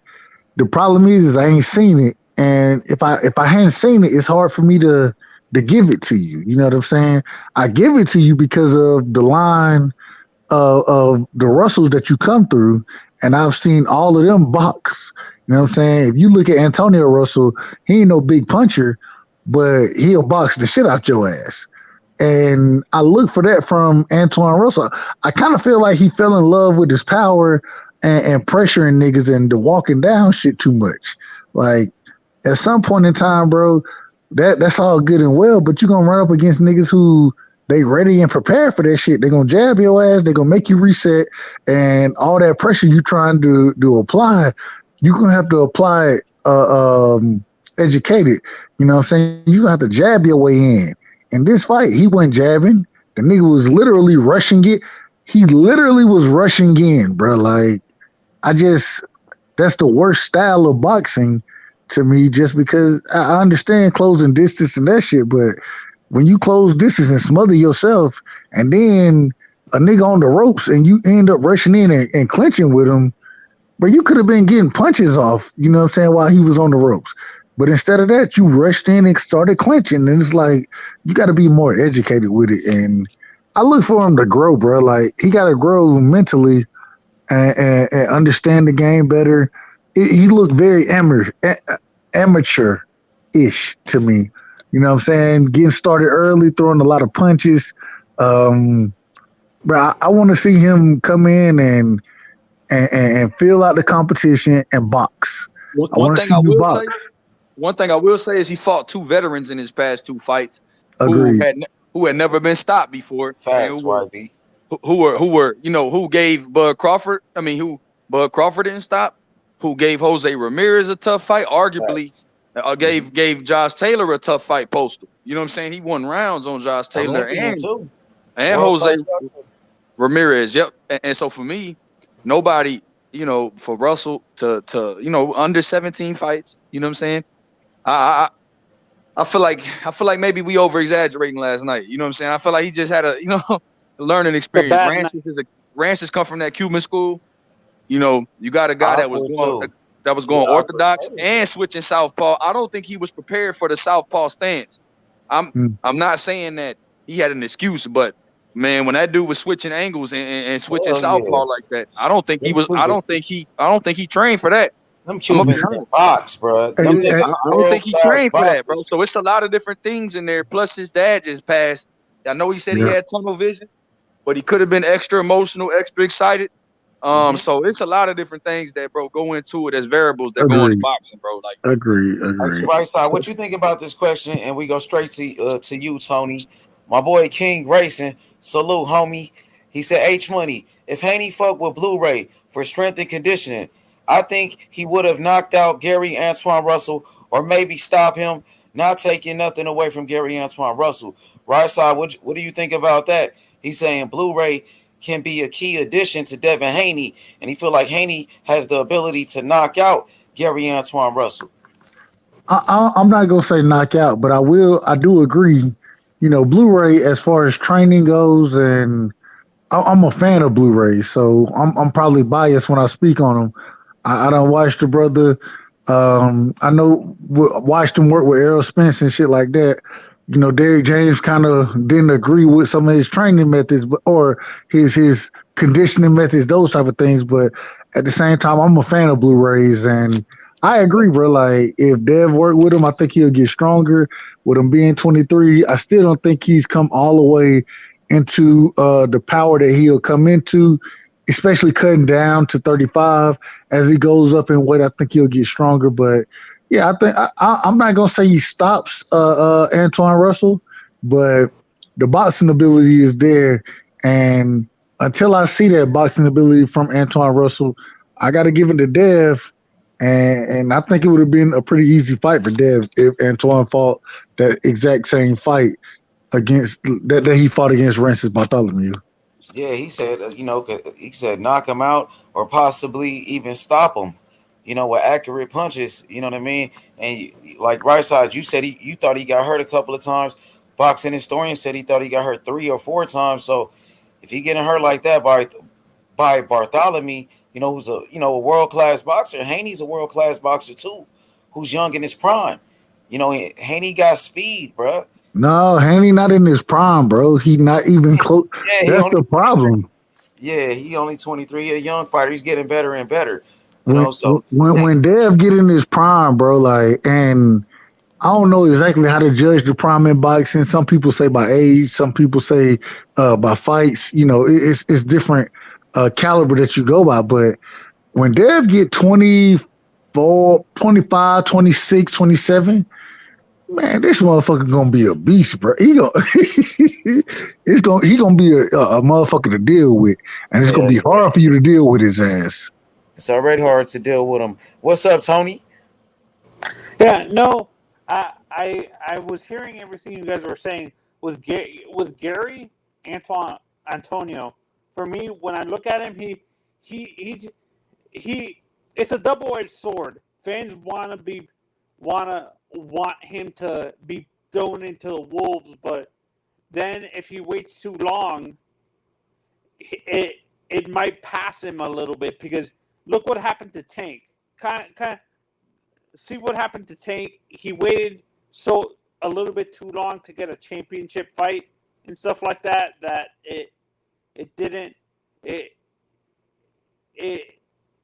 we feel that his competition isn't there and stuff like that. Like, the competition he's faced is kind of iffy and stuff like that. So it's a double-edged sword. We don't want to be patient with these kids, but if we're patient with them, the sport of boxing passes them by. Do you guys agree? Yeah, I can see that. I can see when you say the sport of, well, elaborate. When you say the sport of boxing passing them by, elaborate on that a little bit, if you don't mind. Depending on what weight class. Okay, Gary Antoine's at 135, right? 135, 140. Am I correct? And Antonio or Antoine, he's at 40. He's at 40. Antonio is like 22, I believe. Yeah, no, Gary Antonio. But Gary Antonio, hold on. And see, now let's. I want to make sure I know who you're talking about. So Gary Antonio, I believe, one that you guys were just talking about, the one that struggled. That's Antoine. Antoine's at 40. Yeah, Gary Antoine is the one we were just talking about. If Right. he waits too long, the sport of if he waits too long, he's not going to get the chance to get a fight. But if we push him too fast, throw him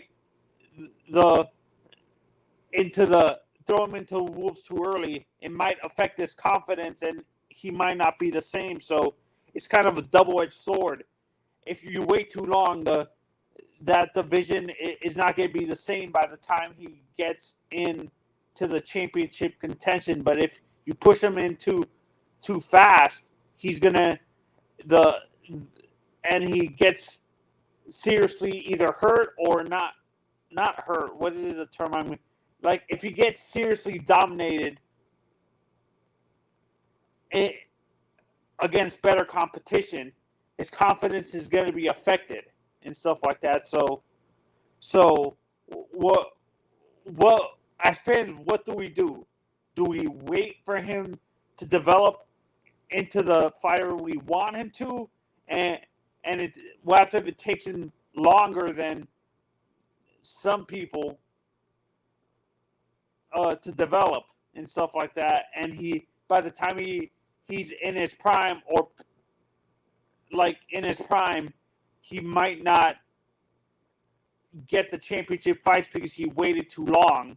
But if you push him, if you throw him into the wolves too early and he gets dominated by, let's say, a Subriel Matias or someone like that in the upper echelon, it might affect his confidence and he might not think he can handle that pressure.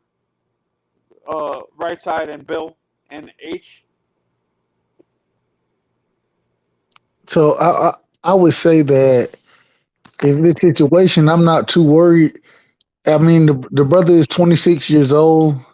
When you start to hit, he's going into his prime, and once you start to hit around that age, you know what I'm saying, he has a nice amateur or a nice amateur background, as well as 16 fights now, 16 knockouts. I think that at the end of the day, you're not even, or if he's contending for titles, it's not rushing him into anything. At some point in time, you got to face the best. No, I'm saying what I Go ahead. mean, right side. What I mean is, if he's not contending for titles and you throw him in too early with a guy who has experience in championship fights, don't you think if he gets seriously dominated and he doesn't even show improvement, don't you think that's going to affect his confidence and his? So the thing is, when you're 26 years old, you, like I said, you hit your prime. So I don't think I don't think we can match you too tough at this point. I think that. Go ahead. At the top of the division and stuff, like a Subriel, for example, a Subriel Matias or a Jose Pedraza, guys who has championship rounds and stuff like that. And it's interesting. I looked at rounds earlier. Gary Antoine Russell with 16 fights, I think he got 45 rounds under the belt. Right? That's one of the negatives that come with knocking niggas out. The thing is, still in this situation, that I feel like with him, he needs to face the tougher competition, but at the same time, I would, if I gotta go for the belts, bro. Like I gotta, if I'm in position to go for a shot at the titles, you know what I'm saying, I gotta take that opportunity. The thing is in camp, man, I feel like his brother, I feel like they understand what's going on there. The boxing mind, if I can see the shit, I know they see it. And I think they'll slow him down and get him right. But if he get an opportunity for a belt or to challenge for the number one contender spot or whatever, now he got to take that. He definitely got to take that. Because No. you never know when The those reason why I opportunities brought come up around. Tank, right side. The reason why I brought up Tank is, even though he's a champion, sometimes we're questioning his resume in order for him to get the championship shot and stuff like that. That's what I fear with Gary Antoine. Let's say continues fighting the same level of competition, like prospects or like gatekeepers in the division that are not at the level of those guys and stuff like that, like older guys, but were never championship contenders, and then he moves up to a guy like Josh Taylor or a guy like a Jose Pedraza or Ramirez, who have that experience, and he gets dominated because of the lack of competition, the competition he was facing. That's what I'm saying. That's where I'm coming. That's where my question is coming from. And in my opinion, I think skills pay the bills. So at the end of the day, I think Antoine Russell is skillful, and so I don't think he gets dominated by. Once again, even when we were talking about Devin Haney, the reason I said Dev would beat his ass is if he fought the way he fought in this last fight. You know what I'm saying? If he brings out the other skill sets in his toolbox, I think it's a different fight. But if he fights the way he fought in this past fight, then Dev beats the shit out of him. And I say that to say all of these fighters, Regis, Ramirez, Pedraza, Matias, all of them. You know what I'm saying? If he fights in that same style that he fought in this that we saw yesterday, if he fights that way, they all have a good chance of dominating them because he was out of control. You know what I'm saying? He wasn't a controlled pressure. It wasn't educated. He wasn't working behind the jab.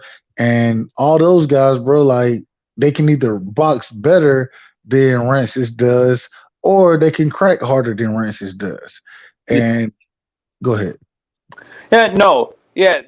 The one fight I think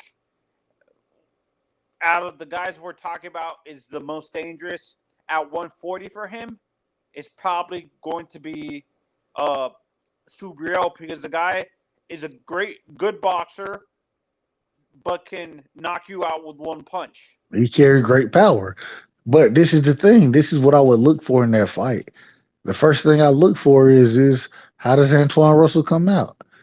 Because Subriel, you know what I'm saying, he has decent footwork, but not he really, I mean, it's okay footwork, but he really like to stand in the middle of the ring and trade with you. You know what I'm saying? He'll let you get yours off, then he want to get his off. Whereas when you fight these other fighters, bro, like if you and one of the things I always talk about, or frustrating a fighter. If I can hit you and you can't hit me and I frustrate you, I can get you out your game plan. But saying all that to say, if Antoine Russell came in and fought the fight that he fought against Rancis Bartolome, if he fights that fight against Subriel Matias, he getting his ass knocked out. Yeah, no, because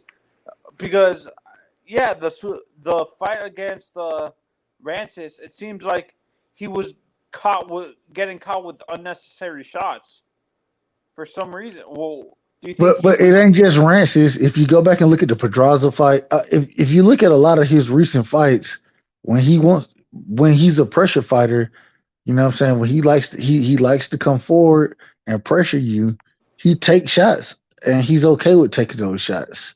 Whereas I'm sitting here like, you shouldn't be taking some of those shots. And I don't know, it goes into the styles. You feel me? It goes into the styles. And if I feel like I could take your shot and eat that shit, so a lot of times they give me a mental advantage because you hit me with some hot shit. I took it and now I'm back on your ass. So it's a lot of things going on. There's a lot of things going on in that situation. Yeah, I see what you're when you saying. got a pressure fighter, man, they more prone to getting hit. I mean, they more prone to getting hit, you know, because they taking more risk. You know, they bringing the fight to you, and they right in your wheelhouse. They right in the kitchen.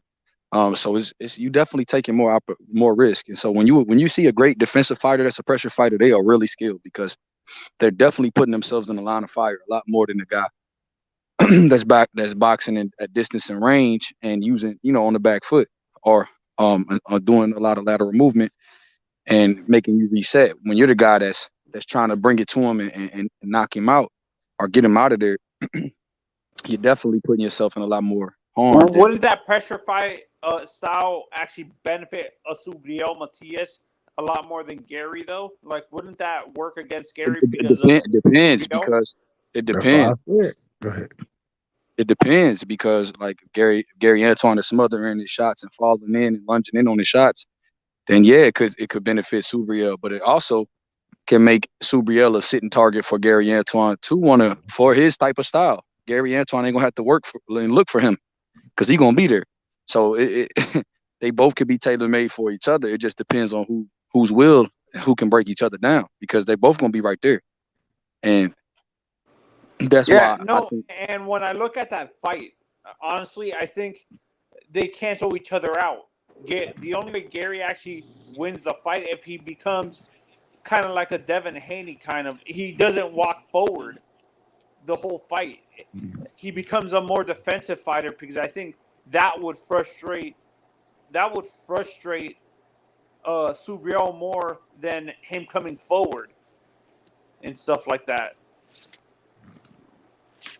yeah, it just depends, man, because them two guys are tailor made for each other. Subriel and Gary Antoine. They're tailor made.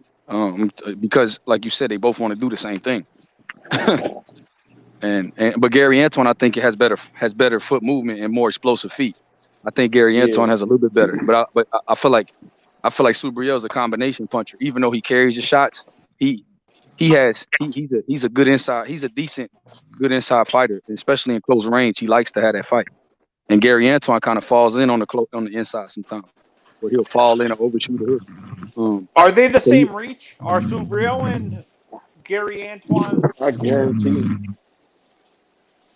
Do they have the same reach? Somebody's snoring, Subriel bro. a little bit taller? Huh? Is that right side? No, that's Rich. Talking. That is not Rich.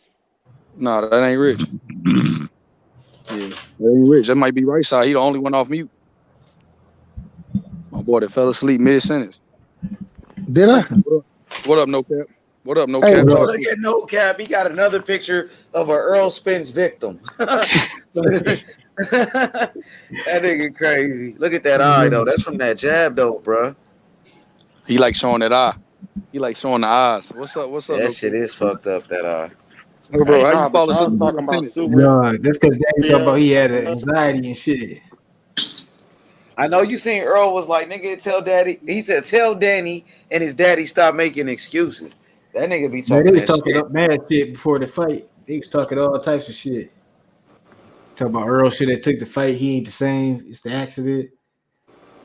He went into pressure because he got his ass whooped. You know what I'm saying? He couldn't do nothing. He got demoralized.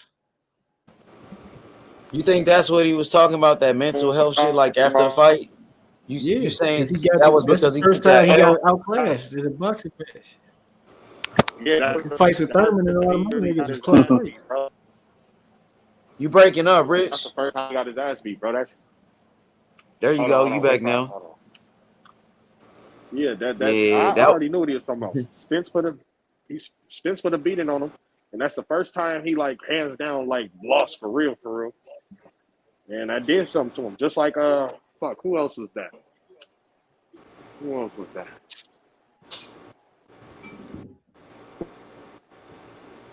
But it was real though. It was real. But Danny did his thing last night, though. Spence beat up on him, but yeah. you know what I'm saying? Danny That's He did super garbage though. He was worse than I thought he was gonna be. Yeah, he trashed, I huh? thought Benavidez. He was I worse thought than Benavidez was I gonna give thought he him was gonna problems. He be. gave And still couldn't get him out of there. I was surprised, bro. He ain't give Crawford no problems, bro. Crawford won every beat round. his ass, man. I just went back and watched that fight. Crawford won every round and then knocked him out. Yeah, for me, I think that referee screwed Danny. Danny won every round. I had Danny by unanimous decision. I had 118-107. I honestly didn't have maybe the 10th or 11th round for Benavidez, but I those were 50-50 rounds for me. But I actually had Danny because Danny had more effective aggression during those rounds and more accurate punches than Benavidez, to be honest. And I had Danny winning those rounds.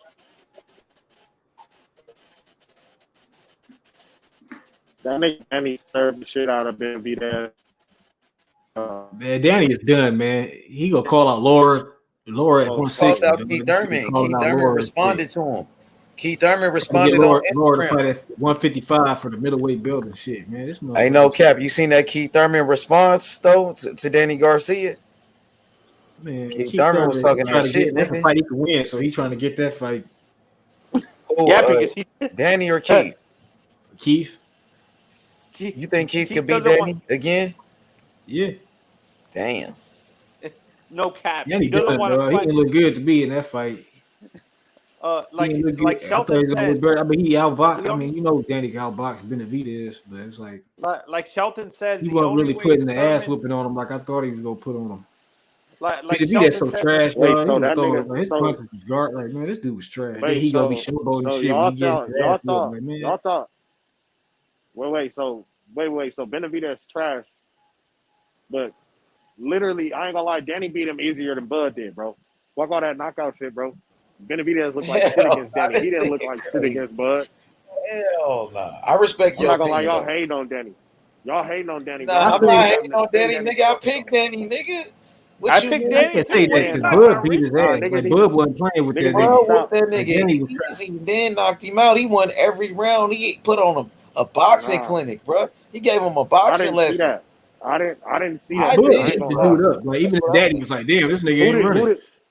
Benavidez He so beat Benavidez up. Benavidez Like look Daddy better was against just Danny than he did against Bud? Hey, I knew Rich was gonna come with the controversy about that win. I knew this shit. I had a feeling Rich I Nah, about to know. say, Bud I look better, bro. "Hey, it Rich, ain't really hey, no. Rich, he beat It him ain't better no. than Bud." he beat him Bud differently. got the Daddy boxed him from Bud. safely, and Bud beat him up. You know what I'm saying? Bud, I didn't see no beat 'em up shit, bro. Like I seen Bud win the fight, be a knockout, and he was winning the fight, but he ain't doing like Danny did. I Man, didn't have. Bud I had beating Danny him up. losing He one was round. punishing him to the Bud beat body. him way better, bro.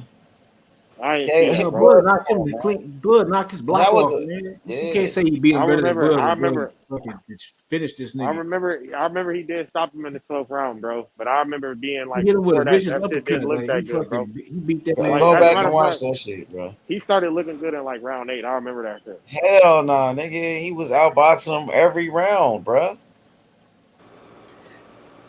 Well, if that's the Yeah, I don't think Danny case, gonna last too long at 54. He probably gonna try to fight Thurman at 54 or what some shit like that.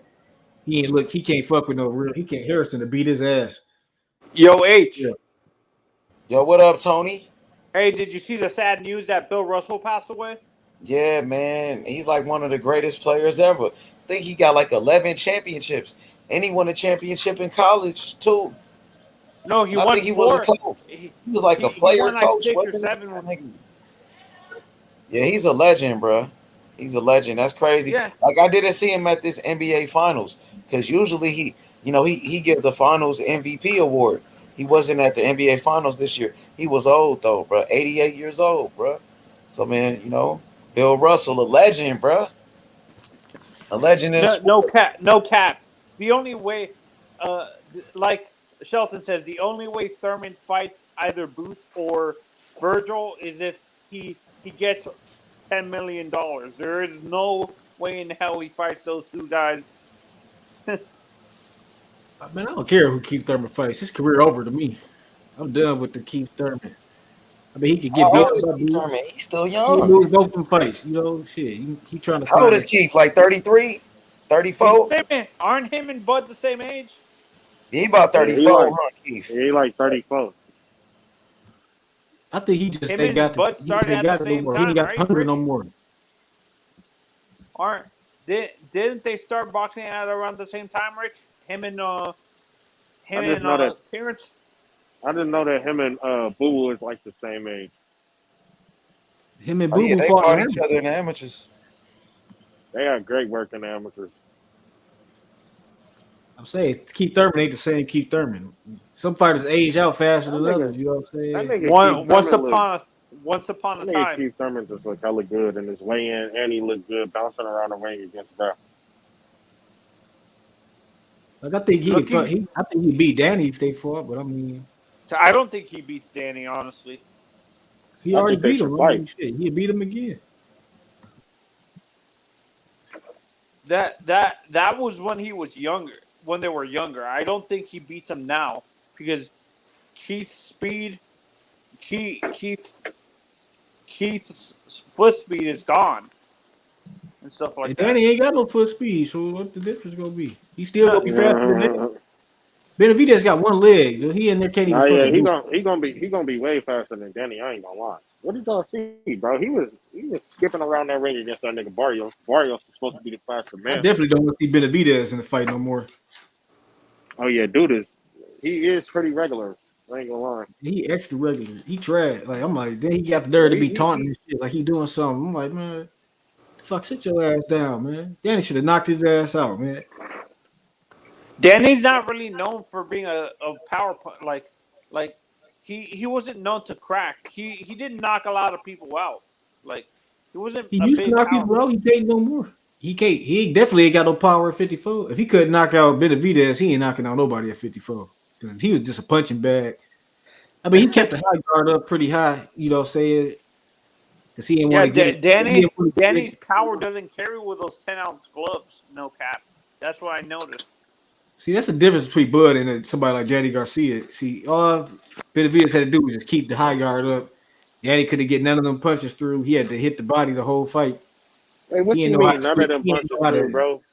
He didn't know how to That set nigga up the landed punch. To get the knockout. 233 punches, bro. That nigga looked great, bro. That's what I'm saying. Y'all kind of hating now, bro. I don't like that. I don't like He that. looked And great then, against Benavidez. He should have knocked that dude out, dog. The way Benavidez was fighting, he wasn't even a threat. He wasn't even a threat to Danny in that bitch. Bud was like this close to not knocking this dude out, bro. So what are we talking about? And he had just got shot in some weird shit. Bud Nigga ain't lost knocked the his shit stance. out that nigga. You seen that uppercut? Come on, bro. That nigga had 12, just got shot, 12 bro. rounds in a fight, nigga.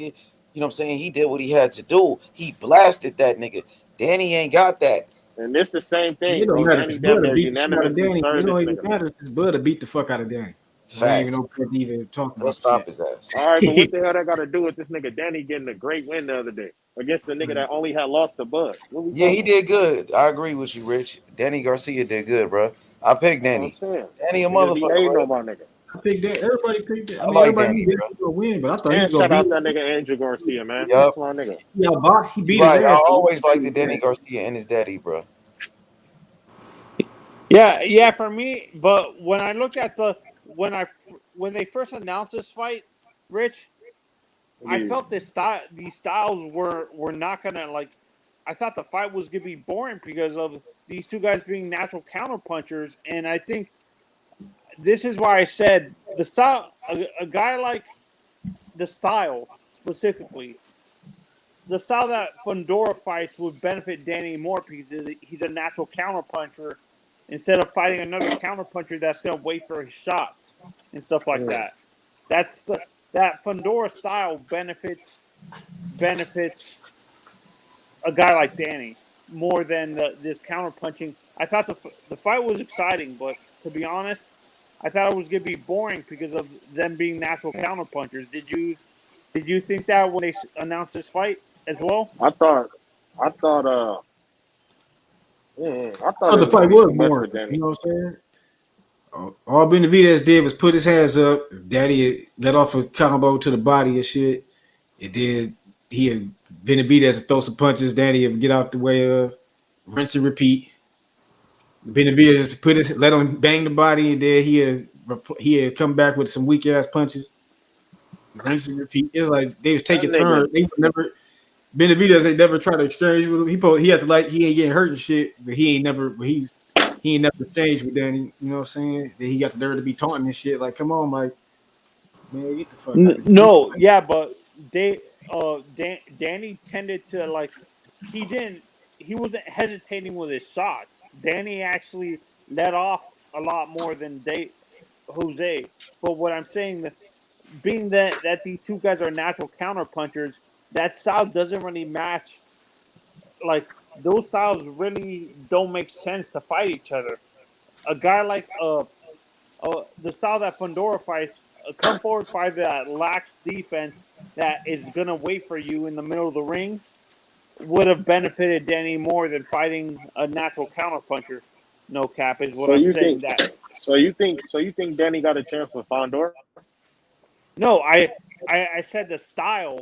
Danny would beat Fundora, but I think the style would benefit Danny more because Fundora is gonna overwhelm you with throw a lot of punches, and Danny can counter is a natural counter puncher and stuff like that.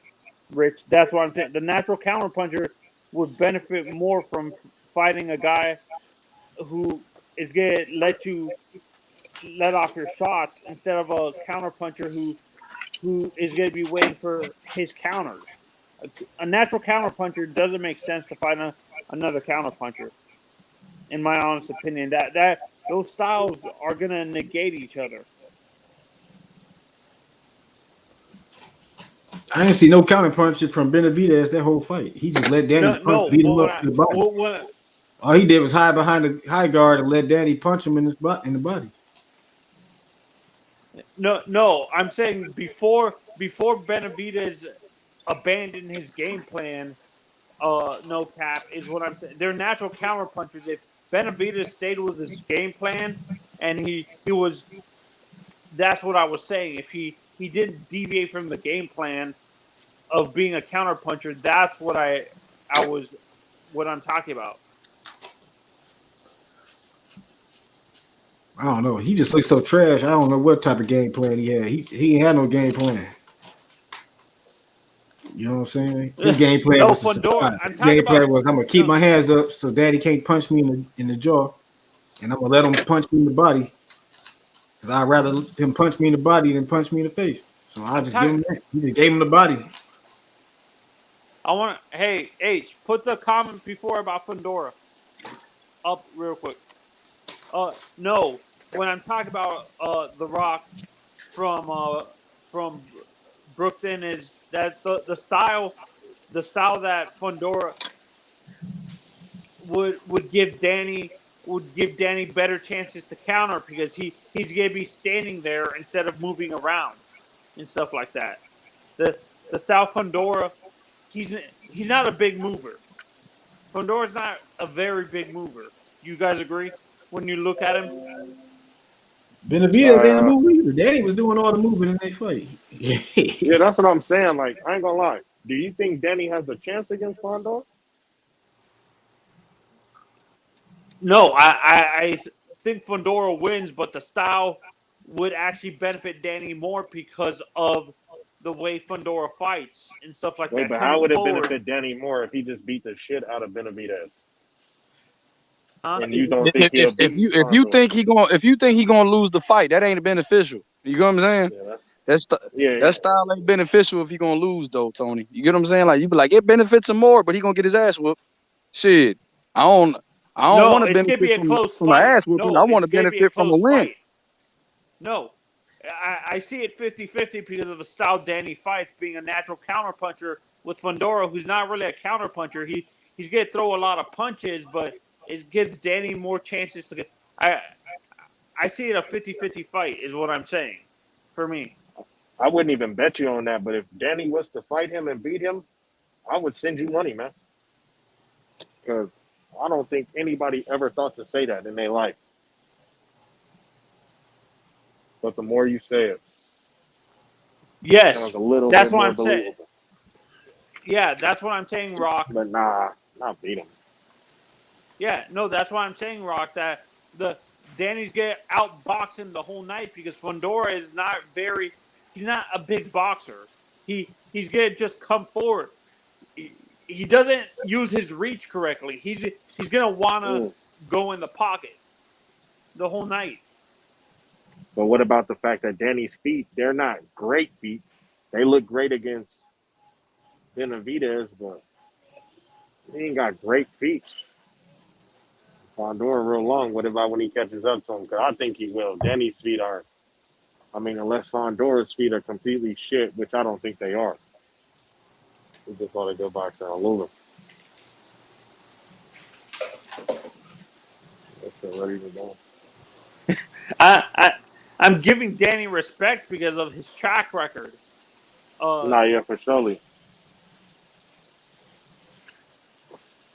I didn't like what he said after the fight, talking about Thurman or Lara at 55. I wasn't feeling that. That makes no sense. Lara's too big for him. Like Fundora's at that weight and stuff like that, but Fundora's at Lara's at 160, right? He's a champion at 160 right now, right? Yeah.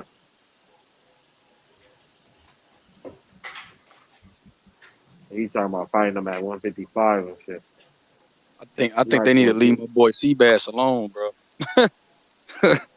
If I was matching Danny, ain't no way I'll put him in there with Seabass Fundora. Fuck that shit. No, yeah, I wouldn't either. If I was Danny, I'd just fight Tony Harrison.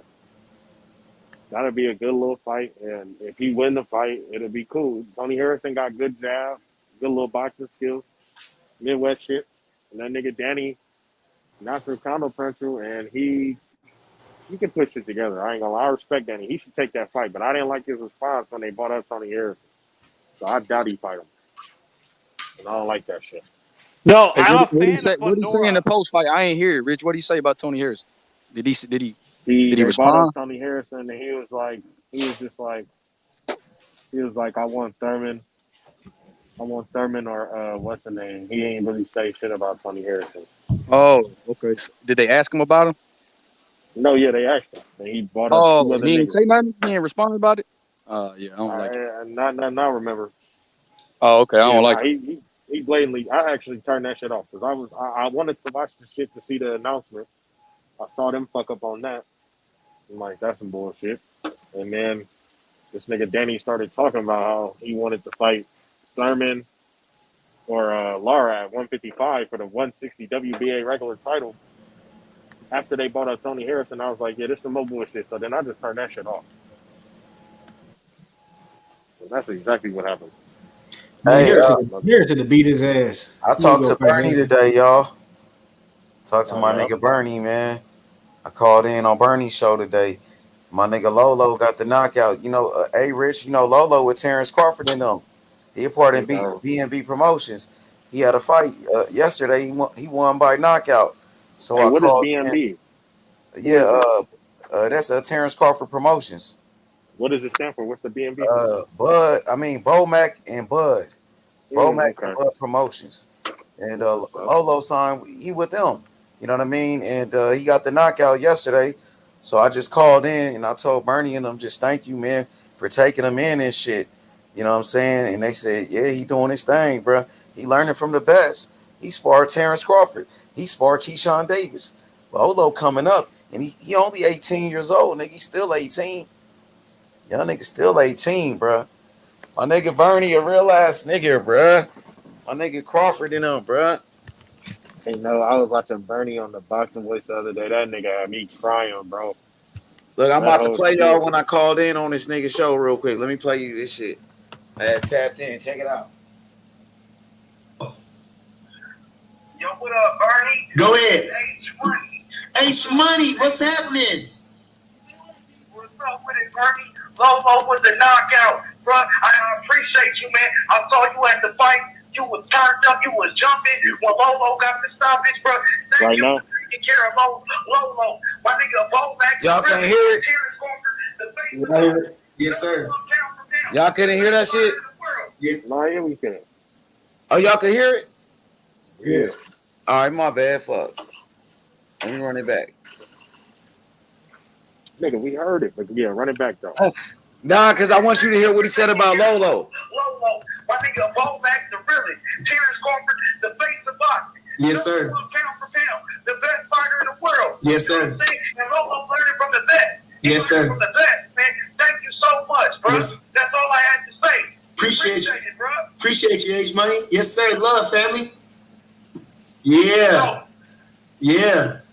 Like I say, yep, Lolo looked spectacular, man. You know, he coming along. The kid is coming along real good. Just a young fighter, coming along. And like I say, training with the best. We got Keyshawn in the stable. We got the DB3 all along in the stable. Man, we got all three of them. We got Kelvin going up a couple of weeks, about a month now. That's the oldest brother. We got Keon. He comes around sometime. He be with the camp too. So like I say, number 2 in the country has 147. I think he moved up to 56 now, 52 or 54, whatever the amateur is. So, that's a talented quartet. You understand? And, to be with those guys, Lolo ain't no slouch himself. He was number one in the country at 132. If you look him up, Charles Lolo Harris, he turned pro at 17 or something. So, he's very ambitious. He believes in himself. That's a hell of a step, at 17 years old. I was just remarking to some of the guys, when you go to these local shows and, you see some of these guys that probably shouldn't be pros, but they turn pro, to get that dollar, whatever, to make a buck. And, they want to fight. They don't care about getting hit and they want to hit. But, when you see a fighter like Lolo, with the skill set that he has and the determination in the mind and the will to want to be something, you see that it's warranted. I understand him turning pro, like I say, and we're moving along slow. Shows tremendous belief in himself, and it shows how seriously he takes himself. You know what I mean? So I want to give him a super shout out too. Father came up all the way from Cali. He did his thing last night. Didn't disappoint. And hell, man, come on. What can I say? I'm looking for big things for him. So like you say, he learned from the best. Bud, he give everybody the treatment. He don't care who he is. That nigga be sparring Bud. You heard him? He said Bud don't care who he is. He give everybody the treatment. But yeah, man, Lolo did his thing last night, though, man. Hell yeah, I didn't even know Bud had a promotion company, bro. Hell yeah, Lolo went out there, bro. We sent them over there, bro. Bud and Bomac. And they took him in, Bomac and them, brother. I told you they some real ass niggas, bro. That's after the loss, Rich. That shit right after he lost. I called Bomac, nigga. Told him what happened, nigga. Bomac was for real. I sent him over. Bomac and Terence Crawford, they got him right, nigga. He out there with Keyshawn. Shakur be out there, nigga. He getting work with everybody over there. What weight did he fight at? I thought Lolo. I think he had 135. He might be at 135. They thought my nigga Lolo was done, nigga. Hell nah, nigga came right back with Terence Crawford and Bomac, nigga. That nigga, you heard what Bernie said? He said that nigga got skills, bro. Hey, no, nigga, they came up. Terence Crawford, they had Crawford since Crawford was a kid. Nigga, he's sparring Keyshawn Davis and Terence Crawford. So, iron sharpens iron, bro. He only 18. He been around with them, I think, since he was 17. What he got, like 4-5 wins? What he got, like 5 wins? He got like 6 fights. 6 fights. 6-1. 6-1. Oh yeah, man. That nigga young, bro.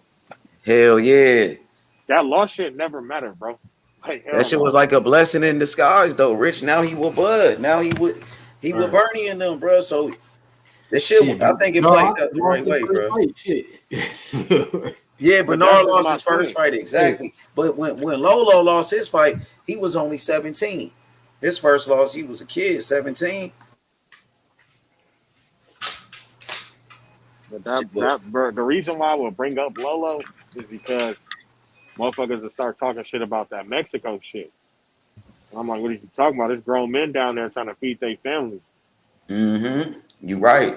And then what are you talking about? They was doing that shit out the mud too, Rich. That nigga was trying to make weight and shit. His daddy told me, like, you know what I'm saying? That nigga, he was only eating a boiled egg, nigga, trying to make weight. Nigga dehydrated like a motherfucker going to Mexico just trying to make that shit happen. But now he got a professional team with him, bro. He got one of the best teams in boxing, fucking with Terence Crawford and them niggas. They got him right, bro. So yeah, he doing good, bro. I'm proud of Lolo, bro. We finna get him back on the show. We gonna get him on the show, bro. Throw the hood up, and then we start off. Damn.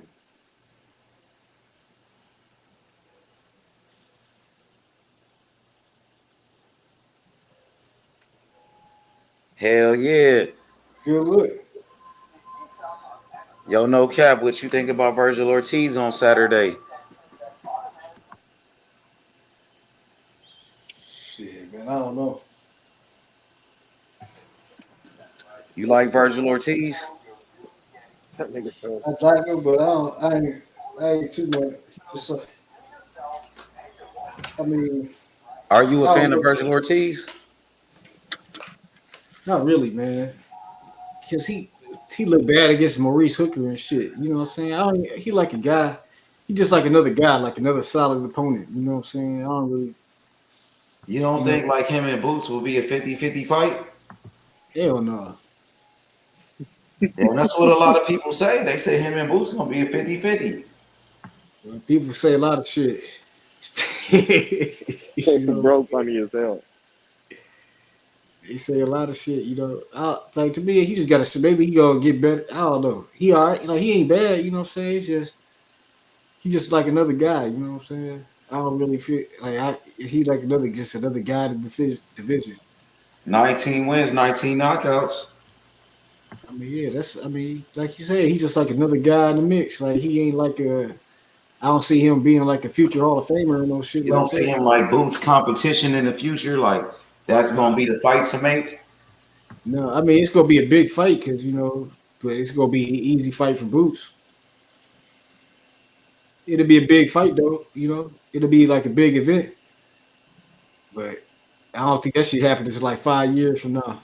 What about his punching power though? With the 19 wins and the 19 knockouts, 100% knockout ratio. I mean, he 18 with 18 knockouts. Everybody get knockouts before they step to the elite level competition. I mean, he got good power, but it's like the way he looked against Maurice Hooker, who was like past his, that was like he was having trouble with him, man. But he ended up breaking him down and stopped his ass, right? He got a new coach too, though. He not with Robert Garcia no more. That's why I think he better than that. I ain't gonna lie. He was better than Robert had him looking. He always only needed to slow down and shoot the jab more because he got a lot of he throw good body shots. He just throw nice punches, period. Nice crisp punches. He just always needs to slow down a gear or two and shoot the jab. And he looked great against Javier Velasquez, his best opponent, damn it. Nah, Maurice Hooker was I don't know.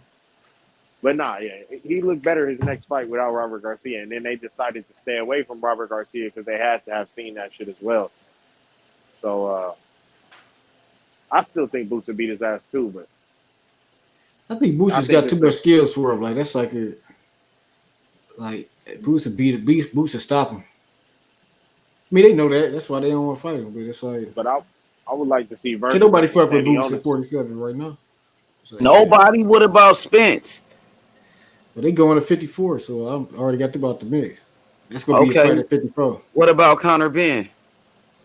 He get his ass whooped too. You know what I'm saying? None of these guys fucking with Boots at 47. What about people when they move up? Like a Gary Antoine Russell beat Boots 3 times in the amateurs. What about him? I looked at the amateur fights, and they just don't even really look like the same people. Like I saw the amateur fights. If Russell moved up, Rich, you don't think Russell can get him? I think Boots is just far evolved, bro. He's just far evolved from beats the shit out of Gary Antoine Russell, bro. You think he'll beat him up now?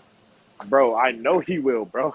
For real? You think so? Like some little ass kids. He was like 15 when he was in the amateur. Jerry Russell cool and all, but he don't need to even worry about Boots, bro. That nigga got some other shit. I think Boots got bigger than him too over had they grew up. He way bigger than that dude. I'm not gonna lie. Boots will fuck him up. That was an amateur fight, bro. The amateur style is a little different, bro. Boots looked way different than he was like 15. That nigga was small. You don't think it's the style though? Like the style of a Gary Antoine, like a great inside fighter. They both looked pretty rough in that. They ain't look too sharp like they do now. Like, Boots didn't look nothing like how he looked now in that fight in the amateurs. He did. You don't think he could beat Boots on the inside though, like he did in the amateurs?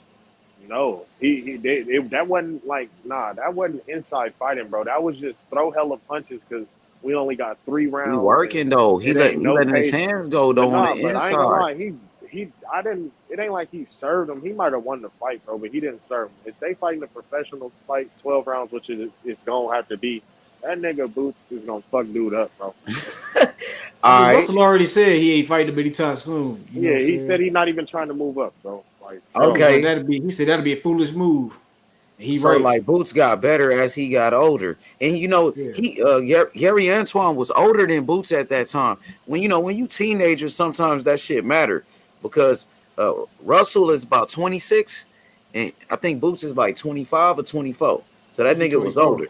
He just turned 25, but maybe. But it's also that and the fact, like, bro, Joel Gonzalez beat that nigga Tank in amateurs. Is anybody picking Joel Gonzalez against this nigga Tank?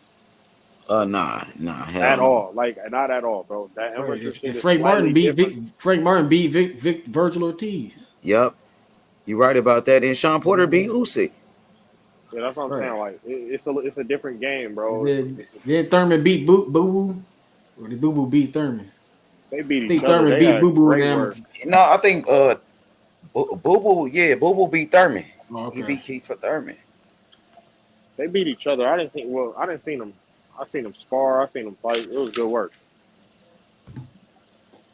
So no cap, you don't see nobody beating Boots at 147 in the No, future. he too big and strong at 47. Like You don't see no potential like a threat. Like this nigga could be a threat to beat this nigga. Hey, he ain't got no threats. Virgil, Crawford and Spence the only ones.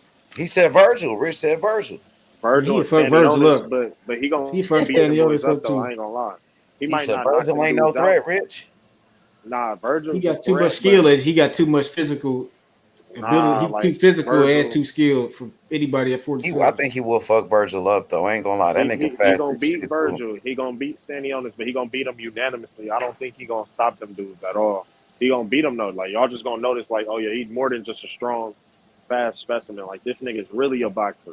For But real. no cap said he not even a threat though. He said this nigga Virgil ain't like that. He said, you know what I mean? He don't think Virgil could fuck with Boots at all. Like that nigga not even close to Boots on Boots level. Nah, But you I see mean, it I wouldn't. different though. Yeah, I wouldn't say he ain't close. Virgil probably the second best out of them young niggas. Because Stanionis, that's what I really want to see. I like to see Stanionis versus Virgil. I think that'd be great work.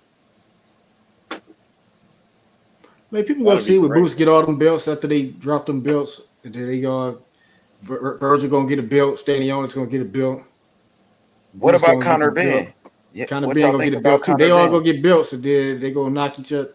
Boots gonna probably fight Stanionis to unify, and then Virgil and Conor Ben gonna fight to unify. And then Boots to fight to where he get all the belts for like 2 What fights. about Conor Ben? Y'all don't think Conor Ben could beat Virgil Ortiz?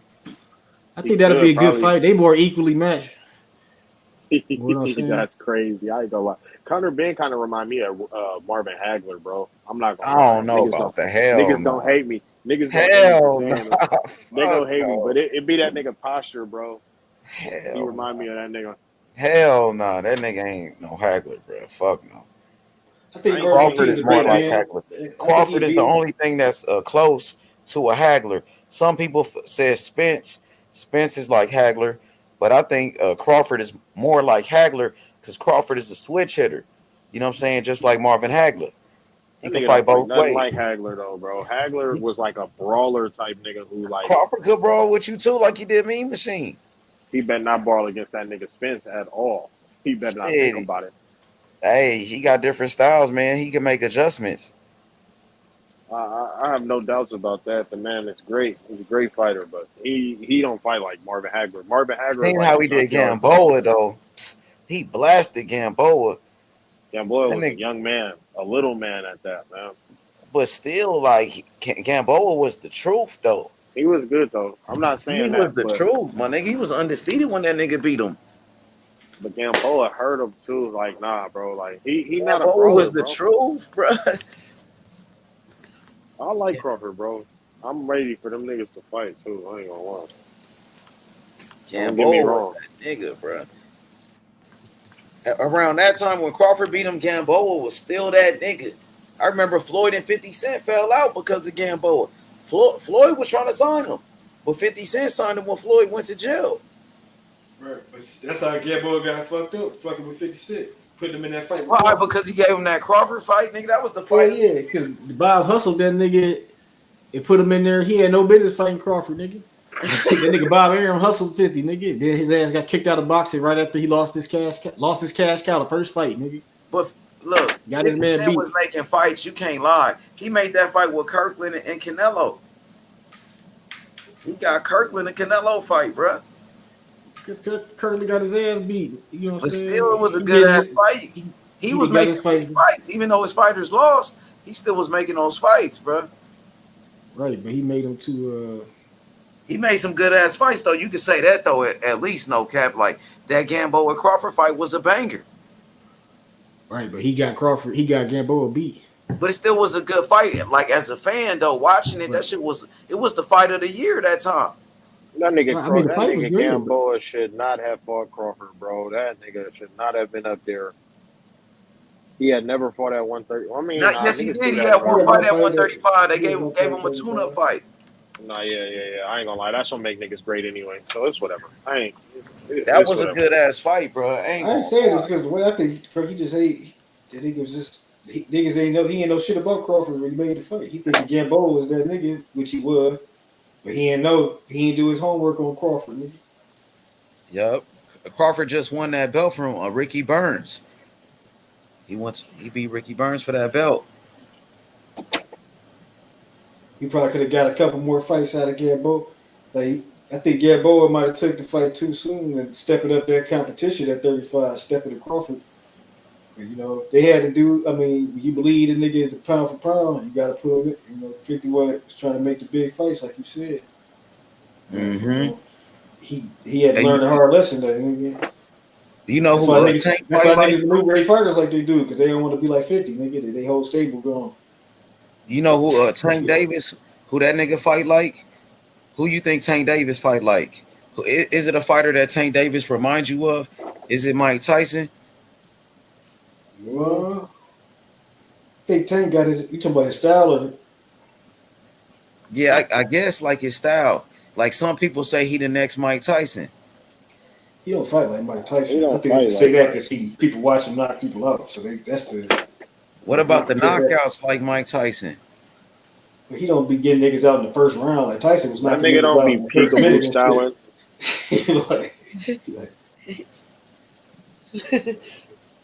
Tank was knocking niggas out in the first round at first though. Like he still be blasting niggas though. Like he knocked out Rolly in round number 5. So was it round number 6? That's still early in the fight, nigga. Like this nigga Tank. Tyson was like, nigga, you go get some motherfucking chicken wings and that shit over with, nigga. I remember that shit. All right, so does Tank Davis? Does he remind you of Zab Judah? The way he fight? Nah, Zab is slicker than Tank. No, I mean he can. Like when he fought Pedraza, he was looking like a slick, you know, athletic boxer. Did he remind you of Zab in that fight? He looked like Roy Jones against Pedraza. He did the chicken dance. He did the chicken hawk on it. Put his hands behind his back and did the chicken move on him like Roy. Yeah. But hey Rich, what about you? I ain't seen him fight like that since that fight though. Wait, he don't remind you of Zab Judah? Not really. Nah, because Judah was like way faster than him. He was like more of a Tank fast. He got like hard straight punches. Tank is like uppercuts and hooks. You seen what about the way Tank Davis? He was boxing. He was boxing Pitbull, Isaac Cruz. Yeah, Tank can box. You know, but, you know. He didn't look like Zab in that fight. I mean, he had a broken head. Zab was a special type of nigga. It wasn't like, broken though. He had it was swollen. I don't think it was broken. He had an injury, it like was impaired. Whatever was wrong, something was wrong. He couldn't use the shit. He said impaired. Yeah, he was. He had something was wrong with this. He ain't one throwing that motherfucker. You know what I'm saying? So, Rich, does Tank Davis remind you of Zab Judah? Not really. What about Mike Tyson? That nigga Tank, when he boxed, he looked like I don't know. He looked like a slick boxer, but he don't. He's like the best puncher you've ever seen. He a puncher, a boxer puncher. He don't remind me of Mike Tyson at all. Though. Mike Tyson was a peekaboo ass nigga. That nigga Tank don't be on none of that. He really be like in a high guard though sometimes though. Nah, Y'all don't be seeing Tank Davis in the high guard. Oh, we got one of Tank Davis. You know Tank Davis representative straight out of Baltimore. TNT. What's happening? Salute to the panel. Salute to the panel. Can y'all hear me? Yeah, we hear you. Yeah, salute to everybody, man. Tank got his own unique style. Like I don't think I've ever seen nobody. What you think about this conversation, TNT? I feel like Tank Davis. Does he remind you of Mike Tyson? Absolutely. But before I do that, I want to shout out to you, H Money. You put a good ass show on tonight. I was at work, y'all. Man, y'all did a good ass job. I'm gonna give you that when H Money is on the motherfucking MOBs out there. So I don't want to shut that out. as far as Tank Davis looking like Mike Tyson, I agree with that one because he's a young Mike Tyson. But I also say that Tank got some kind of skills like Roy and Terence Crawford. I'm sorry, my fault. Bud and EJ. I think he got a little bit of that in his repertoire as well. What about Zab Judah? Oh yeah. Well, yeah, he got the power like Zab. I think his power, I can't say it's more than Zab, but he got power in both hands. So I would edge it. I would edge it to Tank. You know what? Tank fight like a heavyweight, but he a little ass nigga. That's a fact. That's a fact. He fight like a heavyweight, but he a little ass nigga. He does. He does. Okay. And one conversation on the table though. Go ahead. I'm listening. Okay, and one more fighter I want to ask y'all about. Does Tank Davis remind you of Manny Pacquiao? He don't fight like Manny, but he knock niggas out. He a small guy knocking out niggas like Manny. Like Manny Pacquiao, right? Yeah. And then he's the same height as Manny Pacquiao with the same reach. And then you talk about skills. Tank Davis got skills. He got speed and he got power. Does he remind y'all of Manny Pacquiao? He got more skills than Manny to me. I say he got more skills than Manny too. I think when you compare Manny's style was more of like, it kind of reminded me of Porter a little bit, but you know, Manny, he was a different dude. Tank is Manny was more athletic. Manny was faster. He just had the in and out movement. What about in and hop out? Tank don't do that shit. What about the way Tank Davis be moving up in weight, moving up in different weight classes and knocking people out like Manny Pacquiao? That sounds like Manny. I'm just saying that style of fighting, if you want to say that's far, I'm gonna say it's a little bit different. But I will agree with you. The path they're on is kind of similar. I will say that. Okay. How many weight classes y'all think Tank can go to? Because he been a champion at 130, 135, he's a champion. He's the world champion. And then at 140 pounds, he was a world champion as well. So how many weight classes? I think he could get to 47. What about 54? Nah. I mean, shit. I think depending who up there by the time you get up, you see like 8 years from now, depending who up, like 5 or 6 years from now, we have to see. You don't think Tank Davis can beat anybody at 54? Do you think Tank Davis could beat some guys at 154? Not the guys right now. Okay, all right, I got some names. Do you think Tank Davis can beat Erickson Lubin? I think he can beat him. I think he can beat Lubin. Yeah, he can beat him. He beat Lubin in the amateurs, by the way, but you think he could beat him right now? Yeah, absolutely. Okay. Do you think Tank Davis could beat Danny Garcia? Yeah. I think so. I think he could beat Keith Thurman too. Okay. Do you think Tank Davis can beat Tony Harrison? Yeah, absolutely. I don't know. Depends. Absolutely. I think he can. Depends how Tony Harrison. Tony Harrison's too all over the place, and he ain't got the power. And he ain't got a chin like that. He been knocked out by Willie Nelson. He got knocked out by Charlo, and he got knocked out by Jerry Hurd. Tank. All right, I got a better one for y'all. I think Tank can pick and choose. All right, look, hey, Rich, before you go, Tank Davis versus Jason Rosario. Well, now you're talking some other shit. Rosario, the one who got beat by Charlo, who can't take a body punch. Rosario, who Lubin beat. Can't take a body punch. At Tank 147 and 154 is beating up on Tank Davis, bro. I don't know what. I don't think so. Hey, I don't think so neither. One more name, and I'm going on mute. Tank Davis versus J-Rock, Julian Williams.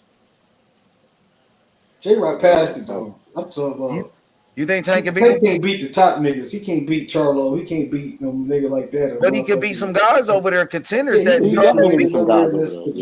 I just name a bunch of fighters. You said he could beat them. Yeah, but they ain't making up. They ain't about to be champions anytime soon. But the conversation is not about that. The conversation is, can he beat him? Yes, I think he can beat all those guys. Do you think Tank can beat Lara right now? No. Hell yeah. Lara like almost 40, bro. Lara would literally fuck Tank up, bro. Like maybe and he fight at 160. So if he can beat Lara fight at 160, he could be a middleweight champion. Tank could possibly go all the way up to 160. I think 47 is his cutoff. Bro, I just named a bunch of fighters at 154. You said he could beat them. You said he could beat Tony Harrison, You said They was lying though. you said he could They beat was Danny lying. Garcia. I didn't say he could beat Tony. Okay, you said he could beat. You said he could beat Danny Garcia. You said he could beat Erickson Lubin, right? Yeah. Yeah.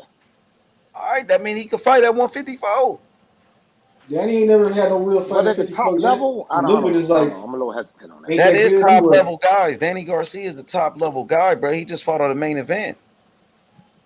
But he ain't about to. Danny ain't about to beat them niggas at 54. After now that I seen him fight Benavidez, he can't fuck with them niggas up there. You think Tank could beat Benavidez that Danny fought last night? They're taking knock Benavidez the fuck out. That's what I'm saying. He could fight at 154 and he could beat a bunch of guys over there. I think he could beat Jason. Wait. So this got me nigga changing Tank, my mind. He got me changing my mind. Tank could fight at H-Money, 154, bro. my mind, Tank H-Money. can beat up on Benavidez, but he had Mario Barrios problems, bro. Like, what are Morrell, we talking about? He would destroy. Barrios is more skilled than Benavidez, bro. Morrell's a beat Benavidez. Benavidez Even beat the brakes off of Barrios, bro. Kenny Ellis said it right here. Tank Davis, his trainer. This wrestling ain't hard. He never beat nobody. Stop this shit, bro. Tank Davis is talented, but why are we talking about this nigga fighting 54? Because I think he could do some shit like Manny Pacquiao did. That's why I could see Tank knocking people out at 154. That's why, bro. All right, but can he knock out Devin? Let's talk about that, bro. It's possible. Like, I mean, anybody can be knocked out. I don't think he will. I got Devin Haney beating him. No, yeah, let's talk about that because these niggas both 135. We talking about Tank versus Danny. Like that shit. I'm just saying, Tank is a Manny Pacquiao type of guy. He can move up in weight, bro. Go ahead. I think he can go up. I think he can move up for sure to like 47. I think 54 is a stretch, bro. Depending on who there though, because it could be certain niggas there. And I'm saying Manny couldn't fight at 54, but he could beat Margarito at 54, which he did. yeah, so it'd be little shit like that, but that's silly to talk about. We That's how they moving him at 135. He just fighting certain guys anyway. Everywhere he do the same H-Money thing. got a good point. H-Money got a good point. He basically saying that Tank is like the Frazier fighting Ali, as far as size and stature. Where you got a heavy puncher going against a boxer. If you're going against a boxer, I think you can hang in anybody. If you're going against another slugger that's bigger than him, I think you're going to have some problems. But take the boxer. I agree with that, TNT. I agree with you. Yeah. That's what I'm saying. You got to be a boxer puncher to beat Tank. You got to be able to box in. You got to be a specialist at something, bro, because Tank is like. Yes, nigga, you can't just beat. And that's what I think. That is a good thing about him. If you can't really box, he'll outbox you easy, damn near. And then if he feel like you can't, if he can't outbox you, he'll try to knock you out. That's the type of fighter Tank really is, and it'll suit him well. He'll go far with that shit. But I like that point of view. But let me add this to that. In Tank corner, they strategize for all their fights.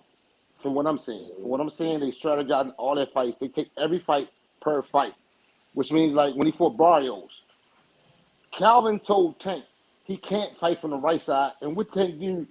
He came out there and hit him with that fucking fake the jab and hooked that motherfucker, and his ass went flying across the ring. Right after that, Tank hit him with Calvin called stab him like he was in prison. You know, hit him with that fucking left hook to the body. And what did Barrios do? And Barrios is bigger than everybody that all the 135s and 40. That's a fact. He taller. Yeah, he like 5'10". He real slim though. Bigger than everybody. He bigger than everybody in 135.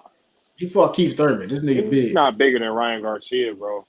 And he looked like a fucking child. Barrios he looked like a bigger child than that next to Ryan Keith Garcia. Thurman. Hell no. Ryan is Barrios bigger than Garcia? But Barrios really not shit though. Like, and we ain't gonna do that. We ain't gonna do that. So I ain't finna do that. You right. Okay. Look, go ahead. My thing is 47. That's far fetched. He just said he didn't want to go up to 40. Right now, well, he feel comfortable at 135. You talking about Tank? Yeah. Tank said he feel comfortable at 135. We can't knock a man for feeling where he's comfortable at. That's what I'm saying. So let's talk about that 135 work. Okay, well, we was doing hypotheticals. H-Money put hypotheticals out there. We just ran on. That's all. Okay. But go ahead. We talk to 135. Let's talk to 135. Go ahead. Let's talk to 135. Because I fuck with Tank Davis. He's a great fighter. He's part of what's making the sport great. You know what I'm saying? Okay. All right. Let's talk about the 135. What you got in 135? Tank just got done beating up on Rolly. Tank already, we already saw that one. I'm gonna put it on my little page in a minute. Tank Davis is by far top 3 lightweight by far, right? Without question. Facts on that. I'll say top 2. But go ahead. Top 2. We can say top 2. You can say top 1. Top shit. 2. Yeah, no, So, I got mad respect for Haney because he's a pure boxer, and it's a problem for a person that want to throw power all the time. So I mean, it's a problem with that one. But go ahead. Oh no, we talking about stature. We didn't even have to talk about the skill. We could have just talked about the stature. Okay. He's a name, and he has the eye test. So he's that guy. He's the biggest name. So we got Tank. We got Haney. We got Lomachenko, and I don't know whoever the fuck else. Maybe George Kambosos. No, know what? That dude, Michel Rivera. They can do something with him. But I would personally, instead of seeing Tank argue with Ryan Garcia, you want to see him fight Devin Haney. I want to see him. If he's not gonna fight him, at least can we talk about it like you want to fight him? Because I think Devin be talking like he want to fight him. To me, Tank never really come out right. I mean, he did call him out. I mean, I ain't gonna say that. I'm on record on this channel saying, yeah, it was a little cat. Somebody got mad at me for saying a little cat. But okay, it was a little cat. It was a BB gun. It wasn't a shotgun. You know what I mean? Just threw a shot out. Okay. Yeah. Okay, I give you that. I'm not even gonna try to defend that. But what I'm saying to you is, when you see a dog in the ring, you ain't gonna say you're running from him. Because they ain't make the fight. That ain't on Tank. Now, here's the thing I want to clear up. I want to clear up this one because there's a lot of chat on the channel, and it says this. It says Tank said he was going to leave Mayweather and sign back with him, but he said he's taking the training wheels off. Let's give that a little bit of time to come to fruition and see if this word is true. Because right now, he just said it. So, I mean, if you said it yesterday and then you say tomorrow, go and do some shit, that's different. Give it some time and see if his words come true. And if he don't come true, I'm going to have to go ahead and call him out on it. I'm a real boxing fan. I'm going to call him out on it. I'm say, you know what I mean? But he just said it. So guess what? Let's see what happens in the next year and a half, 2 years. We will see. The right going to be on the wall. 2 years though. Hold on, wait, because this. But look. When somebody says something in boxing, okay, think about it like this. If I say something today, do it happen tomorrow? No. In boxing, it don't. I ain't gonna lie. I think Tank Davis. Davis. At least 3. Hold on. It takes at least 3 months to make a fight, minimum. So if you said it yesterday, in May, what the hell you want him to do? It takes time to make all this shit go through. So everybody hold him to his word. I'm agreeing with y'all. Hold him to his word. He said it. He said, I'm taking the training wheels off. He want to step up. And what I'm seeing on his end, he's growing up like a man. He's starting to learn the business. He's starting to get to that point where he can start to do some things that he can figure the shit out. It took him a while. Look, everybody don't grow up at the same pace. So we got to give him his time. Now, he said it. Let's see if he's going to grow up or he's going to fall back. We can't crucify him because he said it, and then as soon as he said it, well, you ain't fight nobody. What the fuck? Give him a fucking goddamn minute. All right, okay, I'll calm down. I regress. Go ahead. Because I remember, because you said like a year and a half, and I'm thinking like Devin is huge. There's 4 belts on the line. I don't see why we would need 2 years for anything. I mean, it ain't like he got a fight scheduled. See, because I think Devin got a fight in October. But I don't know, like,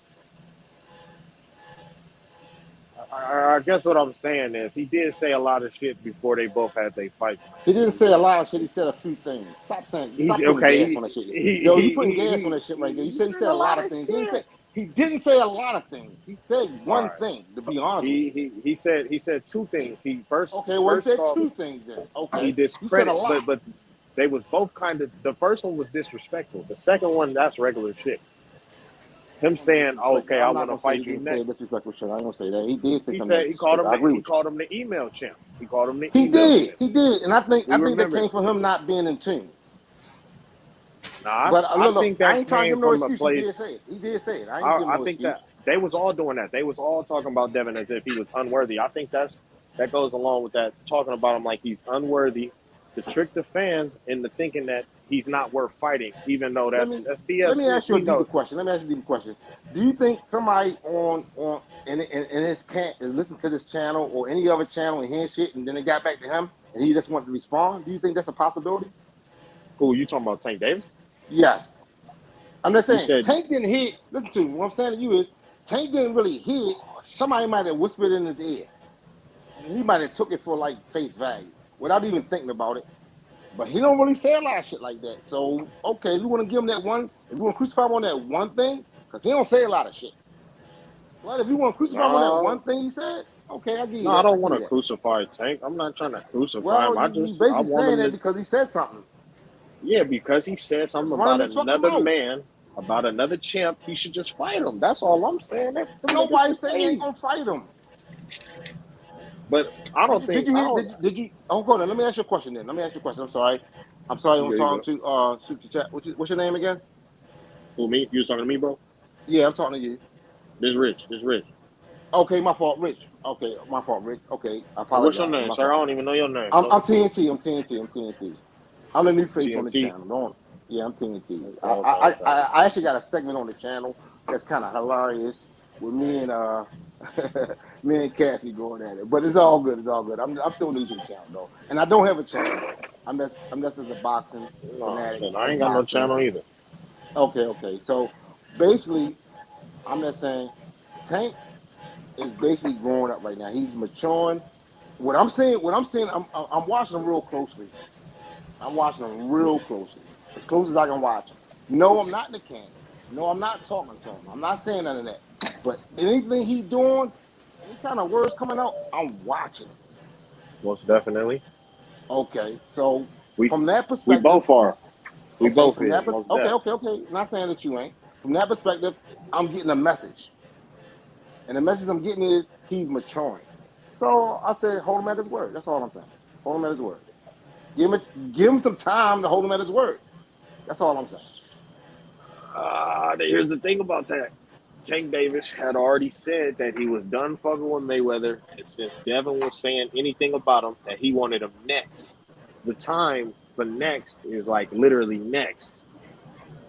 It's like next, Now, and I don't think they're gonna be able to fight next because Devin got a what's the name. But since that time where Tank opened up his mouth, calling that nigga the email champ and all that bullshit, right? Devin has said his name on multiple platforms multiple times, bro. Like, okay. no I got disrespectful you. shit. Only No, I got you. giving him his I got you. props. Only giving him his props and saying how Mm-hmm. because Tank is one of the best in the division, I Fact. want to fight him. And he You feel should what I'm call him saying? out.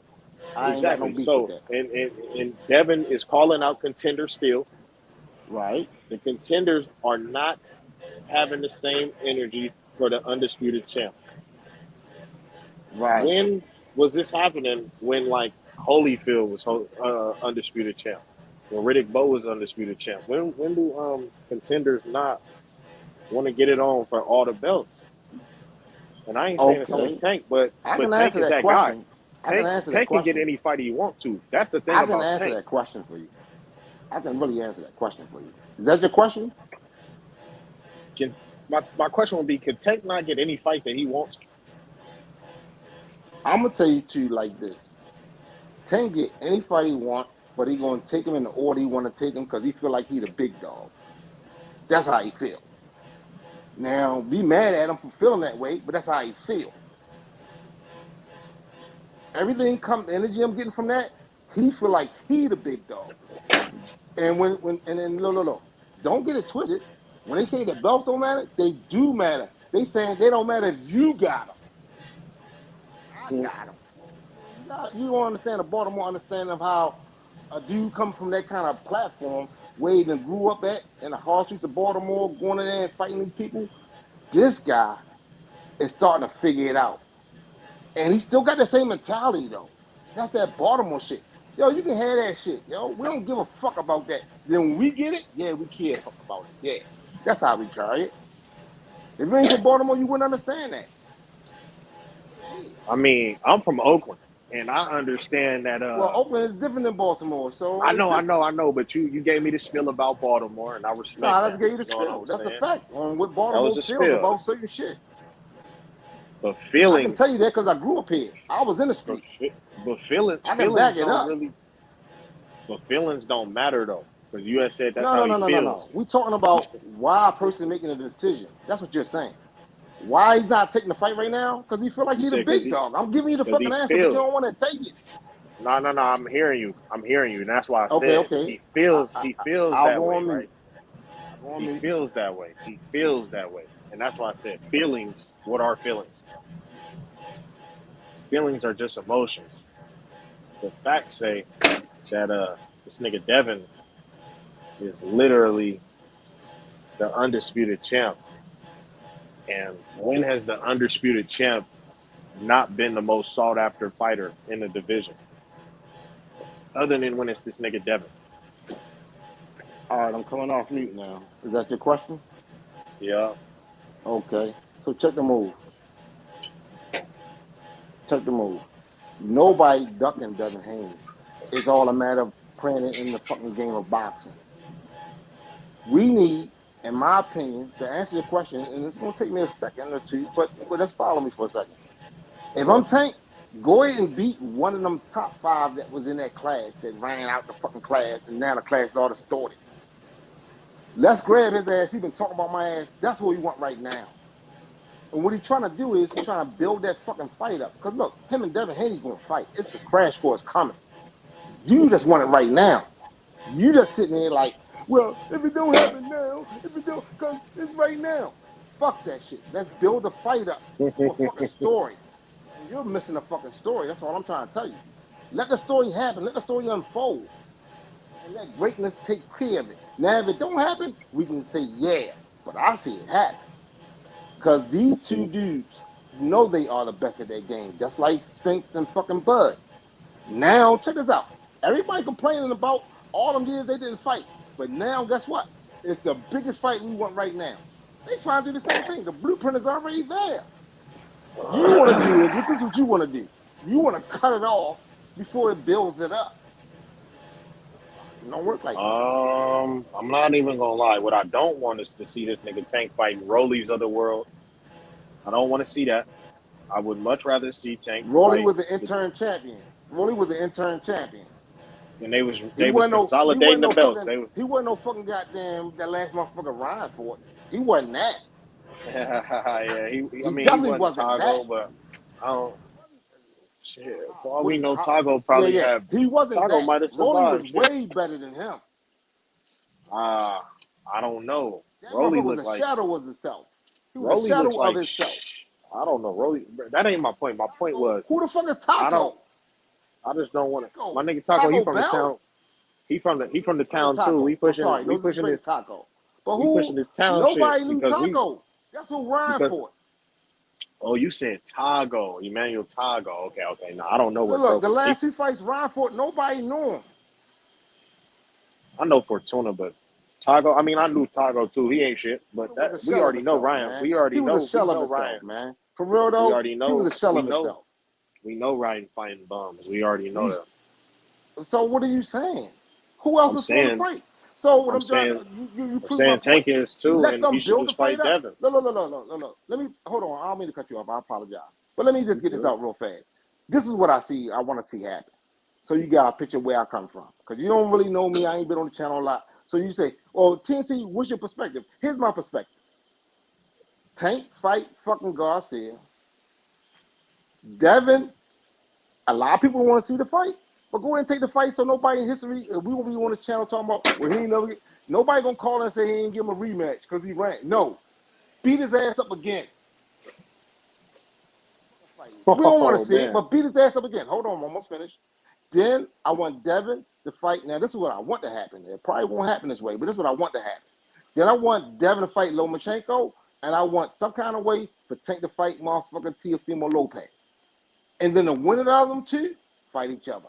That's what I want to happen. That's where I'm at. This is what I'm saying. This is why I can't get with that, because why would they? Well, Tio is already campaigning at 140 Tank already said he wasn't trying to fight Ain't there. nobody say Tank ain't go to 140. I'm saying they can meet at the catch weight. I'm not saying shit can Why happen. Why do all that unless if Tank Because can make any they was fight the he 5 wants to? years that came out of the 135. No, but I'm just saying that everybody nigga want Tank. no, I want to see them fucking fights to go down. But I ain't gonna lie, they can Fucking still go Devin down. Haney But fight Lomachenko. I want to see Tank fight Lomachenko. I want to see Devin Haney fight fucking goddamn Teofimo Lopez. I want to see Tank fight. I want to see Devin Haney fight Ron Garcia. I want to see all 5 of them go at it. see, but since the WBA is trying to consolidate their belts, the most realistic fights is Loma and Tank, bro. Whoa, so now niggas don't want all 4 belts. I can't even get with this shit. Like, I really fuck with niggas. I fuck with Baltimore, but every time we get into this Tank Davis Devin shit, it turned into something that I can't get with at all. What do you mean these niggas can't fight for Undisputed now? I want that more than anything. Why doesn't Baltimore want that like Oakland? What is going on? Why do y'all want to put it off till Tank is 30 and Devin is 26, 27? Why do we got to do all that? Why do we got to wait this much time to watch 2 young, great fighters fight?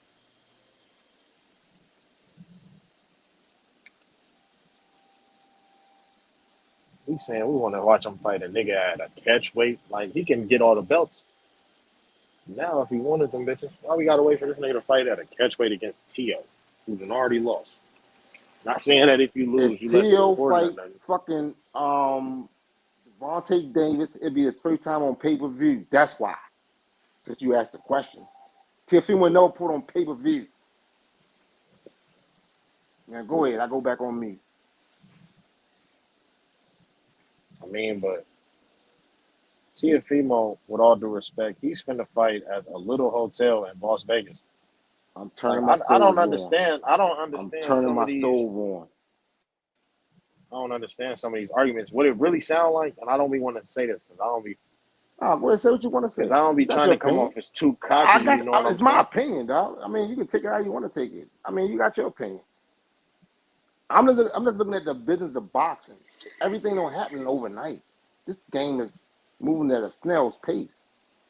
It takes time for all this shit to happen. And you have never once debated that part. Talk about that. Because that is like irrelevant shit, bro. Like, when we look at it like this, bro, Tank Davis is the. So the Spence and Bud fight is not relevant right now? Spence and Bud, none of them have ever been in a position to mandate. That's the biggest fight everybody on this channel want to see.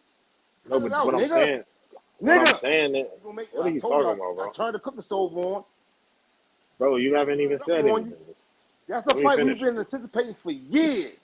I know, but literally Tank Davis is like, now is that a point where the payday is going to be out fucking standing?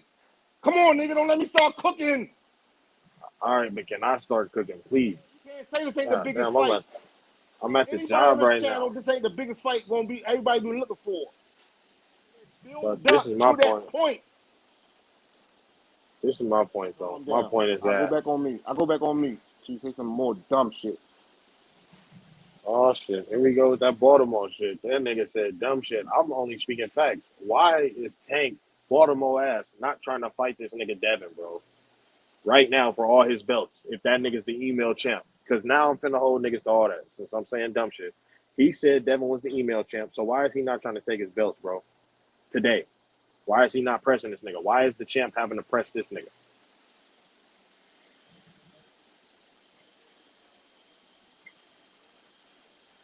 Talking about he growing up. This nigga older than Devin.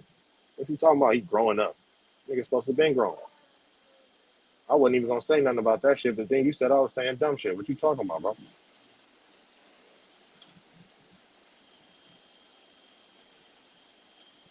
What the fuck am I doing, bro?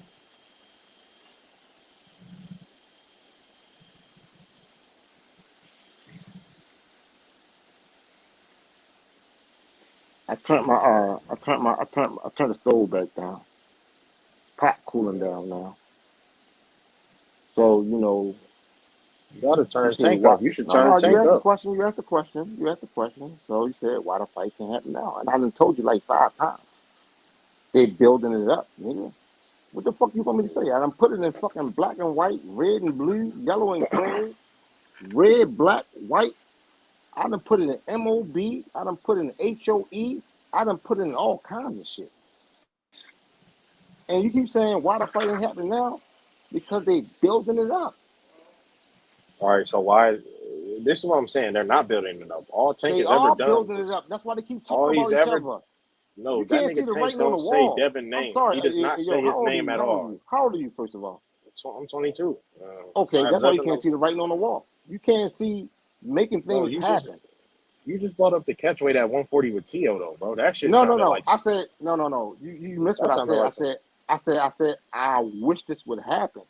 That way, because why I are can get you all why of are you wishing the for reason. that? The reason. Hold on. I'm going to answer your question. I know where you're going. The reason I'm saying that because I'm trying to get them same guys, the guys that were at 135, that they was. You go everywhere on the internet and you see these top 4 guys. Do you want me to name them? You Devin don't Haney, got to. Lomachenko, Tank Davis, Ryan Garcia. They were the top 4. They was right there. I want to see them. I'm fighting Teofimo Lopez. Sorry, Teofimo. Didn't mean to leave you out. We want to, as a boxing fan, I want to see all of them that go at each other because they was in that group. That's all I'm saying. Now, the reason I had to put a caveat in that is because Teofimo jumped his ass out the fucking weight class. For whatever reason. I ain't tripping on that. I'm saying maybe, if Devin fight Lomachenko, the next big fight that I think could sell would be Tank Davis and Teofimo Lopez at a catch weight. You trying to say that wouldn't be a big fight? I'm trying to say we keep saying if it would sell. If this nigga Tank is I'm selling just saying it could be a possibility. I'm not saying it could happen. I'm just saying like I've Yeah. never heard Now guess shit what? like this. Nobody to fight. Who are you gonna fight? Who are you gonna fight? If he go and destroy Ryan Garcia, and then Devin Haney on his rematch and go Why fight would you want to Lomachenko, fight who Tank Ryan gonna fight? Garcia? Why are you trying to fight Ryan Garcia and he's never had a belt? Because let Devin Haney go do his rematch so he can build the fight up. Why Let did Tank Tank go not try fight to Ryan disrupt the Garcia. rematch? Garcia been calling Tank out for forever. Is the story there? So is Devin. There's What fucking does that bad mean? blood there. He been calling the man name out for years. So is Devin. Why? And Devin has been a champ. Shut his fucking mouth. That's why. Put a fucking goddamn left hook on his fucking chin. That's why. Running his fucking mouth. He's been running his mouth, and so is Devin. It's just that he trying Why to. do you want to fight Rocky? Because the nigga been running his fucking mouth. What about that?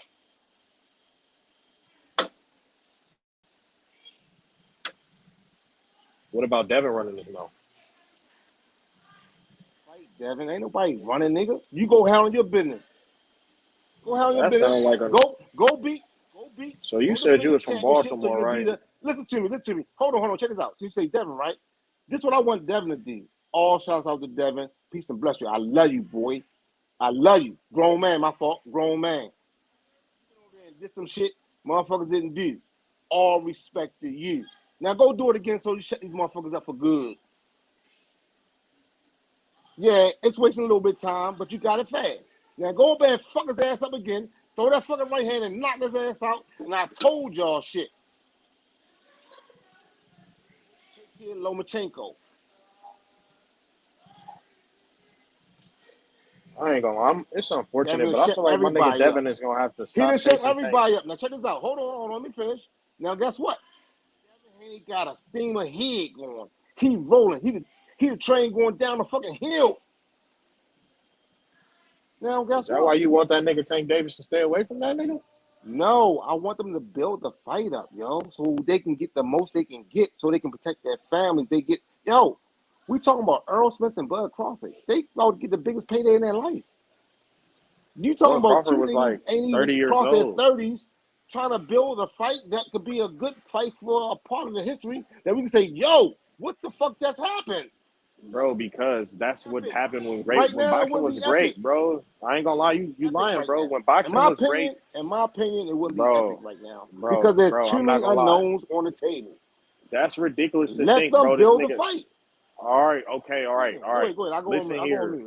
When boxing was great, with Sugar Ray Leonard and Hearns not fighting at 23 and 25?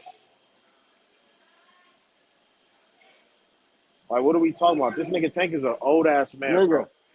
what you just There said is was there was no COVID back and in then that you day. hold on, wait. Hold Didn't, on. no. You just said Didn't some you real just say ignorant that shit. you was You from like, well, Baltimore, when bro? Didn't Hearns you and say Sugar Ray fought, bro? they You didn't. just said you was from Nigga, it Baltimore, was bro. COVID. Lost pace because of Hey, COVID. COVID is want to long admit it. gone. This nigga Tank is Pace back to because of selling COVID, yo. For real though, 250K pay the per game view. lost pace because of COVID, and we can't get around it. We gotta catch back up. The game lost pace because of COVID.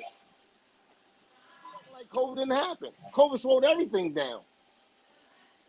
It happened, but You I'm must saying know it meth. slowed it down. So they got a little bit, and I'm talking about just in history. Back in the day, they didn't have internet and all that shit, but they could fight regularly. No fucking goddamn airborne disease flowing in the air, shut the whole fucking goddamn country down. Fuck that, the whole world down. The game down. I'm not talking about Tank not fighting him last year. I'm saying, why does Down, Devin dog. have all the Everybody saying, belts, well, he ain't bro? fighting nobody. He ain't fighting nobody. Well, how many fights you gonna have when COVID come around? That nigga Tank got Down or y'all. didn't slow the game down? That might be one or two fights that didn't go down because of COVID. Is anybody else hearing this shit? It's facts though. Bro, what does COVID have to do with right now? Effect of it is right now. What the fuck is you talking about? We living Like, in I the effects of guarantee you, COVID. COVID already happened. It slowed the game down, and now we're coming out of it. What the fuck are you talking about? Now I fights can go guarantee on you, more. I When guarantee COVID you, was if Tank going had all the around, belts, that nigga nobody was Devin in would the be on his seats, ass. man. Nobody was selling tickets, and you know tickets come from when people sit their asses in fucking seats.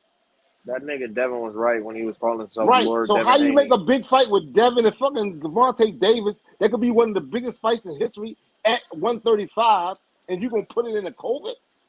That's Nigga bad soaking the business. rematch. That's bad business. And then after the fact, hold on. And then you want to say, we just coming out of this shit, let's fight right now. The fucking economy ain't even built up enough because we got Bud and fucking goddamn Spence going down. That's where the money gonna be going.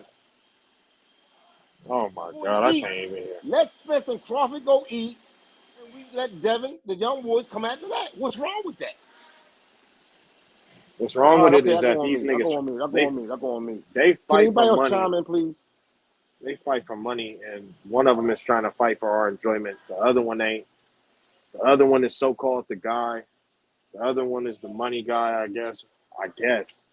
And I don't know, bro. Like, I don't understand why every time we start talking about Tank, we start talking about other shit that ain't got nothing to do with boxing fans, like the economy and shit. Like, bro, they out there making fights, pay-per-view fights, selling out stadiums. So what are we talking about?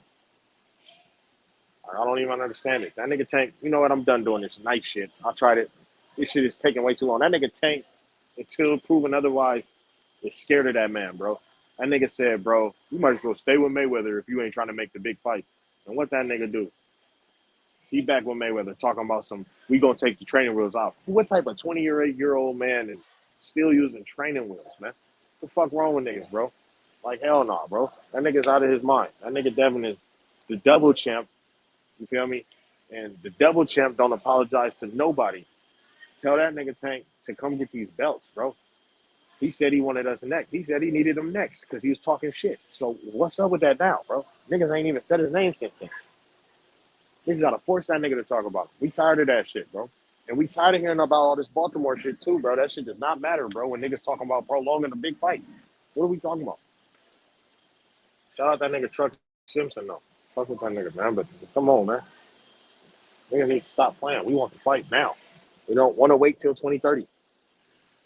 We don't want to wait till 2025. This nigga got all the belts now. If Tank had all the belts now, it would only be right that Devin was calling his name.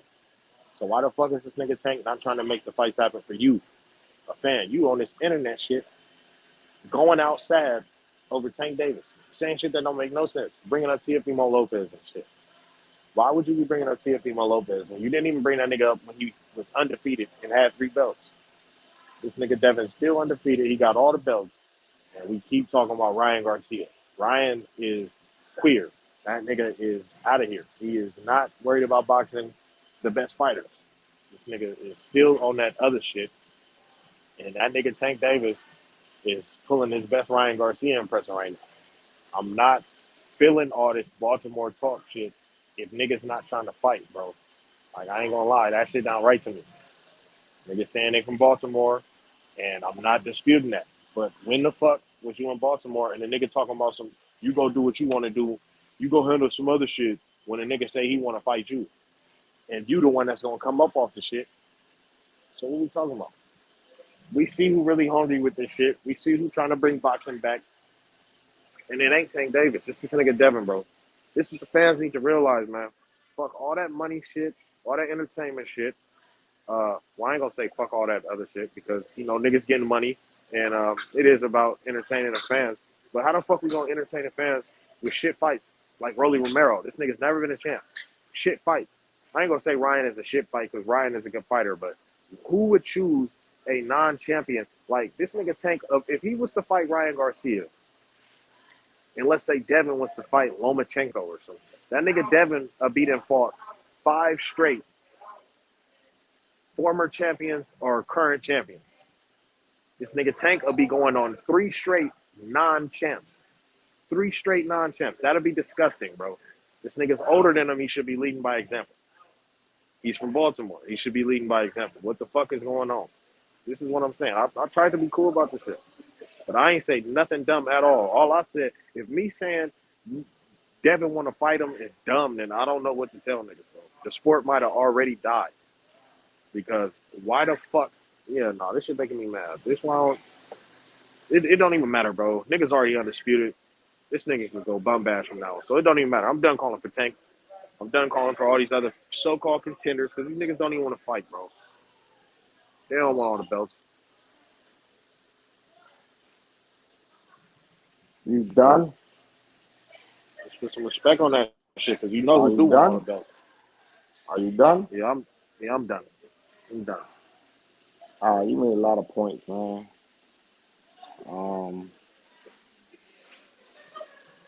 I really get what you're saying, though. You know what I mean? I get what you're saying. You want to fight right now. You kind of do like when your mother cooked You trying to wait for hold a on, fight. dog. I asked you what you done. You said you was done. So why I Nah, can't but you talk? brought up something. I do want the fight right now. No. You brought up a lot of shit. I'll let you go. I do want the fight right now. I was agreeing. Yeah, we want the I fight now. agree with you. I said When you do want to fight niggas right call now. niggas out for I fights said and exactly then what you say we want said. it later? When do real niggas say I want to fight you later? We can fight I later. said, When does that ever happen, bro? when In does it ever Baltimore. happen? Yeah, I can in tell you when it Baltimore. When happened. does that happen? You want me to tell you when it happened? No, in Baltimore. Tell me when it happens in No. Baltimore. No, don't say Baltimore. You said tell you when it happened. I'm gonna tell you when it All happened. right, go ahead. Go ahead. Okay. Right there on the screen, you can look down at the bottom 2 pictures in the middle, and you see Bud Crawford and you see Errol Spence. Do you see those 2 pictures? That's when it happened. Can Tank Davis not order the fight with Devin Haney? That's when it happened. Bro, That's when it happened. kind of crazy, bro. And that's literally why the sport was doing shitty because niggas was prolonging fights. Okay, let me ask you a question because I ain't asked you no question. Let me ask you a question. Did the boxing community ask for Earl and Bud to fight prior to now? A minute ago, yeah. But when you say a minute ago, can you be more specific? Can you give me like a day prior, or something? you said prior to now. You said prior to now. Prior to now. A minute ago. We've been asking for a fight for a minute. Be like 3 years ago. We say what 3 years ago we was asking for this fight. 3, 4, 5. You said a minute. See how cheesy you is. You said a minute ago. You know it was 3 years ago. Why didn't you say 3 years ago, nigga?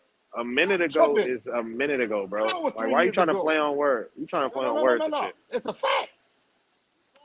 A minute ago means a while ago, bro. It was a while ago. No, nigga. You minimize it. Why you say an hour ago? Why you say a week ago? Why you say a month ago? Why you say a year ago? Why you say fucking 3 years ago? It was a little longer That's than 3 when years. it was? It was a little longer than 3 years. It was like 4 years. It's a big difference between 3 years and a minute. It's a big ass difference. Well, you knew I wasn't talking about 60 seconds ago. Come on now. You asked when did it ever happen? I give you the fucking answer. So do you want to wait for these niggas to fight like Bud and them? That's what you want? Hold on. Now let me put the ice cream on the cake, nigga. Them niggas about to get paid. That nigga Devin already getting paid. About. what the game is about. I thought Tank was Feed already your fucking getting paid. family. Feed your fucking great grandkids. Feed them motherfuckers. That's what it's about. And they built the fight up the right way. Everybody was complaining, and now the fight right here. And guess what? We sitting on here every day talking about if that fight gonna go down, we're gonna be mad as a motherfucker. That's a fact. Y'all see how the niggas from the Bay and from Oakland, they want to fight now, and the Baltimore niggas, they want to wait till Tank is 33 and Devin is 30. It's 28. Where the fuck you getting these dumbass numbers from, bro? Because you don't want it now. Where you get 33 from, yo? Who the fuck said 33? You trying to wait 5 years like we've been waiting on I Bud and gave you a Crawford? picture. I said, Devin go do his rematch. Let Tank fight. I'm talking about this year, 22. You saying some fucking 30 shit. I said 22. Tank fight Ryan. Devin come back and fight Lomachenko, or Tank can fight Lomachenko. Don't give a fuck. But what I'm trying to tell you is the only person really missing that picture that we want to see a fight is fucking Teofimo. I don't know how that can happen. I'm just saying. This is my thought, yo. This is my thought because I want that to happen. I'm just saying, if I had my way, this is what I would make happen. Now, if you might not like it, what I'm doing is I'm getting them 135 pounders to fight each other. I don't give a fuck if they try to run out and get the 140. No, nigga, y'all gonna fight each other. In a couple ways you can't fight. Fuck that shit. But guess what? If it don't happen, okay. But then it leaves an odd man out. So if Devin fight Lomachenko, who the fuck Tank gonna fight? He ain't fighting nobody from that 135 original class. That's all I'm talking about. And then everybody gonna point the finger and say, well, he ain't fighting nobody. That's why I brought Lomachenko. I mean, that's why I brought Teofimo name in the picture because there is some history there. Whether it happened or not, probably not. Maybe so, but it could be a picture. At the end of the year, let whatever Tank fight, who we fight in Devin, or if Lomachenko fight Tank or Lomachenko fight Devin, then at the end of the year next year, 2023, then you got your fight. But this year, it's Spence and Bud year. Let them have that fucking time. Nah, come on, man. Let them boys have that shine, yo. They need their own shine, in my opinion. Let them have that fucking shine. So it ain't like enough room in a year for more than one big fight. Happen. You just ain't trying to be patient and realize what the fuck you talking about. You gonna say niggas been 20, patient 30 for something. too Everybody long, 20, bro. 30 Why do you want this nigga to wait till he can't make the weight anymore at all, bro? He's already drained. What the fuck? Why are you not trying to fight him now, man? This shit is weird, man. I'm not gonna lie. That nigga Devin is young and he ain't even got no power, bro. He's the email champ. All right, okay. All right. If they fight now, what happens? Explain to me what happens. How much money is going to generate with an Earl and Bud All right, fighting right here? So they're going to fight. So what you're saying is, Devin, hold on. This is what you're saying. Hold on. This is what you're saying. Devin dropped the belt to fight Tank. That's so why would he have to? Why would he drop the belts? Why would he drop the belts, bro? Okay, so the fight can happen without dropping the belt. Yes, the fight can happen without dropping the belts, bro.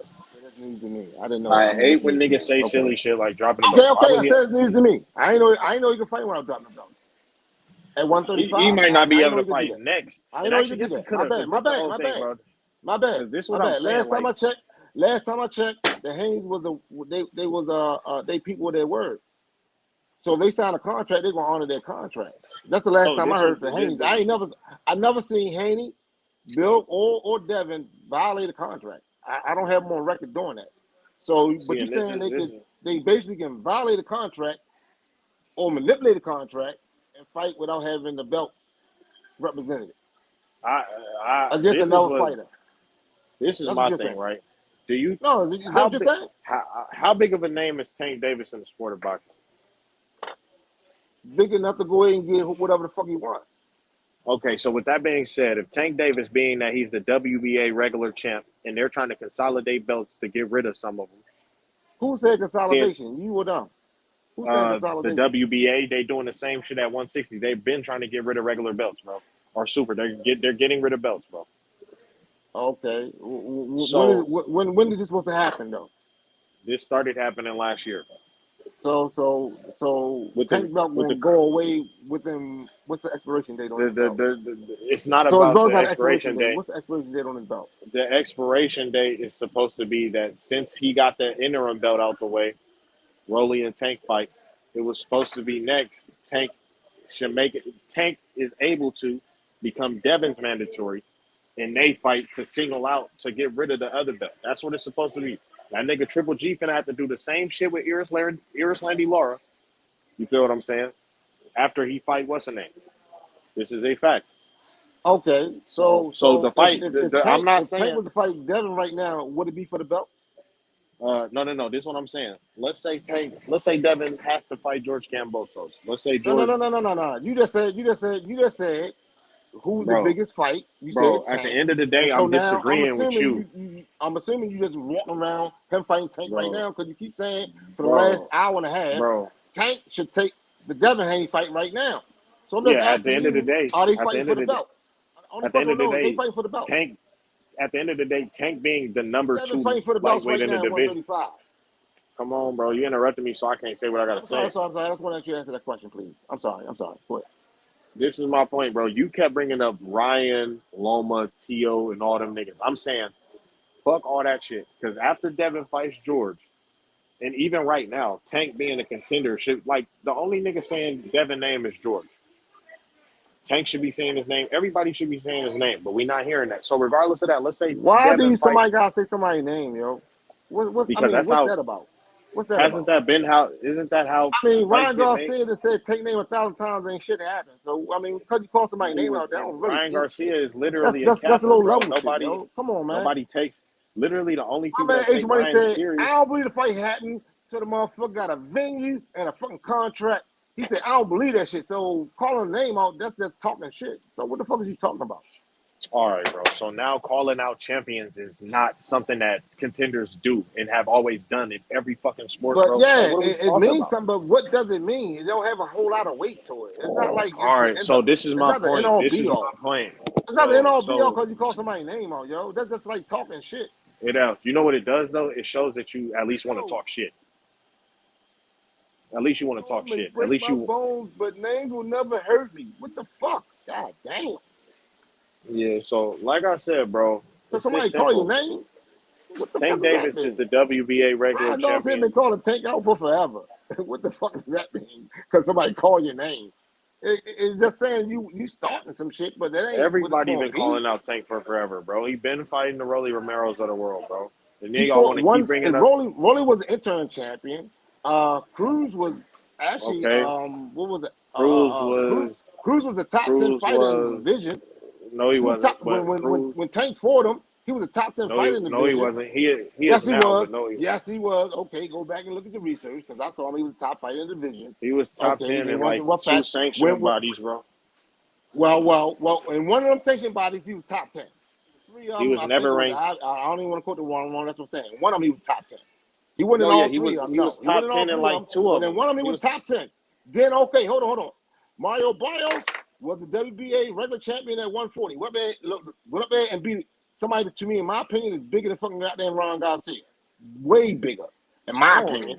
But guess what? Knocked his ass out. Hold on. Tell him to Then knock you out had fucking Devin, Leo bro. Santa Cruz move up and was a taller fighter. Not as tall as Ryan, but taller than Tank. That was known as a volume puncher.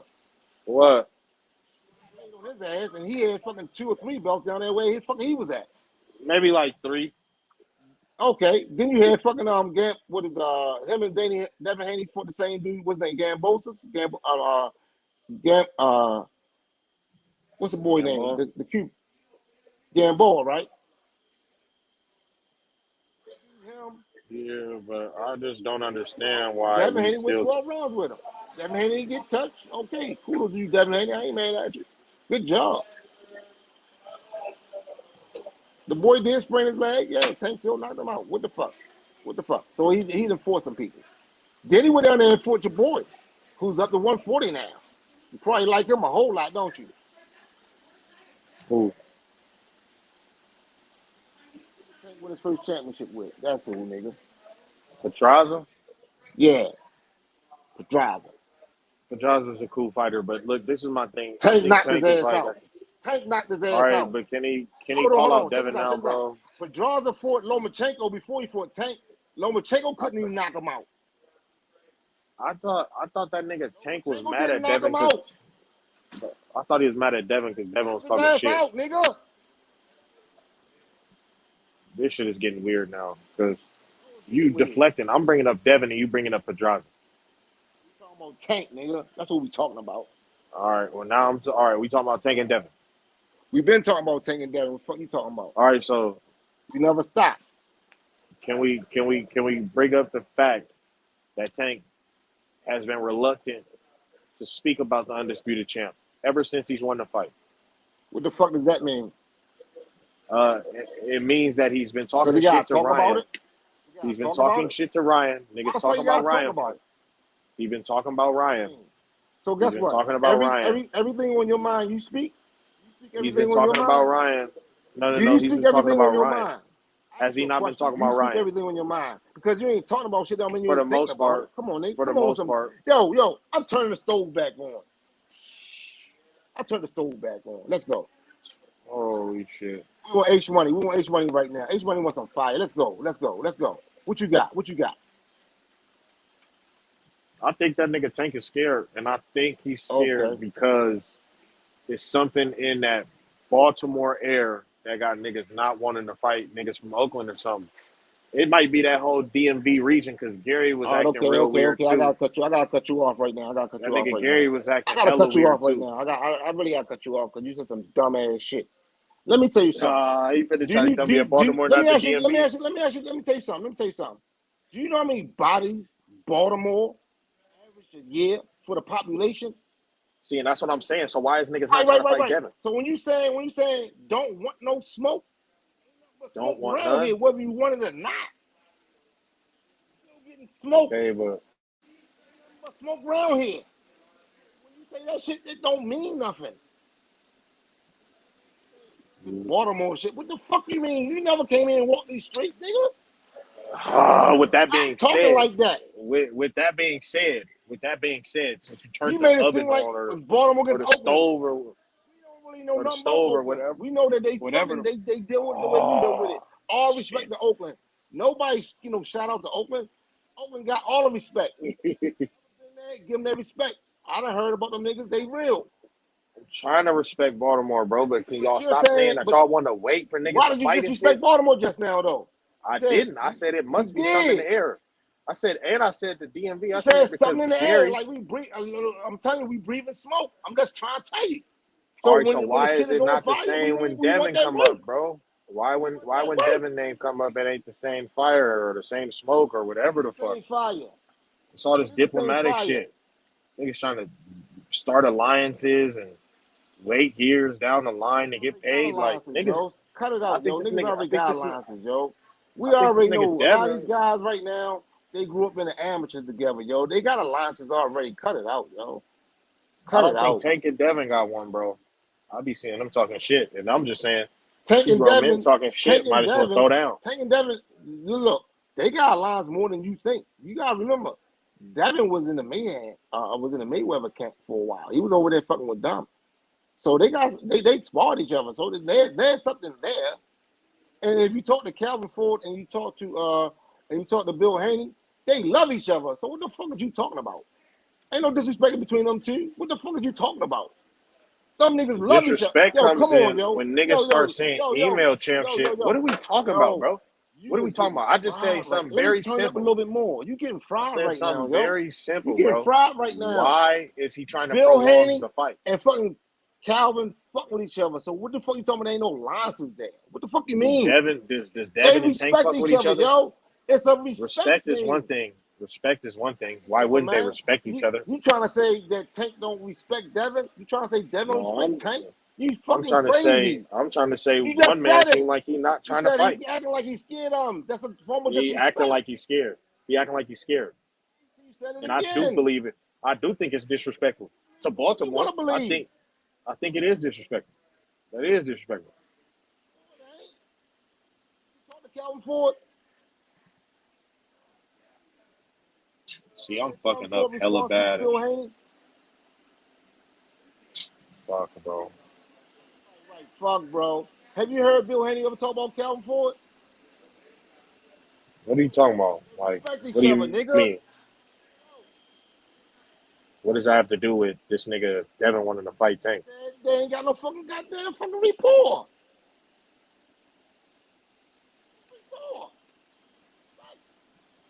What you? See, and I'm not gonna lie, bro. This whole conversation just it be like this every time we start talking to Tank fans. They don't never be saying that they want to fight now. They always trying to wait for niggas to get more money. I thought Tank was already the money man, getting paid and shit. Shouldn't Devin be talking like that since he got all the belts, since he got everything to lose? Once again, that argument is so fucking petty. We looking here at fucking Bud Crawford and EJ, knowing they gonna get the biggest. What the fuck are you talking about? We sitting here looking at the biggest fight about to happen, and you still talking about the. I want another big fight. I want another big fight. So let it grow. It's in the pot cooking, nigga. What's wrong with you? It ain't ready to come out the oven. The reason why Bud and Crawford is most definitely getting made because there's nobody else to fight, bro. I bet you don't put no fucking salt and pepper, no fucking season on your food. You eat your shit regular, don't you? Man, that shit been cooking ever since Tank called him the email champ. Your food ain't got no taste to it. You eat that bland ass shit. Nigga, I spice my shit up because I want to taste some shit. Well, I don't know. That shit sounds very bland to me. Talking about some. Let's wait 5 years. Yeah. Your shit saying like, bland. Of course let's wait for Bud. Let's wait like Bud and Spence did. They're finna get a bag, even though everybody complained about how Bud won too much and shit. Like, what we talking about? Nah, nigga, don't change the narrative, yo. Bud need to I'm get not the trying to fuck change the there. narrative. I ain't shitting on that. You So ain't do me you say got nothing bad Tank about beating Bud. Devin, bro? You ain't even say nothing bad about Bud. You ain't even say nothing bad about Earl. We ain't gonna do that with me. You know, I Nigga, fuck I with both didn't of say them. We ain't nothing gonna bad do about that. nothing. I didn't say. I had to fight the fucking goddamn, but by very small amounts. But I fuck with both of them. So you ain't gonna get me on that dumbass shit. I love. I'm not trying to talk bad about none of them niggas, bro. No, I just think in the fight, I just think he might lose, but he could win. I ain't gonna bet on it because it's too close for me. I want to see the fucking fight, and I'm never gonna change up on Bud, and I ain't never gonna change up on Earl. Earl did his shit, and I don't give a fuck. I did a lot of shit in my life, and I regret it. But guess what? I walked through it. I'm still here breathing today. Shout out to fucking EJ. He still living. Yeah, he done fucked up. So what? My man in the Bible said this one. My man in the Bible said this one. He who ain't sinned cast the fucking first stone, bitches. That's what he said. And I said it that way on purpose. I wish Everybody Tank would talk like that. Yeah, but you got adversity, man. Adversity. Sometimes we gotta go through it. That nigga be knocking shit out. He ain't got no mercy. We don't need him to have mercy. We just need him to have guts. You know what I'm saying? Nah, I'm talking about mercy, and that's the power that you still walking around, man. See how far you lost? Don't give him a statue. Give him guts. That man went through something that could have killed him, man. And the mercy of whatever it was, because I done been through it. I was on a motorcycle, yo. I was going 150 miles an hour, and a voice came to me and told me let go. Russ, if I didn't let go, I was dead. I let go. A voice came to me and said, let go. I let go of the bike. And if I didn't let go of the bike, I'd have fell over 5 stories down to my death. I slid down the highway. So, yeah. Oh, yeah. I'm a real one with this shit, yo. And I got more, but I ain't going to share them all with y'all. So you think Kevin? No, I'm not saying Earl deserves some mercy. He was, well, fuck that. He don't deserve it. He was given mercy. No. How did we start talking about Earl? Because I'm saying that's the biggest fight that's going to happen. That's the biggest fight about to happen.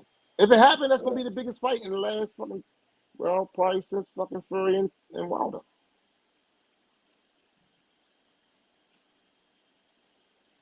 What about Undisputed at 35? Because Undisputed at 47 sounds great, and it's looking like we finna get it.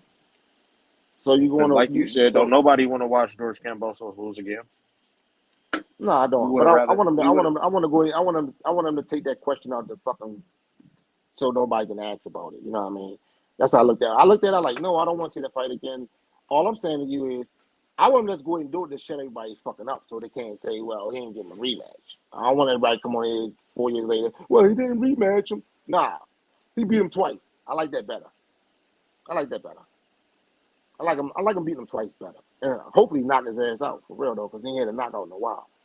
I want him to knock his ass out, personally. I really don't want him fighting that guy again. That dude is he's a good fighter, but he's had his chance. Who you talking about? I'm talking about George Kambosos. He's a great fighter. You know, he's had his chance. He's had his shine. He did his thing. But all that is dead now, and we'd much rather fight Tank for all the belts.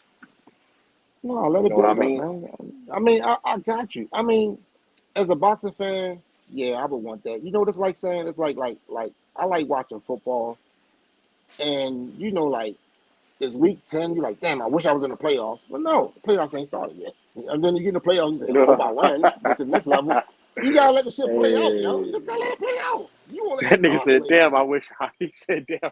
Yeah, Hey, bro, you funny as You hell, be saying bro. shit like that. You're like, damn, I wish I was in the playoffs, so that's a playoff win. But you know, it's just one of them things that's gotta play out. That's all. It's gotta play out, man. And for everybody that want that fight to happen like now, just let it play out.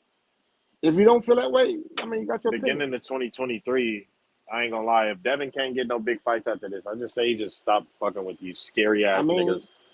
If you and look just at leave. it, if you look at the picture, it's basically on a collision course. It's just a matter of time. I mean, you can see it happening. And check this out. Let's just say it don't happen at 135.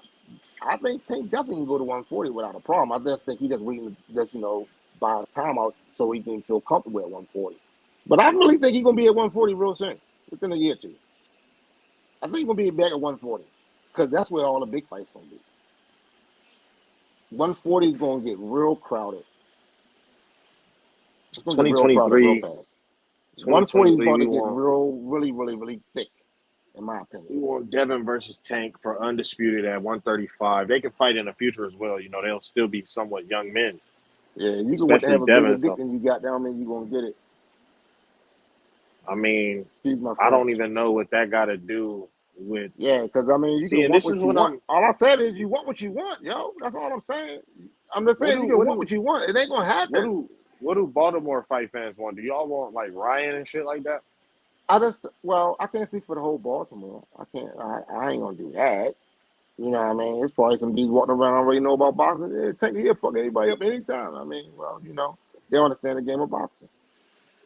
But if you want to know, like, the sentiment of anybody got an idea, chances are they're gonna say that they trying to build the fight up. That's my opinion. And then They trying to build it up. all the niggas I know, they like, bro, Devin to beat that nigga ass. We want that fight now. Like that's we not talking about no build up at all. Like I don't know a nigga out You here like a talking about premature building up shit. ejaculation. Yeah. No, You not premature anything. You find a pretty ass girl, and then all of a sudden she give you something, then you done. You know what I'm saying? You done. I mean, you see what I'm saying? You can't even go in and stroke for like 35 minutes, 45 minutes, 2 hours. So you ain't stroking like that. You just you out. So pretty much on the East Coast in Baltimore, y'all wanna build up the fight, and over here in the Bay, we want the fight now because there is no Who later. in the Bay saying that? Go ahead, give me some cosign. Any nigga I know who watches any boxing, nigga you know. You probably don't even know no niggas, but name one of them that you know. He said you probably okay, but like I said, any nigga I know from the Bay, shit, Devin and Bill Haney saying it. I know them niggas. So niggas saying it, but fuck that. The niggas I know, they're not saying, "Oh, we need to build this. We need to build. We need to build. We need to build this fight up." Hold on, because you asked me who's saying it. You asked me who was saying it though, bro. And I'm telling you, I don't know niggas out here saying shit like that. Hold on for a second. Give me a couple seconds. I spoke to Bill. Did you know that? I spoke to Bill on this platform. Hold on. Let me explain to you. I spoke to Bill on this platform. I think it was Friday. So I asked Bill a question. I said, Bill, yeah, we fuck with the Haneys. Absolutely. He said, shouts out to you. Bam. I said, well, we know you got to fight for the rematch. What's Gamboa? Gambosis? I don't want to say his name. I always get it mixed up. Gambosis, yeah, Gambosis. I said, and we got you fucking his ass up. And how you feel about the Lomachenko fight? So that's what I asked Bill. Man, you can go back and watch it. That's what I asked. Yeah, you had asked me what niggas out here saying, and I've never heard one say, you know what, we should just wait for Devin to build that fight up because so they can get some more money. And like I just don't hear that sentiment on this side of the country, bro. Niggas want that fight now because wait for what, bro? Like this nigga Tank is almost 30 years old. Nigga Devin is not almost 25. So it's like, or he almost 25. Why not get it on now? And then they can get it on when they 26 and 30 and shit. They can rematch and make more money. They can fight later on. Like, it's not the end of the world if Tank loses. It ain't the end of the world if Devin loses. So I don't see why they need to be trying to build anything up, bro. Like, it just doesn't make any sense. If boxing wants to be great, Tank Davis can play a big part of that and make the big fights happen, bro. He can set a big example. I need to go to the chat because I can't see the chat right now because I need to see the chat. Because that shit you saying I don't get it. I know it's crazy to you, but this is literally free smoke shit. Look. Hold on for a second. Man, we got one thing in common. We want to see the fight. You just want to see the fight now, and I'm saying let the fight build up. That's the difference in our opinion. Hold on. I'm saying early 2023. Hold on. That's all we really saying. And then you're saying I gotta calm down. Let me turn the fire back down. And you're saying that regardless of what could be a potential to be a big fight, let's have the fight now, and we're gonna be struggling for negotiations, and nobody really gonna make a lot of money. And I'm saying let's go ahead and probably make negotiations a little bit easier when there's a bigger pot. Well, maybe not easier, but what the fuck? The bigger pot sounds a lot better. Because everybody they would got get hands their in the pot. And that's the only thing we're talking about, really. At the end of the day, that's your argument. They will be The getting argument the is biggest fight now. paydays of both of their And I'm like, careers if they okay, fought right fight now, for bro. what? When you say, So when you say this shit nigga like, manager. you say shit like, I don't see what the holdup is. And then I tell you what the holdup is. And then you still say, I don't see. So No, that's I'm the going to hold up ask you on do y'all this. end. I'm going to ask you this. Take the fucking goddamn shades off and go out there and look at some sunlight and see if you see the sun. Then maybe you can see some shit.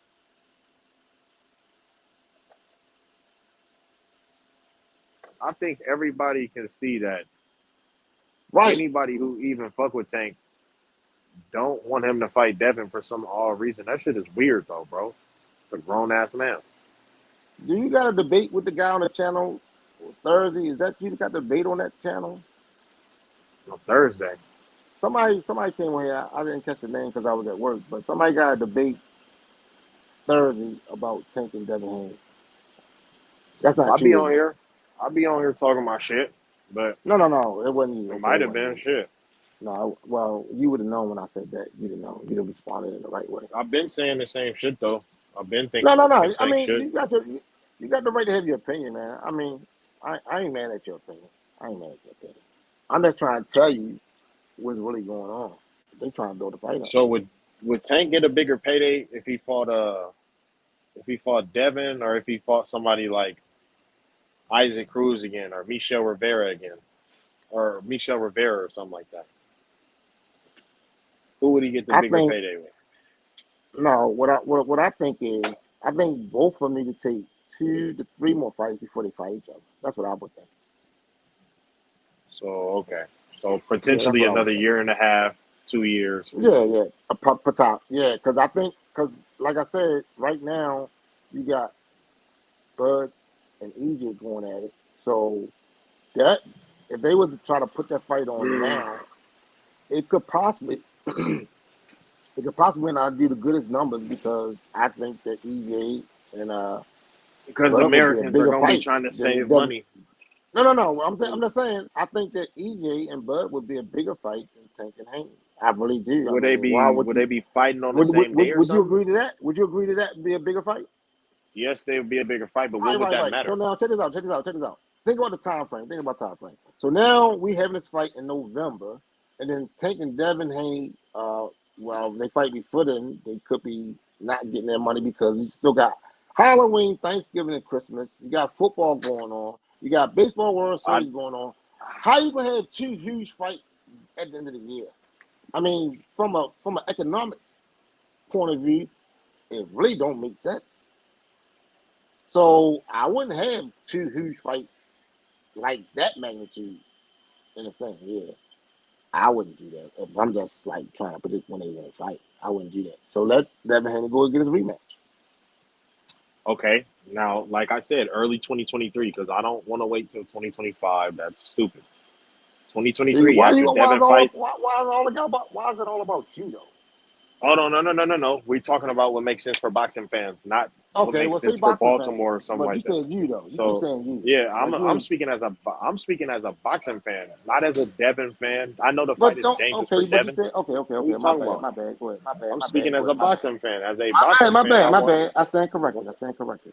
want the best to fight the best, bro. And I stand so like I corrected. said, no. Yeah, I'm just keep going. Okay. So Okay.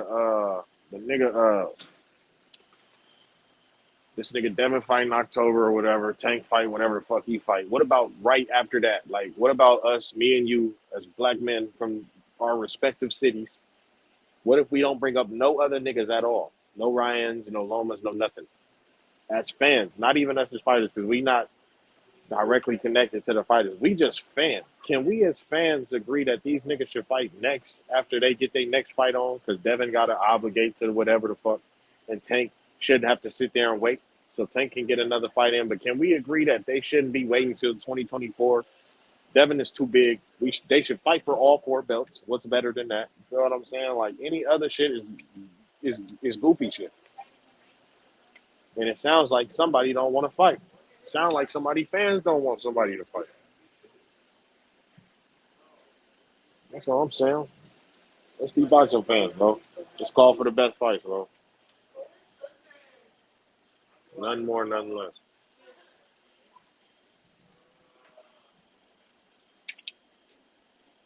All right. Or do you have to end up bringing up Loma and them niggas when we talking about two other grown men? Because if you have to, I can understand that. That's what a lot of them other niggas be doing too. I didn't think the Tank fans was gonna be on that. Yeah, hey, Rich, he fell off, but that's a great fight, Devin Haney and Tank Davis, man. Do you think Tank Davis will ever fight Devin Haney? You think I we will hope so. ever get this fight? I hope so. I don't know, like, bro. A part of me just feel like if Devin was weak or pillow fisted, like a lot of niggas would just pounce on him, bro. I don't be seeing that, so I don't know. I don't know, bro.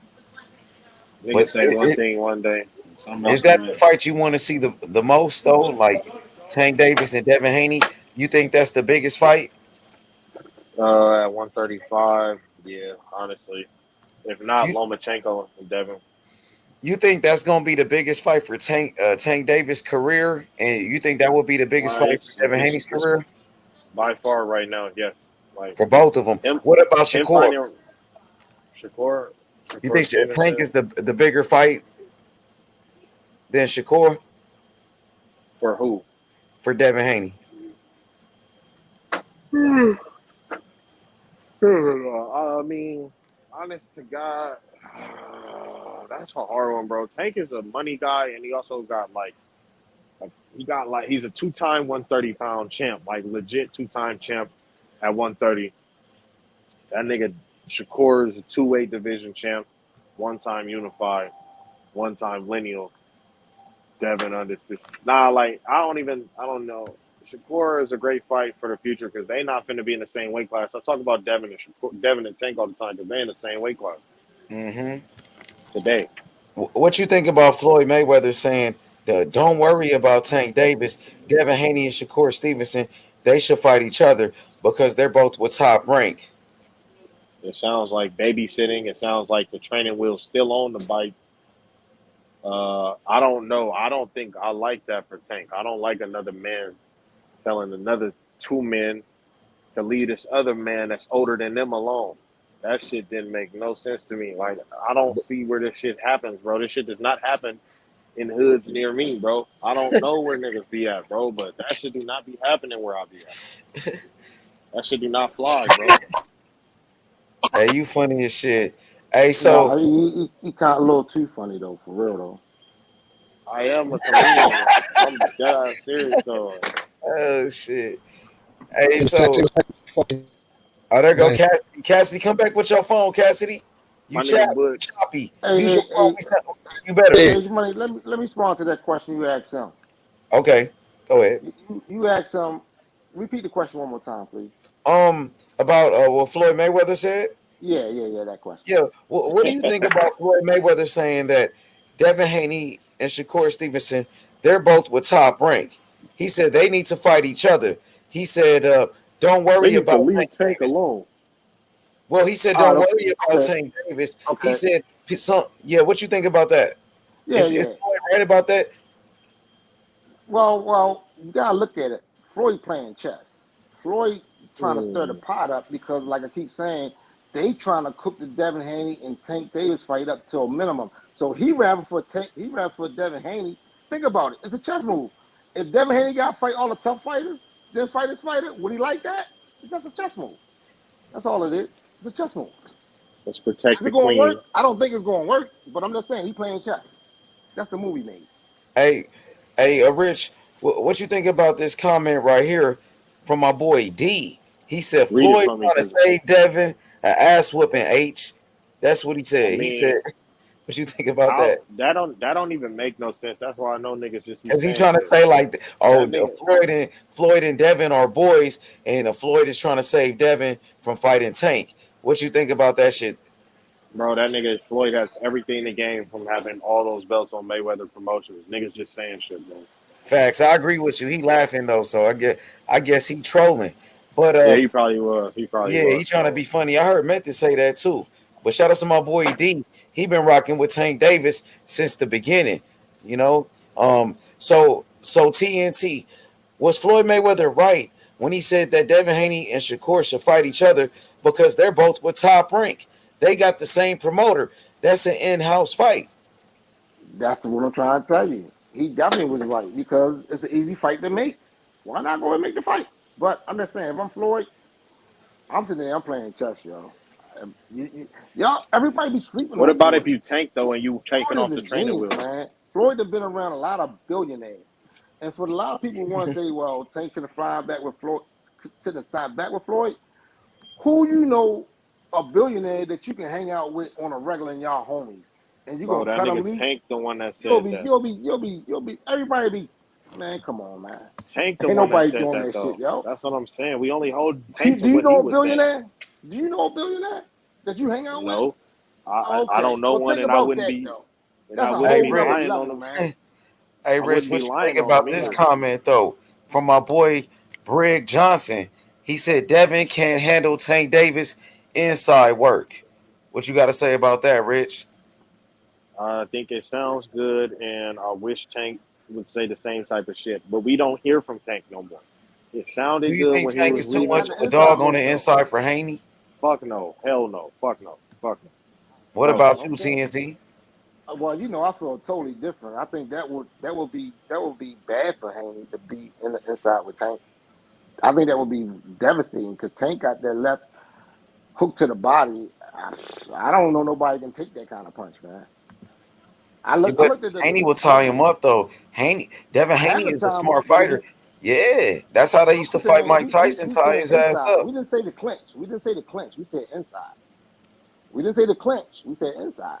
So inside, Tank Davis wouldn't be able to that's make it bad on for the Devin, in inside, my and if he opinion. did, he don't throw hella. He not a phone booth type fighter, bro. I ain't never really seen that. Okay, go back to I just watched the gobble the game with the big boy that's fought damn I just said Barrios, his name. Mario's. I just watched that fight again. Go Barrios, back and look at that body shot. that And you was can go a back and watch moment in more. He time, got and I way ain't more gonna lie, body that shots happened. than that though. He got That way more happened, body bro. shots than that one. But that's against I the ain't biggest saying it guy I've ain't ever seen him happened. do it. Huh?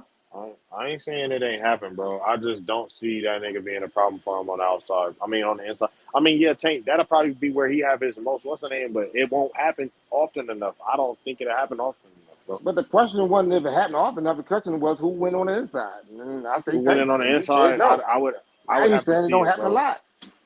I mean, I would have The to see question it. is I not if don't it think. happened a lot. The question is who went on the inside. That's the question. I don't know. I don't know. Okay, all right. You can say you don't know. I That's would fine. say Tank because he got shorter arms, but that would be the only reason why I say that. Because that nigga don't be Damn it, fighting on bro. the inside like that. Can you just like say one thing? I literally just said something. You I said like would 3 say Tank. things. I'm I like, said I okay. would say Tank because he I'm got listening too shorter much. I'm arms. listening too much. But that I'm nigga listening too don't much. be I really probably fighting need on some the water. inside like that. He be trying to shoot jabs and shit. And I know if he try to do that shit, he gonna get fucked up bad. Okay, so let me ask you this question then. Here's a good question for you. What's the advantage do Devin Haney have over Tank? I'd say everything except for power. Everything except By for far. power. But By far, how is everything is. Tank gonna get on the inside of Haney when Devin Haney got that jab though? And Devin Haney constantly throwing that jab, keeping Tank Davis on the outside. I think Devin Well, lead hand is way better. His How will defense he way get past better. the jab of Devin well, Haney though? I Tank. mean, if you watch Tank fight, you know Tank gonna always paw at the jab. He gonna stick his hand out there to make sure your jab slows down. Go watch the Barrio fight. You need to go watch it, bro. He But slowed that Haney boy got that jab reach down. advantage and he's taller than Tank. He got the long Man, arm. Yeah, mind but you, which come taller than Devin, ain't he? but Barrios' skill set is Barrio was like taller than nowhere Devin, near. right? But He ain't Haney got a longer than better him though. jab than Barrios though. He got better But did you skills. see? He's smarter though. Did you see what Tank how he neutralized that jab? Go back, H Money. Go back and look at it again. Watch how he Okay, neutralized I'm that gonna jab. look at it. But Tank Bro, did good against Barrios. What He Tank made does his is what Tank is. adjustments and got him He out. paws at your jab. He stick his jab. He stick his hand up there just so when you throw yours, I'm But already there Haney meeting you. got the best jab in boxing though. But That's what yeah, Tank gonna do to him. He gonna bro, paw that Barrios' jab jab is. and close his distance and throw that Bro, what fucking the left hand. fuck, bro? And Devin Haney, if he don't throw that right hand, wow. And when he throw the right hand, ooh, wow. It could be That nigga problems Devin for him. love throwing. He loved He's not throwing gonna right want to hands throw that against right hand at southpaws. all. He loved He's throwing not right gonna want hands to throw against that right southpaws. hand, yo.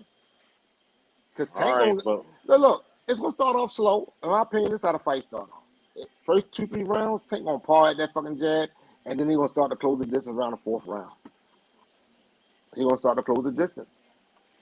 And then he gonna start touching Devin. Devin gonna have to throw that right hand to back him up. Do Devin have a right hand to back Tank up? Is the question in the fight, really, in my opinion. Because if he who have can't you back not him up, he's seen? gonna keep coming forward. In the later rounds, he's gonna keep coming forward. Do Devin Haney have the power to knock him out? That's another question. Can Devin Haney win on points? I do think he can win on points, though. If Tank get in a slow fight where he not landing these power punches to put Devin in danger, yeah, he could lose on points. I That's will agree exactly on what that. Now that I sounds agree like on there's that some one. sense behind it. Yeah, I can agree on that one. I'm not biased all the way. I mean, I can see the fight how I see the fight. But I can see that happening, though. But nah, Devin gonna have to be on his bicycle. He gonna have to stay. he He gonna has have to stay away. He can't he let has Tank get no close to him. problem doing that. He does that for I breakfast. He know does that. he gonna definitely have to be on his bicycle. Yeah, he gonna have to get on the bike. He gonna soundly outbox dude. Niggas gonna think it's crazy. He ain't gonna stand flat footed. You ain't gonna say that shit. Told you I so. know you ain't gonna say that. He ain't gonna He stand don't flat never footed. stand. When does he stand flat footed though? I'm not saying he won't never reach to that point. Why would he? Why would he do that? Styles make fights. Why would he ever want to do that against a puncher like Tank Davis? Well, okay. So when he don't get flat footed, he ain't got no power behind his punches. That's my whole point I'm trying to make. He gotta get that power to get Tank off him. So if you saying he ain't gonna never get flat footed, he ain't gonna never have the power to get Tank off him. So you really agreeing with me? I'm telling you He right never now, gonna Tank sit down on speed. his punches. Tank, Leo Santa All right, Cruz bro. was hitting Tank with a lot of punches, and you know Leo what Santa Tank Cruz is realized? pillow fisted, None of them bro. are hurting. None of them Yeah. hurting. I think Devin hit a little harder than him. I ain't gonna lie, I did. By far But hits none of them harder, was way hurting. sharper, more accurate, all that, bro. He's gonna hit him way more times. Like, come on, bro. Mind you, Tank can't start off slow against Devin either. He's not gonna be able to throw 26. He's not gonna be able to see. And I think he just landed 26 punches against a non-boxing ass nigga, bro. Like, I see that as a big Nigga had problem. I power. don't see how. Nigga respect power. That's a smart boxer. Yeah, He all respect right, power. bro. Shit. You get in the ring, I bet you one thing. I bet you Devin Haney do the same thing against Tank. He gonna respect that fucking power. I guarantee you Yeah, that. but I guarantee you, he Yeah, landed yeah. 26 punches throughout the He ain't gonna first be two throwing no rounds. fucking long ass right fucking hooks to the fucking body like fucking goddamn Rolio did. He ain't gonna do that shit. Hell no. That's clip status. No, he ain't gonna do that. I don't know. He shouldn't do that. He should stick to his jab. Yeah. Devin Haney is a much smarter fighter than fucking Rolio. I give you that. Hands He's down. a smarter fighter than everybody that this nigga Tank is for. He's a better No, fighter by Tank far. a smart fighter, yo. Don't slip on Tank IQ. Tank is very No, I smart. said he's the smarter fighter than everybody Tank is for. You bought up Rolly. I said he's a smarter fighter than everybody he's fought. The best by far. He's gonna be the best by far. Both of them will Well, be the best. you know what I would say? I would say it'd be the same thing for Devin Haney. I think Tank would be the smartest fighter he Exactly. ever fought in his By life. far. And By the most far will be the and the most powerful. he will be the best fighter Devin has fought by far, bro. Absolutely. And that's why I can't That's wait. why they building it up, my friend. That's why they building I it don't up. know. I think Yeah, one side let's is take it, yo. trying They're to trying to make build a fight up, yo. one The fight side is ain't reached its convincing. peak climax for cash dollars right now. And really, if you think about boxing, money rules boxing. Nobody want to admit it. Money rules boxing at the end of the day.